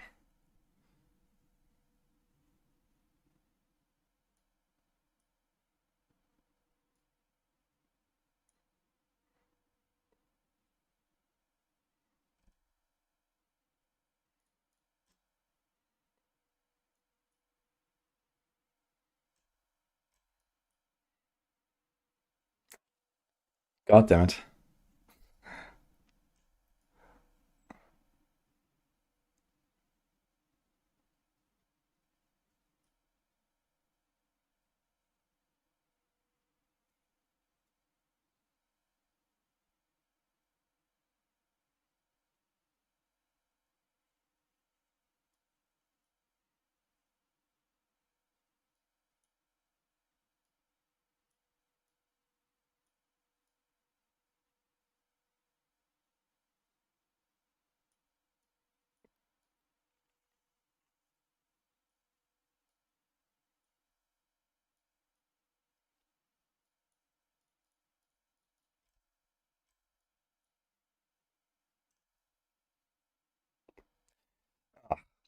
No, you need a 5 int again. It's a struggle. This looks so tight. Here, okay. Okay, okay. Okay, okay. No, okay, this is good.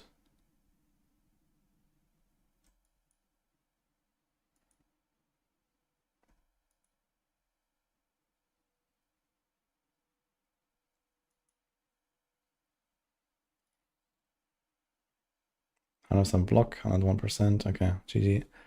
And let's do this one as well, I guess.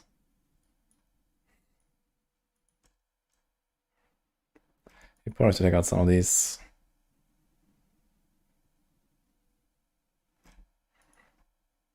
The live nodes. There's actually armor nodes, we can take out some of those. I think I might need a block. No.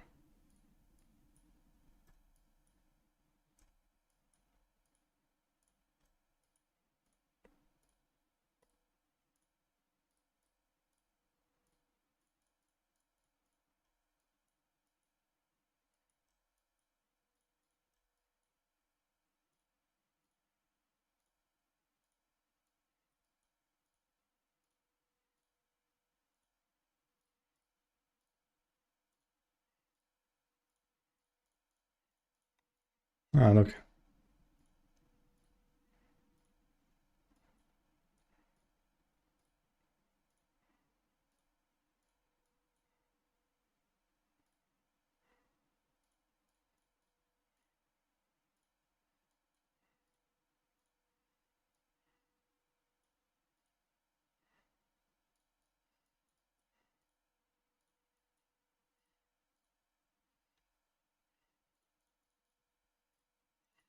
Oops.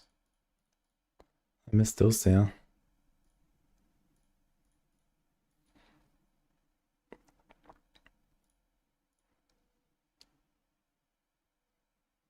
Okay, now I need 2 int and 1 willpower. Now it's getting kind of tight though. Where's my resplendence? Here, and I have this, and this, and this. So I have all the magic nodes there. That was a bit scuffed. So I might actually just like send it and just press these, yeah, to be honest. To make sure we get this and this.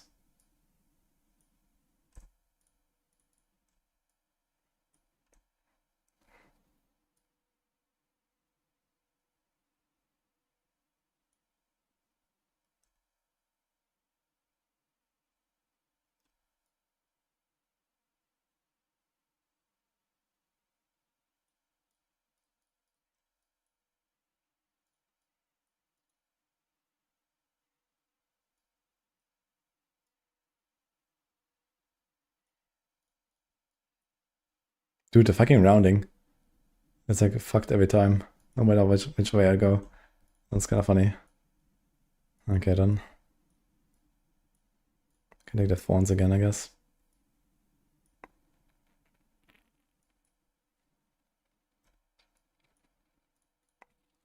What a damage to crowd control.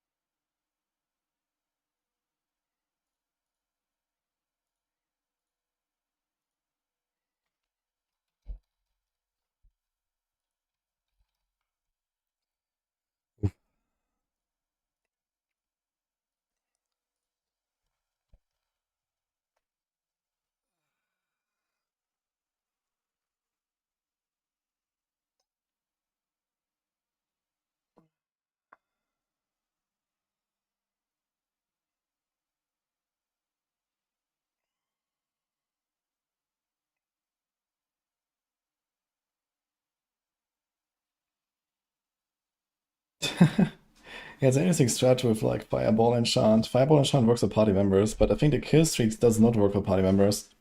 Last Shadow Rider. So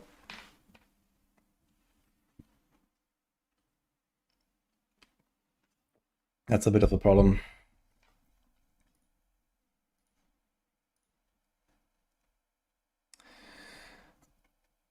Like kill streaks are separate per player. So I guess technically if they kill with your Fireball Enchant, I guess it's like your Fireball Enchant and not their Fireball Enchant. So I guess it'll attribute the kills to you. And you just steal the flame one.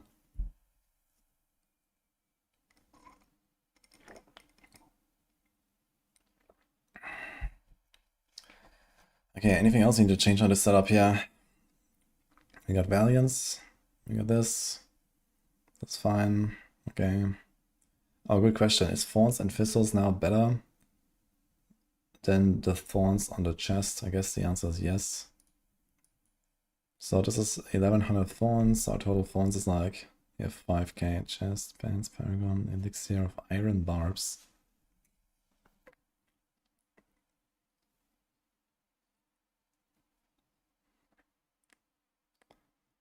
And they nerfed the health pot, but the iron barbs is also not that crazy anymore. 500 armor and 250. How's our toughness about this? 931.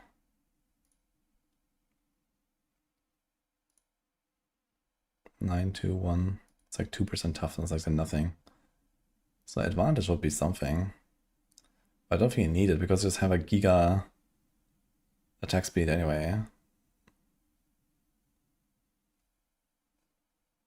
There's attack speed on this wing though that we can get rid of.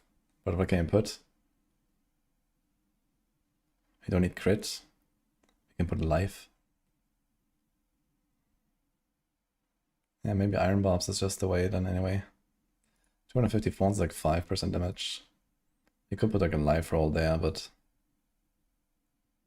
resourcefulness doesn't help us. Okay.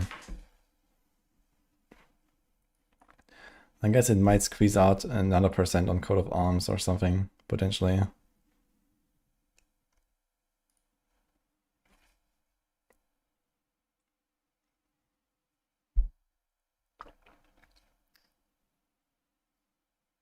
I want to know if Fireball Enchant procs if you're a Butcher. Probably not.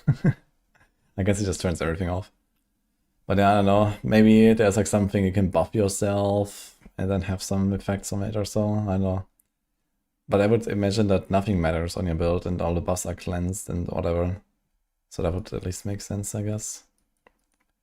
Okay, now is a question, how much percent Thorns does this build have here? Oh, we also need to put some points in there. So this is 92%. We also need Thorns and Thistles. Oh boy, we need a lot of stuff. I think I have to remove Dizzying Blow actually. I don't even want to remove High Clarity. We can remove that. Can remove this. Ubidat, thank you so much. Season 12 is going to be super short. Yeah, it's a bit shorter than normal. It's like a month shorter. Basically, it's like 2 months instead of 3.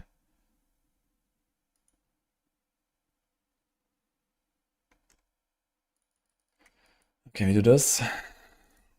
And we do this. And well, we kind of want some 45, right? We need some 45 somewhere at least. So I think we have to, yeah, it's fine, I guess. I think this is kind of what I was running when I was playing it. Okay, we have 92% Thorns. Is that including the Defiance Aura Potency?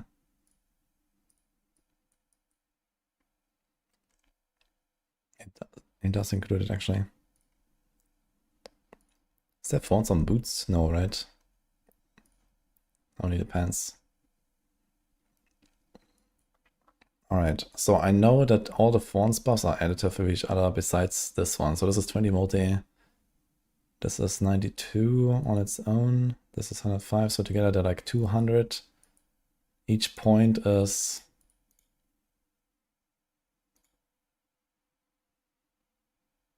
not reflected in the planner, actually.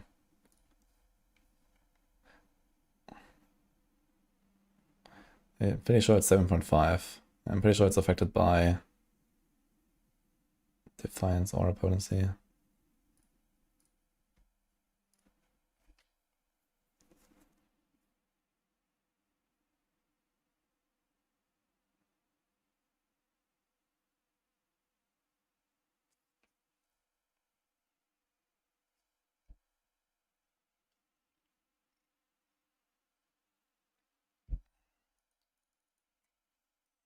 Oh. Oops.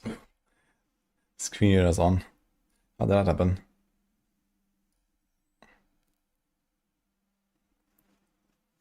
And then I press cancel. Okay, let's try this again. Yes.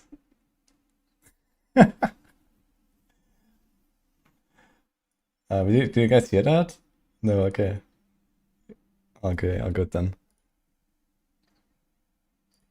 Okay.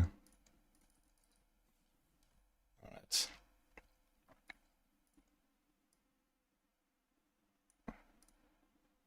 I'll fix the rest later.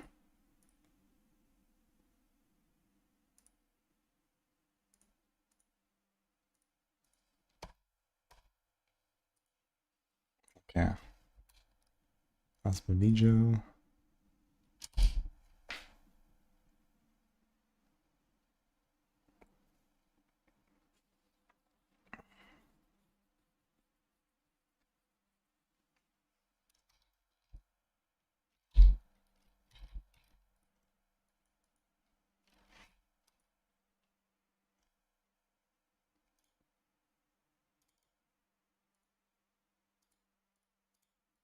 Yeah, it's 7.5% per rank. It's actually not included in the planner.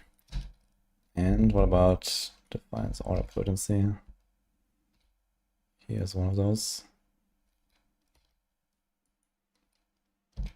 35. 237. 239. Okay. Wait, what? Ah, it's a +4 to all skills as well. Holy.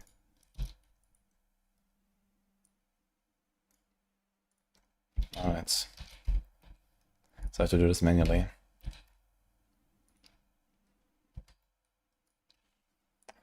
So basically when it comes to this build here, Defiance Aura Potency is king. What about, okay, Armor Duration? Can we get around that?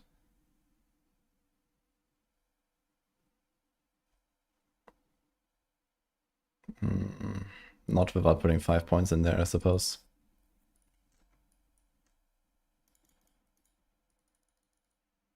So that becomes 54 seconds with 29 cooldown.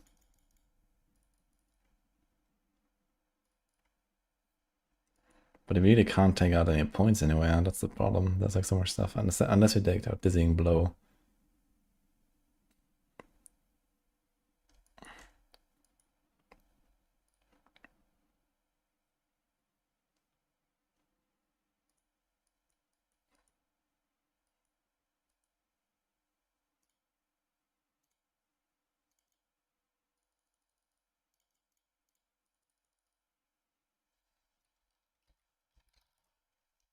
There's 8 ranks, so 7, 7.5, plus 75, times 1.22,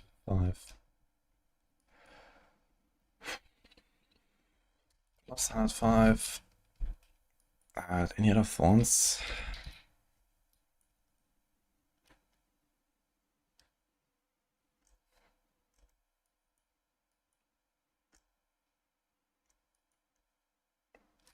Oh, so that's our total buff, I think.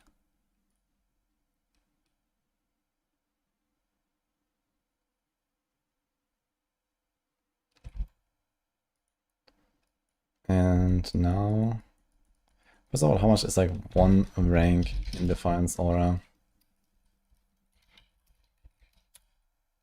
What is this?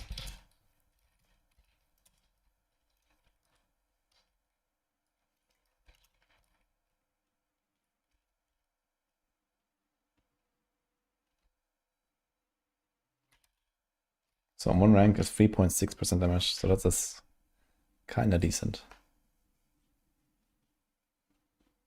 How much is one rank in Thorns and Thistles?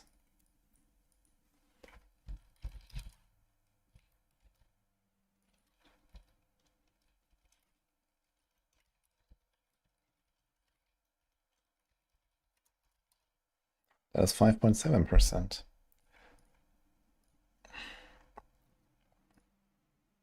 And we can get 3 ranks at a cost of not even 500 base Thorns.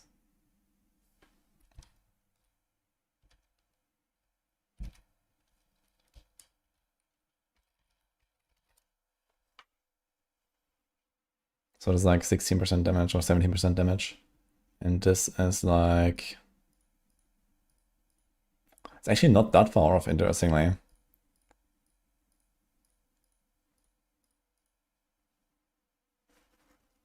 It's like 12, maybe-ish. And then the Juggernaut skill ranks. This is 1 and 1. So this will be like 7. So this is like 16. This is like 7. And this, like, so this is actually worth more like this.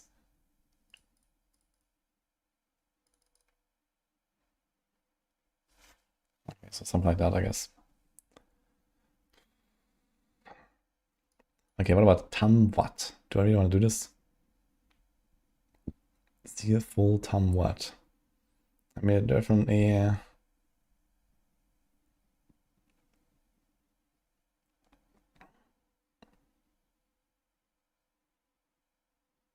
I kind of want to get the wolves, to be honest, instead of to execute. I don't know. You have to spam a lot of rally and it costs a lot of life. And the wolves help a lot with the life. I think this is like a wolf angle. Tamse? I don't know about that.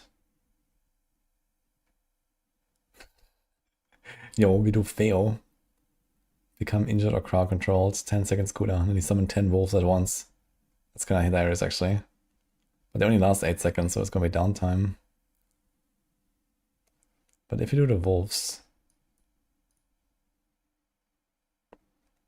Yes, seriously, Igni Jar.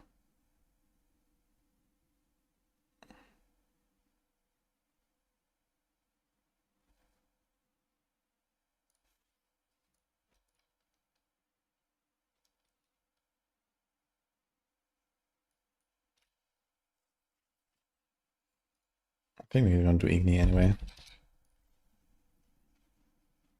Summon a bunch of wolves and we don't need this thing anymore. We have the vulnerable thing here as well. And seriously, we don't need that. Yeah, all these things have the vulnerable proc for no reason actually, I just realized.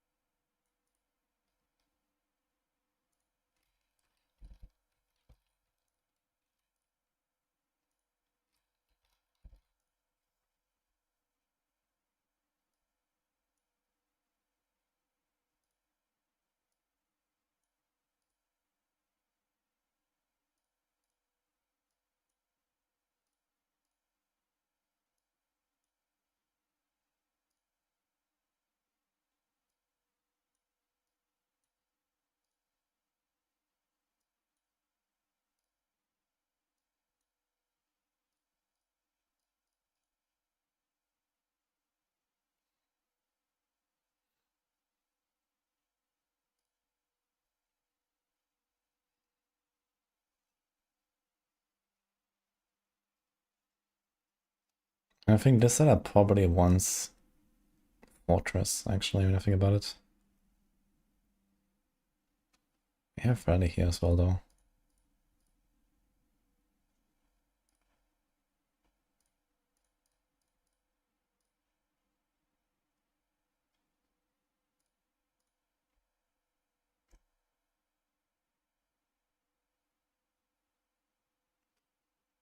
Will Blizzard's Dog be strong in Season 12? No.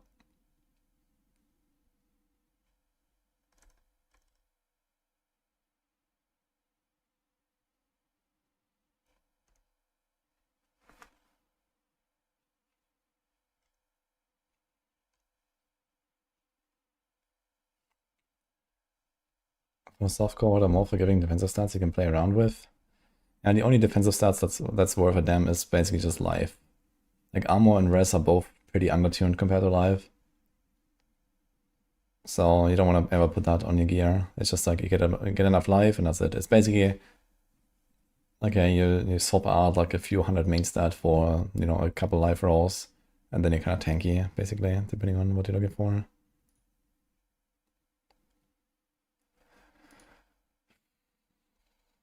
Okay, anything else I need to change here on the tree? This looks fine. This looks fine. This looks fine. This looks fine. Okay, I think we're good. At least on the push version. Oof. Now comes the other fun part. Let's do this. Let's do this. Ding ding ding ding ding ding.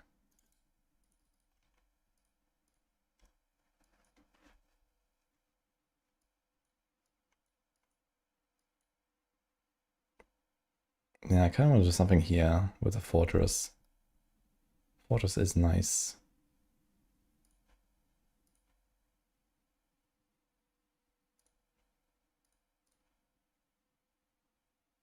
You have like a chance to restore resource, but I think that's not the way actually for this build.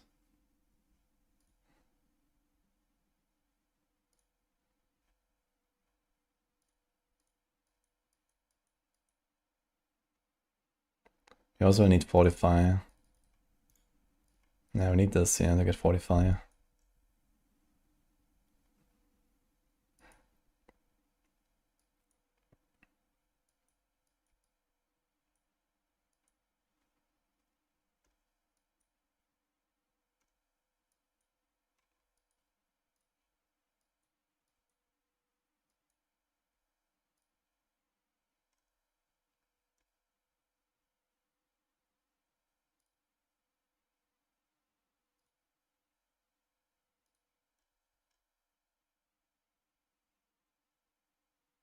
You kind of 3% block, so one node can be removed. Maybe.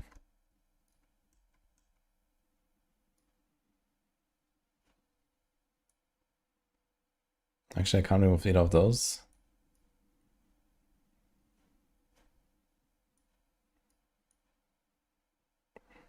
I mean, okay, I can pass through the strength instead of the 2% block there. It's kind of funny.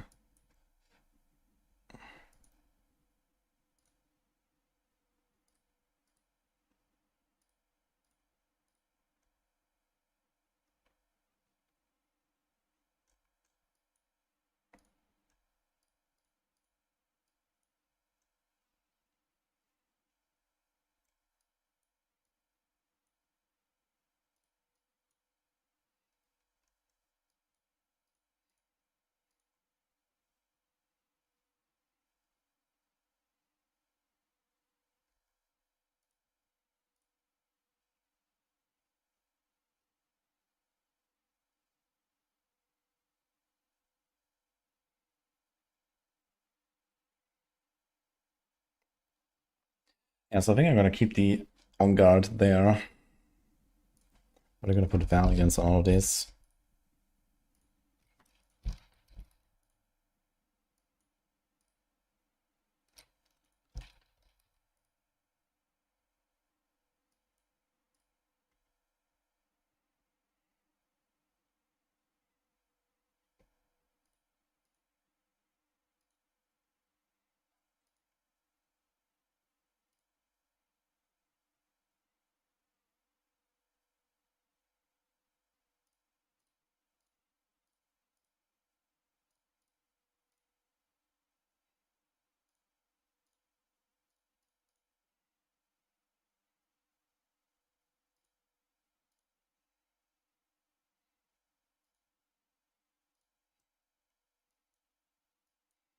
Okay, we'll do those 3 points now.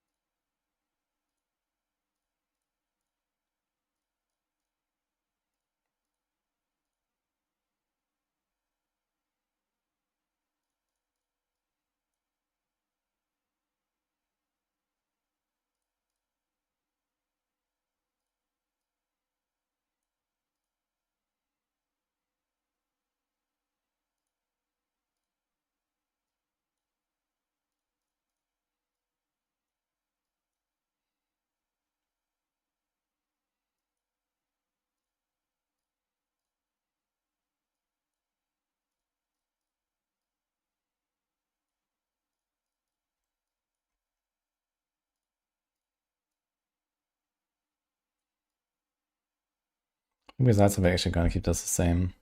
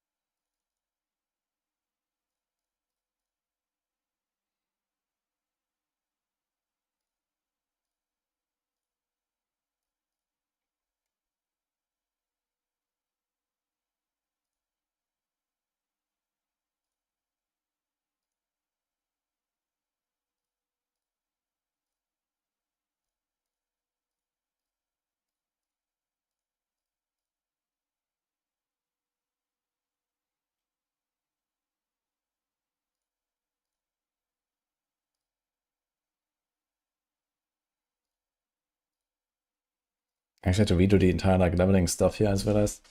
Because of the pistols. Weapons and pistol stuff. Holy. Yeah, okay, it's not gonna be that bad, I think, but let's see. Take this out, we take this out. We kind of want this, we want this, we want this.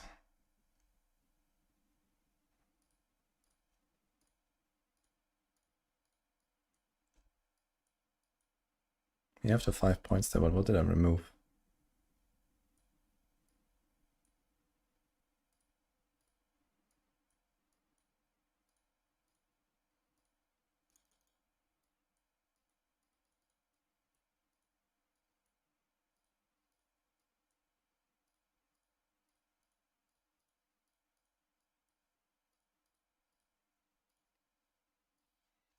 So it's only 2 in renewal.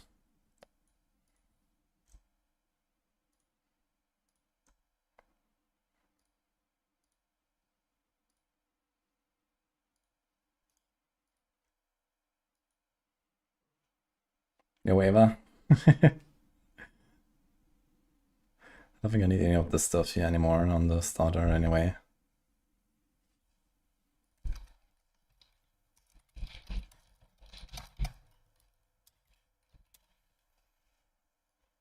Let me see this right now.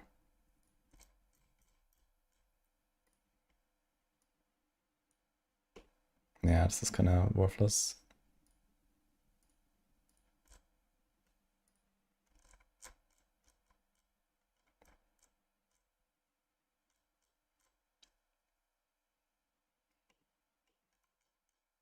Okay.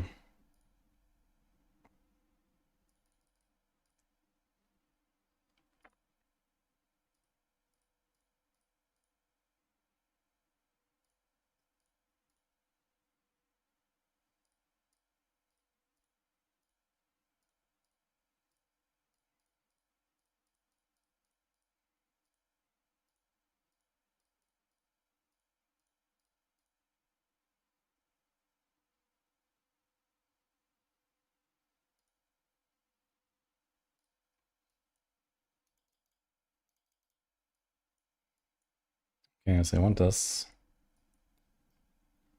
I want this. I want that. Let me take this. Let me put it there. Okay, now we just have to figure out where all these came from here. So no here, no here. Remove that. Do this. We do this. We definitely want this early.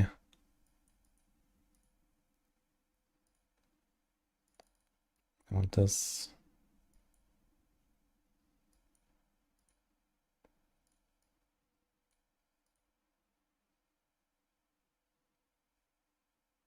Do I need this?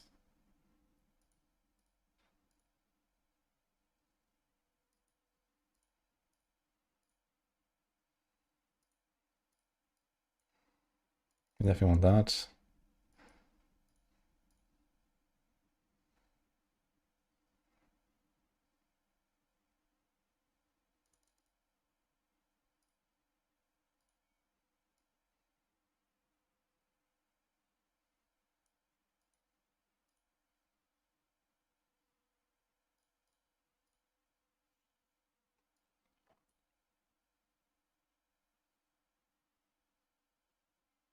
Yeah, actually, I guess we want to pick this up as soon as possible, basically. Like, even just the 20 flat phones is already nice, very early. And then you get a 50 multi. Well, not exactly multi. Dude, this build is gonna be so cracked for leveling, actually. It's gonna be insane. Like, he's gonna walk through Penitent with this, no problem. And then we get Rally.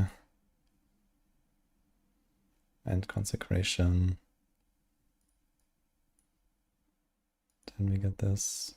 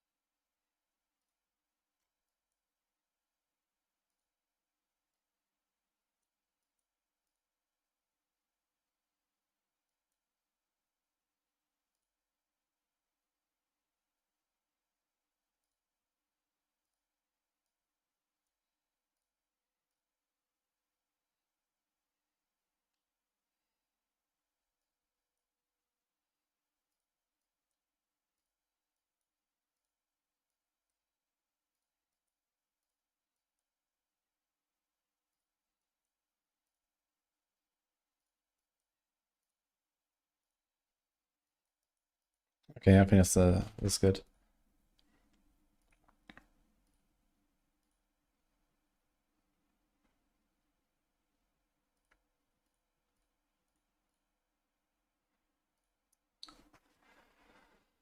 Alright. Anything else? On guard. Thorns. On guard. On guard. I guess that's fine. The on guard tempers just to make sure we get 100 block. Because without bulwark aspect, it's not gonna be easy. And even if we have a bulwark, it might be like a low roll. Swing rolls 10 to 30.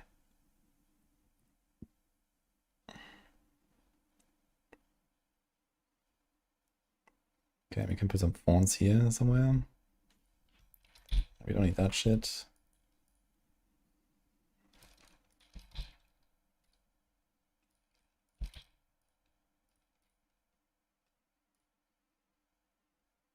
Can this thing have thorns?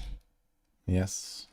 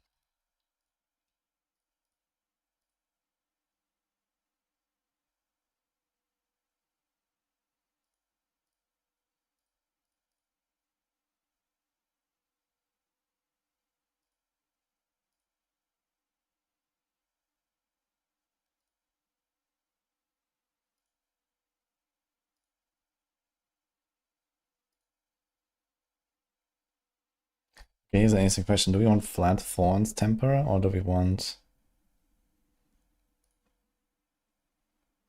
Defiance Aura temper?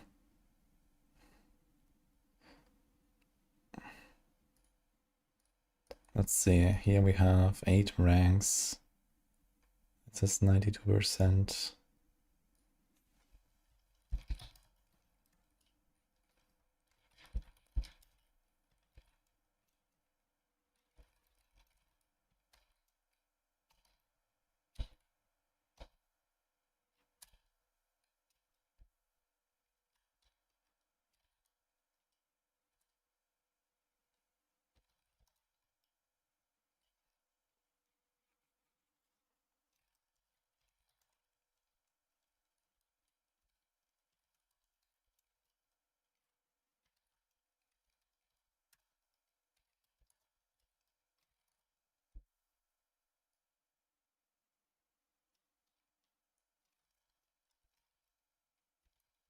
Is that real?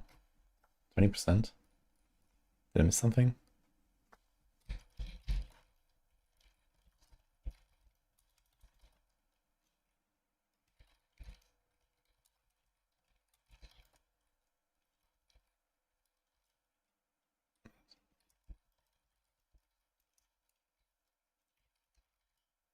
Trying to calculate the benefit of the Defiance Aura potency. Oh.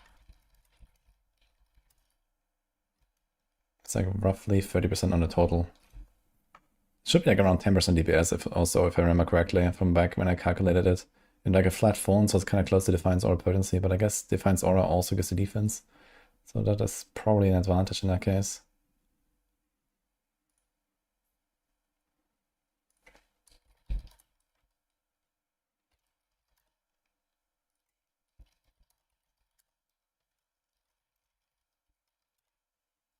It's 8% damage actually. And the fawns 500. 500 is kind of good. So let's do a 1-in-1, just like we had it.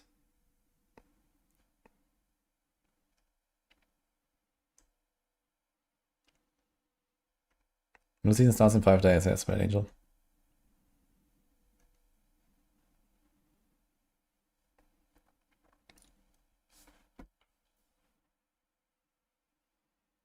I think it's gonna put cooldown no matter what. Cooldown feels good. How about that?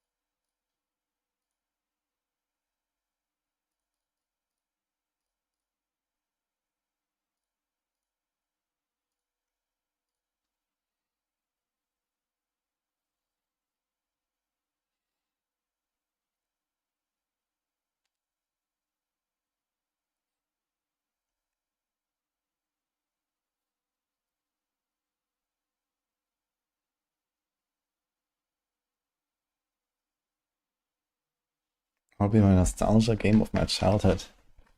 I played many games back then. I guess one I'm particularly fond of is Warcraft 3.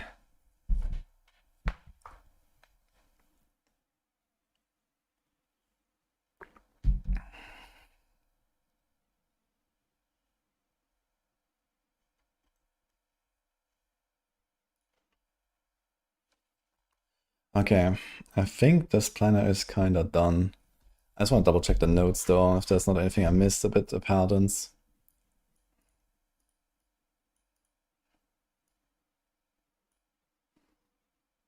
What the fuck is Sanctify? Is that this consecration, right? Okay.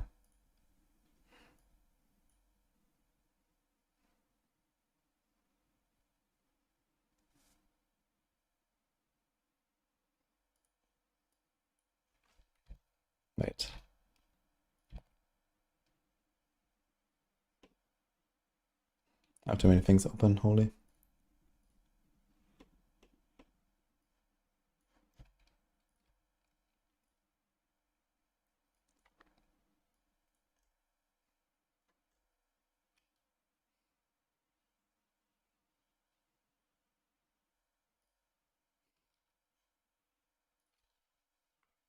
Okay, Defiance. Increase rate of prayer, take over time, take rate.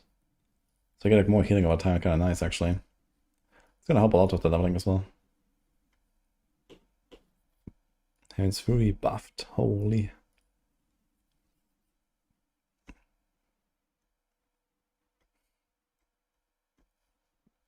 The Penitent buffed.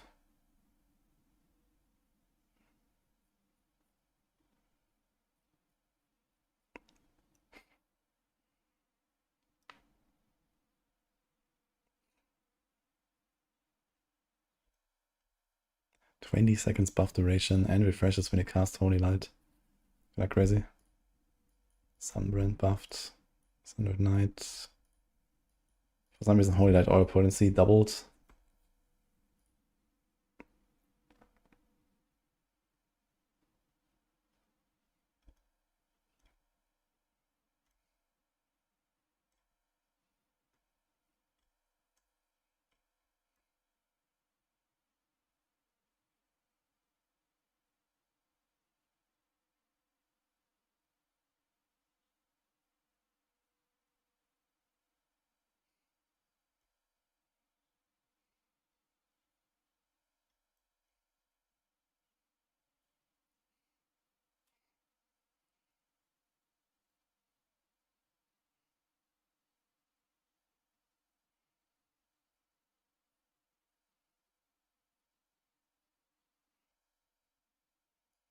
So here's this fanaticism with snapshot that starts the first time Wealth was added.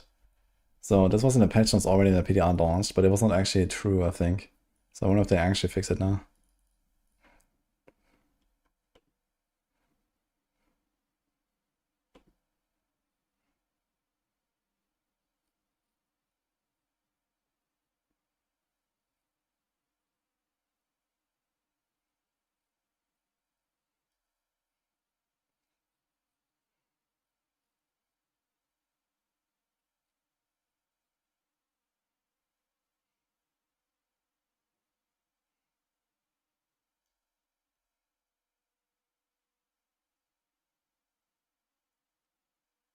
No when, no why. Thanks so much.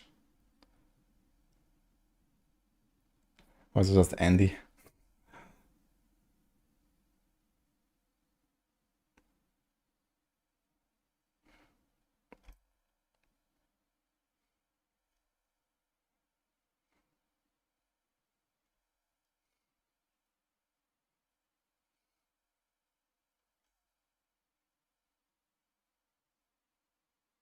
Andy. Okay. Well, I appreciate it. Yeah, I just realized it's just like without the A, I guess. I mean, you never know. They know what kind of nicknames people do.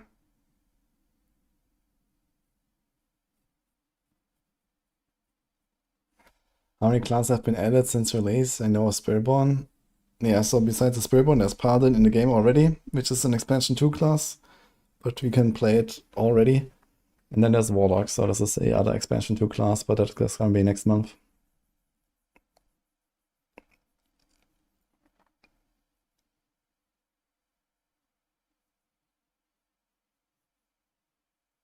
Indie.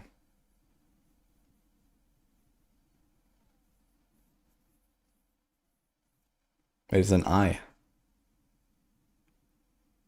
Or A.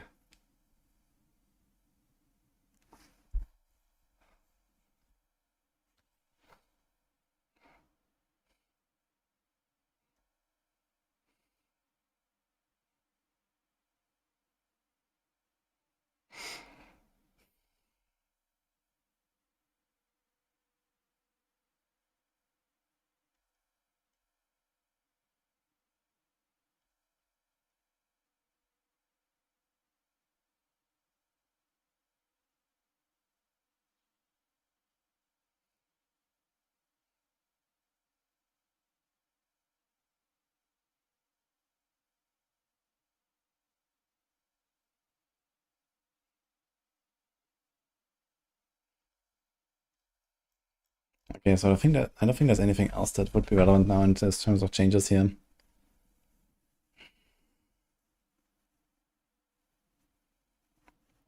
Really hope there's no APT alpha expansion.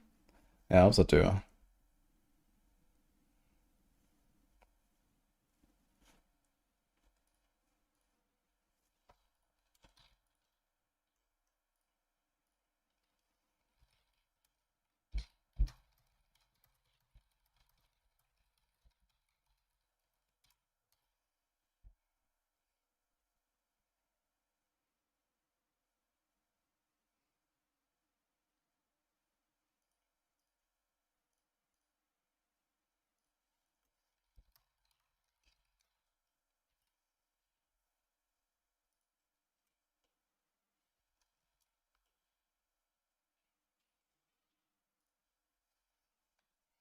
Got a question about the log. Is it still the same as currently 4? We can only choose one ultimate ability? Yes, only one. Hello. What's going on? European server is paged. Oh no. Wait, you guys have server issues in PoE? Who's blasting? Now I asked chat. The league mechanic is very nice. Mm-hmm. I should stop doing it though because I just finished Act 1 after all this time.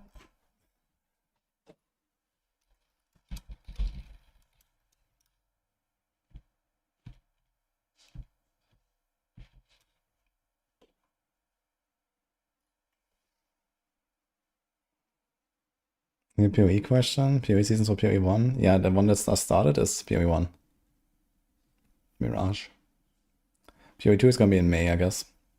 Should be like a little bit after the D4 expansion.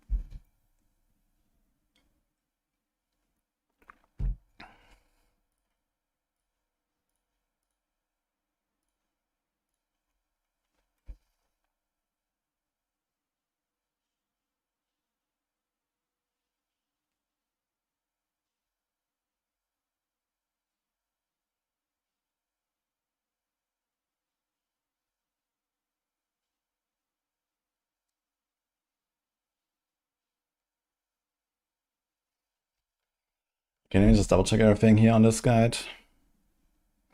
We got these. Can probably do some thorns here while we're at it. I wanna do this on the on the shield charge guide as well, I suppose. There's thorns. Thorns. Okay. Yeah. Mantle, Virtuous. Juggernaut's Covenant. So this is 60 and this is 62.5, I believe, right?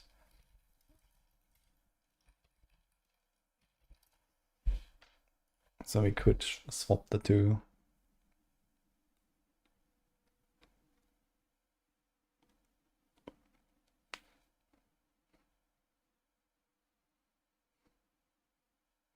But I think there's like probably a better distribution here. And then you also have the same here for the push.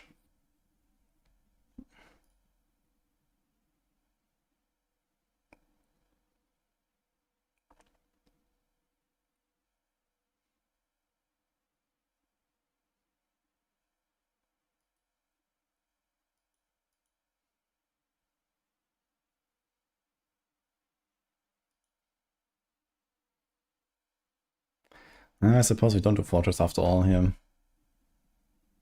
Because we have Malian, so we just press this. And just do a life on hit. Maybe we want to do double life on hit now that I think about it. I think it might just be better off just doing double life on hit.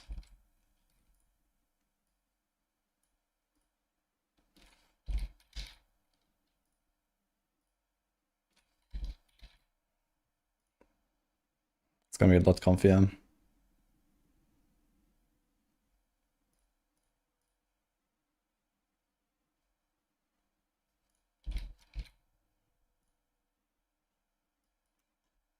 Should be tanky enough anyway, 900k. 12k life.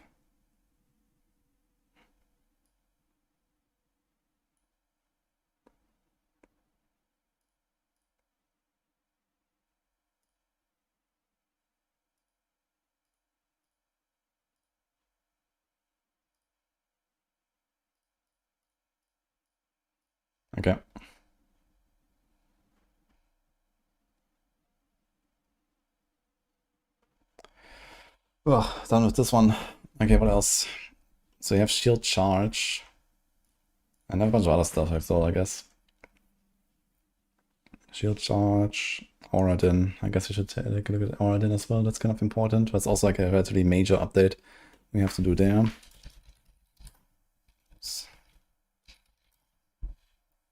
Let's do it.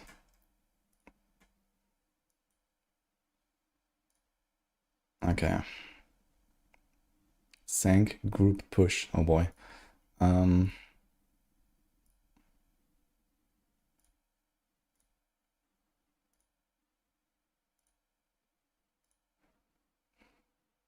Not 100% sure how the group push will look like now, actually.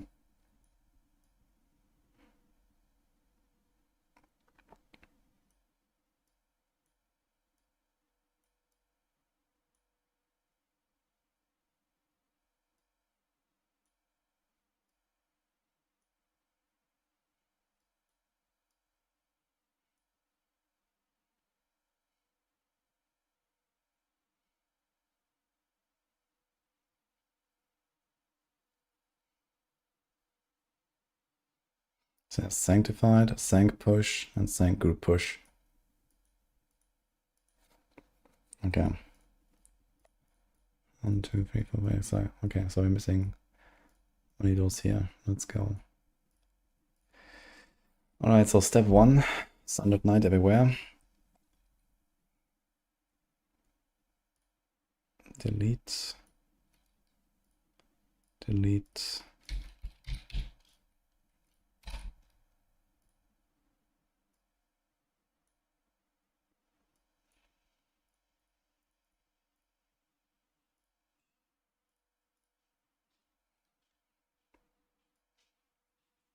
Oh, do you want more ranks to honor skills than this? I guess that's actually more important than the unique effect even.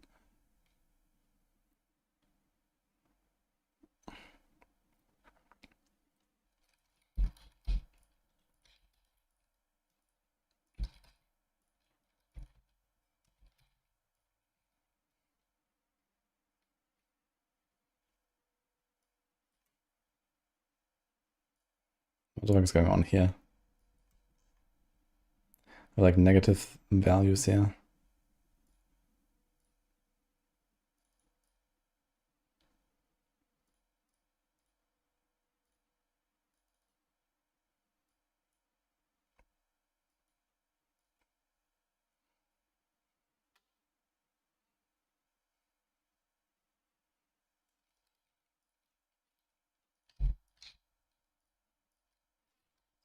Okay, Celestial Fate, Ascension. So we don't do Ascension, we do Celestial Strife, I think, because it's very strong. I don't do this here. We have Disciple.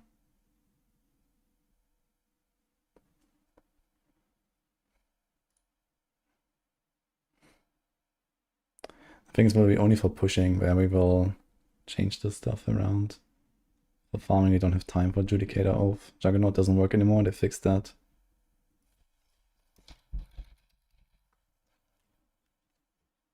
Yeah.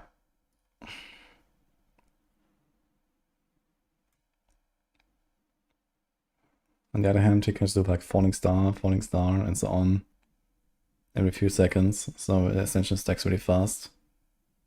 So I guess we keep Ascension. And does season 37 end? Should be, I guess it usually season 40. I wait, it's season 37. I thought you were talking about the D4. I don't know. Yeah, the D3 seasons are usually a little bit before the D4 seasons, but I guess they pushed it back now. Kind of makes sense, I guess, since we have like this weird, like very short season now in D4, right? So I guess they're gonna do like a launch after this one, and then they're gonna go back to normal, where it's like a little bit before like season 14, basically, the next time. So season 14 should be like end of July. So yeah, something like that. So season 39 should be like middle July or early July then. So it'll be like 4 months after, or like 3.5 months after, like end of March. I guess end of March.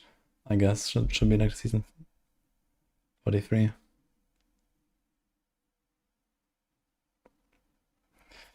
Any news about Diablo 3 events and quality of life features? It could be like a lot of quality of life, man.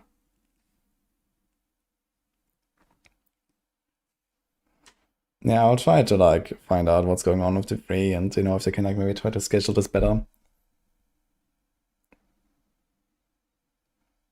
Wait, did it buff this? I think so, right? Dawnfire.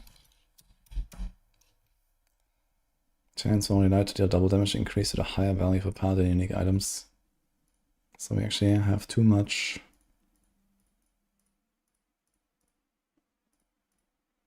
Nah, missing like the 3.7% there. I guess that is what it is.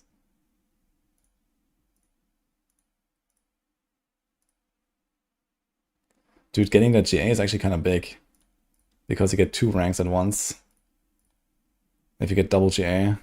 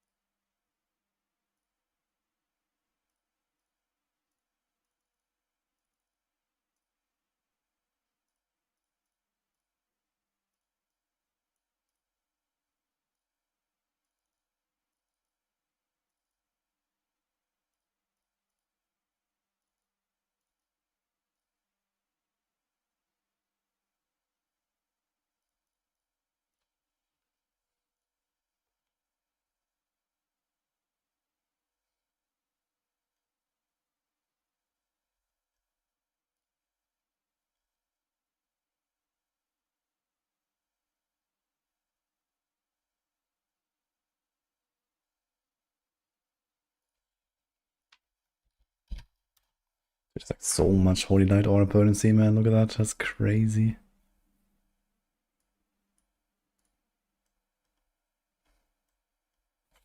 Let's do a faith per second here. Is there anything else we could do?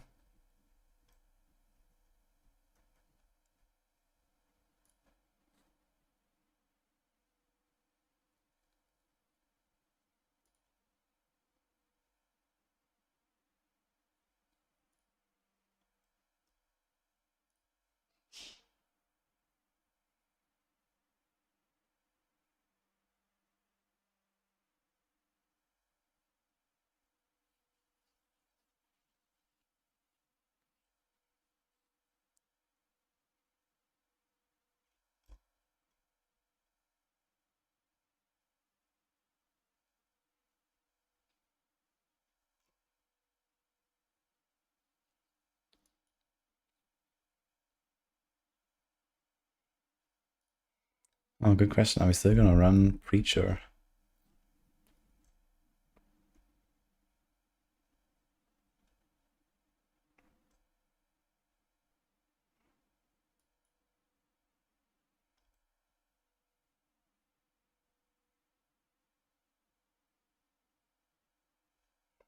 Which is actually a relatively important question to ask for this build as well.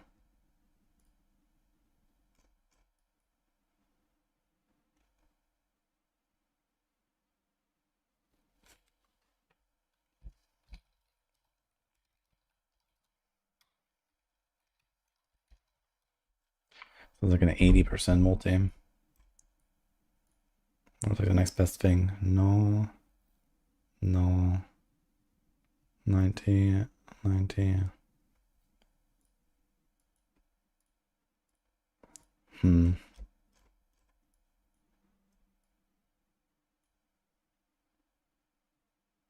There's also comes with block, potentially 16% block actually.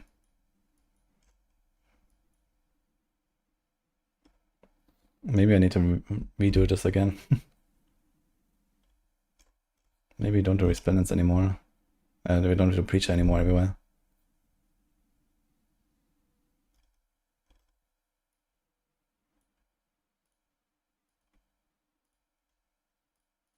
Need to revisit this.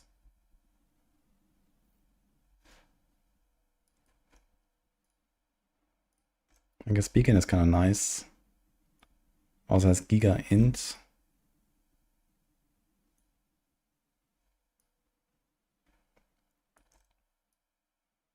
For Honed.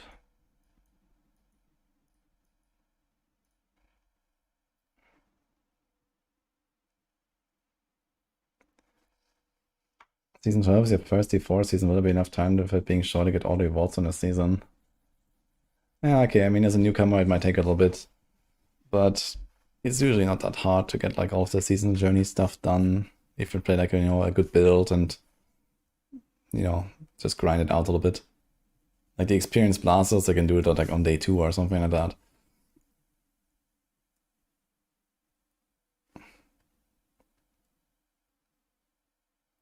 Is potency applying both to passive and active of auras or just active?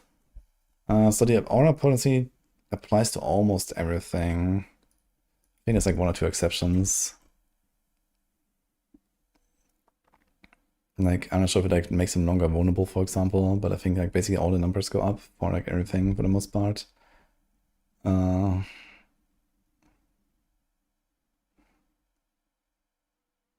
think the flat fawns on right of fawns is not going up. And I'm not sure about the fortify here or something, maybe. I don't know. It seems like here it goes up 3.45 seconds. That looks like it's affected.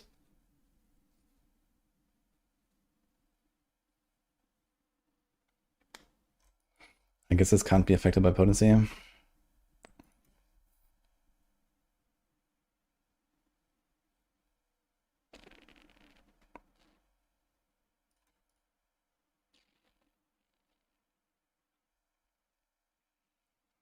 Okay, now I think about it, on Aura then you're actually gonna keep Breacher, right? Because you're gonna have like cap 1, like both caps basically easily. With the extra potency.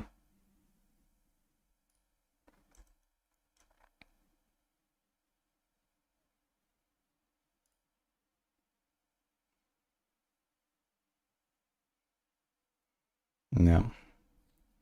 So this build will definitely keep this. And I guess the Zealot builds will keep this. Because they get this 15% bonus there.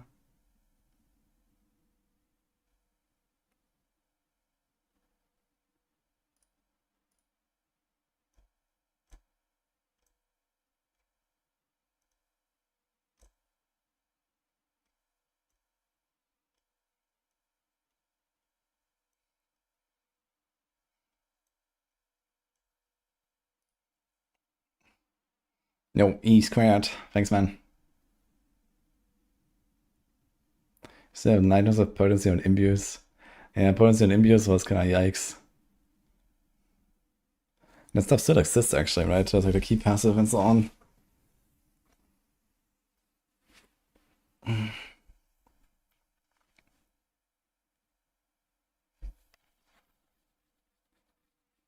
Okay, that was a good question. Is it better to like masterwork the Holy Light Oil potency here?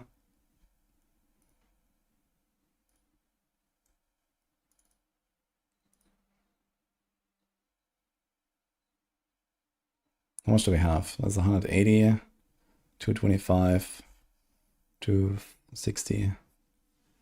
And then the masterwork is another 10. So that's like 3%, so that's definitely not worth over a passive.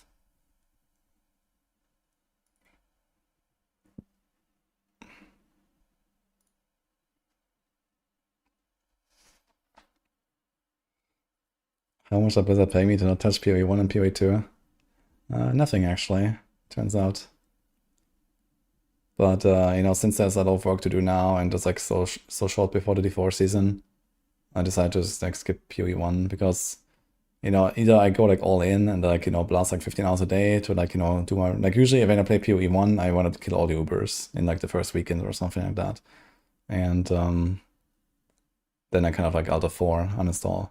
But yeah, if I do this now, then I'm kind of fucked, right? I'm gonna be like way behind on the Maxroll guides, on my videos, on all the Warlock stuff, and so on. So I'm just gonna keep myself busy with that for now.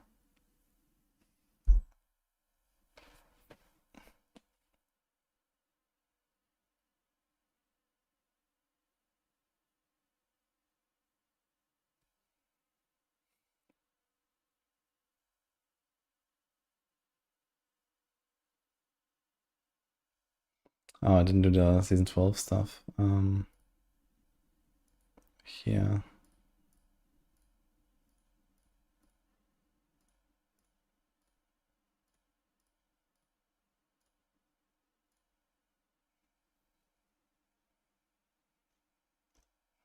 How's our block chance? 120 main hand, Paragon on guard. Wait, you have too much.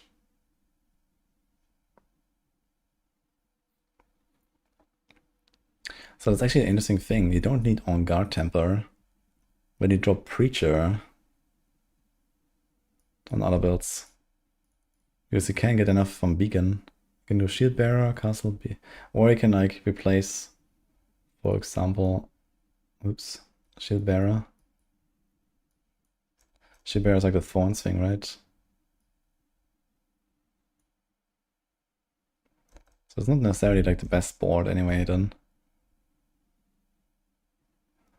This has 10 block, this has 14 block, so we literally do not need this block here at all. We have enough.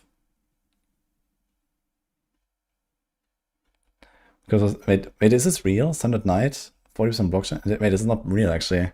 That's fake. It's 20%. And because it says 90% block reduction, it's 45%. This is like doubled because it's two-handed. There's like a bug in the planner.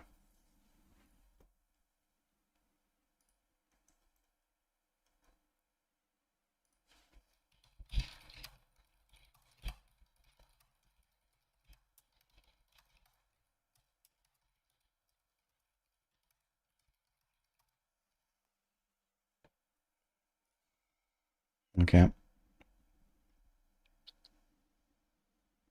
So there's 14 block here. If we do Beacon, there's 10, there's 16 block there, so we can do the same. So the question is, do we just change the last board then? This is a 110 Moldame, and this is a 90 Moldame. And besides that, reserve crit and attack speed, faith, damage. No, I think I'll keep this. Like a 10.5% difference just from the multi, from the board. Ah, shit, there's actually double block chance, I just realized. So there's this as well, I forgot. So yeah, in that case, we need this actually. We have exactly enough.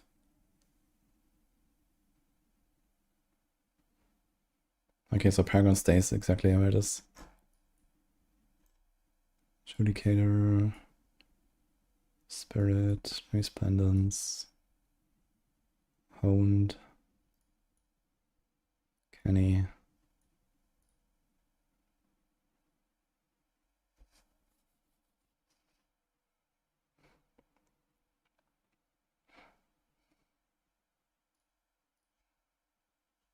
Okay. You don't need to put Consecration on the bar though. What did it do when I played this? I mean, it certainly didn't have it on the bar, I think. Because we were just like rotating our Sunset Knight. Did it do Condemn?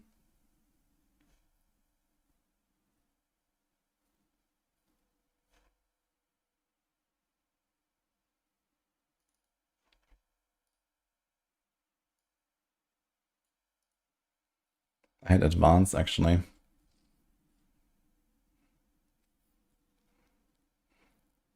For like resolve stacking.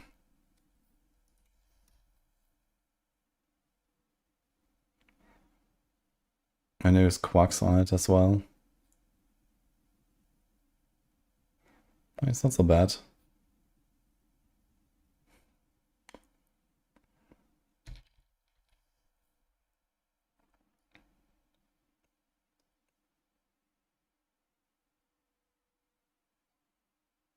That was a fast boss skill actually. For pushed here. Like 3 minutes to round C hack.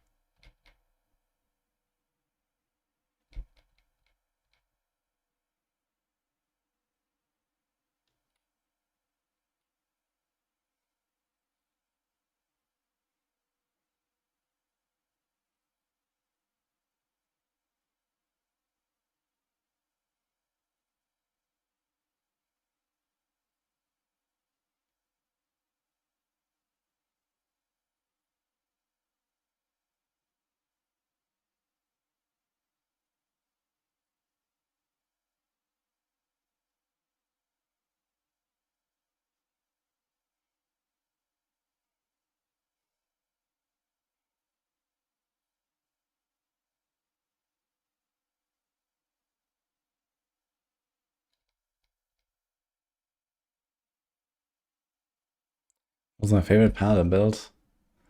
It's somewhere between like Shield of Attribution and Divine Javelin and Brandish. New season's on Wednesday, deceived. Okay, it's like an easy peasy 2.5 minutes, 100 here on Oradin. Pretty good.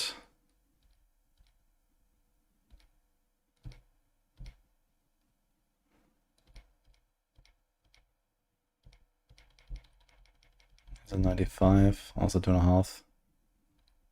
Same time out funny.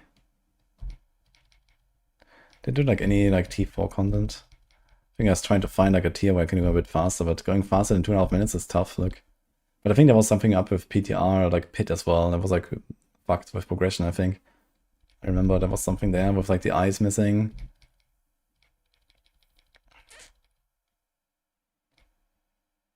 Here's a boss.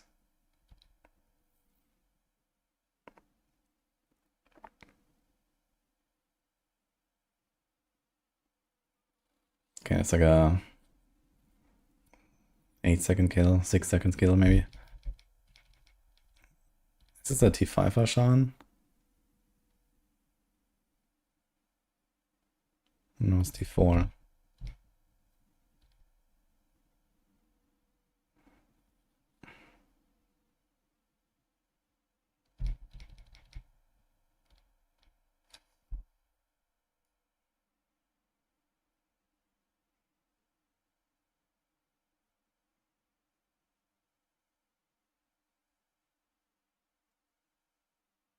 Yeah, I think I'll do this actually. I'm gonna put advance everywhere. And we have like the Quacks there. I think this is actually Ahu Quacks I was running there. Let me see this.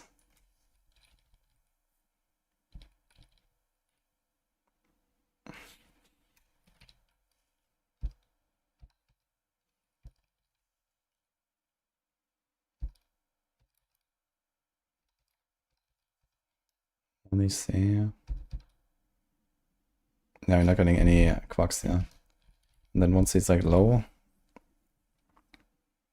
Quacks triggers like every 2 seconds-ish. Okay.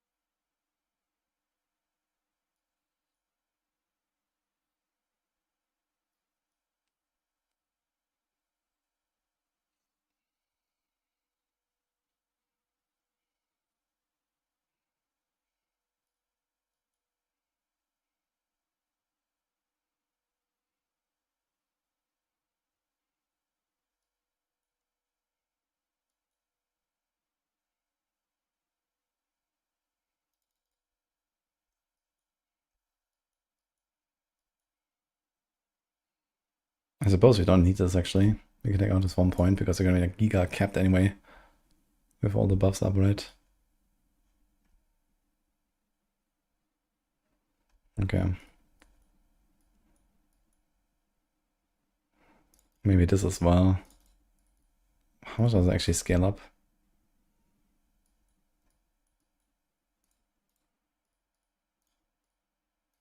It's like 2% toughness per point or something. And in boss party members, I suppose. But I don't think we care enough. So you want this. You want this.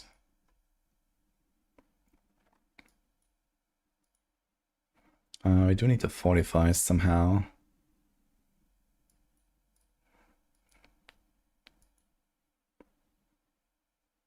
I also want a dizzying blow actually, somehow. Actually, let me see this again.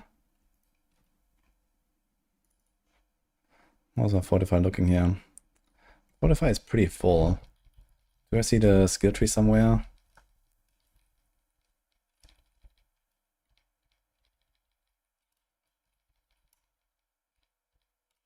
Okay, here we go. So I have full dizzying blow, and I kind of want to do this. And we have 1 point here in the block modify. I can take this out.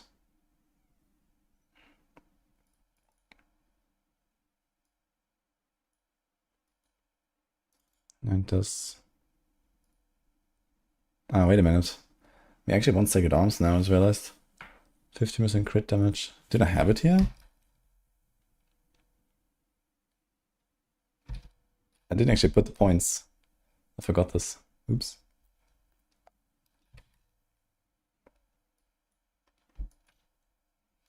Okay, how do we do this? I definitely can take out some points here. We do this. And we do this. Ah, this works actually. Yeah, because now we have a 2-handed weapon, we can get a crit damage.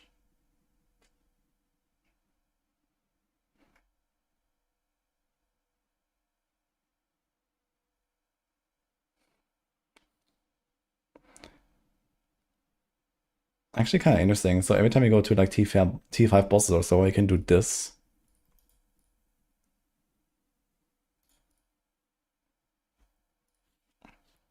And then just take the oath for Judicator.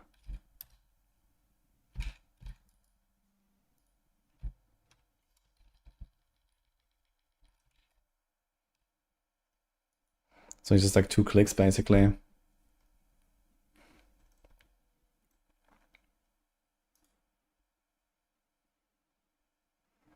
Main hand, Paragon, Arbiter. I guess we can just keep it in there actually. It's not really a reason not to.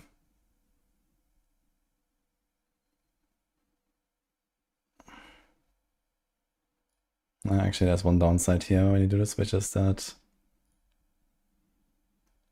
we can't really stack Disciple so easily.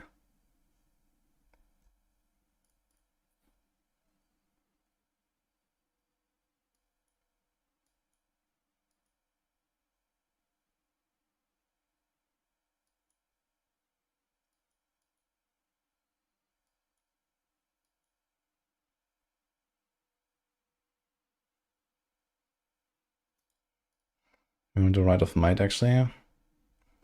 Big damage now with the extra potency. Now,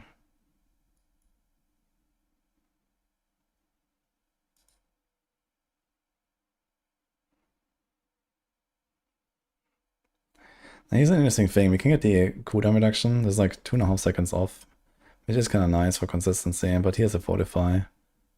But I think this is fine.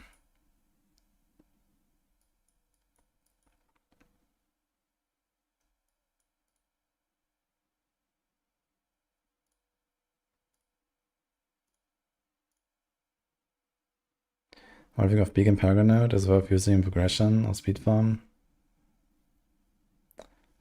Yeah, you have 100% beacon uptime because it affects the mercenary when you have an aura, so you have it all the time. It's just in a party where you don't have a mercenary that, you know, if the party member is not near you, then you don't have it. Actually, I mean, it might work with the wolves, so maybe it's fine anyway, on like an Ornodin, for example, or like many builds run the wolves, right? You can easily get out of range on mercenaries. I don't think so.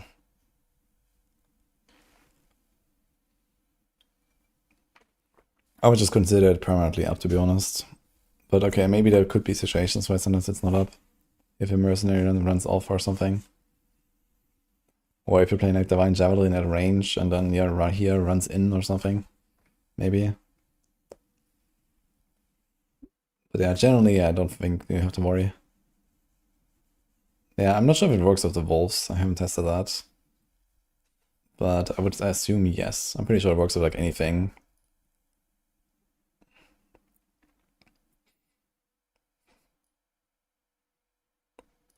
Maybe Ava knows that.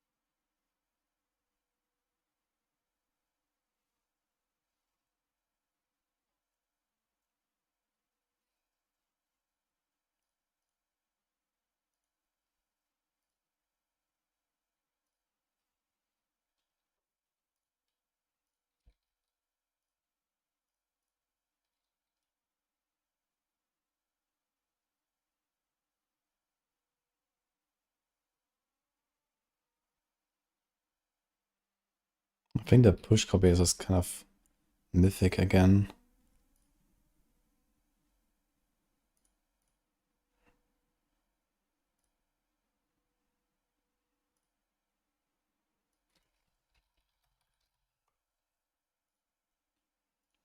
And then we do Judicator. And we do this. Oh, that was a good question. Do we do during Avatar Wing Strikes is increased?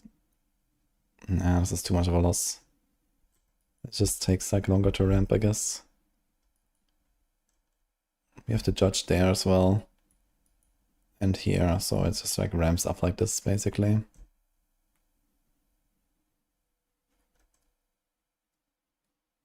Now, is this cooldown enough? We are almost cooldown capped.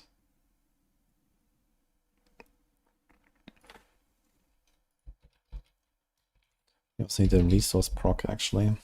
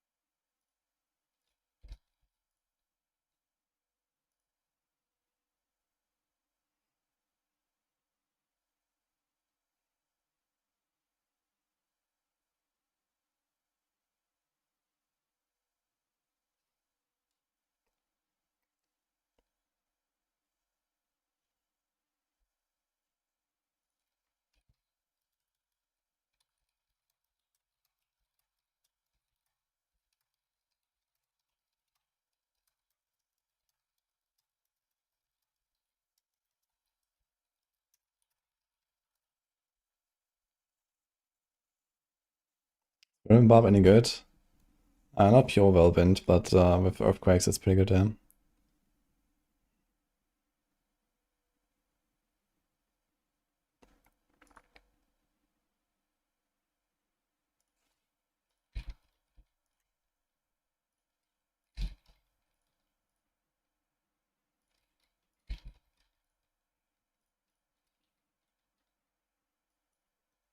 Do we just have movement cap anyway? Alright, the weapon gives you like so much movement. 60%, okay, it's just don't need movement, man. Kinda crazy.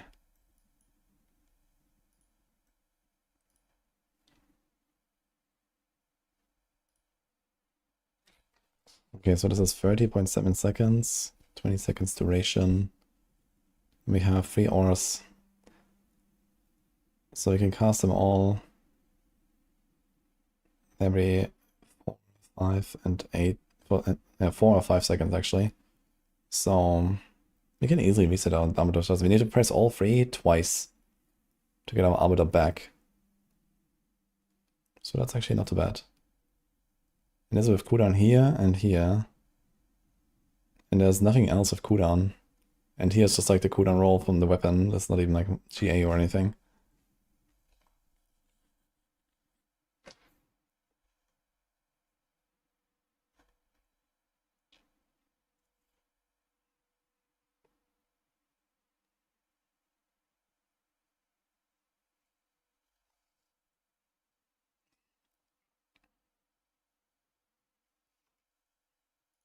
Two things that are ordinance use Aegis instead of Brandish, giving up 300% block chance with help of Resplendence Glyph. Using Rally at Arcadia.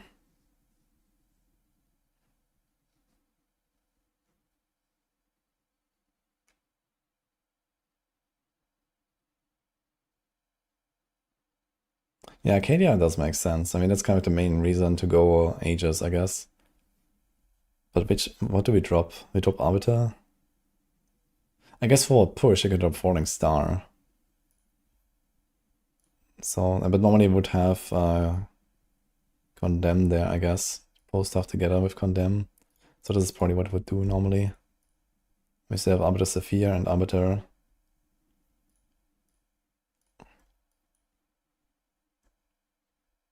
Okay, now he's saying Arcadia. Okay, what do you drop? We can't run Advance, I guess. Without Advance, we can't spawn so many Wolves. And the Wolves, I think, are still relevant enough. It's hard to say, really. And then, okay, Aegis. Yeah, so basically, you have to press Aegis every 4 seconds. Dude, oh my god. Every 4 seconds. Okay, again, unstoppable, so that's kind of nice there, I guess.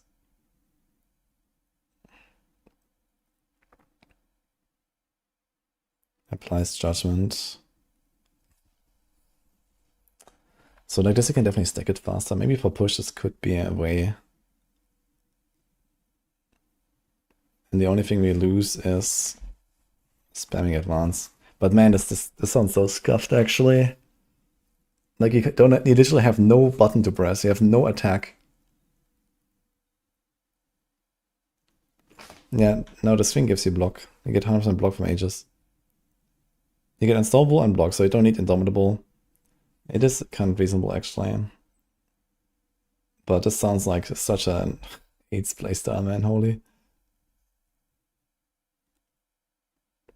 Like, you can't even do anything. You just stand there. You just stand and wait.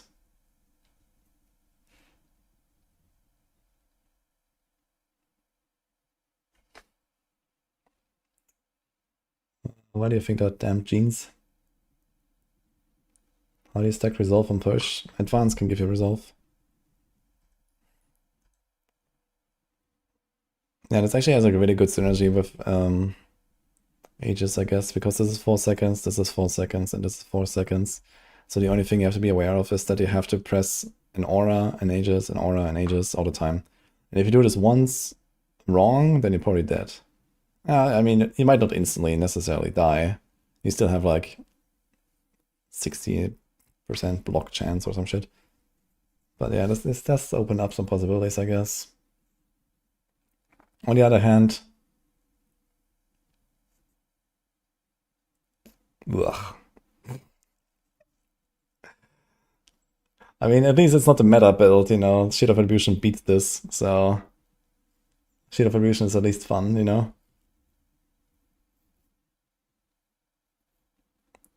19 out of 20 of the people who follow RPGs are not playing the game I am playing. I'm not playing, actually. I'm cooking. And yeah, like the reason is because it's like so close to the D4 season, and we had like, you know, the huge news drops with the Warlock and so on. So I was just like cooking, and you have to make guides and so on. It would be kind of a struggle. Like when I play PoE 1, it's usually kill all Ubers on the first weekend, uninstall. But for that, I have to play quite a bit, and I don't really have that time. People want their guides.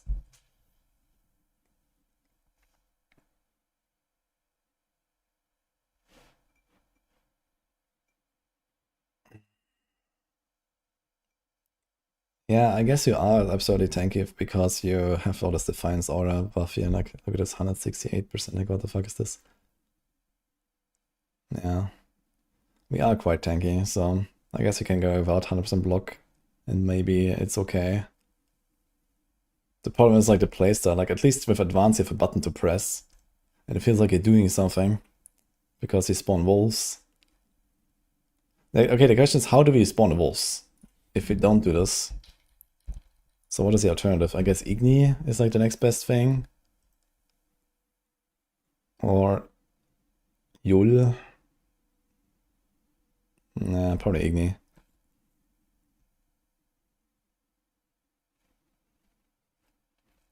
Travel meters? Yeah, no way, dude. And not in the push, man. In the push, you have to stand there. You need wolves? Yeah, I mean, the wolves still do damage. Pretty sure there's still an upgrade we're not having done. Plus, you get vulnerable for free. On everything, you know, it's kind of good. There's another thing, which is that Advance actually generates resources while you spam it. But I think this might not be such a problem if you have the lucky hit restore. Let me see this again here. Let's see a little bit the resources. It does go up pretty fast just when the lucky hits, I guess. I'm not actually really in need of like attacking with advance for the resources. But it helps a little bit. I don't necessarily go to 100 if I don't advance.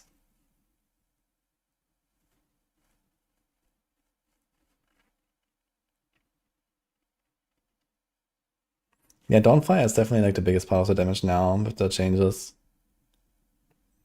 But I think the wolves, I mean, okay, you know, what is the next best glyph after, the next best rune after the wolves, right? It's like Ohm or something, it's 15%. And I think it's extremely likely that the wolves are better than 15%, even with the changes. Yeah, Quacks is already included, you know, Quacks is a given. And that's the other thing, that you're gonna get a lot less Quacks procs if you don't have the wolves. Or if you have fewer wolves. Like, it kind of feeds into the Quacks, it feeds into your aura damage. And the wolves are pretty good, to be fair.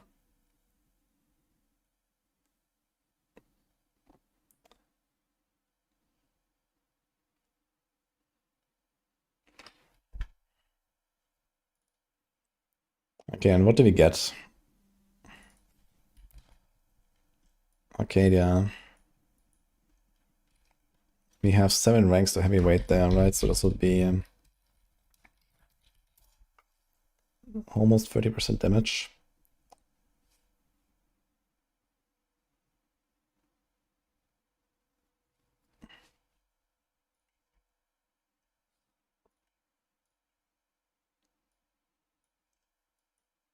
And then we could, okay, what Paragon board changes could we make? So Castle would probably stay, even though this says physical there. And this says physical, maybe not actually. You might replace Castle and then need the block stuff there. Although it also has 5 block reduction, which is kind of sick. Relentless will stay. Feature will stay. Shield Bearer will stay, but it has this weird thorn stuff going on. Sentencing. This has like holy damage, lucky hit chance, judgment damage. Okay, it's only this one that's bad, I guess. But I mean, total res and lucky hit chance also not impressive, to be honest. Beacon is kind of alright. This is good, this is good. There's block there. Then you have the Faith, which is actually a downside. You actually want to avoid Faith, because it makes Quacks less worth, basically. Or at least harder to fuel. There's Endure. Holy damage. So this one is holy, interesting. Lucky, holy. Yeah, but this is a 90 multi. Like, all these multis are quite a lot smaller.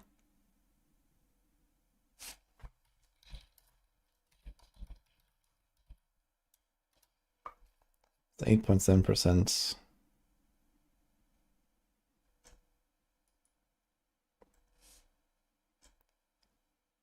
How much additive does it have? 840. It's like 1k, 1.1, 1.3, 1.4, 1.8, 2k.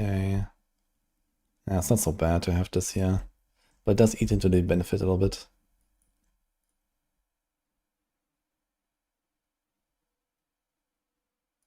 And that's this one as well, I guess. That's a lot of Vuln here. So these are good notes. This is fine, this is fine, this is fine. So I could think about this one. But I guess either way, like, I don't want to do this. I think it's going to be so fucking boring to play. And potentially not even much of an upside. Okay, I don't know, maybe squeeze out like half a tier or whatever with Arcadia. But then, if you ever do like a mistake and you mess up your Aegis, cooldown reset, and then you get stunned, and then you get killed, or then you don't block the big thing. I don't know, it sounds kind of scuffed.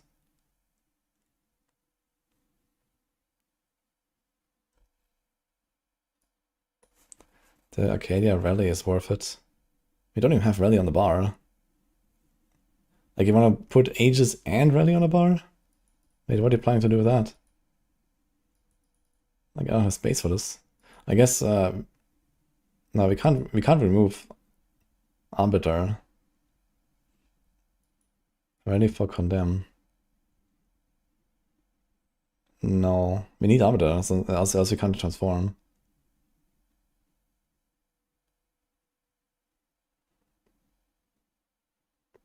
Like, we don't have Disciple off and push. This is Judicator off.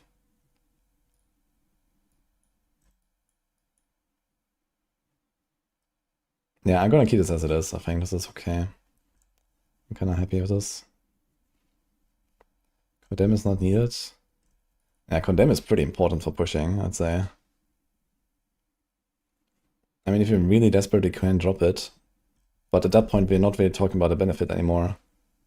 Like, I'm already kind of not really in the mood to do this change, and then dropping Condemn is really not the greatest move, I think.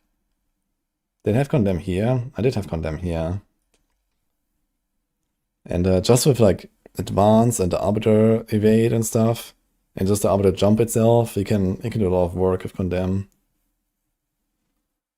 You need to pull on Origin? Yeah, I mean, you hit the entire screen. Yeah, you wanna have a lot of monsters on the screen, right?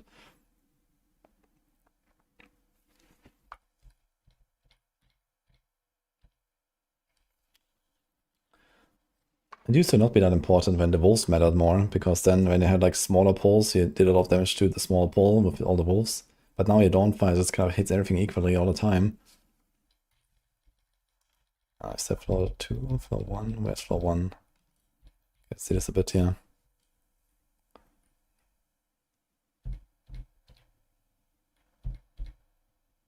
I mean, these are not like really the push maps, right? It's like kind of shit here.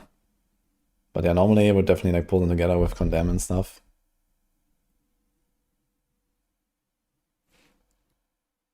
That was Snappy.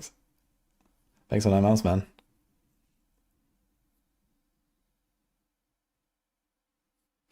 Yeah, I think we're gonna keep the setup that I have there with the advance and so on. Like in group push, you can think about it, I suppose, since you don't need the pulling there. Let's see what we'll do there.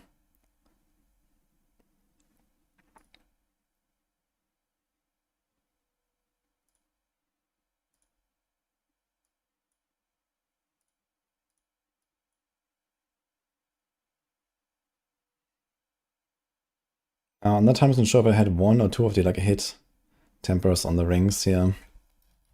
Can I see this somewhere?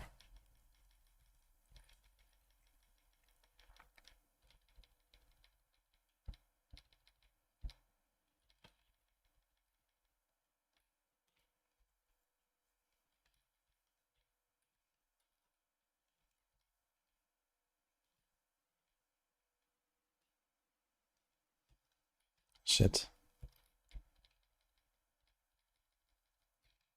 Okay, here's something I open.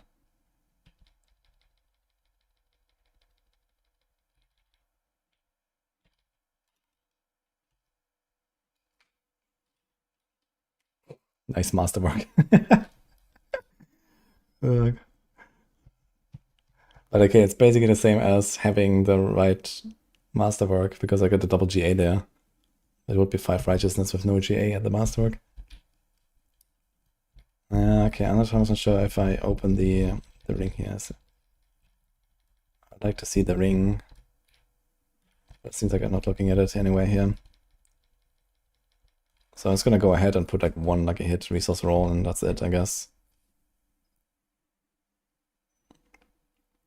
Should be okay. And some damage.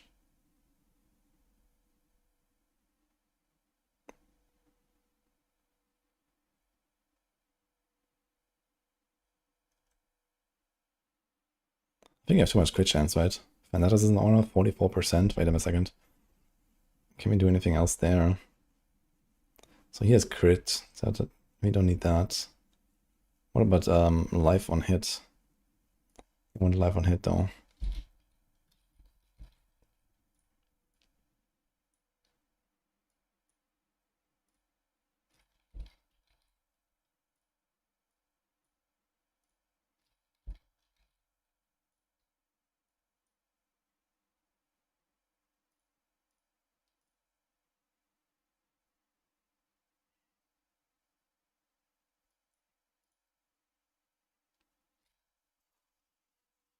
I think it's still way too much crit. Holy shit. Break the line, helm, stats.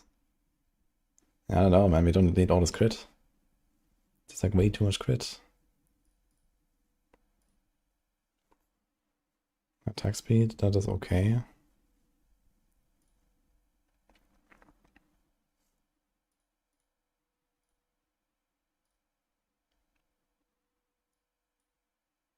I mean, that gives us more Quax procs actually. So that's kind of neat.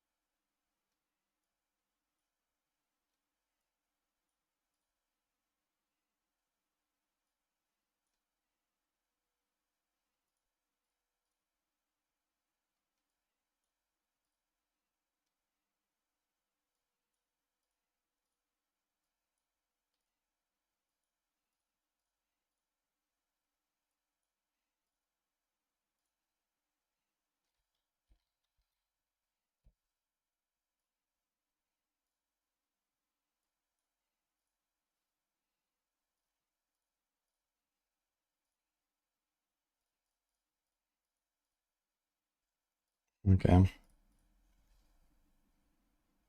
You can use Faith with auras. I mean, Crown of Lucian. Yeah. I was thinking about this actually yesterday. Maybe we should do it. We don't care about the crit or the core ranks. And that's basically exactly what I concluded here. Oh, look, we made this here actually earlier. So you need to either benefit from the cost or cap crit easily in other ways or not care about crit. And then not benefit from core ranks, be desperate for CDR. We're not desperate, but we want it. Be defensive. Okay, maybe actually. I mean, these auras don't cost a lot. Defiance aura costs quite a bit actually.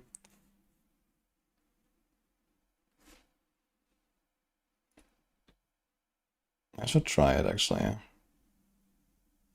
Let's make a copy of this one. Mythic copy.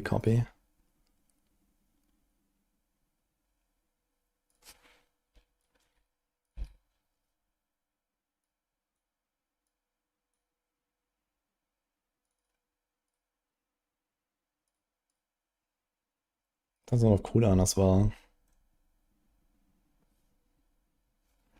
We're like overcapped now, which means we can go back on the ring a little bit.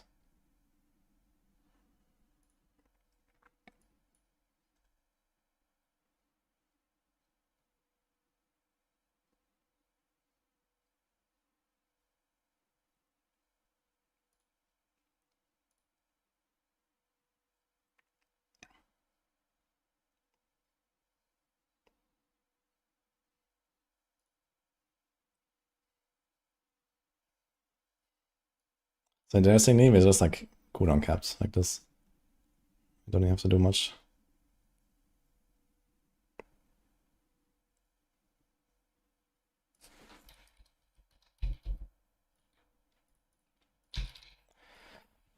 Okay, we have a 6-second timer to press Crown of Lucian, and I mean, we are doing that easily, right? But only 2 of the auras work. There's only Defiance and Fana. Let's see. 1, 2, 3, 4, 5, 6. 1, 2, 3, 4, 5, 6. 1, 2, 3, 4. 1, 2, 1, 2, 3, 4, 5, 6. 1, 2, 3. Oh, what happened there?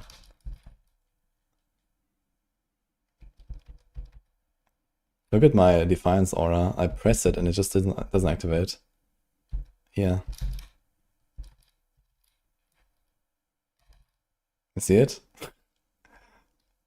Cool. Okay.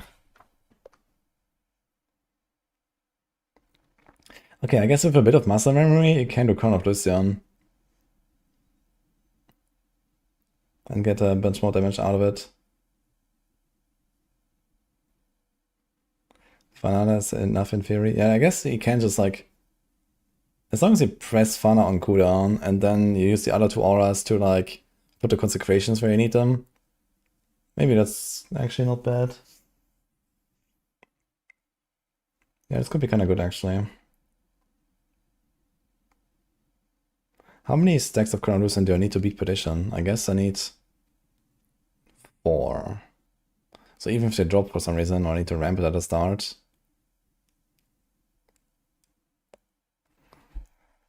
Yeah, it's not bad.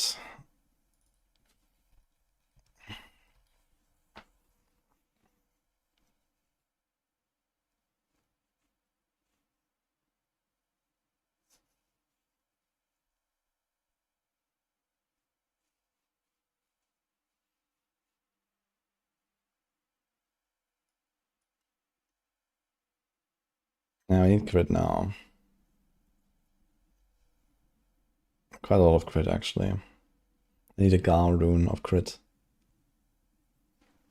So I guess like realistically, you know, he's gonna get crit on the neck instead of one of these passes, and then actually I would have to do crit on all 3 items to make up for this. So it's not that easy.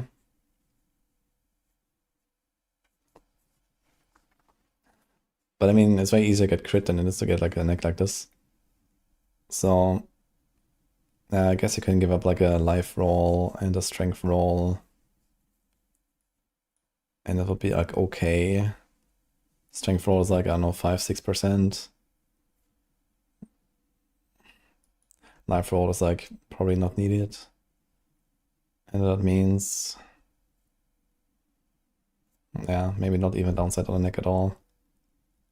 So it might be okay, like the cost of the crit is not that bad.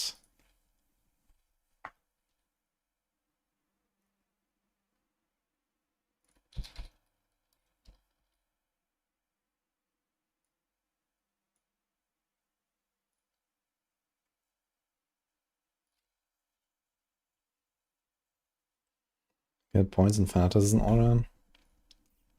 True. I mean, we already have plus 10 ranks though. We can't really take this out because we need to fortify somewhere unless we take this.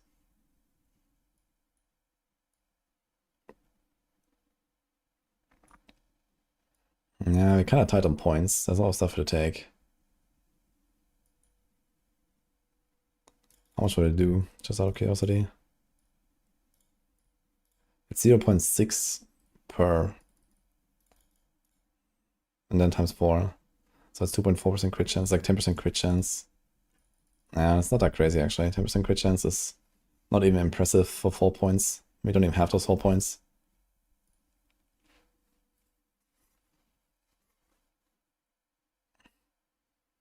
Break the line is included.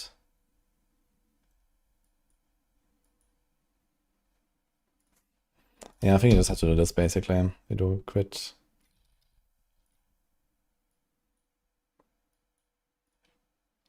And then crit here.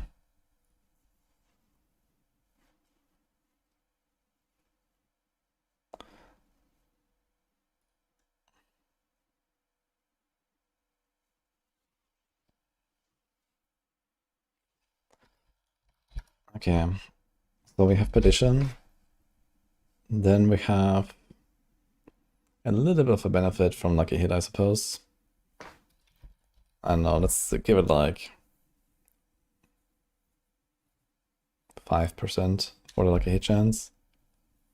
Because I have like better Quacks uptime and stuff. And then we have... I mean, maybe 5% is actually a bit undervaluing it. It's like the only Lucky Hit I have on the entire build. I'm gonna give it 10%. That's a lot of Lucky Hit on Petition, 45%.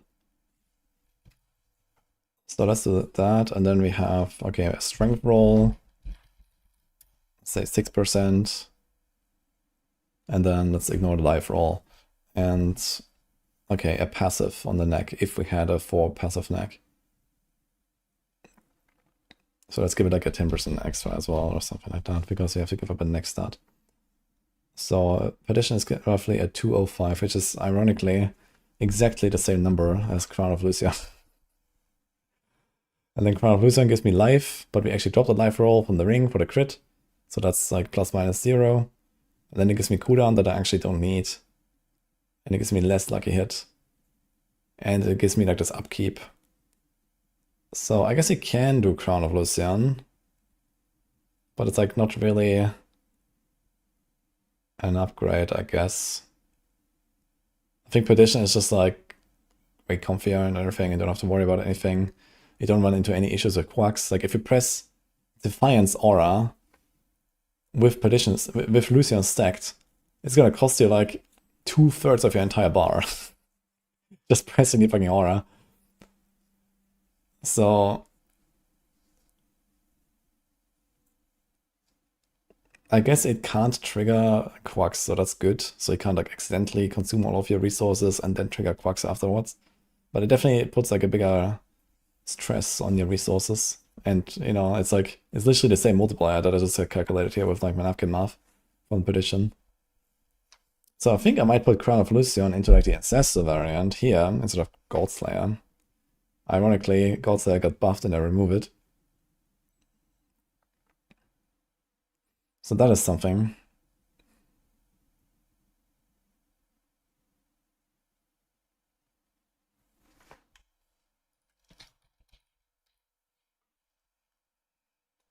%. So I basically need like 3 stacks of Lucian to beat this.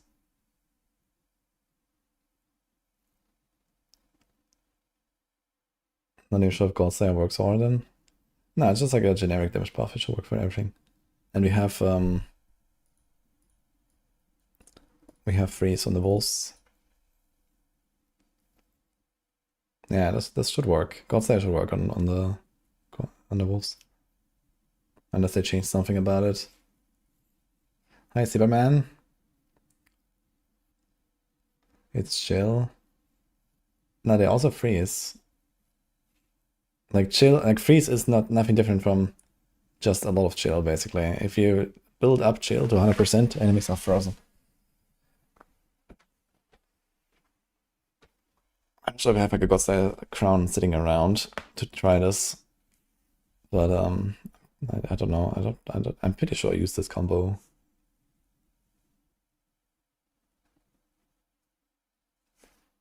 Either way, I'm gonna put Godslayer into the Ancestor variant. Sorry, Crown, I mean.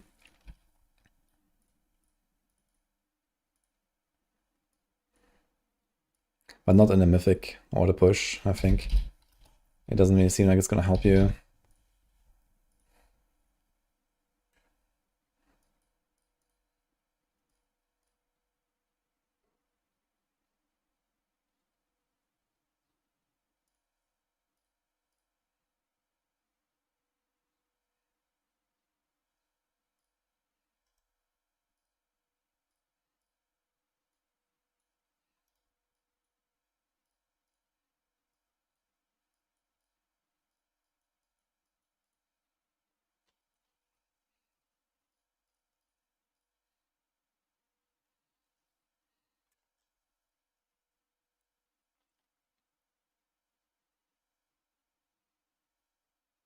Is there like anything better besides like a defensive thing? I don't think we need that.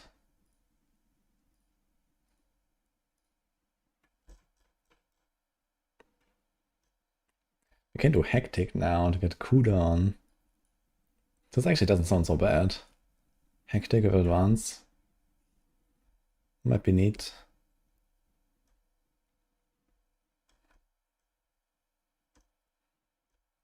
I'm doing that actually.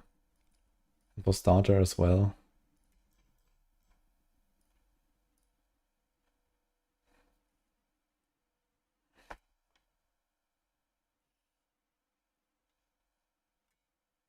Actually, I wonder if his might is better than the other one. This is 123k toughness. 137 seems like that is better than might. Quite a lot, actually. Damn. Synthetic Masterwork is doing work. Season 12 is on Wednesday, yeah? That's spotty.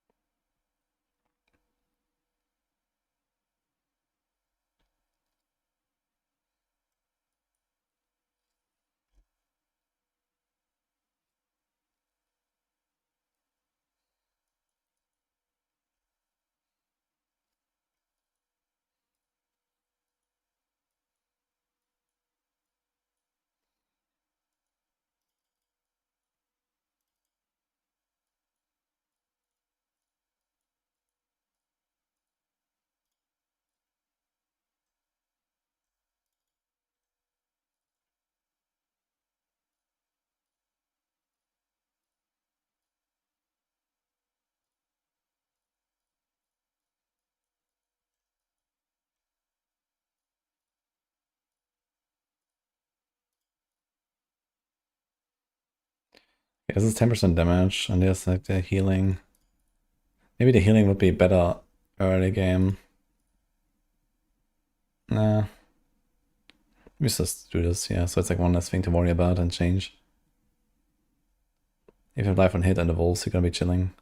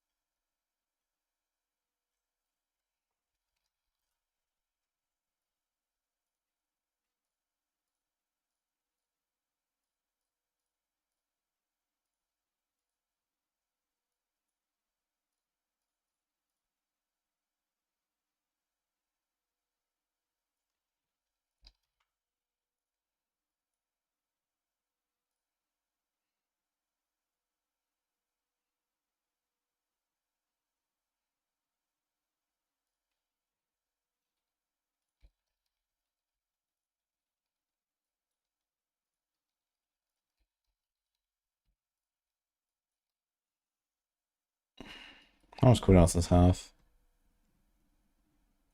65%.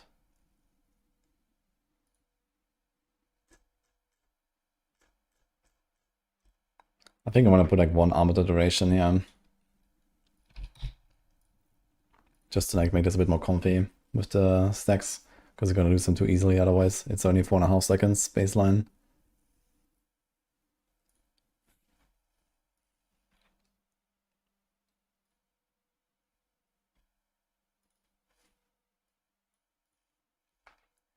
There's no news on season 48 onwards. What build am I cooking right now? This is Oradin. I think we have to change a few things here actually. Bossing. Probably still gets a 5. It probably gets a 4 in speed now. 5, 4, 5, 5, 4. I think this is probably okay.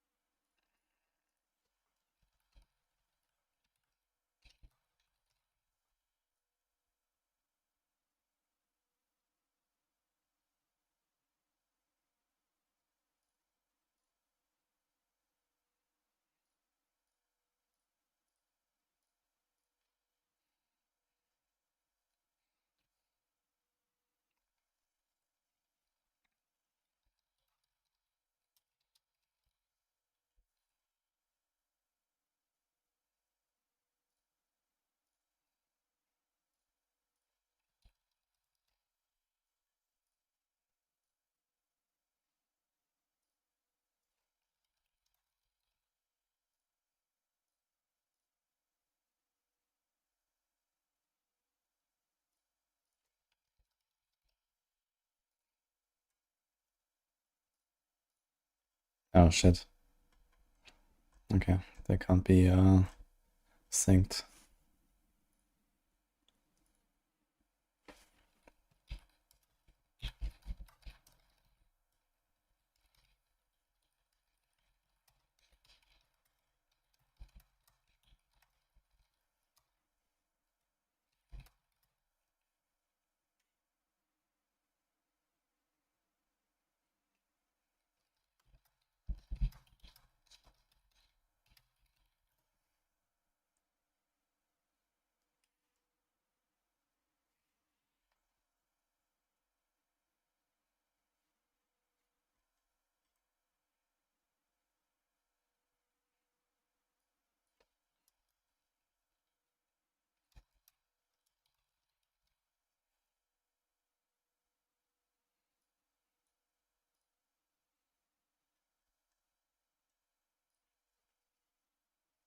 Any build that's faster in power than Paladin? Yeah, Blessed Hammer, I guess, is probably faster.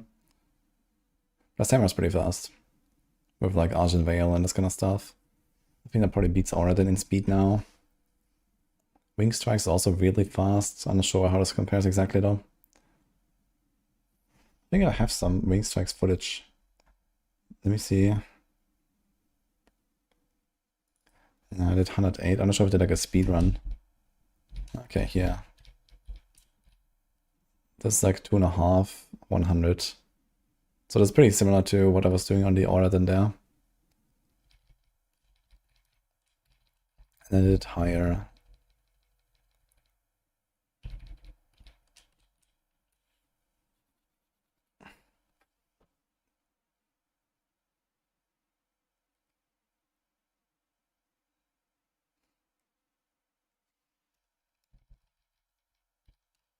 Yeah, I didn't do like a the speed run here is like not low enough, I guess. Because I think not everything is just like dying instantly.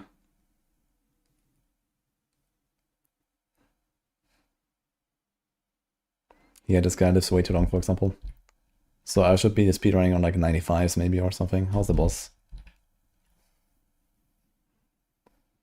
Yeah. Like 95 would be nice. Like the boss would be like dead in like 3 seconds or something. And then most of these will probably get like 1 or 2 tapped. So this is probably like modded here. And then we can definitely go 2 minutes or something like that. And it's kind of tough to do sub 2 minutes on like an Oradin now. Unless you do like a very low tier, because you rely on these consecrations so much. These consecrations are like really powerful. Like without them, you do like, you know, a quarter of your damage or something. So if you wanna like not rely on consecrations, you have to go way down. You have to go like, I don't know, 80 or something. Let's see. Here's like 100, yeah, so that's kind of what this looks like in a speedrun. But you always have to like run into a pack, at least on elites. But you see here even, look at this, this is just like a bunch of like random spiders, right? Yeah. So now the consecration and boom, the ticks and they die. Okay, I'm now I walk into the next pack. Like yeah, the small stuff kinda dies, you see? But not necessarily in one tick. Until I do the consecration. And so yeah, it gets better with more muscle memory and so on. But yeah, basically every pack you have to do consecration drop. So it's like rotate your auras around. Did you change castle with Preacher and Wing Strikes? I'm not sure what was my Paragon on this run. It might have not been like fully optimized and stuff, so you know there's like plus minus a little bit, I guess. But I mean these like Paragon choices are relatively similar on most builds, and there's like a little bit of optimization you do.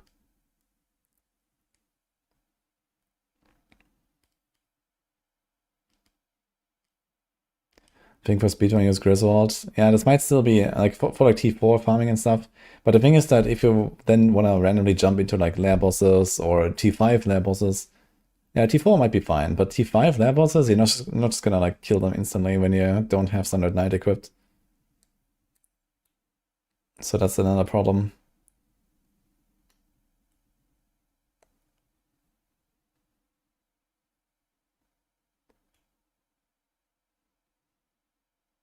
So I don't know. I think I might just do like full-time, like Standard Knight basically, and that's just the build. I don't think you're really gonna gain that much. Unless you're like, you know, okay, you do like a big Helltide session or so. But if you do like a big Helltide session, again, in like Helltide, you're probably fine with Sundered Knight. It's just running around.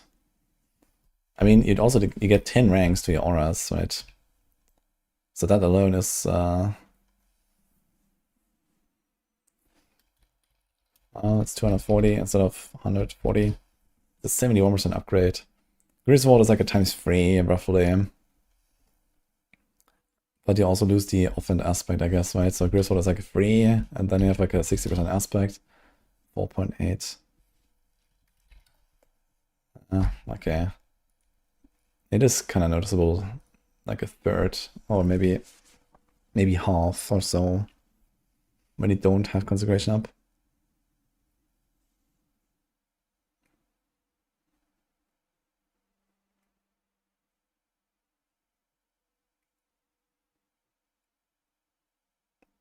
Even Shield Ordin seemed on par or stronger than Wing Strikes, and how is Hammerden hit rate actually? Because the damage per hit seemed pretty low. Maybe I did some Hammerden. Here's Blast Hammer. It's probably a little bit weaker. Here, this is like a 4-minute run on 100. So if you want to farm 100, yeah, 100 is like a bit too high for Blast Hammer. But if I was doing like 90 or something, I think it would go faster because you fly into the pack explodes. If you one-shot everything, then like Hammer is probably the faster one. So I think I would probably just do Hammer.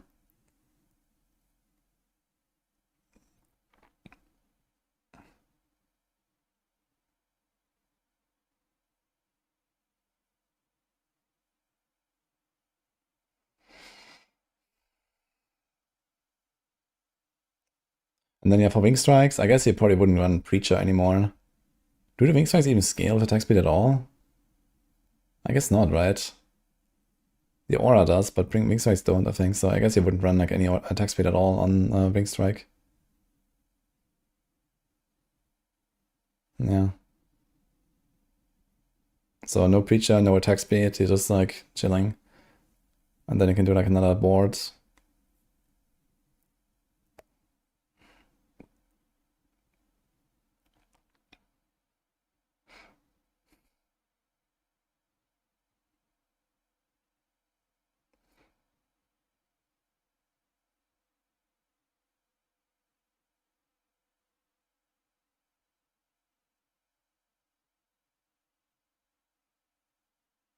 Why is Hamilton faster? Kind of just similar rotation on other builds too. Yeah, it's like the same like Arbiter evade thing that a bunch of builds do, but Hamilton just has the best coverage, I guess. Like it kind of just hits the entire screen. You have hammers flying everywhere. I mean, Fist of the Heavens is very similar to hammers, so that also goes at a. I might have some Fist of the Heavens footage. Let's see.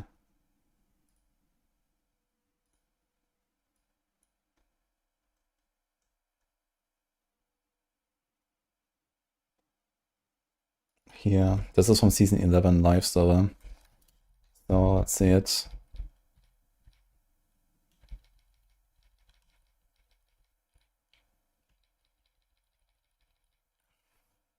I mean, okay, this is still with the bugged Argent Veil though, so they fixed Argent Veil now, I think, for the most part.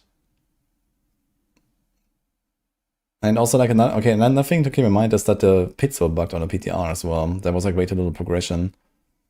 So all the pit runs that we saw now are actually going to be a bit faster. Like these 2.5-minute runs are probably going to be more like 2-minute runs.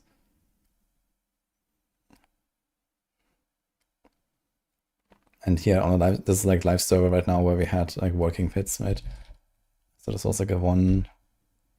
Okay, if this wasn't Belial, it would be a 145 run, right? Like you would walk in here, boss is dead now. So 145. Pretty good.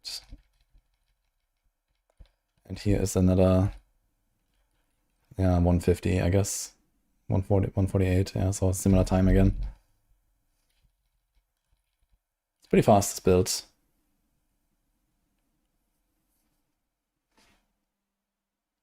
But yeah, so I guess it's kind of compares with like Blast Hammer. It should also be like kind of comparable power.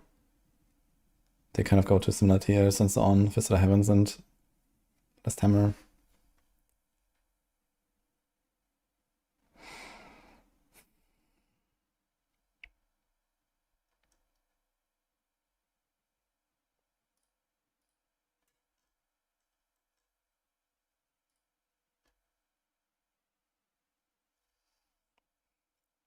Only for shield bash version attack speed is that skill?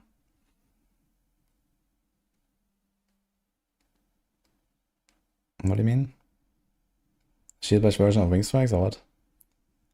Nah, I think Wing Strikes probably just doesn't run Preacher at all anymore.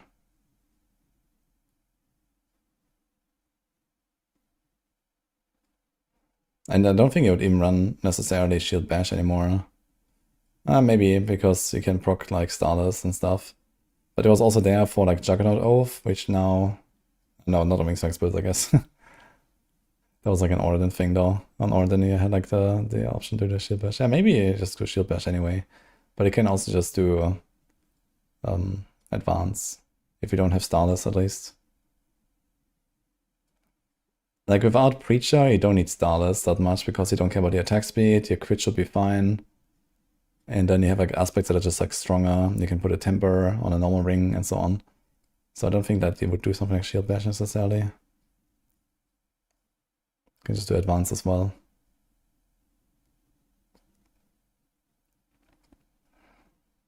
Yeah, so Fist of the Heavens is still really good. And it shouldn't really need a lot of updating. I think this build will kind of stay as it is. Now the interesting part here is that for a build like this, I just realized, for a build like this, you actually wouldn't run Preacher either, right? You wouldn't go attack speed. You just say fuck it and put something else. Because it's just evading anyway, like what do you care about attack speed? I actually have Starless, yeah. This is actually with Starless, this build.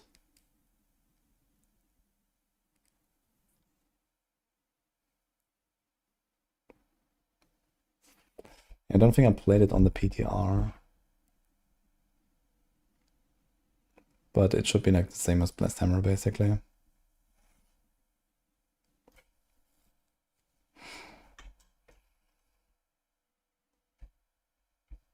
I think Hammer is stronger than Ordin with Shield.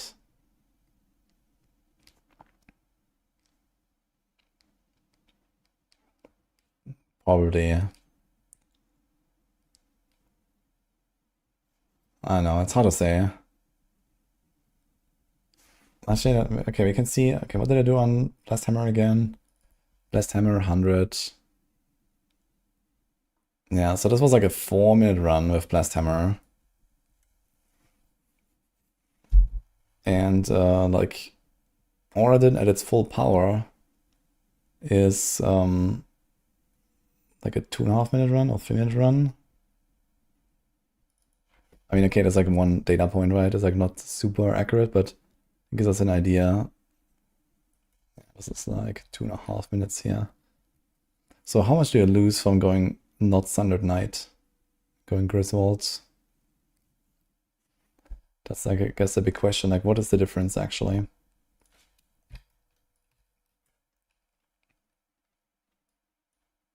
So we get 180 aura potency, we have 45 here, we have 35 there, this is 80, 260 aura potency instead of,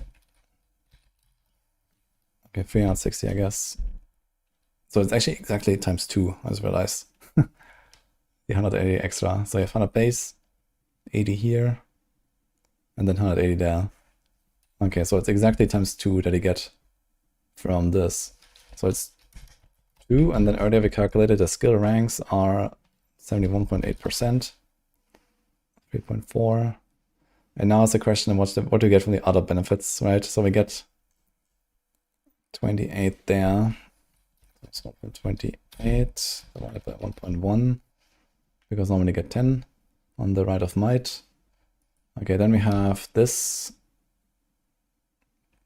which is that 15? That's 15 normally. So times 1.42 divided by 15.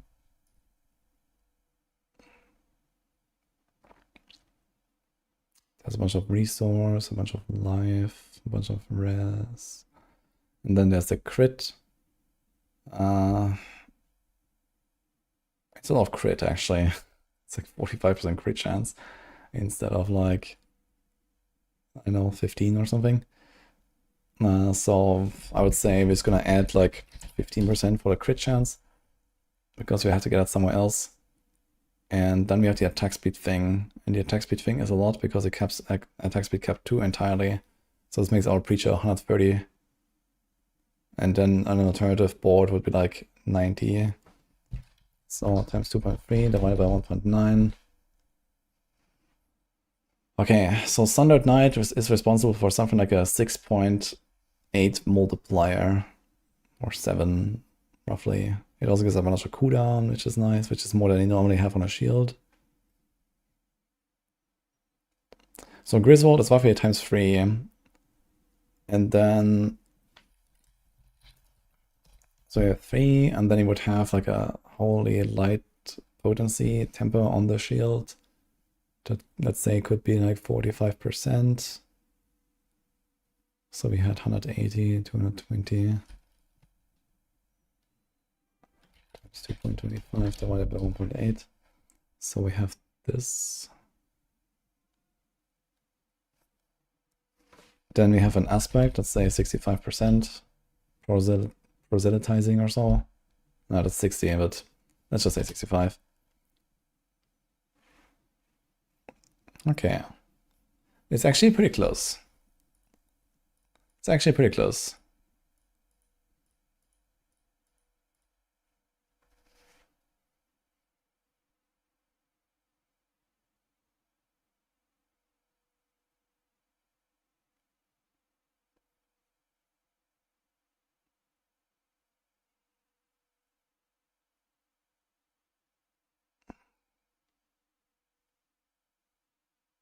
Griswold also has like a hit effect.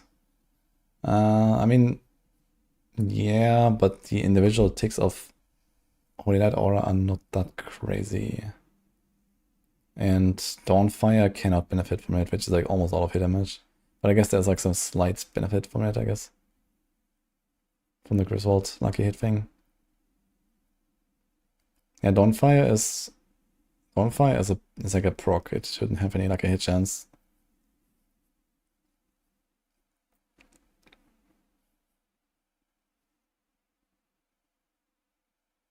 I'd be surprised actually. I mean, I didn't specifically test that, but it shouldn't have any.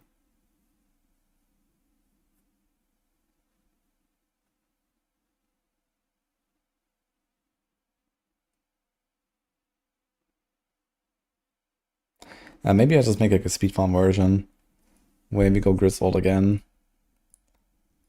And it seems like it's close enough. And then Holy Punishment is 65, is 70, so is there like something else here that we can put? I think it's just like the proselytizing basically again.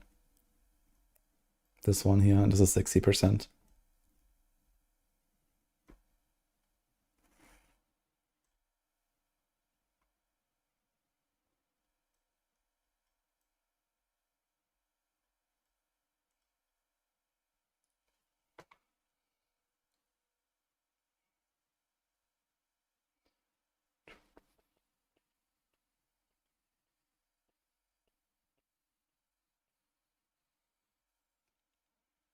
And actually, yeah, for a speed farm variant, we could do just like a lot of crit here on the prediction. So that is a thing as well.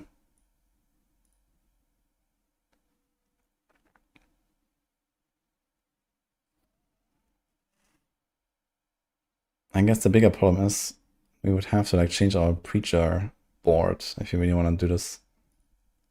Do we want to do this? And then it suddenly becomes like quite a lot more of a struggle. Instead of like here, just like swap out 2 items and you're chilling. Nah, I don't want to do that. I'm just gonna accept that it's gonna be scuffed. So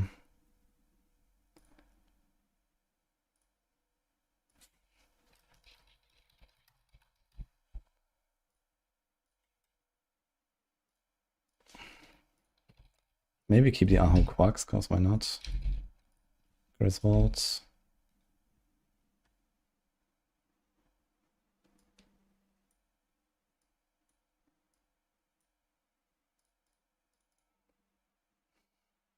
Also, another thing to see is we have like much less access to weaken uptime actually.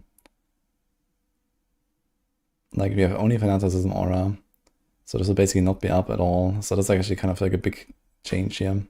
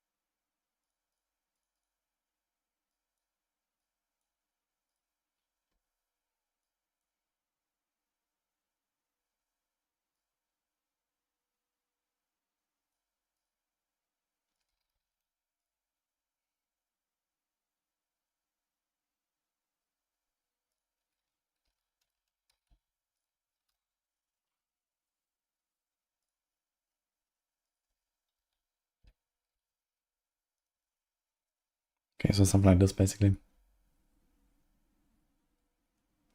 There's like a slight benefit here, which is that you get a kill streak bonus for Rampage instead of the Feast, which is better. Could go Falling Star, Weakening. Yikes, dude. I don't like that at all. Every 25 kills, game was looking for 8 seconds. 8 seconds is quite long. So even last year in like most boss fights and stuff.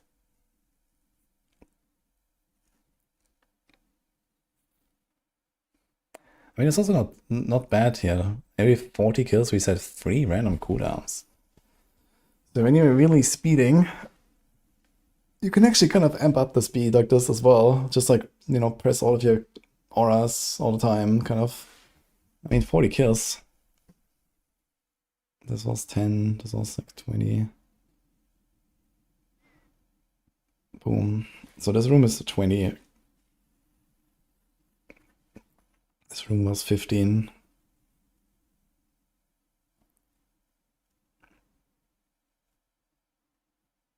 So this room was like 1 proc where like all of the stuff reset. Would I go berserking or would I go cooldown resets? I think I would go cooldown resets, honestly. Just gonna face roll all the cooldowns.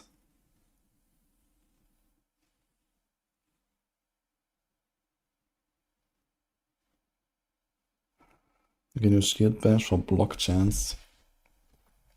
Alright, let me see that again. What's there?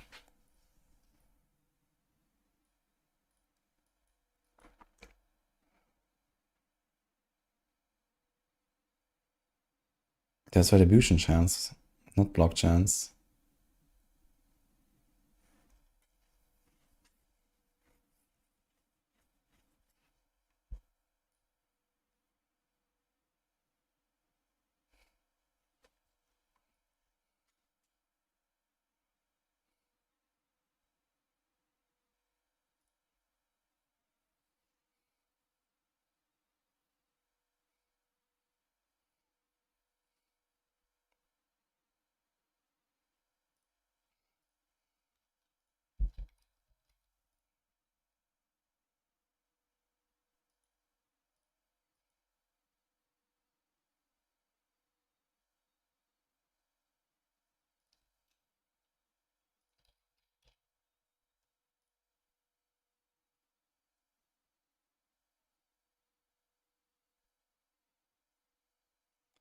Okay, I'm gonna put this as a speed farm variant. It's kind of like the good old, you know, like AFK playstyle kind of deal.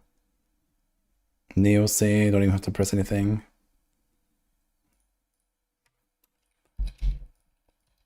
Can like AFK anywhere. So I think it's gonna be like kind of nice to have this as well.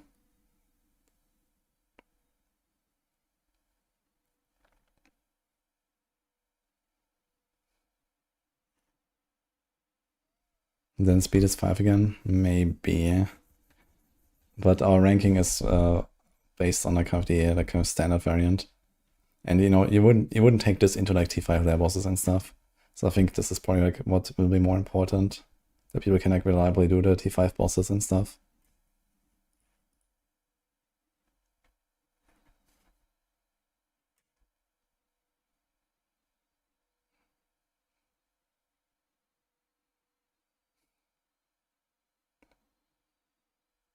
Did I do some crackle on the PTR by any chance? Here's some crackle. I did 100 though. Did I do lower? Here's a 90. I do like the pits were like so scuffed on this PTR. Like even this was actually, I mean, crackle is definitely like one of the fastest builds, right? So this is still a 2.5 run. Here's an 88. And I kind of just leave it. Even that was 2 minutes, so maybe it is 5 minutes actually. Did it do evade? Here's evade. Even evade, yeah, 215. 188.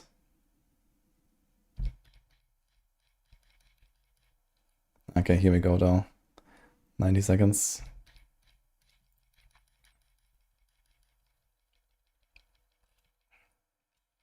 Yeah, I think 4 on speed is okay. When evade is like kind of like the gold standard, then I think 4 on speed is probably fine there.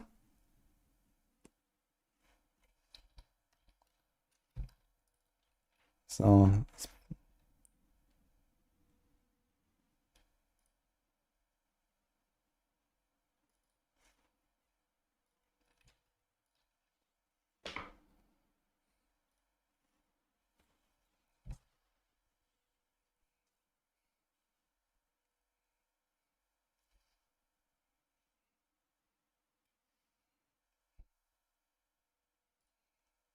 it's the rotation here as well.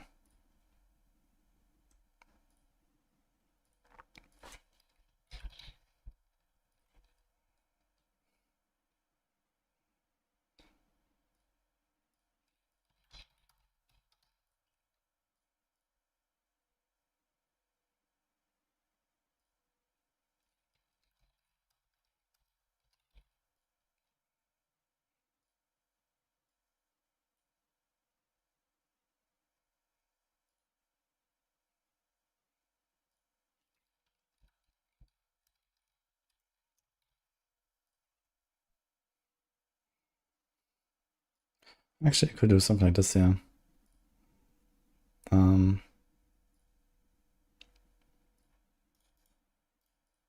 do I remove?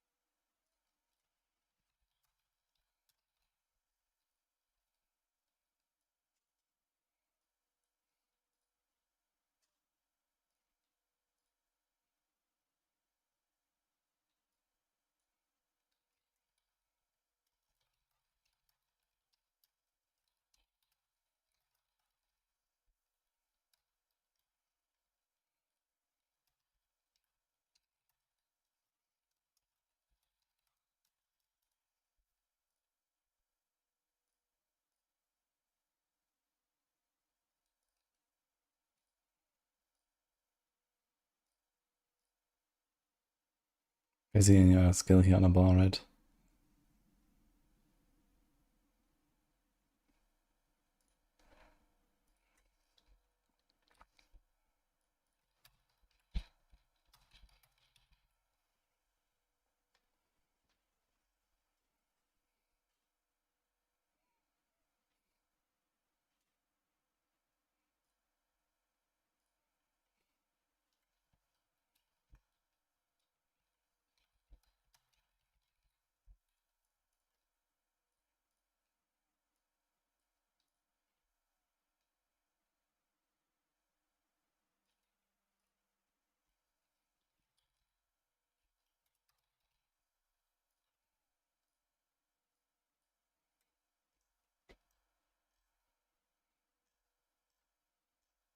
Okay. How do you Spear of Heaven's over in speed and power and playability? You mean like this proc build? It's like pretty good. It's like a really decent build, but not like the fastest, not really the strongest. It's probably like this like a 4 in everything or something.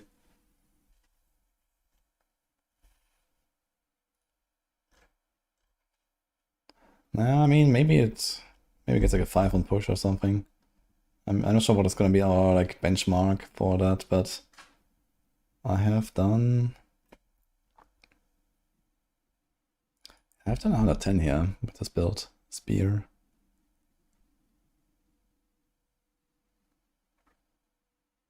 And this was pretty easy. 3 minutes left. Long boss fight though. It's like a 5-minute boss, so it doesn't go that much higher there. It's certainly not great on bosses. We're talking about Judgement. Judgement is definitely a bit further down now. So here's like a 7-minute 100. So it still works, but yeah.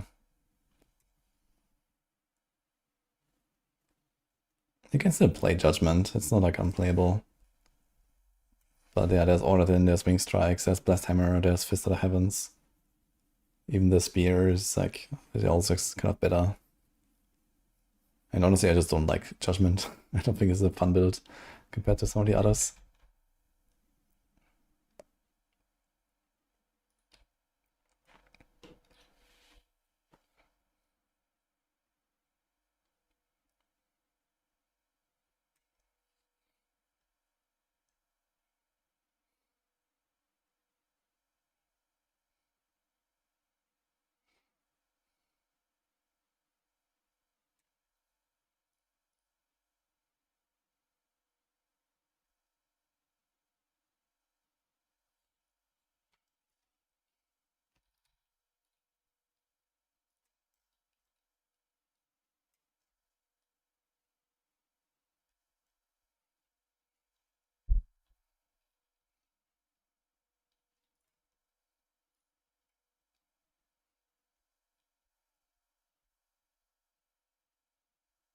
I don't know what that is, the Splevens.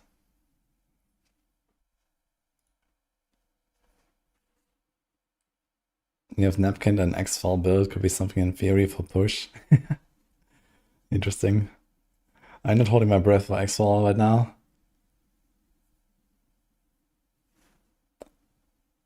You're using a personal variant of Judgement with Heaven's Fury. Yeah, it's kind of cool when it plays Heaven's Fury and then applies like 1,000 Judgments and you like explode them all, I guess. But yeah, I've played my fair share of Judgment for now. I don't think I'm gonna touch that build in a while.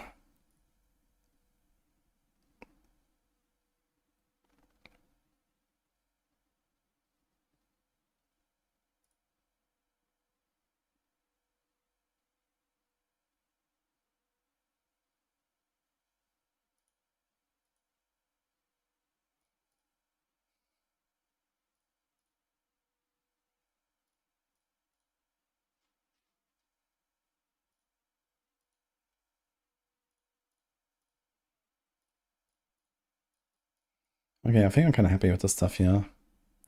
So let me do this stuff. Hunger.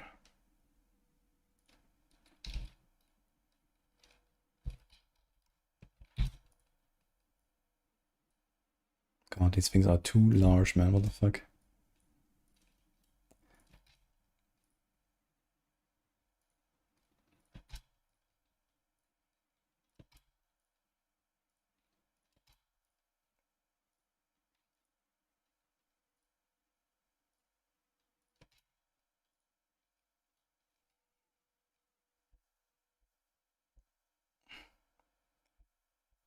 Yes, and yes, that's Blevins.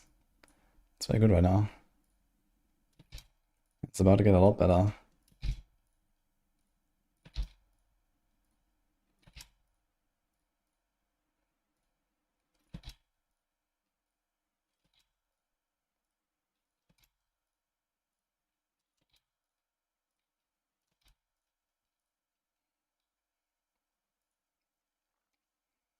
Okay.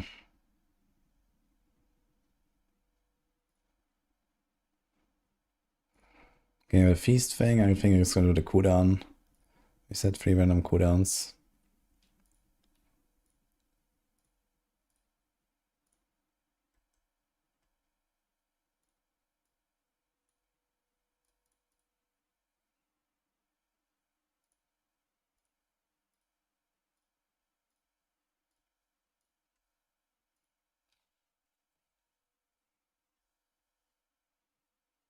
How's Wingswag speed? Wingswag is pretty fast. I wouldn't say it's awkward. Because it like auto saps, you know, the targets around it. I think there's like sometimes it's like a half or 1 second delay between the barrages, basically. That's like a barrage of 4 hits. And then there's like a, you know, short break, and then again, I think it's like a 1 second break or something like that. But that's about it. And that's kinda okay. It's generally a pretty fast build. It's a bit like Crackle Sork, I guess, the way it works.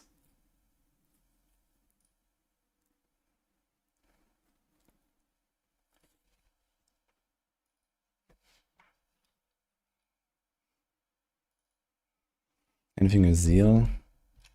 How is this actually? 90, 2.5, 85, 2.5, 90 again, 3. I think I tried without the Argent Veil. Let's see how that goes. Okay, Zeal, 100.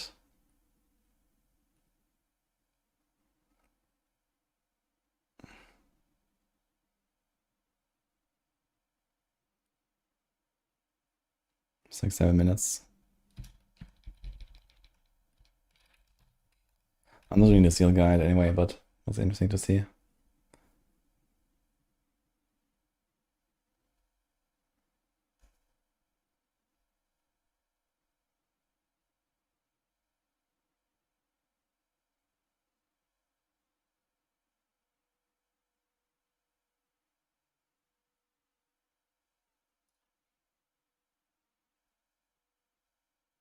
Okay, now what about group push?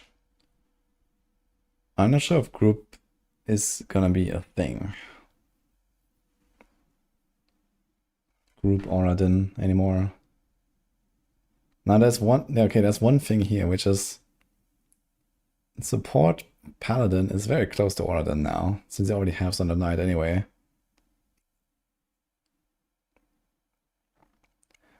You do give up some things like Shaco, but does that really matter? Everyone already gets like full crit cap and attack speed cap 2 and stuff like that anyway from the fanaticism.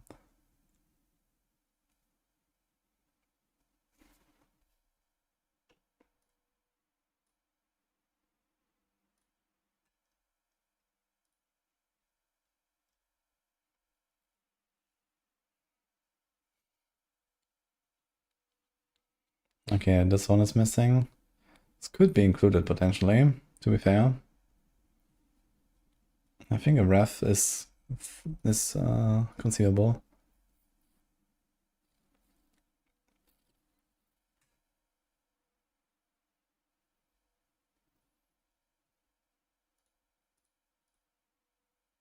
Instead of all these other rings.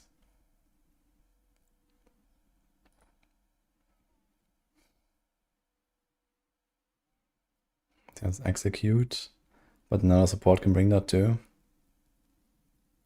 Actually, can they? This is like a paladin aspect. I guess at least you can do a what rune. Same with Ohm, might not be the big required.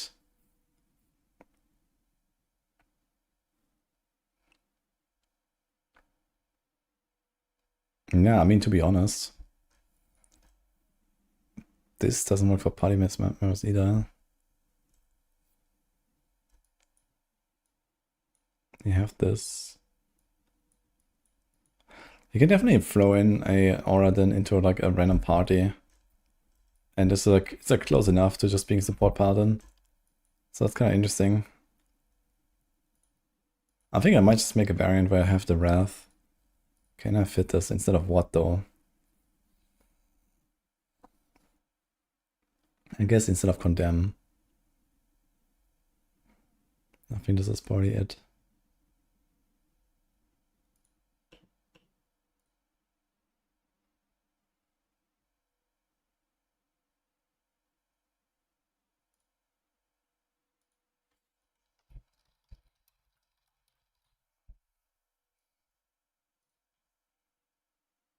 We want Ascension, I guess.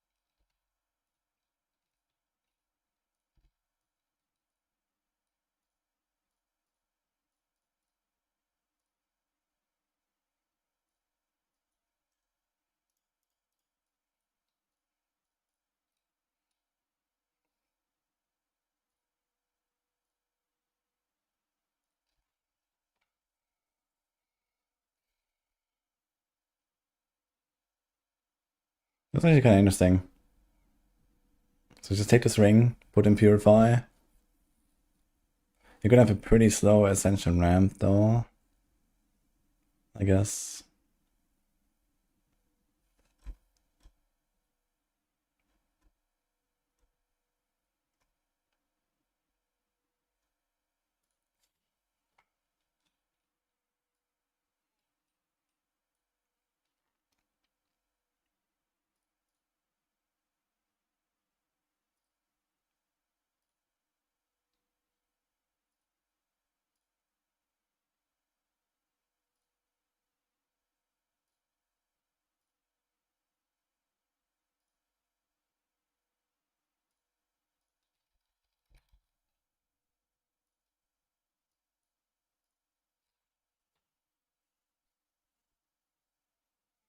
Shield phones is slower, but clearly stronger than our builds. Yeah, it's really strong. It's not that slow.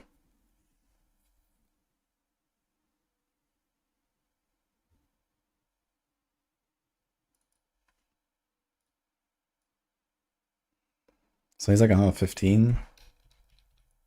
But I see the boss, even 115 is like 120 or something. I'm not sure if I did like some speed run.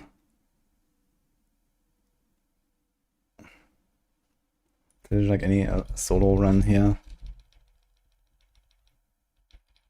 Yeah, failing the Heraldic Strongroom Monka. It's like alright, you know, in speed, but like not as fast.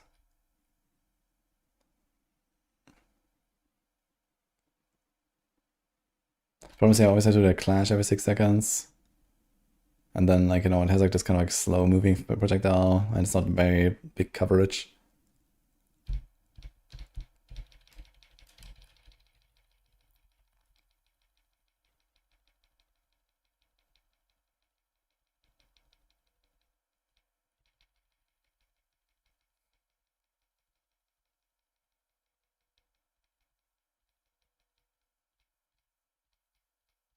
Yeah, I think I only did pushing and then actually do like a speed run here. Unfortunate. So I don't know exactly.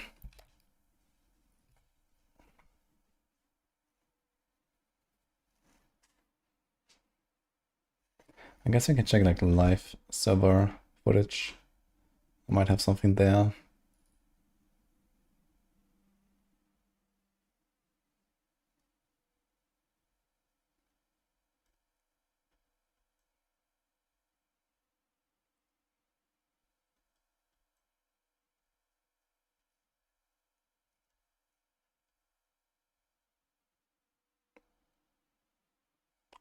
Nope.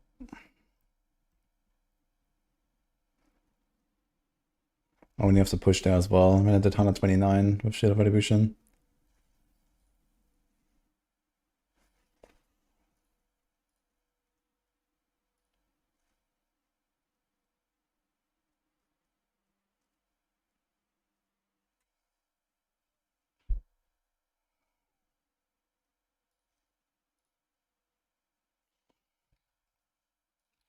Okay. I think the order is kind of done though.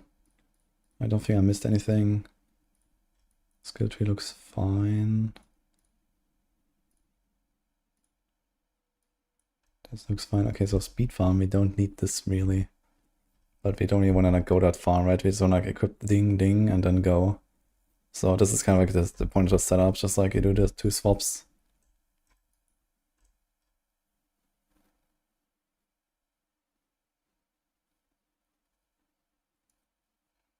So yeah, we're not gonna do like any sort of adjustments here.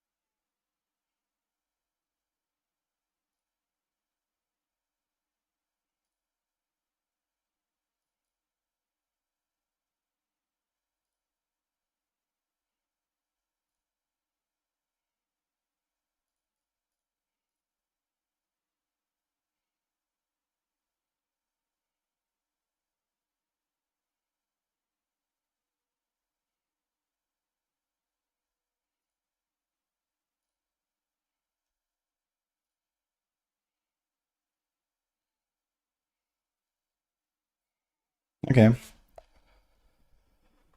I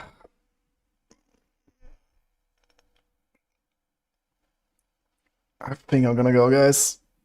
We've done the two biggest updates at least that we have to do. So this is Shield of Retribution done, and this is already done. And then all the other stuff should be a bit easier.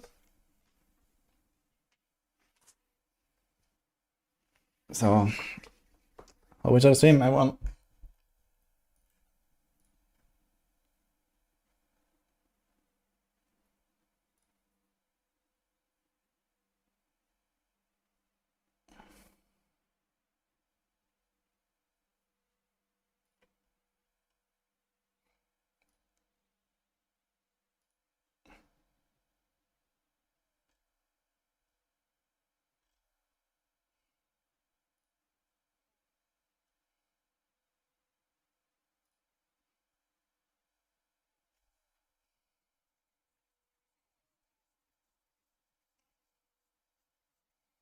Yo, we can raid the pan today. How about that?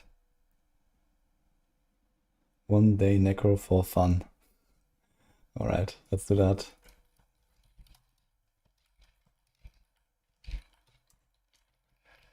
Alright. That's enough over.